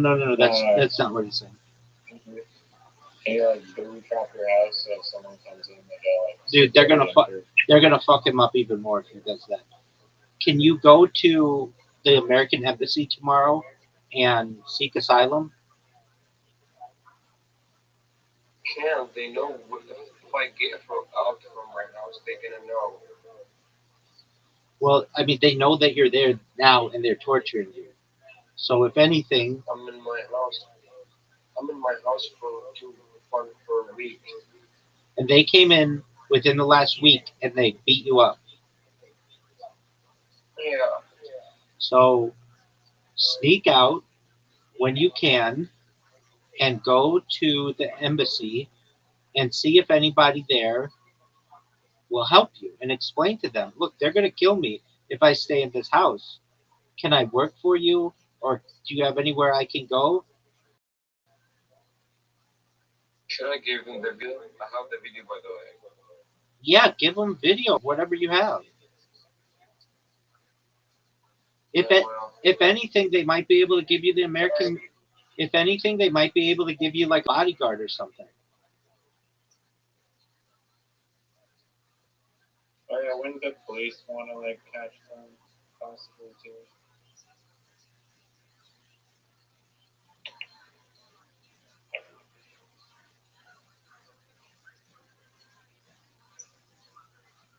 You probably just call the embassy on your phone, right? Or they don't respond to any phone calls. He already said they didn't respond. So you go there in person and you ask for a bodyguard.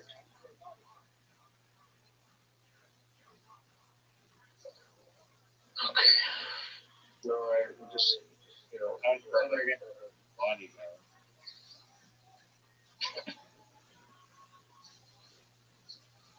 I feel now, but I feel better because I'm talking to you. Absolutely, my man. You know I'm here to help you. So basically, you know what to do. You sneak out when you can, and you get to the American Embassy during their working hours, and you say, "Look, I need a bodyguard. They're going to kill me. Look at the video that I have.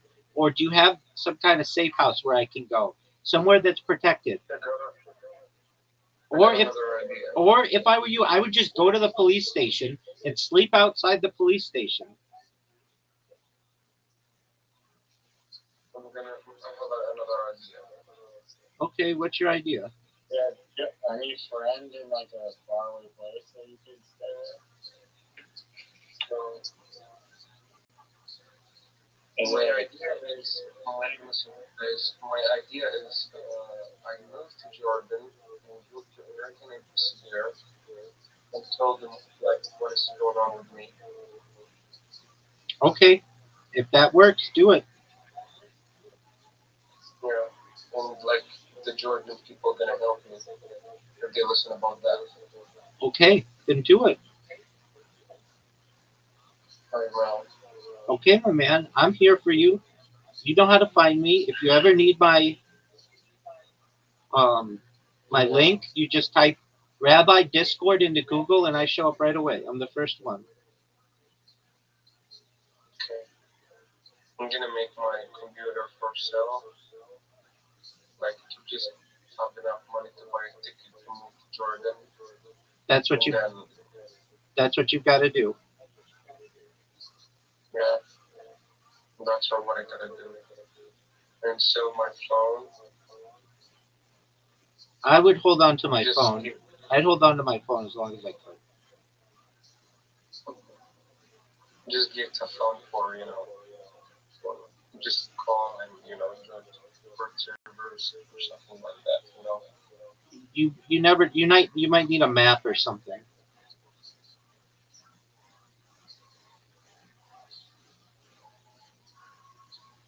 Excuse me. You might need a map. So I'd hold on to my phone.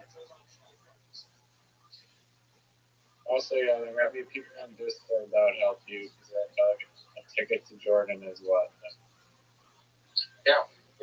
$100 or something American, or $20 is like a bus ride. Doug, what are you talking about? I don't know how much a ticket is to get to Jordan. I know. So why are you throwing out numbers if you have no clue? So just ask him, how much is a trip to Jordan? I don't know. Okay, well, go look it up right now. Look up a price of a train ticket or a camel or a fucking plane to Jordan. And let me know what the price is right now.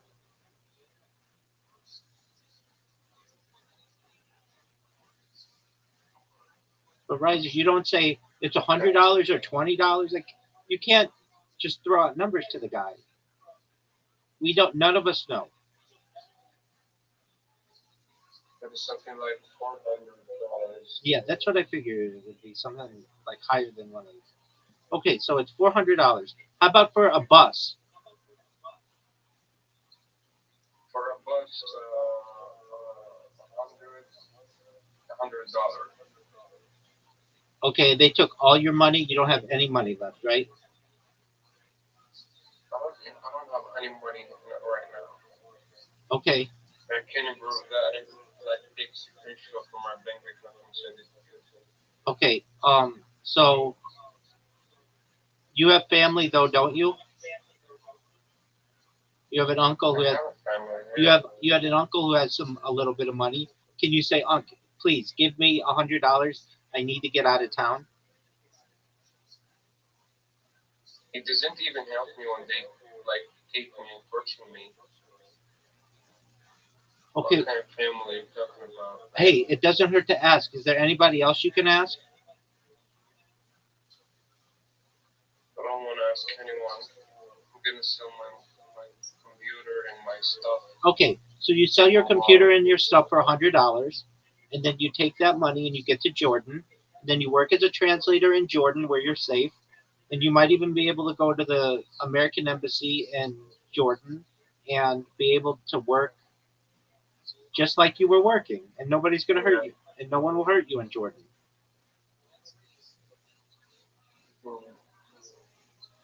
So that's the plan, okay? Yeah, I think that's a good idea. Excellent. Okay.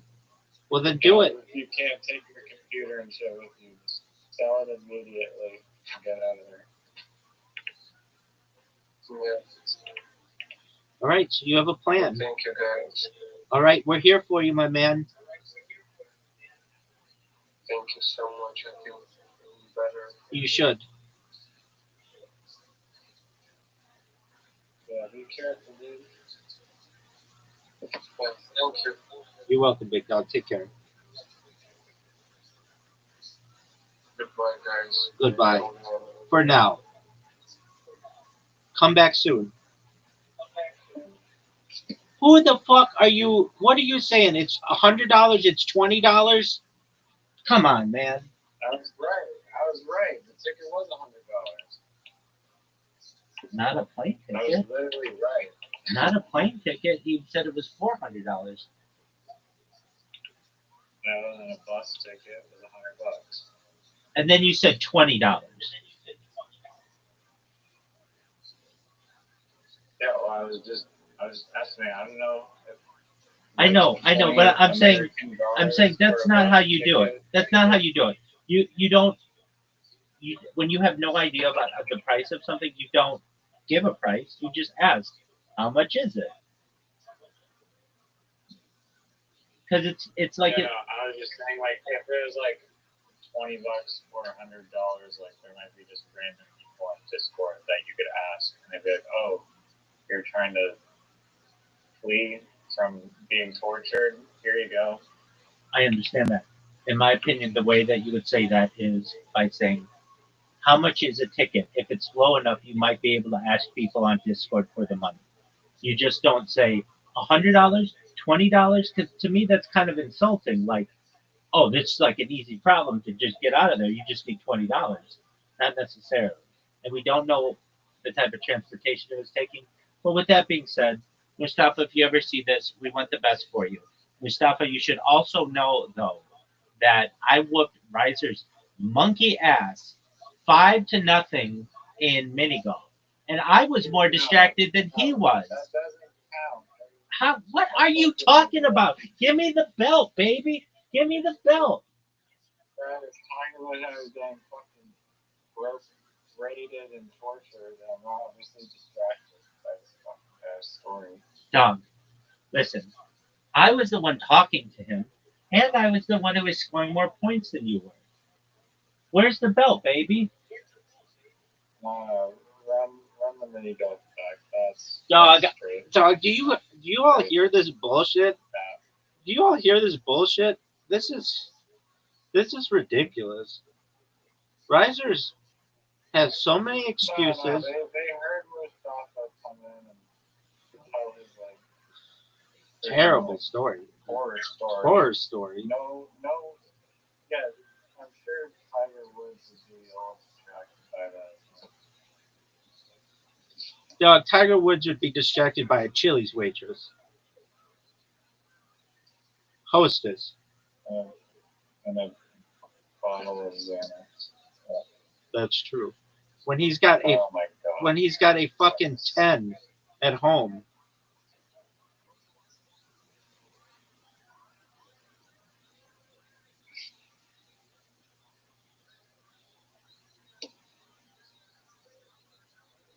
Oh my lord. Okay, this is not going my way.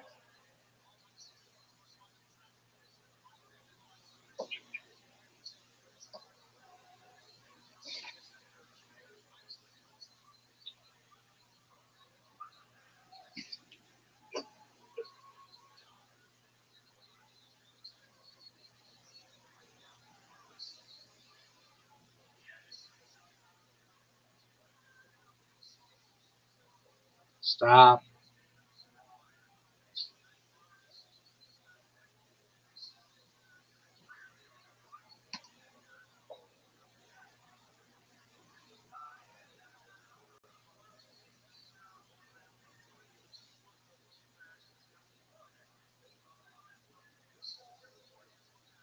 Oh, That's not. devastating. That is a mess. Do you think the power curve is linear or exponential? Like for energy? Not for the mini golf game that we're playing. Coward. Coward shot.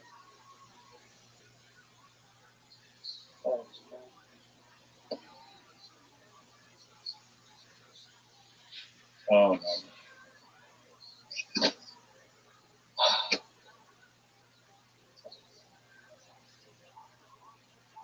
Stop, stop, stop.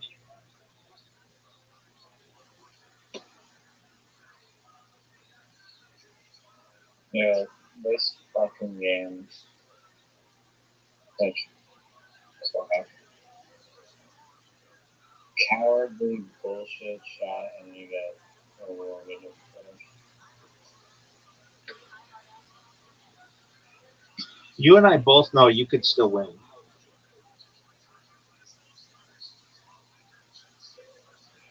Especially with a hole like this.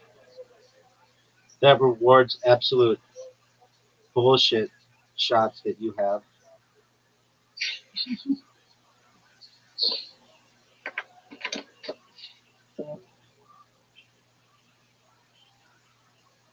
That was one of the most wild stories I've ever heard. Dog, you have no idea what I hear in this bitch.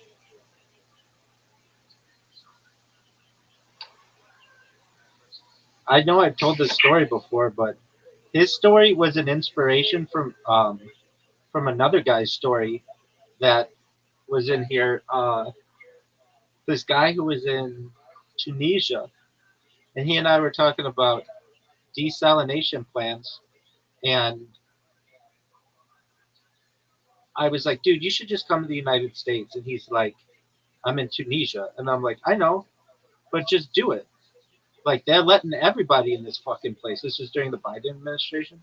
And I'm like, just make it to a border and then just cross the border. So he fucking takes a cargo ship to South America. And I told him, just actually, I said, make it to South America. There are caravans that will come up. Get in with one of the caravans and just walk up. And that's what this fucking guy did. And he now lives in fucking Northern California. How wild the fucking story is that? That's crazy. Big dog. I get so many fucking random people in here. And I do everything I can to help them within reason. But there's nothing I can do for your dog shit mini golf play. I keep trying to help you. But folks, this bitch is over. It's officially out of touch for Riser. It's out of reach. Riser literally could make the shot right now, folks, and he still wouldn't win. And he just went in the water. Dog.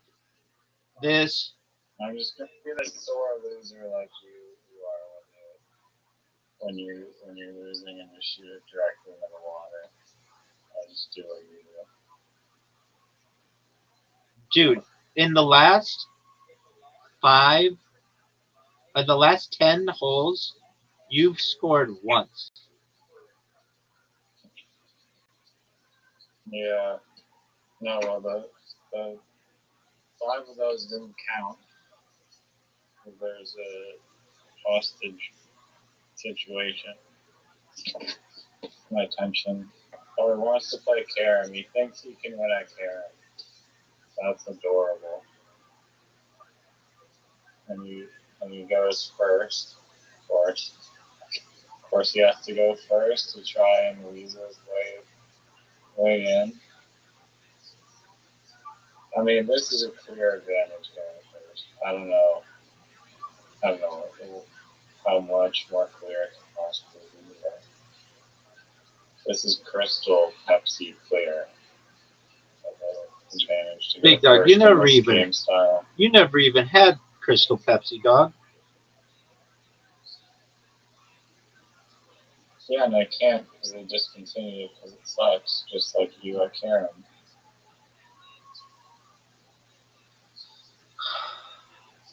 Wow.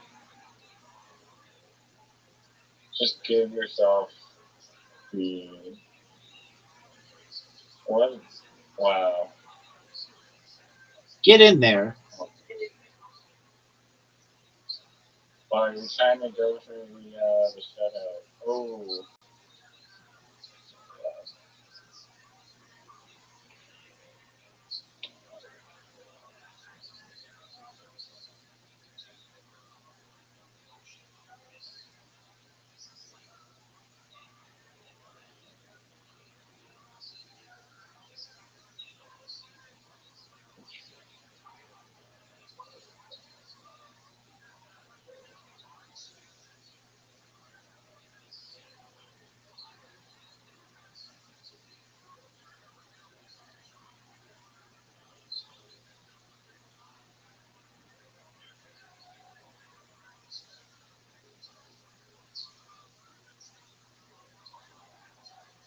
Nice shot.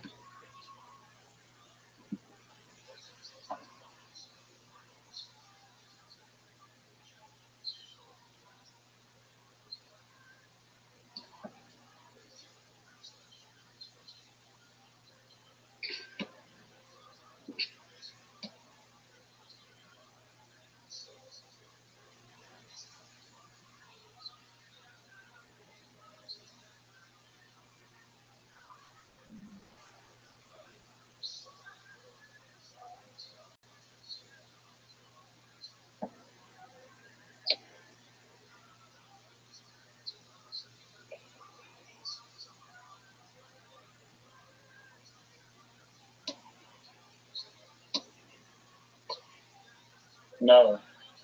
Get in. Oh, I fucked up. That was a good run, though. Better than your run.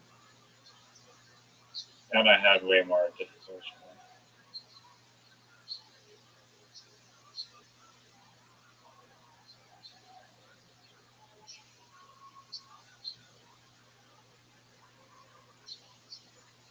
Oh, I fucked up. Hold on.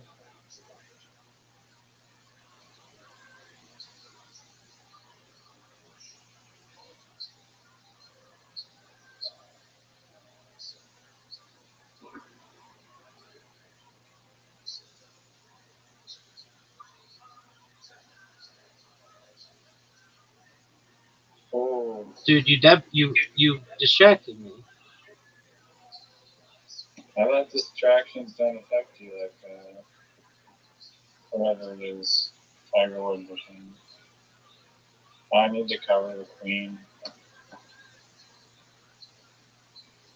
No! No!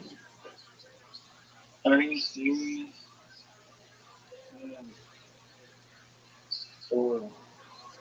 She, absolute bullshit.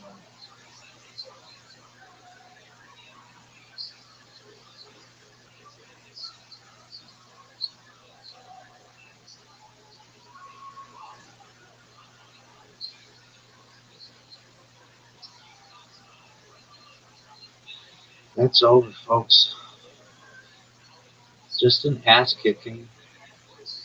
The first mover advantage, man.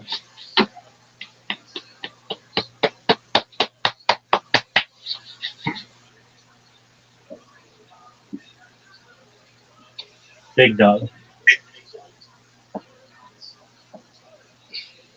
Big Dog. let's just do a quick interview. Let's break it down. You lost in literati once. You lost in literati twice. You lost in mini golf once. You lost in mini golf twice. You lost in carom once. You lost in carom again. Highly fatigued. Dog. You lost 6 games to 1. Do you recognize that you're rocking with the best? Don't worry if I write rhymes. I write checks. It's official. I survived what I've been through. Y'all got drama. The saga continues. At what game do you want to lose now? Literati. Dog. You lost 105 by 105 in the previous literati game.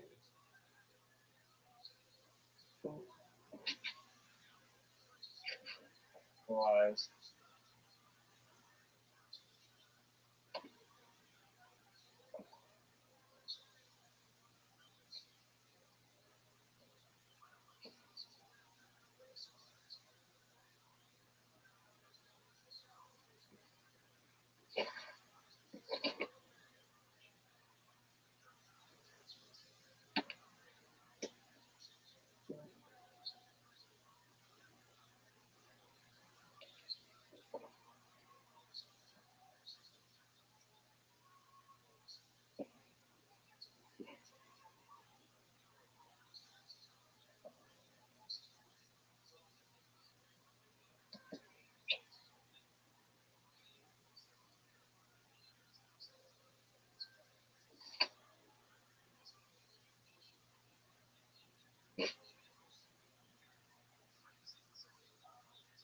Hold on.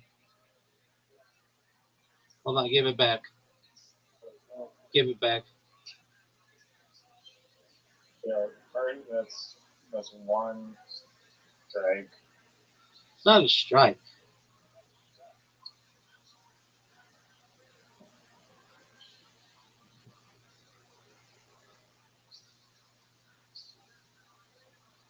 I'm letting you go first. You got rid of everything? Yeah, I don't know. Protest.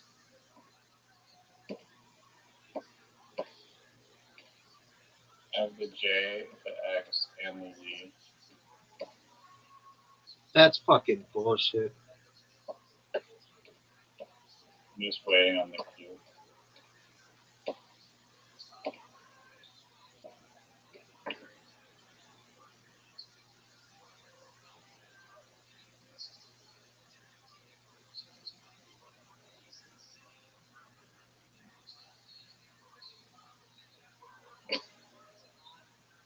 That's not a fucking.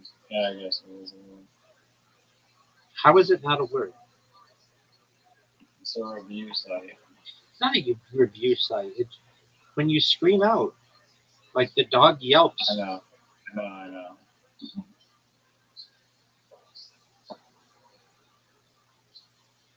This motherfucker has the Z, the X, and the J.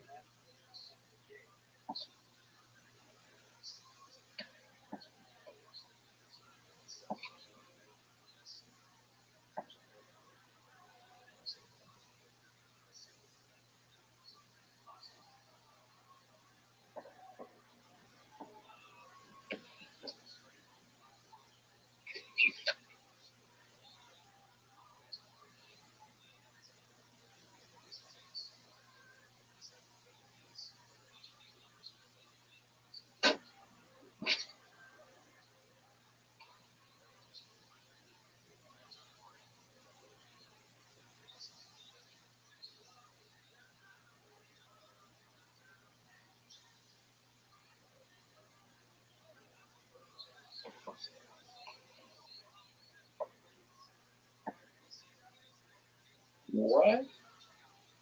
That's a fucking word.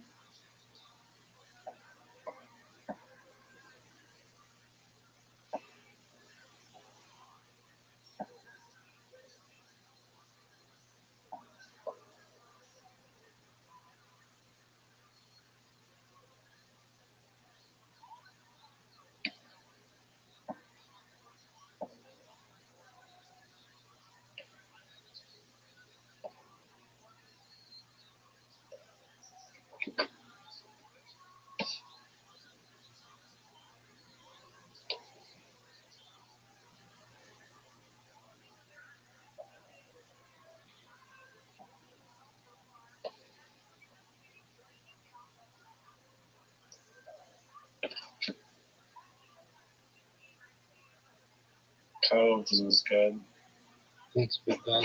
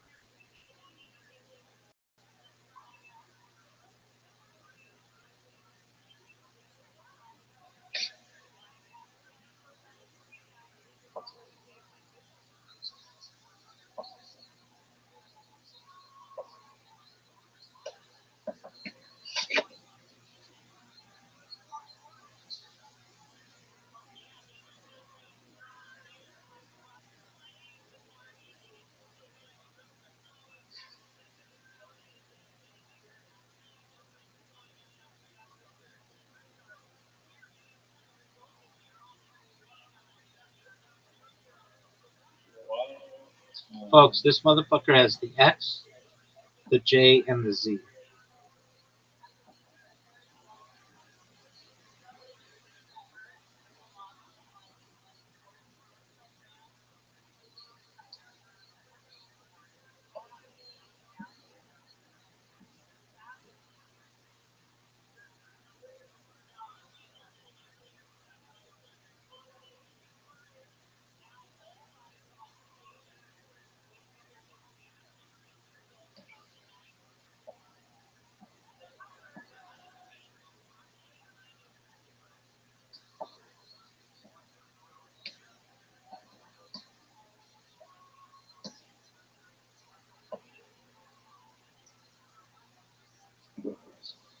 Fives.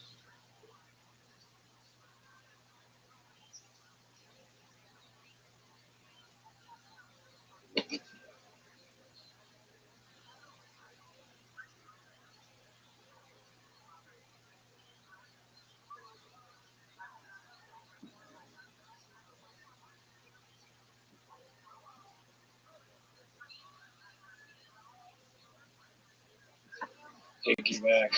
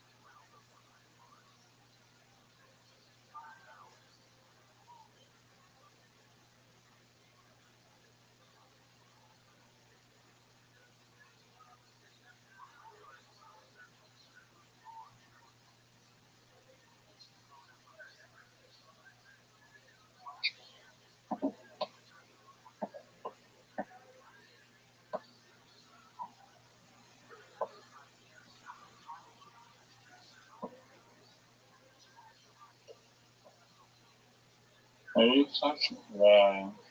This game hates me.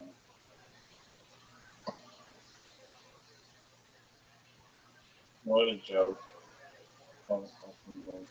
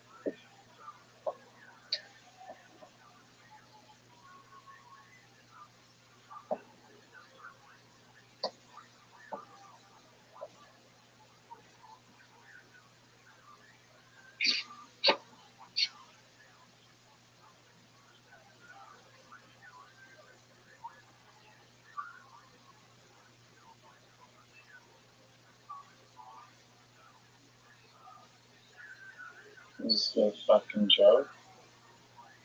The Q, the S, the X. Dude, you had And I this. get stuck with 5 fucking eyes. You had the Z in a blank tile, dog.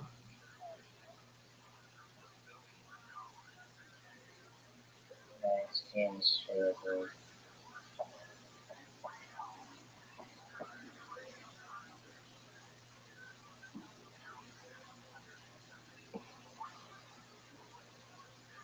You know how to swap, right?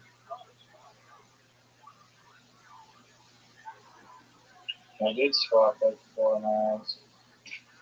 I Okay. think I have 4 more eyes. Wow. Of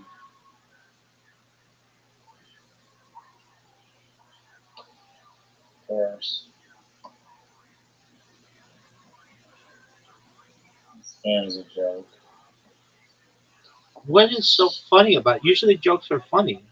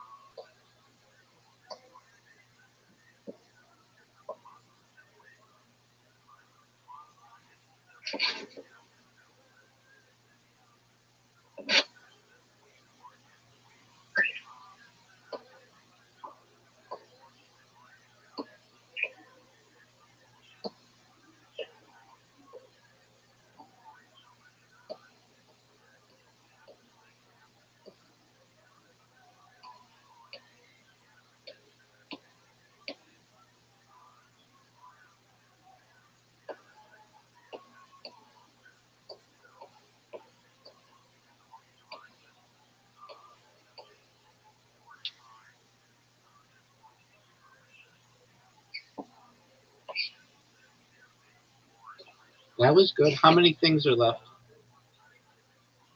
900 billion.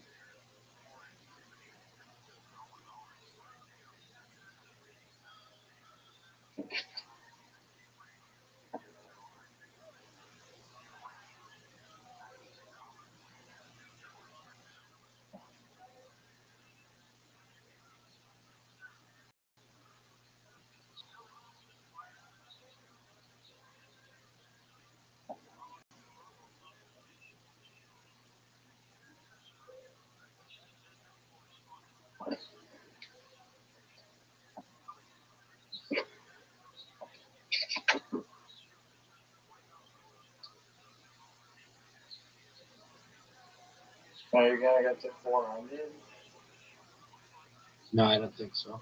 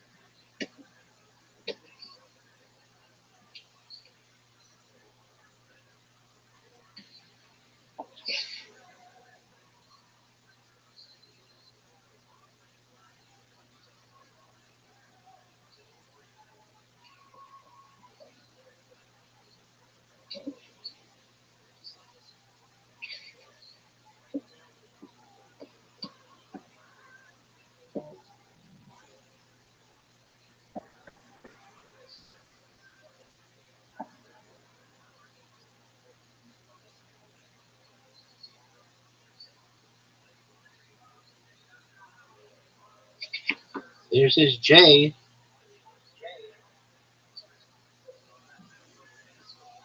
Yeah, I'm not giving you the free 8 points this time.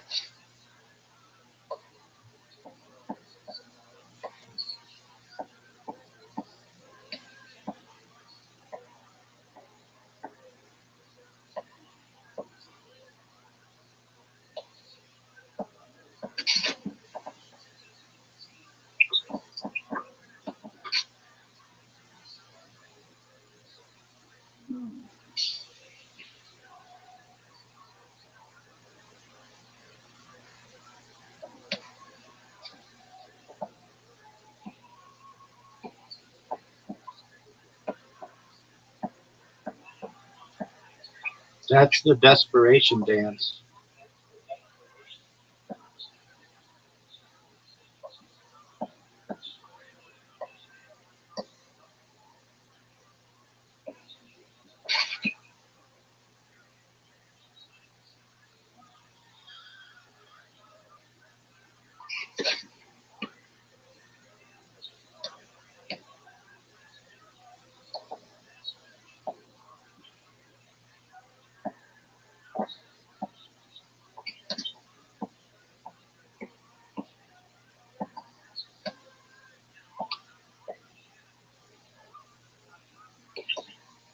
It's over, baby. It's over. Folks, that's back-to-back triple-digit victories for everybody's favorite pimp. Back-to-back. Triple digits, one letter up is nothing. Big dog. But back-to-back wins. Back-to-back wins. That's 3 wins in a row. Let's count these bitches up. You lost 3 times in literati. Everybody got triple digit wins. What'd you say?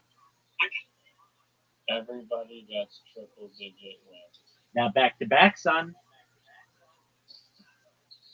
Triple digit win means that you got 100 points or above. Yep, that's what that means. And it's happened back-to-back.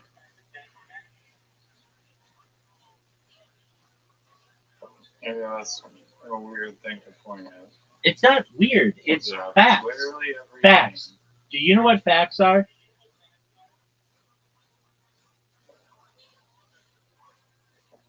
My friend. Yeah. My friend. Let's just, before we go into in-depth discussion about today's The Fighter and the Kid, let's review. No. Let's review. Okay. You wanted to play literati, and we did. And I won. Right? No. I did. And everybody knows I did. Then we played mini golf. No. And I won. Then No. Dog. Of course we did. Dog, let's just break it down. I've won 7 games today. I let you win 1. They don't count. 7-1, dog. No, I went to Karen every time. No, you lost 2 games and I beat you in 1. You lost 2 games and I let you win 1. 2-1. 2-1. We played in all seriousness. In all seriousness. Riser, come on. In all seriousness. In all seriousness. No, we're not doing this, dog. In all seriousness. Dog, what do you call that win that I just had right now? You had the Z, you had the J. Is what I call it. You played key, and then a QI, and then you played another QI, and then you played an XI, and then an XU. It was just like a joke. It was just an absolute joke. Marlon Hill would have been rolling in his grave. He's alive, dog. He's alive. Now let me ask you this. You lost 5-0 in mini golf. Something that in all of our time, I don't know has ever been There's a fucking guy explaining how he got tortured and you think that the fucking golf team matters. Oh, it does. If I asked him right now if he thought that game matters, he would say it absolutely matters. Because it shows that you were able to keep focus while also consoling me with the challenges I'm experiencing and still did not take your eye off the prize, which is a victory. And Mustafa would be proud of me. Mustafa is proud of me. Now, you don't have Mustafa as an excuse when you lost another game after that. You scored 1, I scored 5. You want to play again? Oh, you're not going to win this time. I promise you that. Dog, it's on. And you didn't even win the previous times anyway. You're too scared to play me in chess, which just Dog, I played you in chess and I beat you. What more do you No, want no. from me? I literally didn't count. I didn't know it would take me half an hour to move.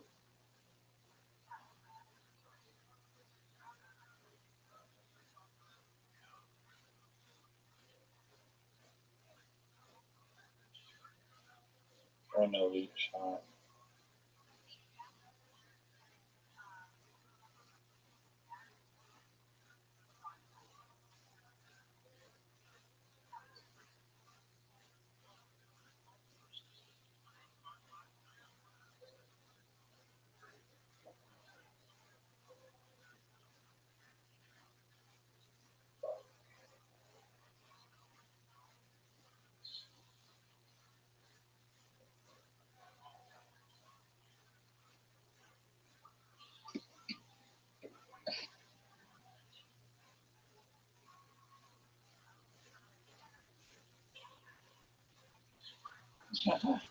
Stealing my strategy.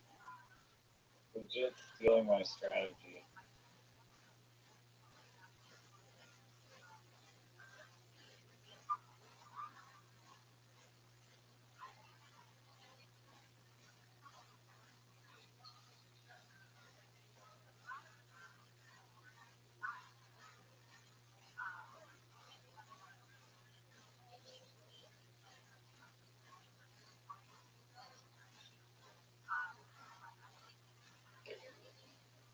No, you're fucked.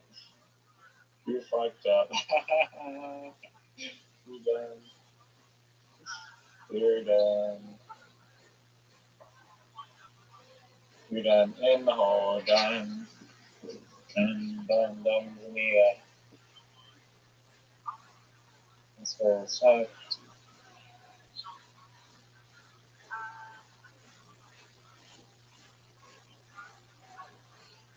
Get in. You stole my strategy, dog. No? Yeah? No? Yeah. Do you know where your ball's going? Where's my ball going, big dog? Going home. Devastatingly bad shot. It's going home, son. It's going home. Home. Get in his way. Are you going to do it again? Do you have the balls to do it again? Do you have the balls to do it again? You don't have the balls to do it again. You don't have the balls to do it again. You don't have the balls to do it again. You don't have the balls to do it again. You don't have the balls to do it again. You don't have the balls to do it again. You don't have the balls to do it again. You don't have the balls to do it again. It's obvious you don't have the balls to do it again. Obvious. Obvious. Stay. Stay. Are you serious? Fuck you. That was bullshit. That was bad play out of you. No, I would have, if I would have stuck you behind the water, it would have been perfect. Oh, devastatingly bad shot.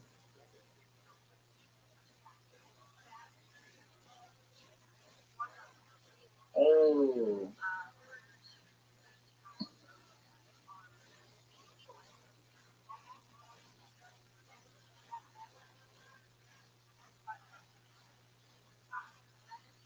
Get in his way. Get in his way.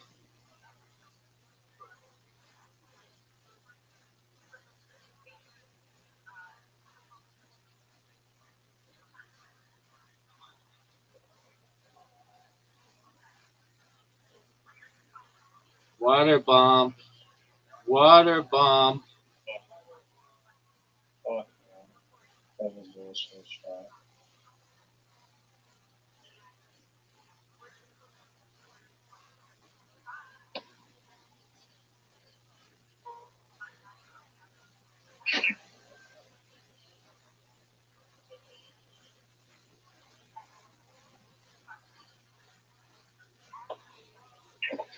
It all comes down to this, big dog.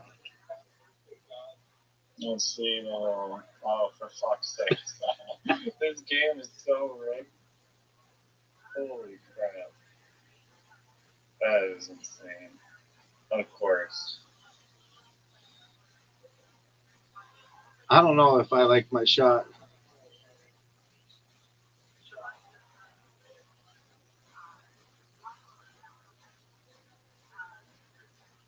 Would you take my shot right now? No.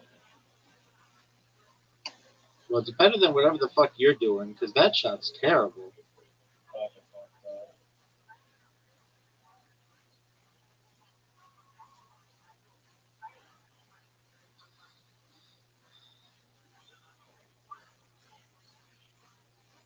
No.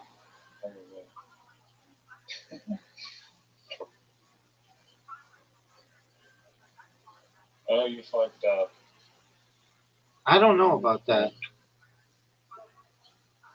You're going in the car. No. Put me in the tar. You don't have the balls.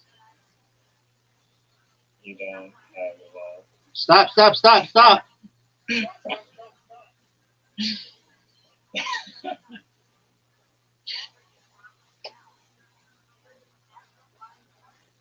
Oh.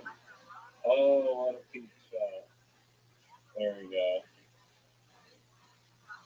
Oh, that's not good. Dude, you have to make this That's in not two. good at all. You have to make this in two. Easy. You have to have one of the luckiest shots of all time here. Terrible. Terrible, terrible. Yeah, I mean, I Terrible. gave you that win, and you and I both know it. Terrible. You lose. You and I both know I gave you that win. What are you talking about? I could have easily won. Riser, you have an invitation. Everybody's awaiting you.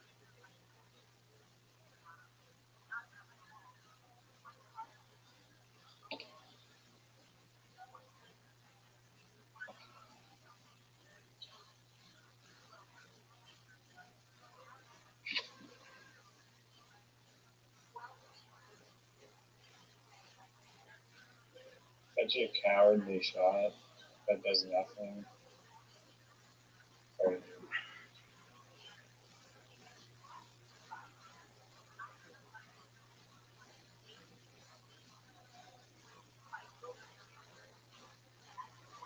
Stop. It's the perfect shot. Don't touch my ball, dude.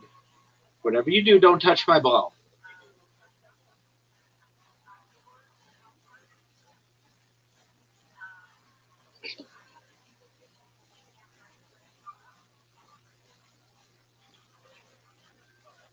Oh, you're done. It's over. Resign. Just hit the resign button. Nope.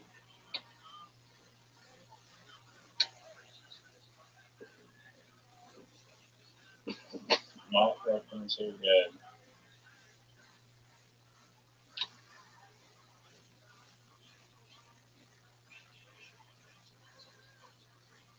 You don't even know anything about Yazoo play. What's the deal, Yazoo? There's a fucking commercial that plays on KFI, the AM station to which I listen, and they since it's radio and it like is a dying medium, they like don't have any advertisers, so they play the same fucking 15 podcast commercials every day, and it's all Jonas Brothers and Flight, whatever that fucking flight is of Canada.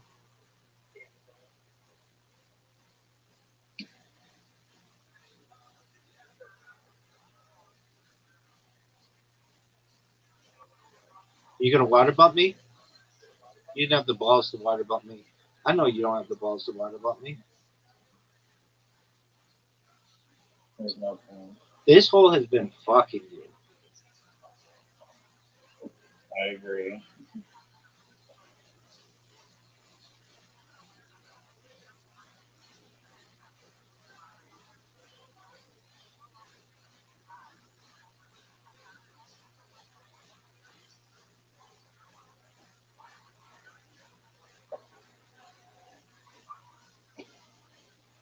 Fuck. Yeah, I don't like this whole. It's garbage.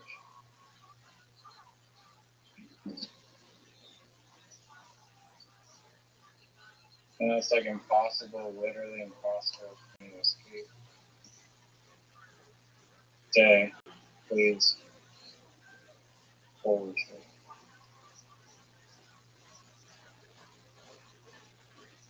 Water.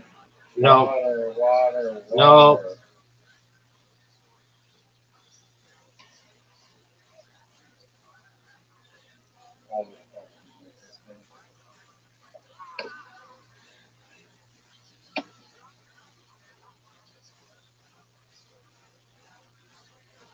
This floor as well just sucks. This is. Tremendous. I played this hole like maybe 80 times with Zoot and won 80 times in a row.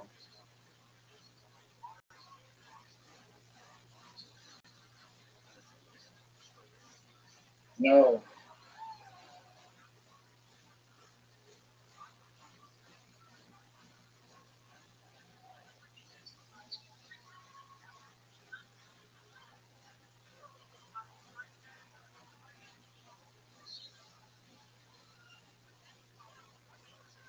This chicken's gonna have to save me here.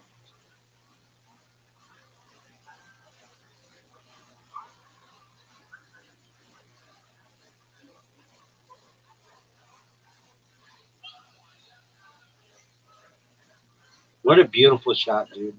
Not even kidding. That was phenomenal. You'd even use the chicken. Oh, fuck this. Is this the fifth hole?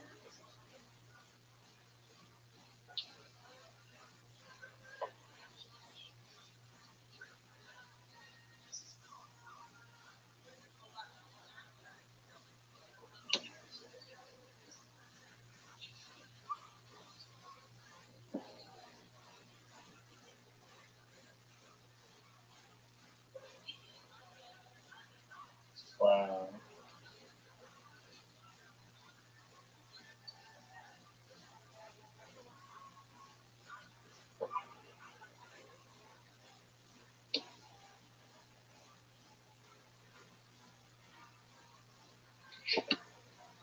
Not what I meant to do.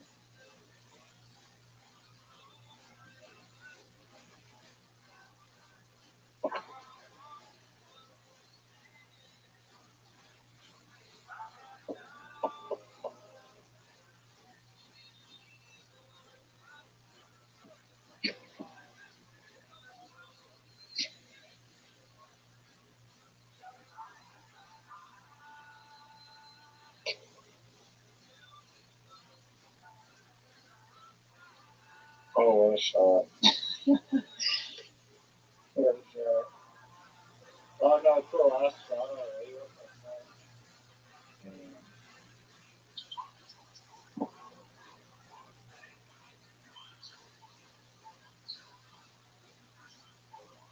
That can't be. That was the final hole. That's stupid. Terrible.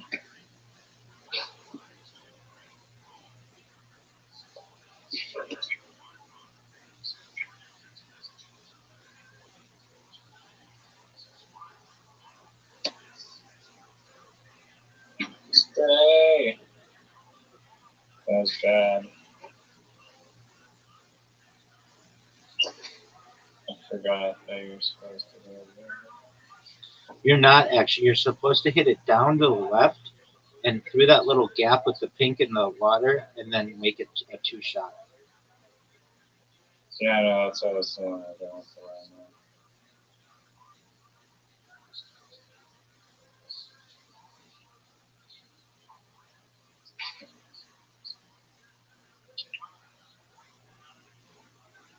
Stop right in front of his fucking ball.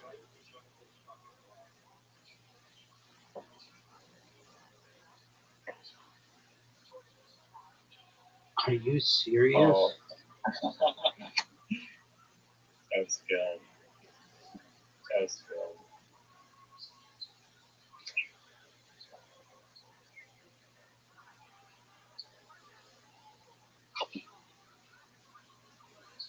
That was a great shot. That was pretty lucky.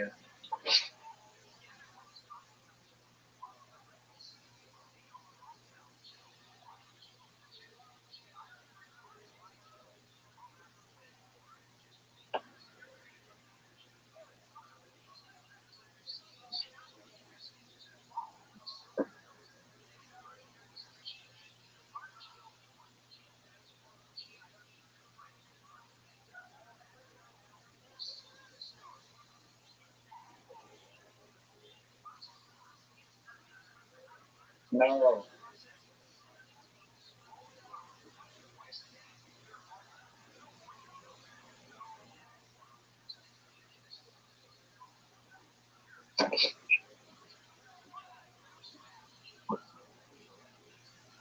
That was terrible.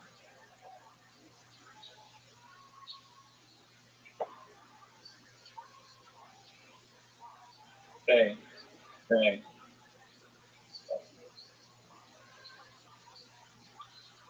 Hey. Oh.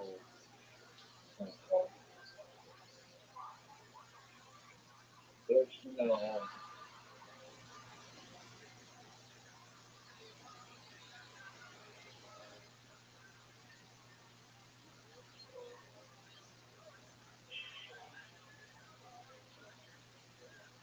Minotaur. Yes. You fucked up majorly.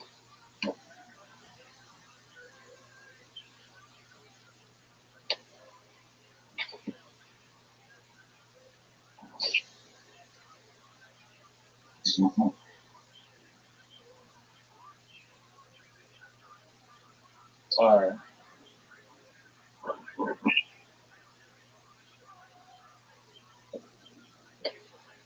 No.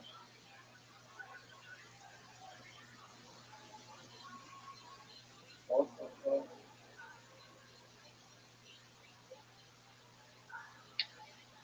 No, no.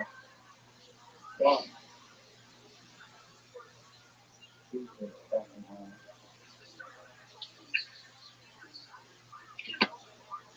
Oh my god.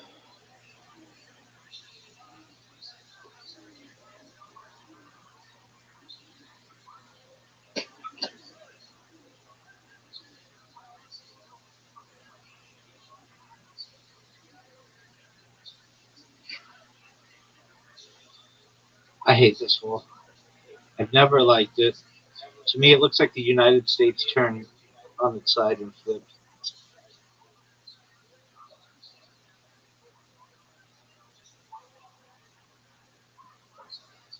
What the fuck?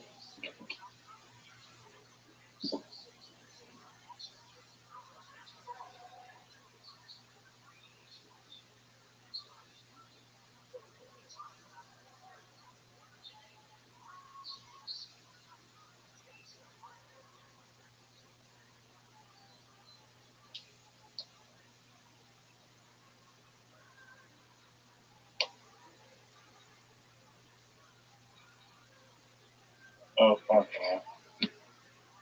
It's over, babies. Go. Champion. It's over. Game sucks. Folks, It actually sucks. folks, it's over.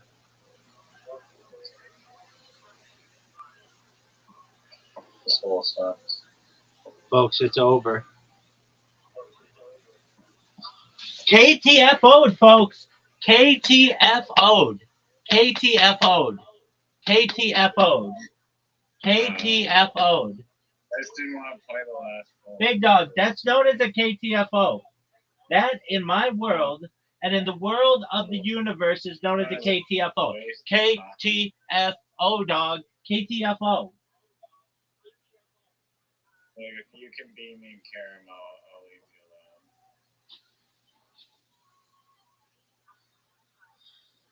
But yeah, this is absolute crap. That game.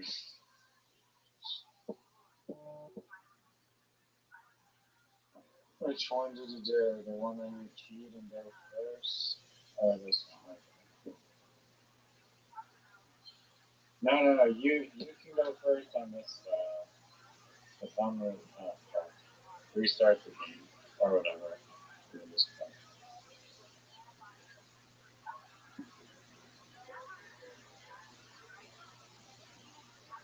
You're welcome. I'm giving you free shots.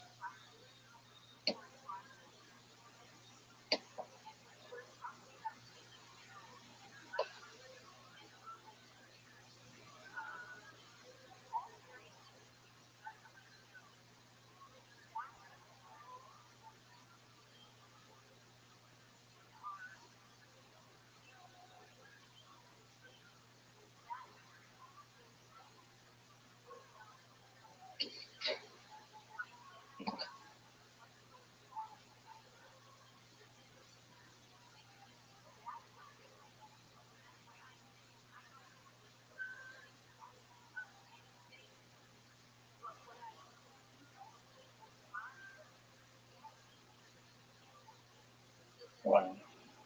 People call me Booker T. Washington.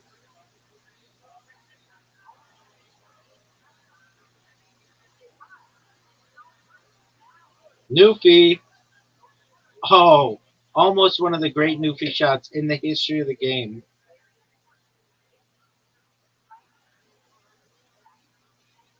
Almost one of the great Newfie shots in the history of the game. Now you've got a difficult shot here. I don't know what you're gonna do. I don't know if Miranda Cosgrove would know what to do here. Oh, that's good. That's perfect, dog. That's great.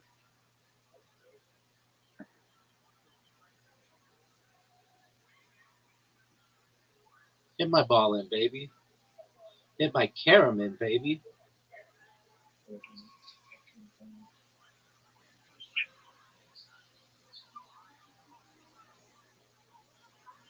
Oh, that was fortunate. So incredibly fortunate. You should just shoot your puck into the hole, because that was embarrassing.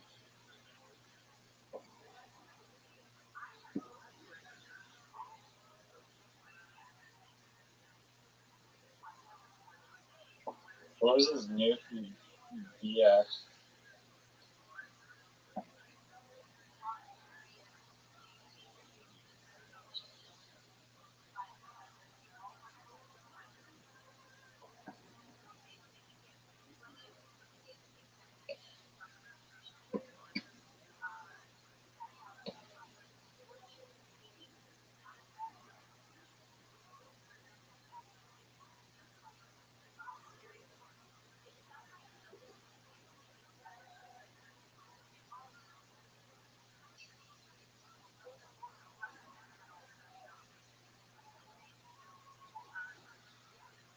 Terrible.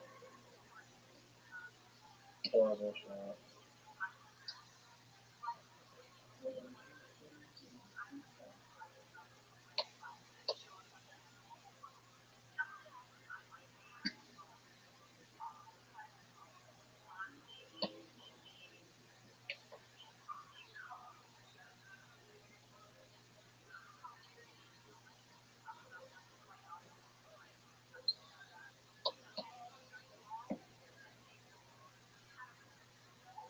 I'm gonna lose. Oh, kill. That's the L for Rabbi. An L. I want to hear the interview. What's the response to playing so terribly? I can neither confirm or deny what just happened. Dude, everybody's waiting on you. Go. No, we want to hear. We want to hear about your performance. That's my Okay, what happened? that's my answer. I can neither confirm or deny. Deny what? I can neither confirm, deny, or acknowledge the information presented. I mean, it's pretty clear. It says Rabbi lost. He lost. I can neither confirm, deny, true. or acknowledge the information provided. I mean, it pretty clearly states that Rabbi, your account lost. So, are you? Doug, are you going to accept the invitation? Doug, are you going to accept the invitation? Doug, do I do this to you? I'm just asking a question. Are you going to acknowledge that you lost? I can neither confirm, deny, or acknowledge the information provided. What I can acknowledge is winning literati 3 times. What I can acknowledge is that it's your turn.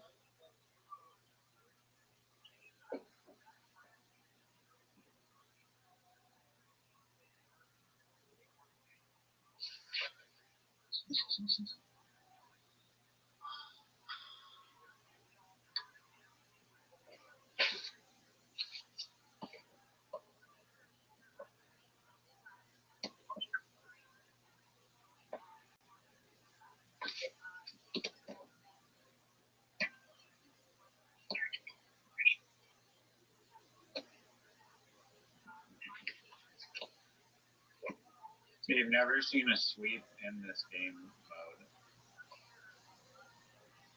It's never been done.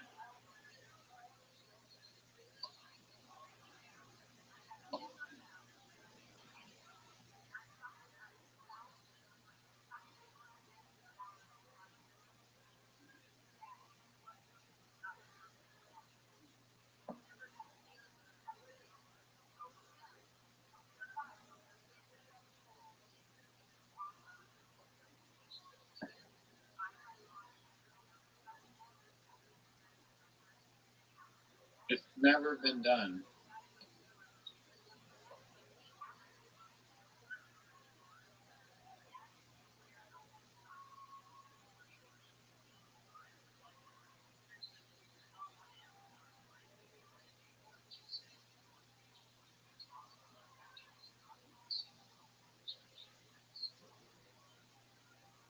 Oh my lord. This could be the first shutout. I just have to hit a once in a lifetime news. Get it. He did. Oh, No. that was beautiful. I wanted it to happen. Now, this by default would be the greatest comeback in the history of the game.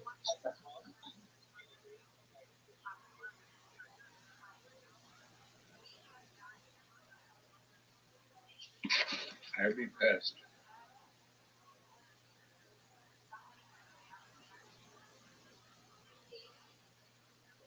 Oh, Have we ever seen someone get 8 in a row? I don't know. Dude, you were so close to getting that.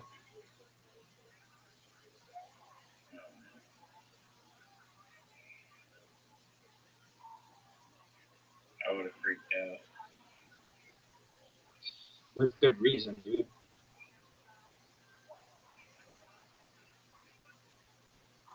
Do you know? Oh, fuck. That Canada's in the World Cup? It was in like every single country in the world. 48 countries, but not Italy. Italy got shut out for the 3rd straight time. They're usually like amazing.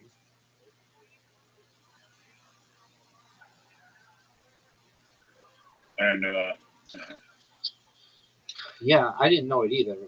And I don't normally pay attention to that stuff, but I was reading through the teams today and like who the favorites were, and I was like going through Europe, and it was like France is supposed to be the best, and all these other teams or whatever, and then I'm like, did I miss Italy? Where did Italy go? And then I read that they missed the cut or whatever. And I was like, damn, because like in the past they've been amazing. I don't follow soccer at all. I don't I had no either. idea. I was just catching up on it though. I follow women's soccer. That was garbage though. Everybody knows it.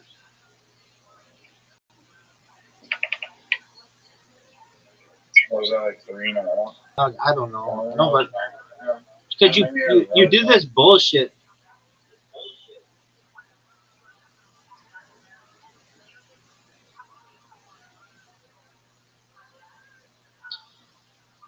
Are you fucking serious?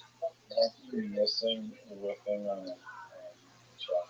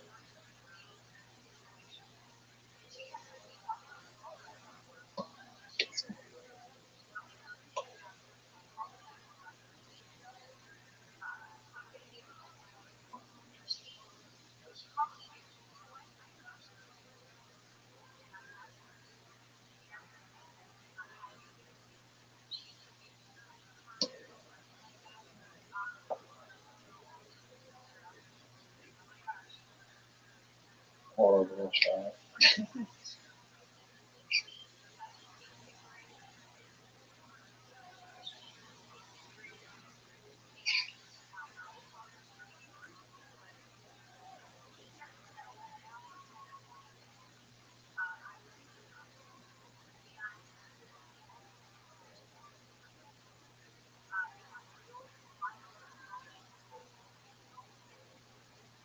Damn, that was crazy. Thanks, big dog. That was a crazy angle. Are you gonna pocket the queen or just? Okay. I still don't have any.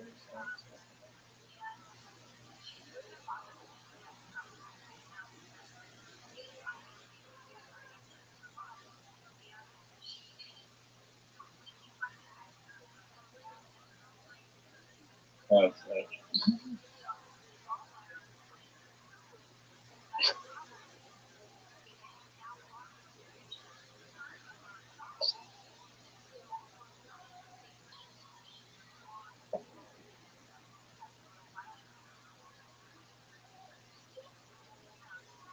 You have some difficult shots.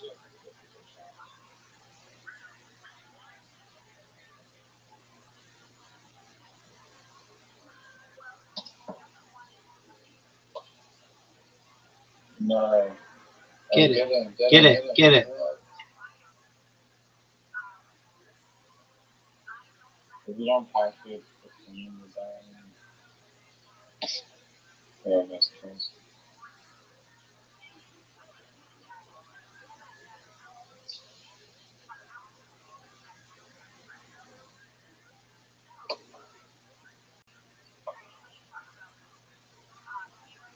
I can't believe that one didn't go in.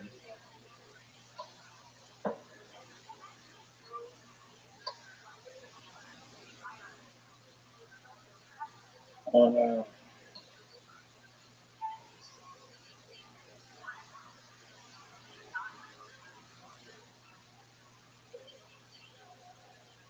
Newfie this. Up the right? No. Okay. That's not what I would have done, but I just helped you out.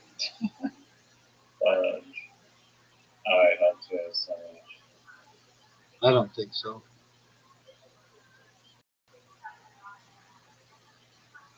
much. One of the worst shots you've ever seen.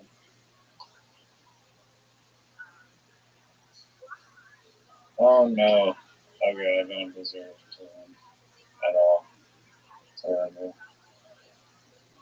I should have just shot the red one.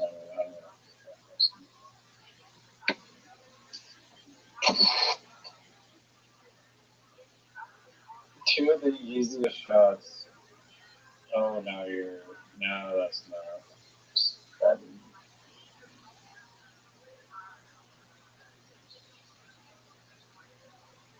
This is no gimme.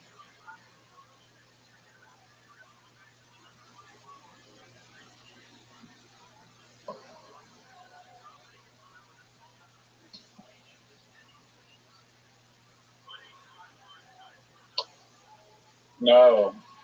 It's over, folks.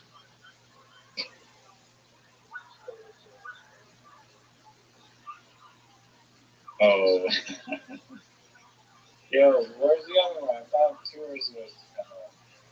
Let's do this. Okay, what the? I'm not doing that.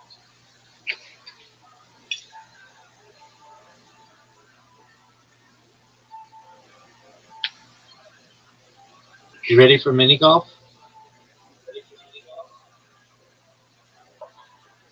If you want to lose, yeah.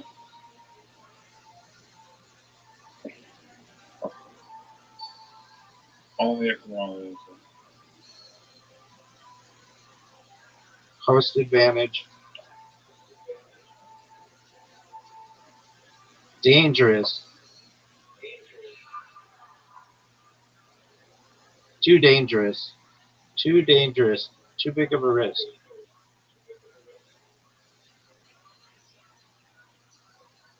Meh.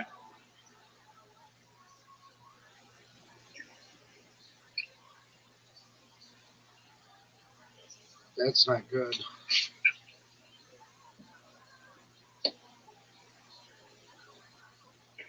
Get in.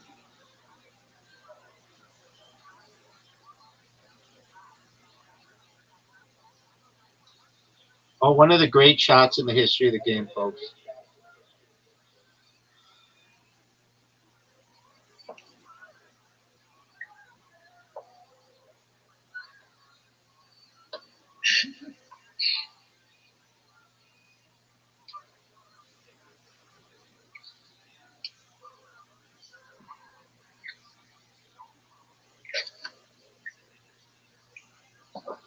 A water bump here is possible.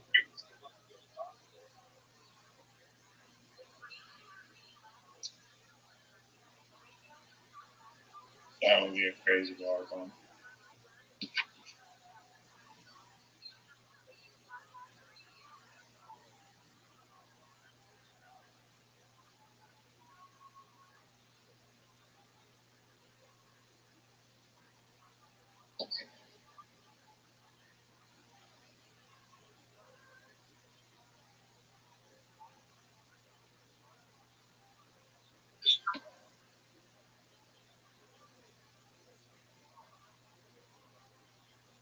Short. I know it's short. Fucking, I knew it was up the pyramid. Francis Montgomery knows it was short.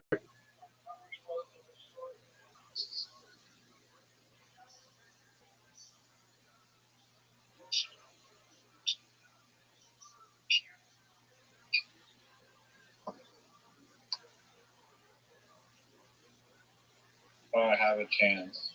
No, you don't. Oh, I have a chance. But you don't have a I chance. have a chance. You don't have a chance. I have a chance. You don't have a chance.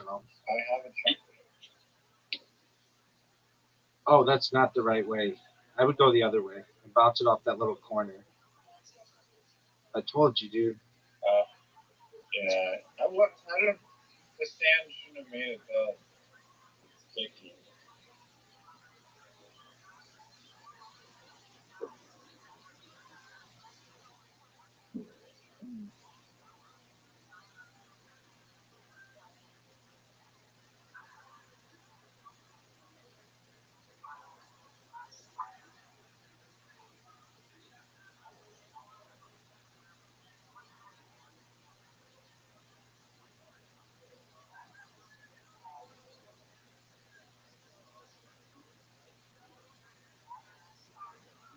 I love that. What's up? I'm done. Okay. Oh, I almost bumped him. Yes. Dog, how did my shot did not go in?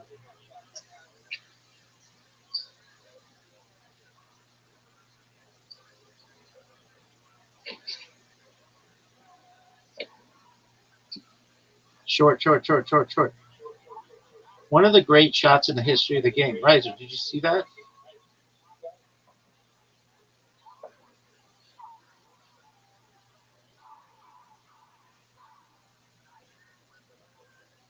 What are you gonna do? Devastating. Oh, Devastating. terrible.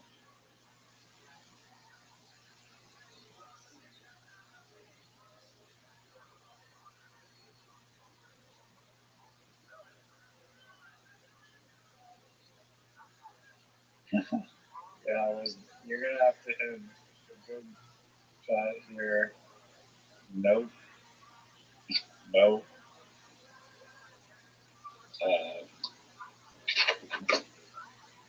Final hole. Oh, are you serious? Oh. Would you take my shot, yes or no? No, that shot is terrible, man.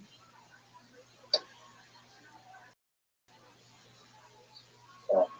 Which shot now? Yes or no? No, that was still terrible. It's over, folks. It's over, folks. It's over. This bitch is over. Turn out the lights. The party's over.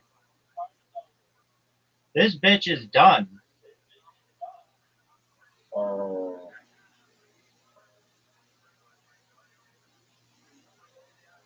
Are you fucking serious? No.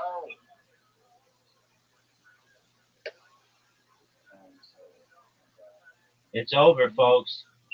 It's over. It's over. The champ's here. The champ's here. What a stupid hole. Such a joke. You ready for a rematch? Like, play me in Karen. You cannot beat me in Karen. Dog, I won the most recent game. No, that's fake. What do you want? Mini golf, Carom? Karen. How about mini golf? Alright, one more and then you go.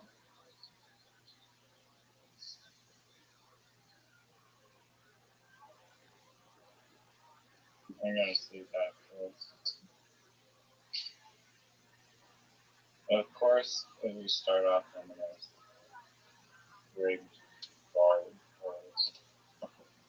possible.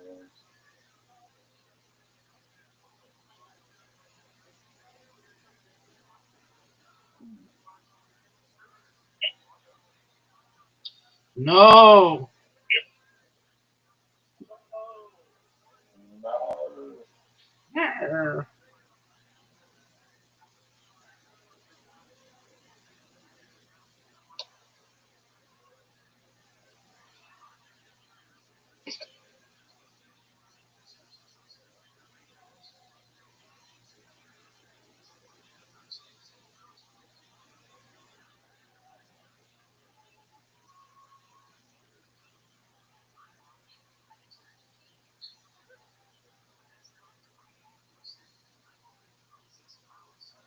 Oh, what the finger slip? God damn it. This game. That actually pissed me off.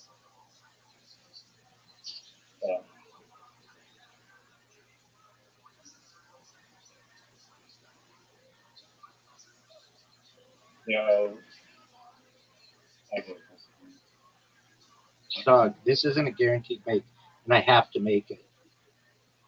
I missed it, so you didn't lose out on anything. So quit your bitching. I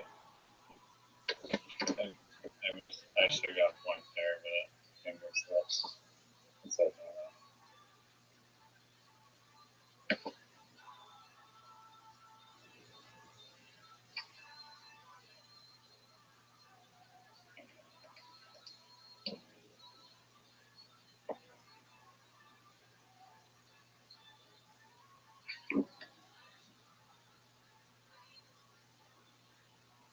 coward. I don't know what's so cowardly about that. Go play your eyes, go play your XQs, go play your whatever. This game stuff.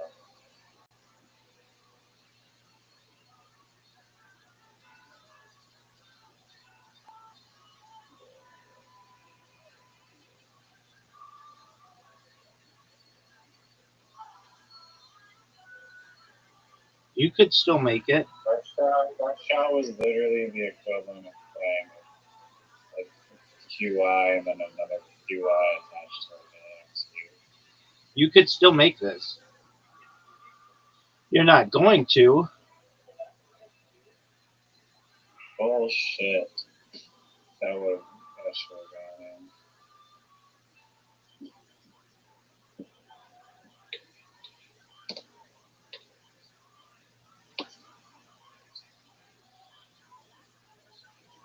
Dude, your shit was all over my shit. That's not cool, dog.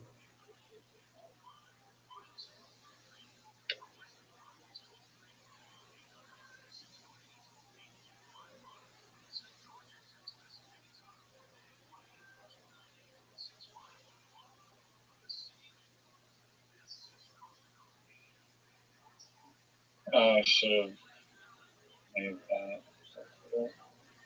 Wait.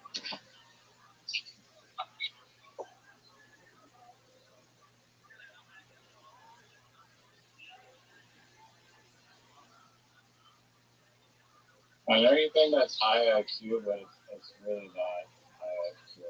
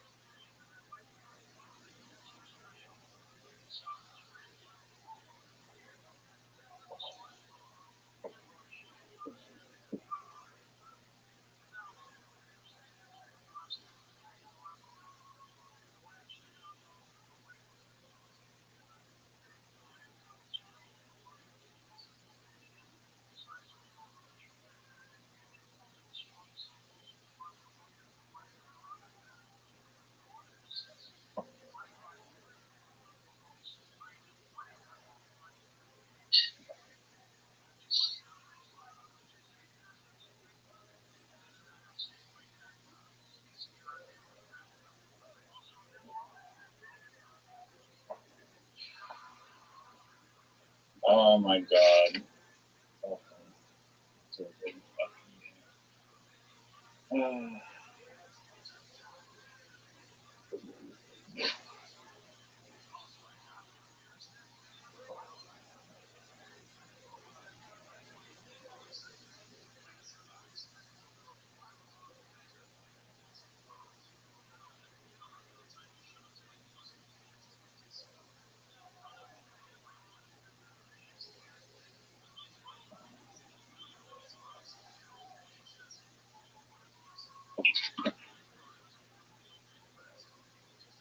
I'm guaranteed to win. No. I guarantee a tie.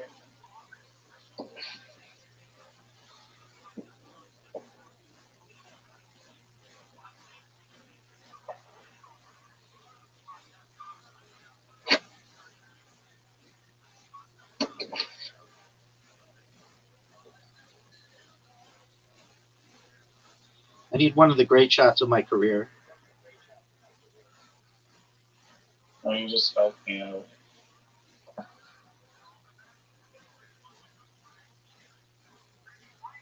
A devastating miss, folks. A devastating miss.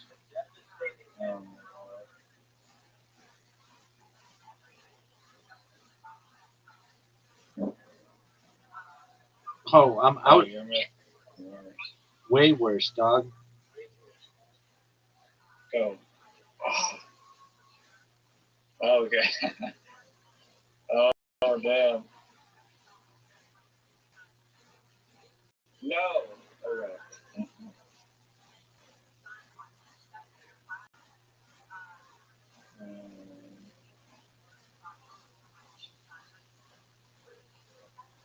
Oh yeah, money. There you go. I won. I'm the champ. Won. I won. You tied. Dog. You won. I won. I won. And all I know is that you lost 5-0 during the hostage story. You need distractions. Dog, how many times did you win tonight in literati? I'll wait.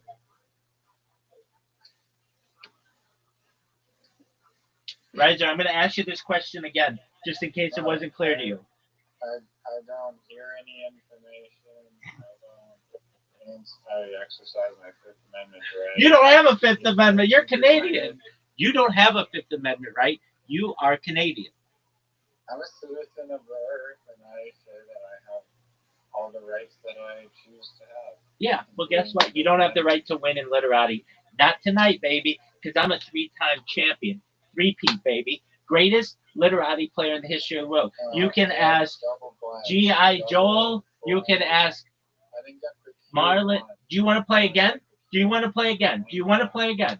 Do you want to play again? If you want to lose, yeah. If you want to lose. It's totally your choice. If you want to lose, I can help you lose.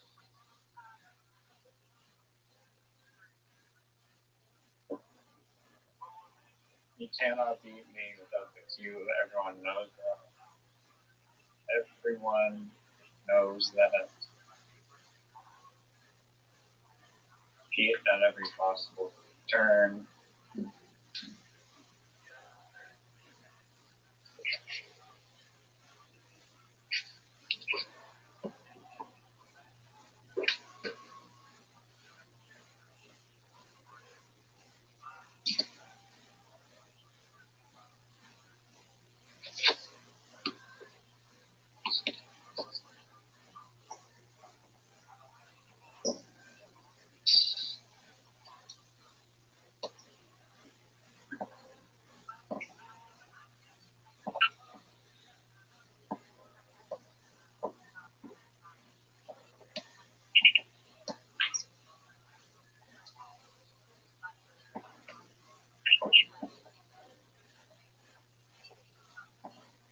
What is this? Is he gonna do it? Get it, man.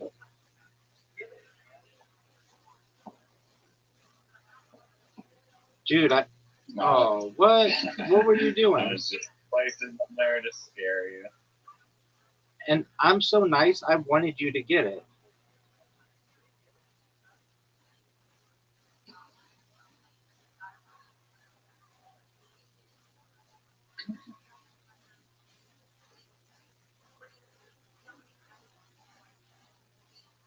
I mean, for the record, bong die is a word. It's not a word. It is a word.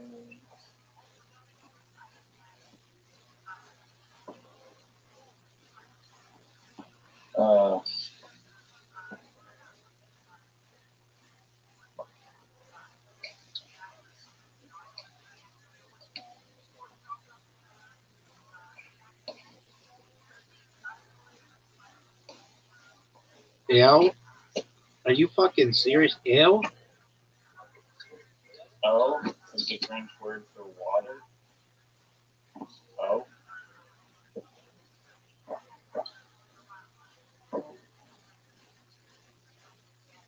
Yeah, it's French. It's not English. Oh.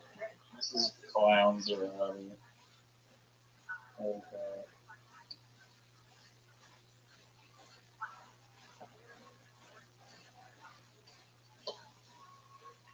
O is French, dog. I play English.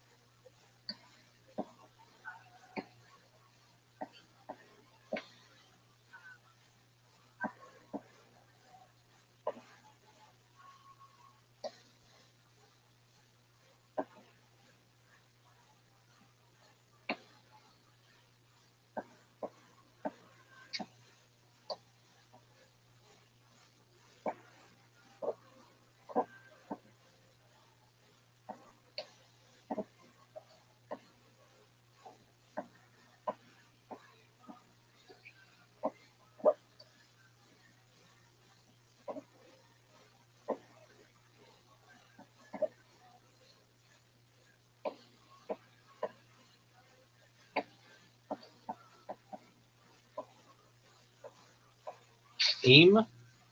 The fuck is that? Everyone knows what EAM is.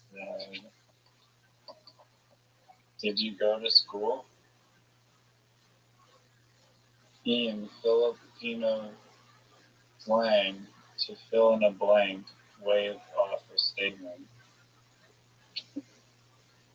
Filipino slang, EAM. Dog, I speak English. The last like 12 fucking words you've played are not English. They're not of English origin. Everybody knows they're not English. I know they're not English. Jeanette McCurdy knows they're not English. Kevin Jonas knows they're not English. The cast of Jay and Silent Bob know that they're not English. The cast of Drake and Cody's Sweet Life, they know it's not English. The cast of Zoe 101 knows it's not English. Everybody knows that shit ain't English, dog.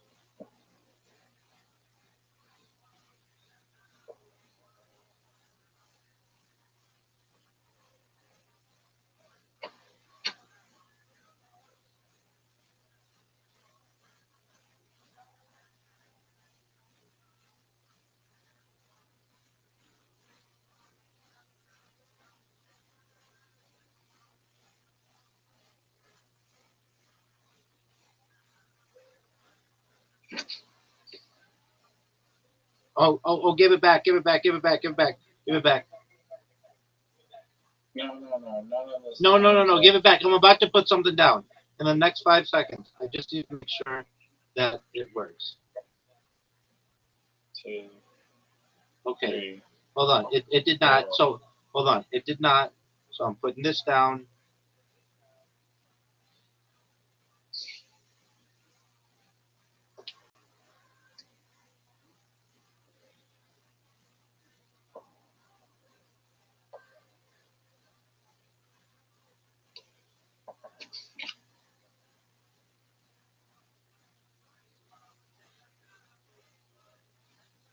Do you know how many seconds I counted to?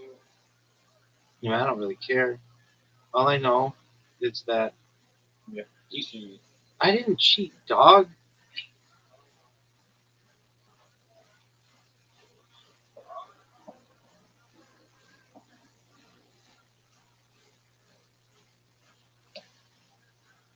That was gonna be huge. That was gonna be huge. I thought it was going to be sneezed, and it was going to be huge.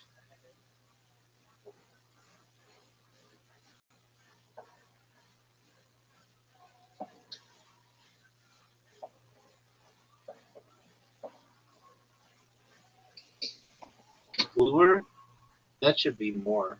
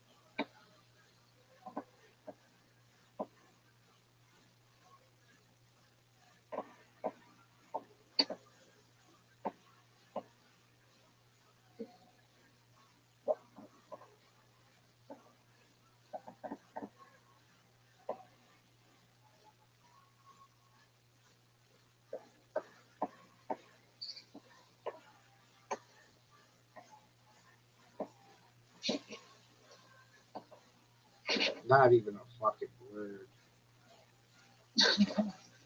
Oh, it's a word.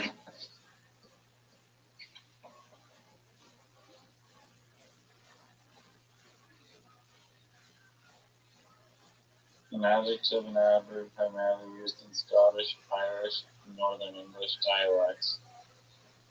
Variation of the word gay. You don't think Irish variations are words? You're using Irish, you're using Filipino, you're using fucking French. All I want you to do is just try to win.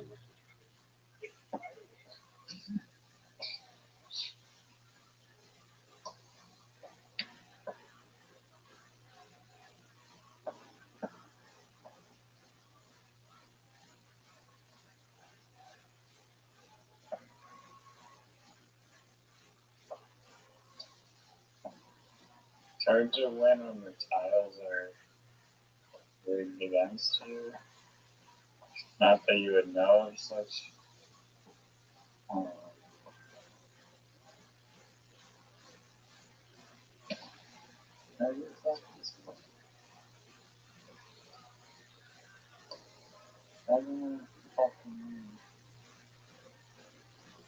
You want to bet?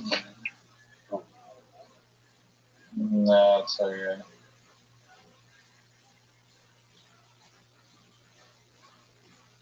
That 41 points for that? Yeah, this is fucking rigged. This is like crazy levels of rigged.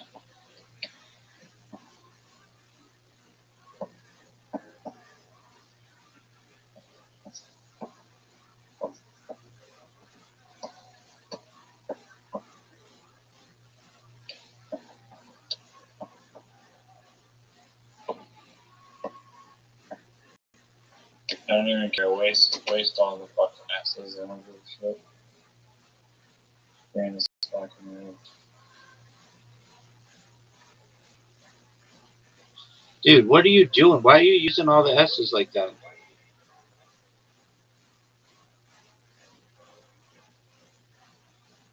Or you're complaining that I'm using the S's. Yeah, dog. You're complaining that I'm wasting the S's? Yeah.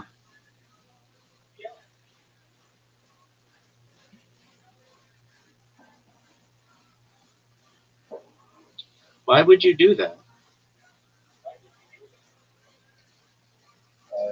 Check the score for him. How many tiles are left?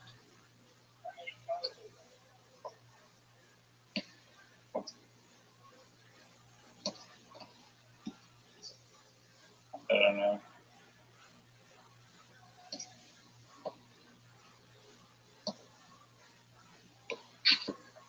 Oh, that was good. And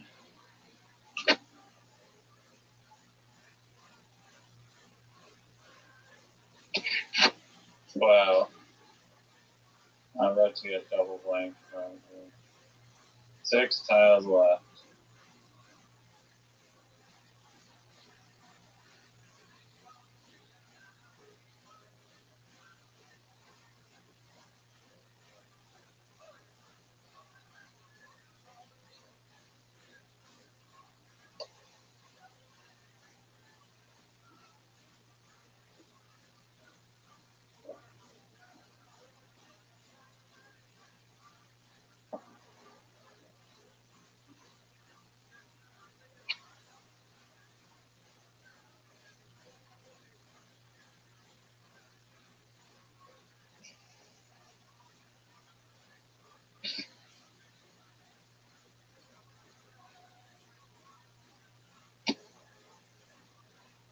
Double blank. I guarantee I get double blanked and queued. I guarantee it. And Z. Yeah. And S. Yeah.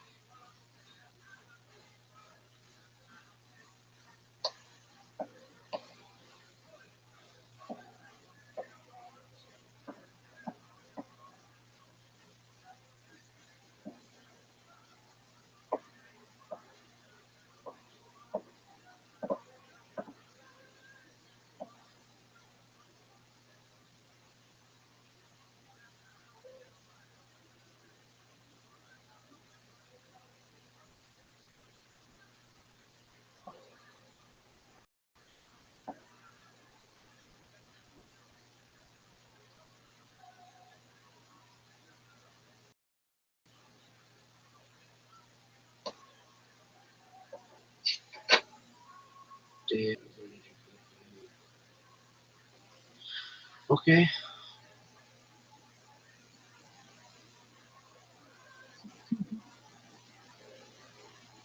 Are you complaining about having the Q, the X, and the Z, and all the S's?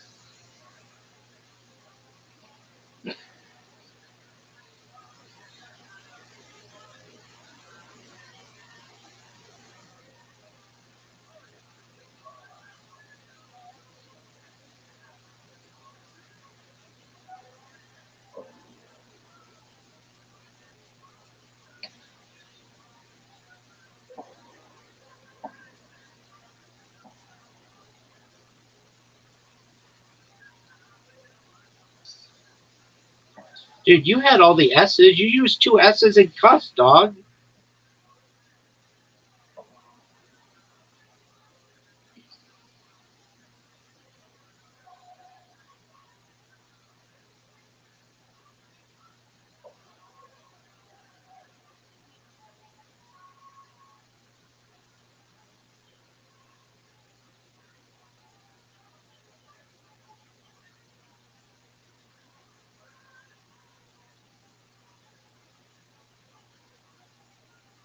Where are you going to place your Q? I'm just wondering. Have you decided a spot yet for the Q?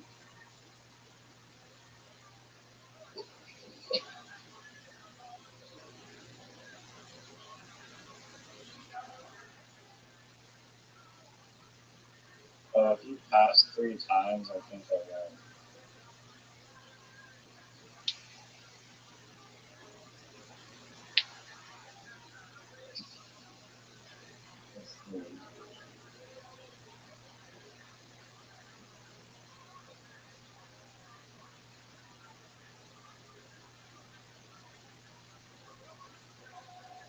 Unless you can get rid of your tiles, but I don't think you'll be able to do that.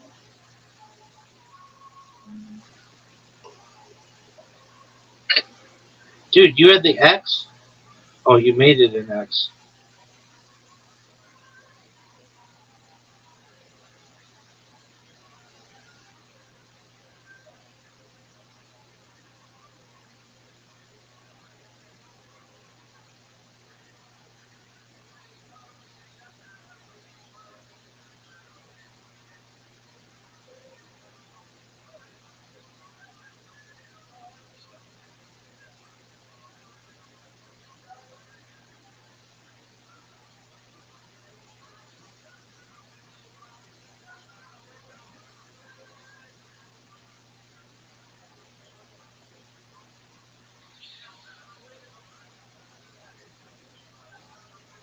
It's all my spot.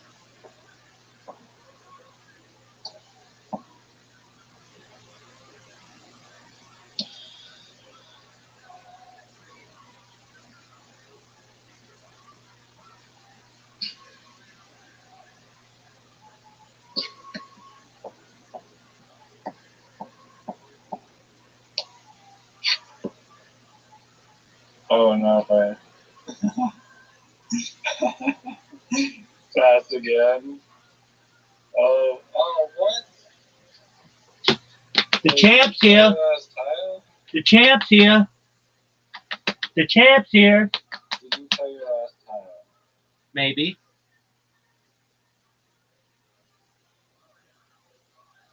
Whoa. Did you hear me? Oh, you can't hear me. Hold on. What? Hold on.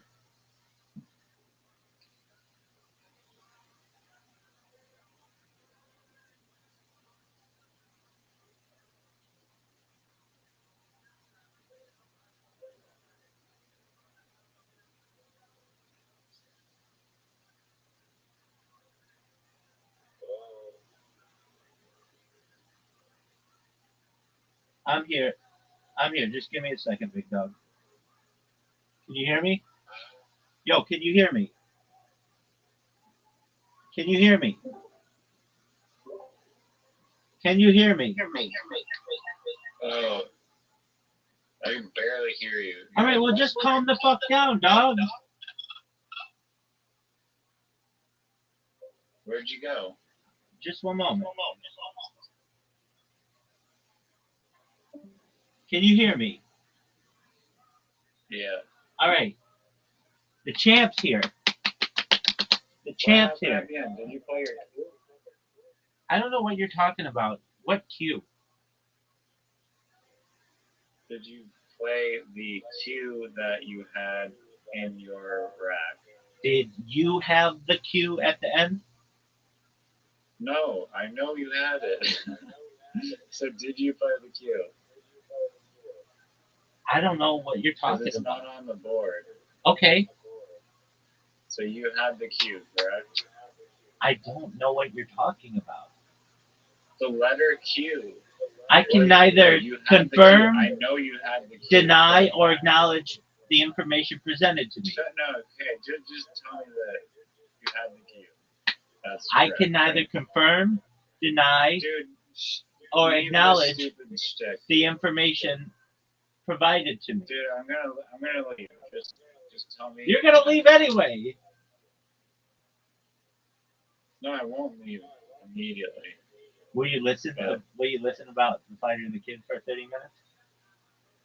If you answer the question, I had did you have the cue? perhaps. Just say yes. Like, Okay. did you have the cue? Okay. All right, I'm gonna leave. Wait. I answered your question. You want to know if I had the cue? I said No. okay. Yeah, I had the cue just to make you happy. And it was one of the biggest blowouts Okay. that we've ever seen. So at the end, no. So at the end, the cue magically disappeared. It showed that you won. But in reality, you surrendered. You passed 3 times in a row, and so you lost according to Scrabble rules. No, that's incorrect. I didn't. That's a loss. No, I didn't pass If it. you passed 3 times in a row, you didn't play the cue, so your only option was to pass. I played one before you played one. I played the if, and you didn't play anything after that. And then you passed 3 times, so you lost. Nice try. No, you passed first. At the No. end, it went, you passed, I passed. No, You I played the passed, if. I passed, and then you passed. Dog, I'm going to the game history. Okay, you can pull it up. I'm looking at it too. Let's see. Okay, I played if. You played in. I passed. You passed. I Rabbi passed. passed, you passed. Rabbi passed, you passed. Which means that Rabbi passed again at the end. 3 in a row. I didn't pass. That's a loss. I did not pass at the end. You're Yeah, the but Dog, you're the last person. Dog, No, no. you're the last person to pass. You're the last person to pass. And let's really just break but it down. How many times did I pass? You Twice. passed How many times did you pass? twice. Twice before me. So, but you went before, so that means that if there was a 41st turn, it would have been your turn, and you passed. So you can play the cue, 3 passes in a row. You lose. I didn't. I'm sorry, those are Scrabble rules. Wait. Hold on. We have to get this Those straight. are Scrabble rules. Hold on. No. I think the rule But is you can search it up. Search it up. You pass 3 times, it's Scrabble game. no. It's whoever has the most points. No, not if you pass 3 times. I didn't pass 3 times. What I think. Wait. Should have, but Wait. the game didn't work What I correctly. think the rule is if they get 4 passes in the row, the game ends. No, it's 3. It's not. It's definitely not. No. Listen. It's definitely not. Would you listen to me? I'm not saying for one person. I'm saying if you combine both people. If there are 4 passes in a row, the game ends. Maybe, yeah. And so you're the one who ended the game. And you lost. The total was I think that you 3. would have Dog. passed 3 times in a You've row. lost, my friend. You've lost 4 literatis in a row, and I'll go back to the previous ones too. If you want, we'll just look at the record. Literati. History. Yeah, if you want to show people your QIs and your XUs and your S's and your Zs, go for it. Dog. All I know. That game is so rigged. It's rigged. Dog. All I know is that I'd won 4 games in a row in that. And I won in mini golf. And I won in carom. And I won. I don't accept that data as being true. You don't accept you have lost 4 literati games in a I row? don't accept the data. No, it's not that I lost. I'll be honest if I lost. I just don't accept the data. You're not being honest. You've lost 4 literati games today. No, incorrect. The last one, I literally won because you forfeited past 3 times. I didn't pass it. Look, Reiser, I didn't pass a 3rd time. It would say on there. Rabbi passed. Rabbi passed. I didn't pass. You passed, or I passed and you passed, and I passed and you passed.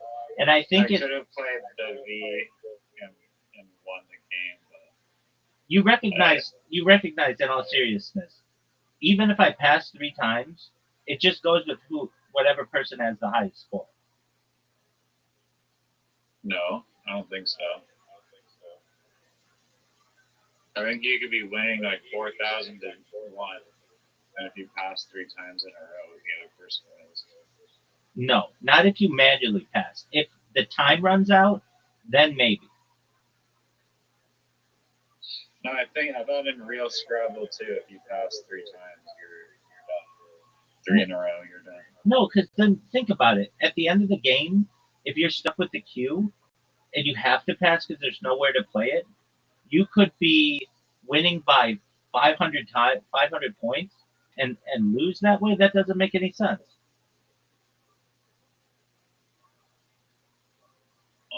Look, you have iCarly logic. I know you have iCarly logic. Where? William Montgomery knows you have iCarly logic. Lucy Storbush knows you have iCarly logic. But nobody agrees. All I know is you lost 4 times. Out of 4. Out of 4. Out of 4. Out of 4. Reiser, you lost 4 in a row. I don't confirm at least. That. I have not confirmed that. Doug, you've lost 4 in a row. Doug, wait, and let's talk about this. You've lost 3 games. You've lost 3 games. You've lost 3 games by triple digits. That should have a name. That should have a name. When you lose 3 games in a row by triple digits, you got triple, dog. You got triple dog. You got triple dog. You got triple dog. You got triple dog. You got triple dog. You got triple dog. You got triple dog. You got triple. That's not what a triple is. You don't even know what a triple is. It is. It's when you lose 3 games by more than 3 No, that's literally digits. You lost 3 games by 3 digits in a row. You got triple. That's not what a triple is at all. It is too. Triple is when you lose 3 games by 100 points. By triple digits. You lose 3 games by 3 digits or more. So you could get by 4. Shop has more logic. Dog. Garbage. Now you got triple. This You is used garbage. to, Riser, you used to be good at this game. What happened to you?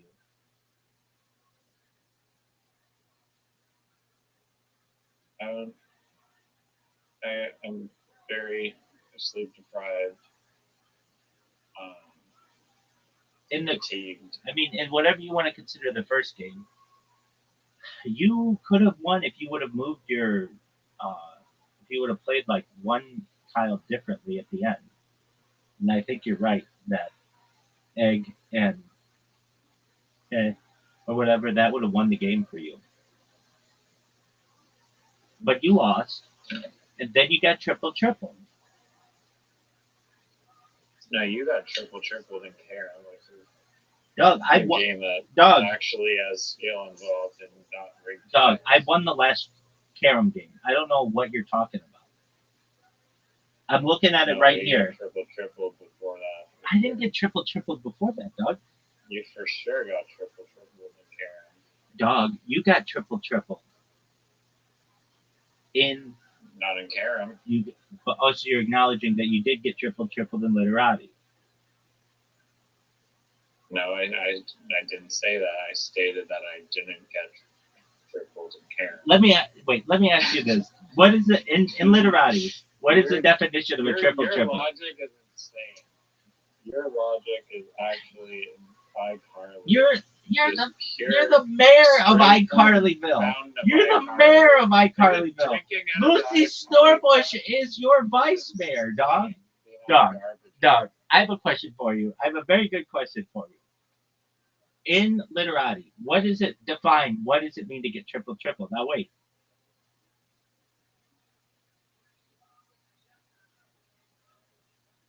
It's when you lose 3 games in a row by triple digits. It's triple, it's when dog. You play like a bingo through the triple words for 3 times. No, that's not even realistic. I mean, if you want to be playing at G.I. Joe level, okay, cool. Nigel thinks it's realistic. G.I. Joe knows it's realistic. But they also acknowledge that a triple is losing 3 games in a row by triple digits. And that's what you did. You lost 3 games in a row by triple digits. You got triple, son. Every single game, both players have triple digits. You lost. You're saying no, it's special. It's not. No. That's not what I'm saying. It's not unique. No. I'm saying that I beat you by triple digits, which is more than 100, or 100 or more. I don't agree. How don't you agree? I don't agree. How don't you? Fabricating information. Not at all. And it's forging information, forging wins. Not at all. Real wins. Not at all. Fictitious wins. Not at all. Okay. Dog. I mean, you got triple. You got triple. I think you should write a book. And the book should be called Cool Story. Maybe I already have. Maybe I already have, and maybe it's published to the world, and everybody's read it except you. Maybe that's the truth. Maybe you need a blog and a podcast and a live stream in your life. Oh wait, you already have all those things. Hey, dog. Burn. Look, I'm just saying to you, you have lost 4 straight games in Literati to me today, and you lost the last 3 by than there was 100. literally people being tortured in Iraq that were distracting me. I could not. That was a different game. That was a different game, and you lost 5 to nothing. No. You got blanked. You got stumped. You got farthy. No. This is what, like, how credible you are. You, like, immediately start running around the bases, being like, "Oh wow, I won 5-0, 5-0." I'm listening to this guy. I'm actually giving him my attention. Yeah, you're giving him shitty advice. You're like, how much is a ticket? $100? $20? Worst advice ever. $100. No, it turns out it was $120. Yes, No, it wasn't. It was $120 at least. And he said initially it was $400. No, he said 100. He said 120. No, okay, now you're just straight up lying. No, I have it on. I have it recorded. He said initially. Okay, go back. Go play the recording back. You'll see. You even acknowledge that It it was 100. was 100. We want to say 120. $120. Hold on. You initially said, dog. Are you gonna? Dude, you're proving a point that you just like skewed data. The people at home know. They will recognize that first this asshole says 100, then he says 20, and then I'm like, dude, just look it up. How much is it? And he says it's $400 for a flight. And then I say, okay, well, what about a bus or a camel or something? And he says 120. No, 100. No, he said it was $120, dude. No, you literally said, I heard you say 100. No, it's $120 is what he said.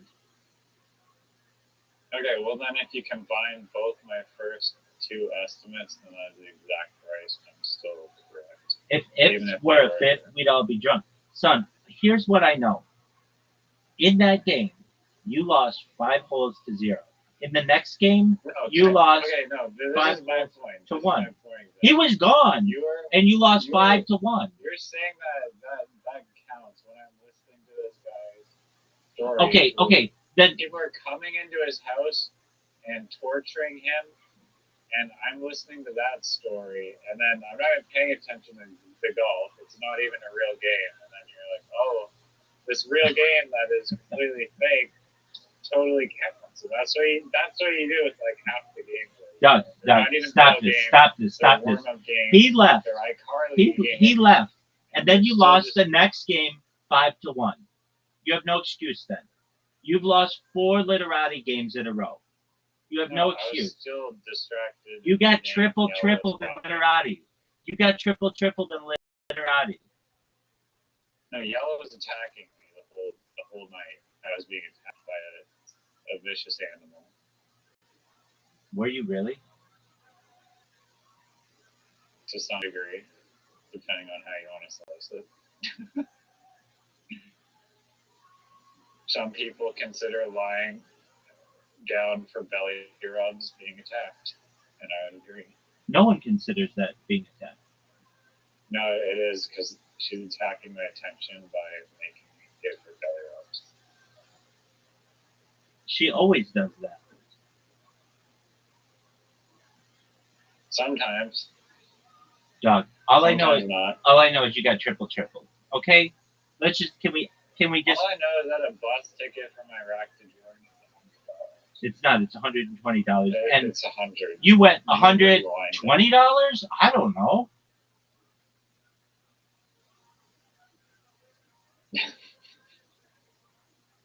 And the plane ticket is $400. A bus ticket is $120. But you had already put your guess on $20 when he said it was $120. But with him aside, what is your justification for playing like absolute dog shit in mini golf? Dude, I'll wait. I was literally not in a flow state at all. Okay, when will you be in your flow state? And complaining literally threw me off like the first game. So I played a fair 2 words and then straight into my ear, crying, complaining, wah, wah, wah, wah, wah, wah. this game sucked, and it was like just threw me off.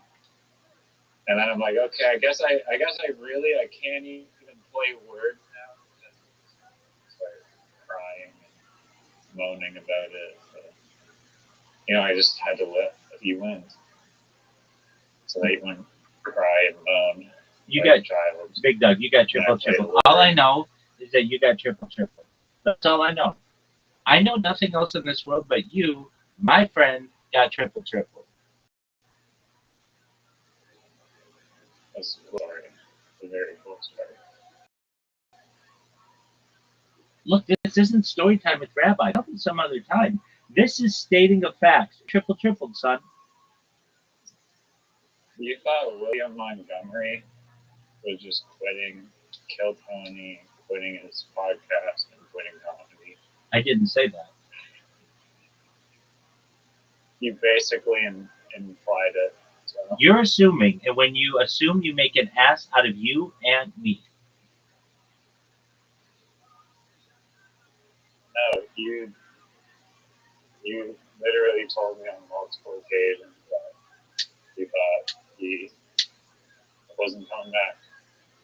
And he was. Dude, he hasn't been on Kill Tony in at least 2 months. He'll be back. That's easy to say. Yeah, I'm sure he'll return someday. But what I'm saying is he's no longer going to be on the show as a regular, potentially. That's false. You think he'll come back as a regular every single week or whatever and do his stand-up?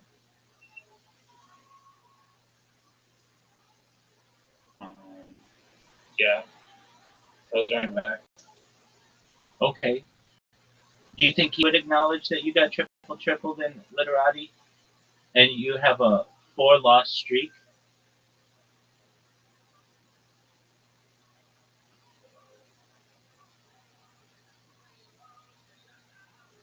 Riser, you've lost 4 games in a row. Riser jerking off in a fucking elevator again.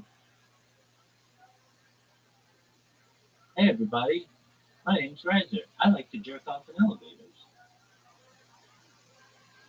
Everybody knows that Riser likes to jerk off in elevators. Everybody knows that Riser likes to jerk off in elevators.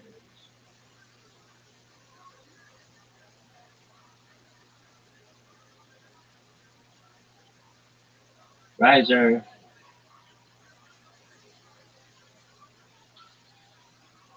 This is garbage. I fucking won.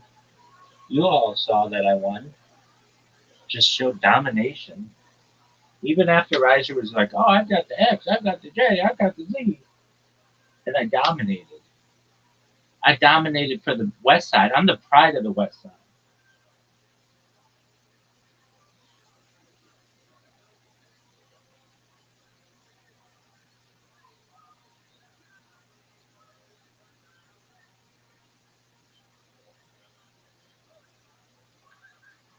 Riser, are you there? Riser's just jerking himself off. Everybody knows it.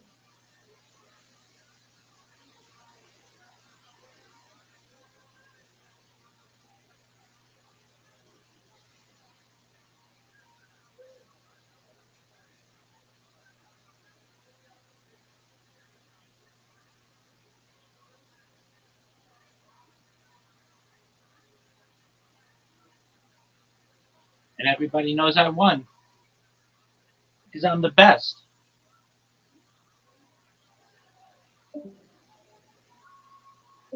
Oh, there he is. Oh, there he is. It's Mr. Your dad sucked at Karen. What? You want to play? You want to play Karam again? If you want to lose, I mean, only if you want to lose. I only play to win, and I got to take a whiz. I'll be right back. Less than 2 minutes. Okay.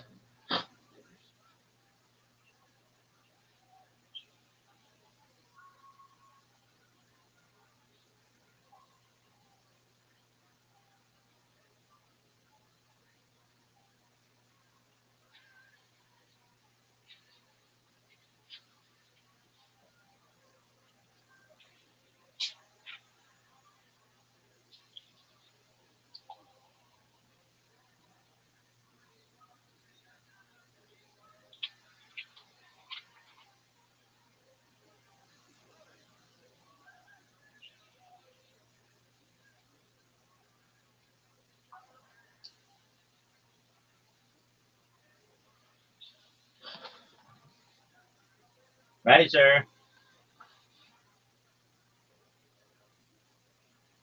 Riser. Yo, Are you ready to lose?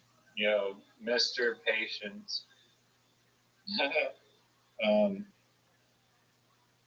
Yeah, if you want to lose.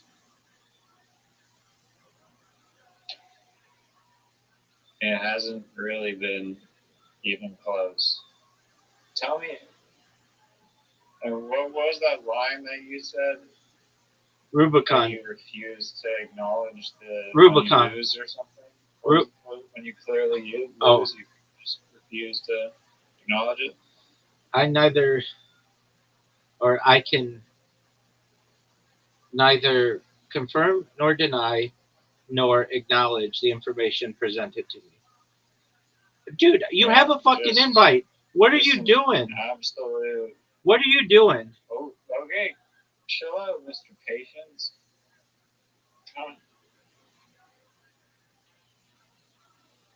You're gonna make me break?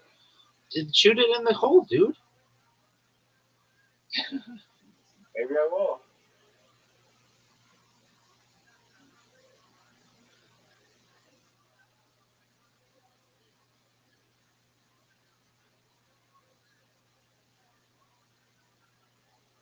Where do I go?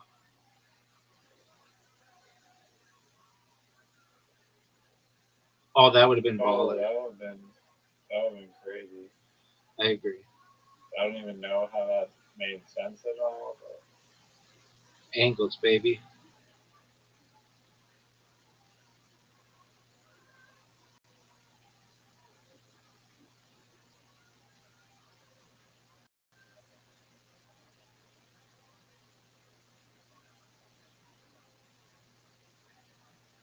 Not enough juice with the right angle.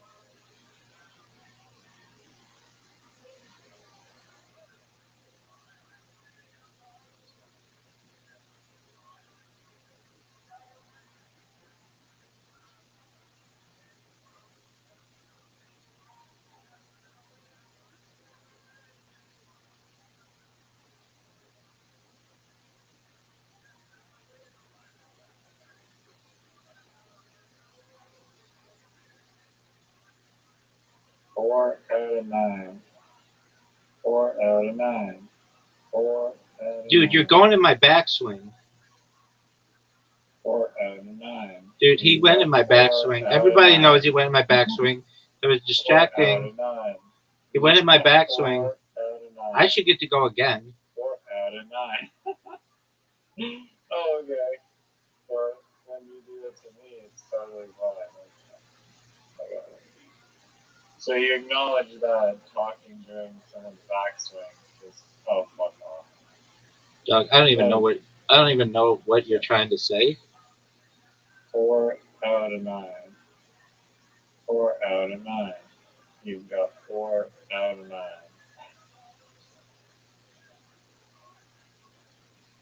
You acknowledge then. You literally just acknowledge that talking during someone's backswing is just. Am I allowed to? You want me to do it? Because I'll sing the scoreboard song.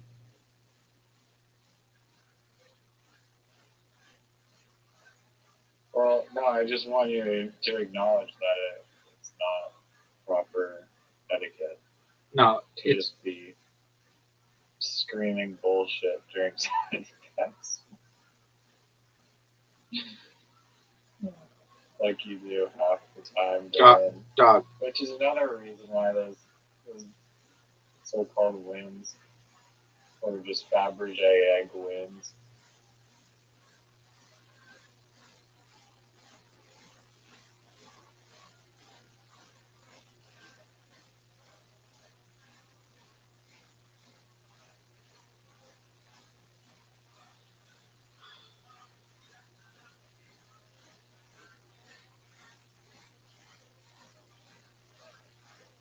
Oh. That was close. I respect the movement.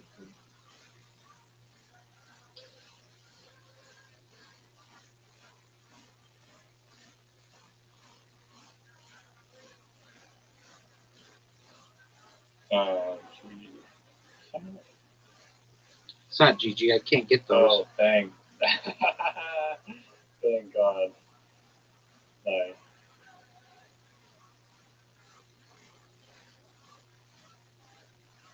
Oh, devastating.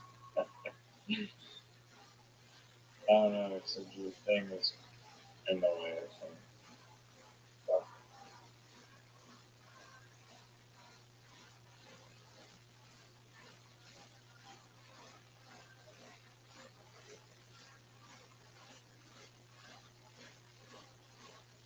Oh, beautiful. Newfie.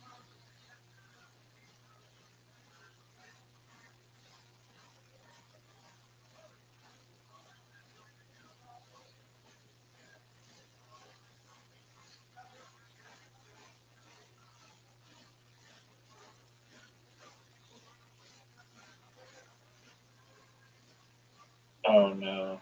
3 easy ones. One, Dog. 3 easy. Nothing in this game is easy. Have to Newfie to win. That's always the rule.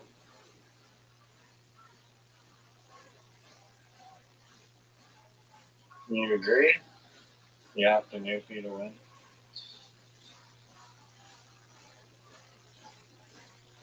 Hey, Mr. Silent. You have to, of course, you have to Newfie to win. We always know that. Everybody knows that. Okay. I'm just.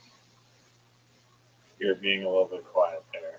I mean, it's like you're naming old rules. Like everybody knows that. Okay, well, I mean, someone.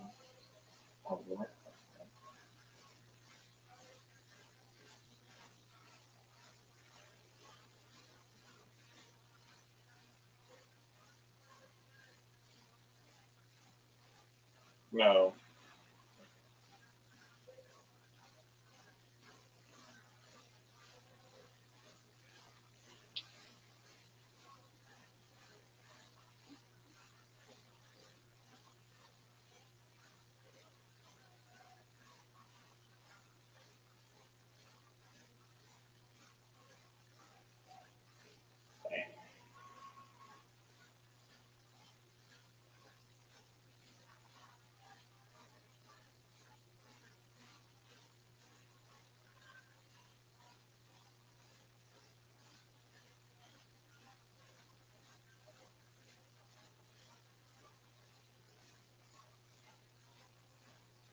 Did you forget what thing you were?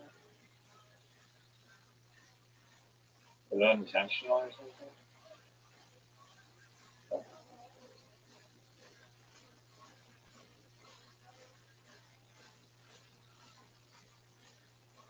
Yo, Mr. Scoreboard song. What is this? What is this? What are you doing? Is this some psychological trick?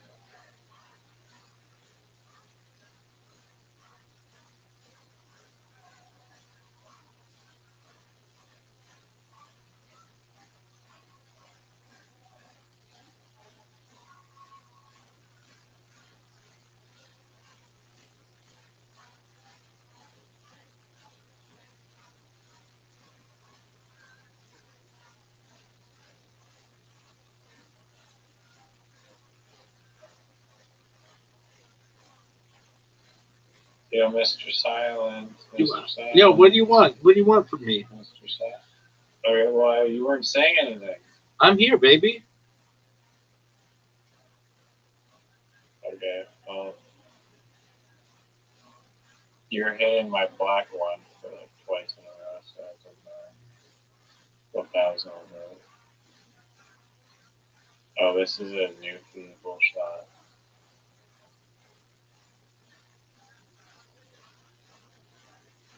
Oh, damn.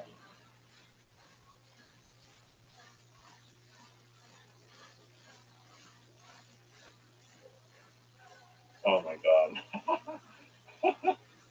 Oh, we've never seen such a. Oh, what? You can't win like that? Yeah.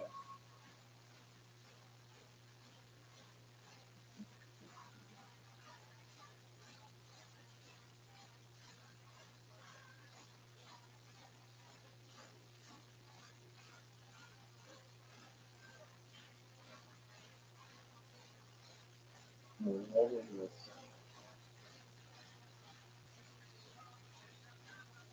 Alright, I'm doing terribly. No!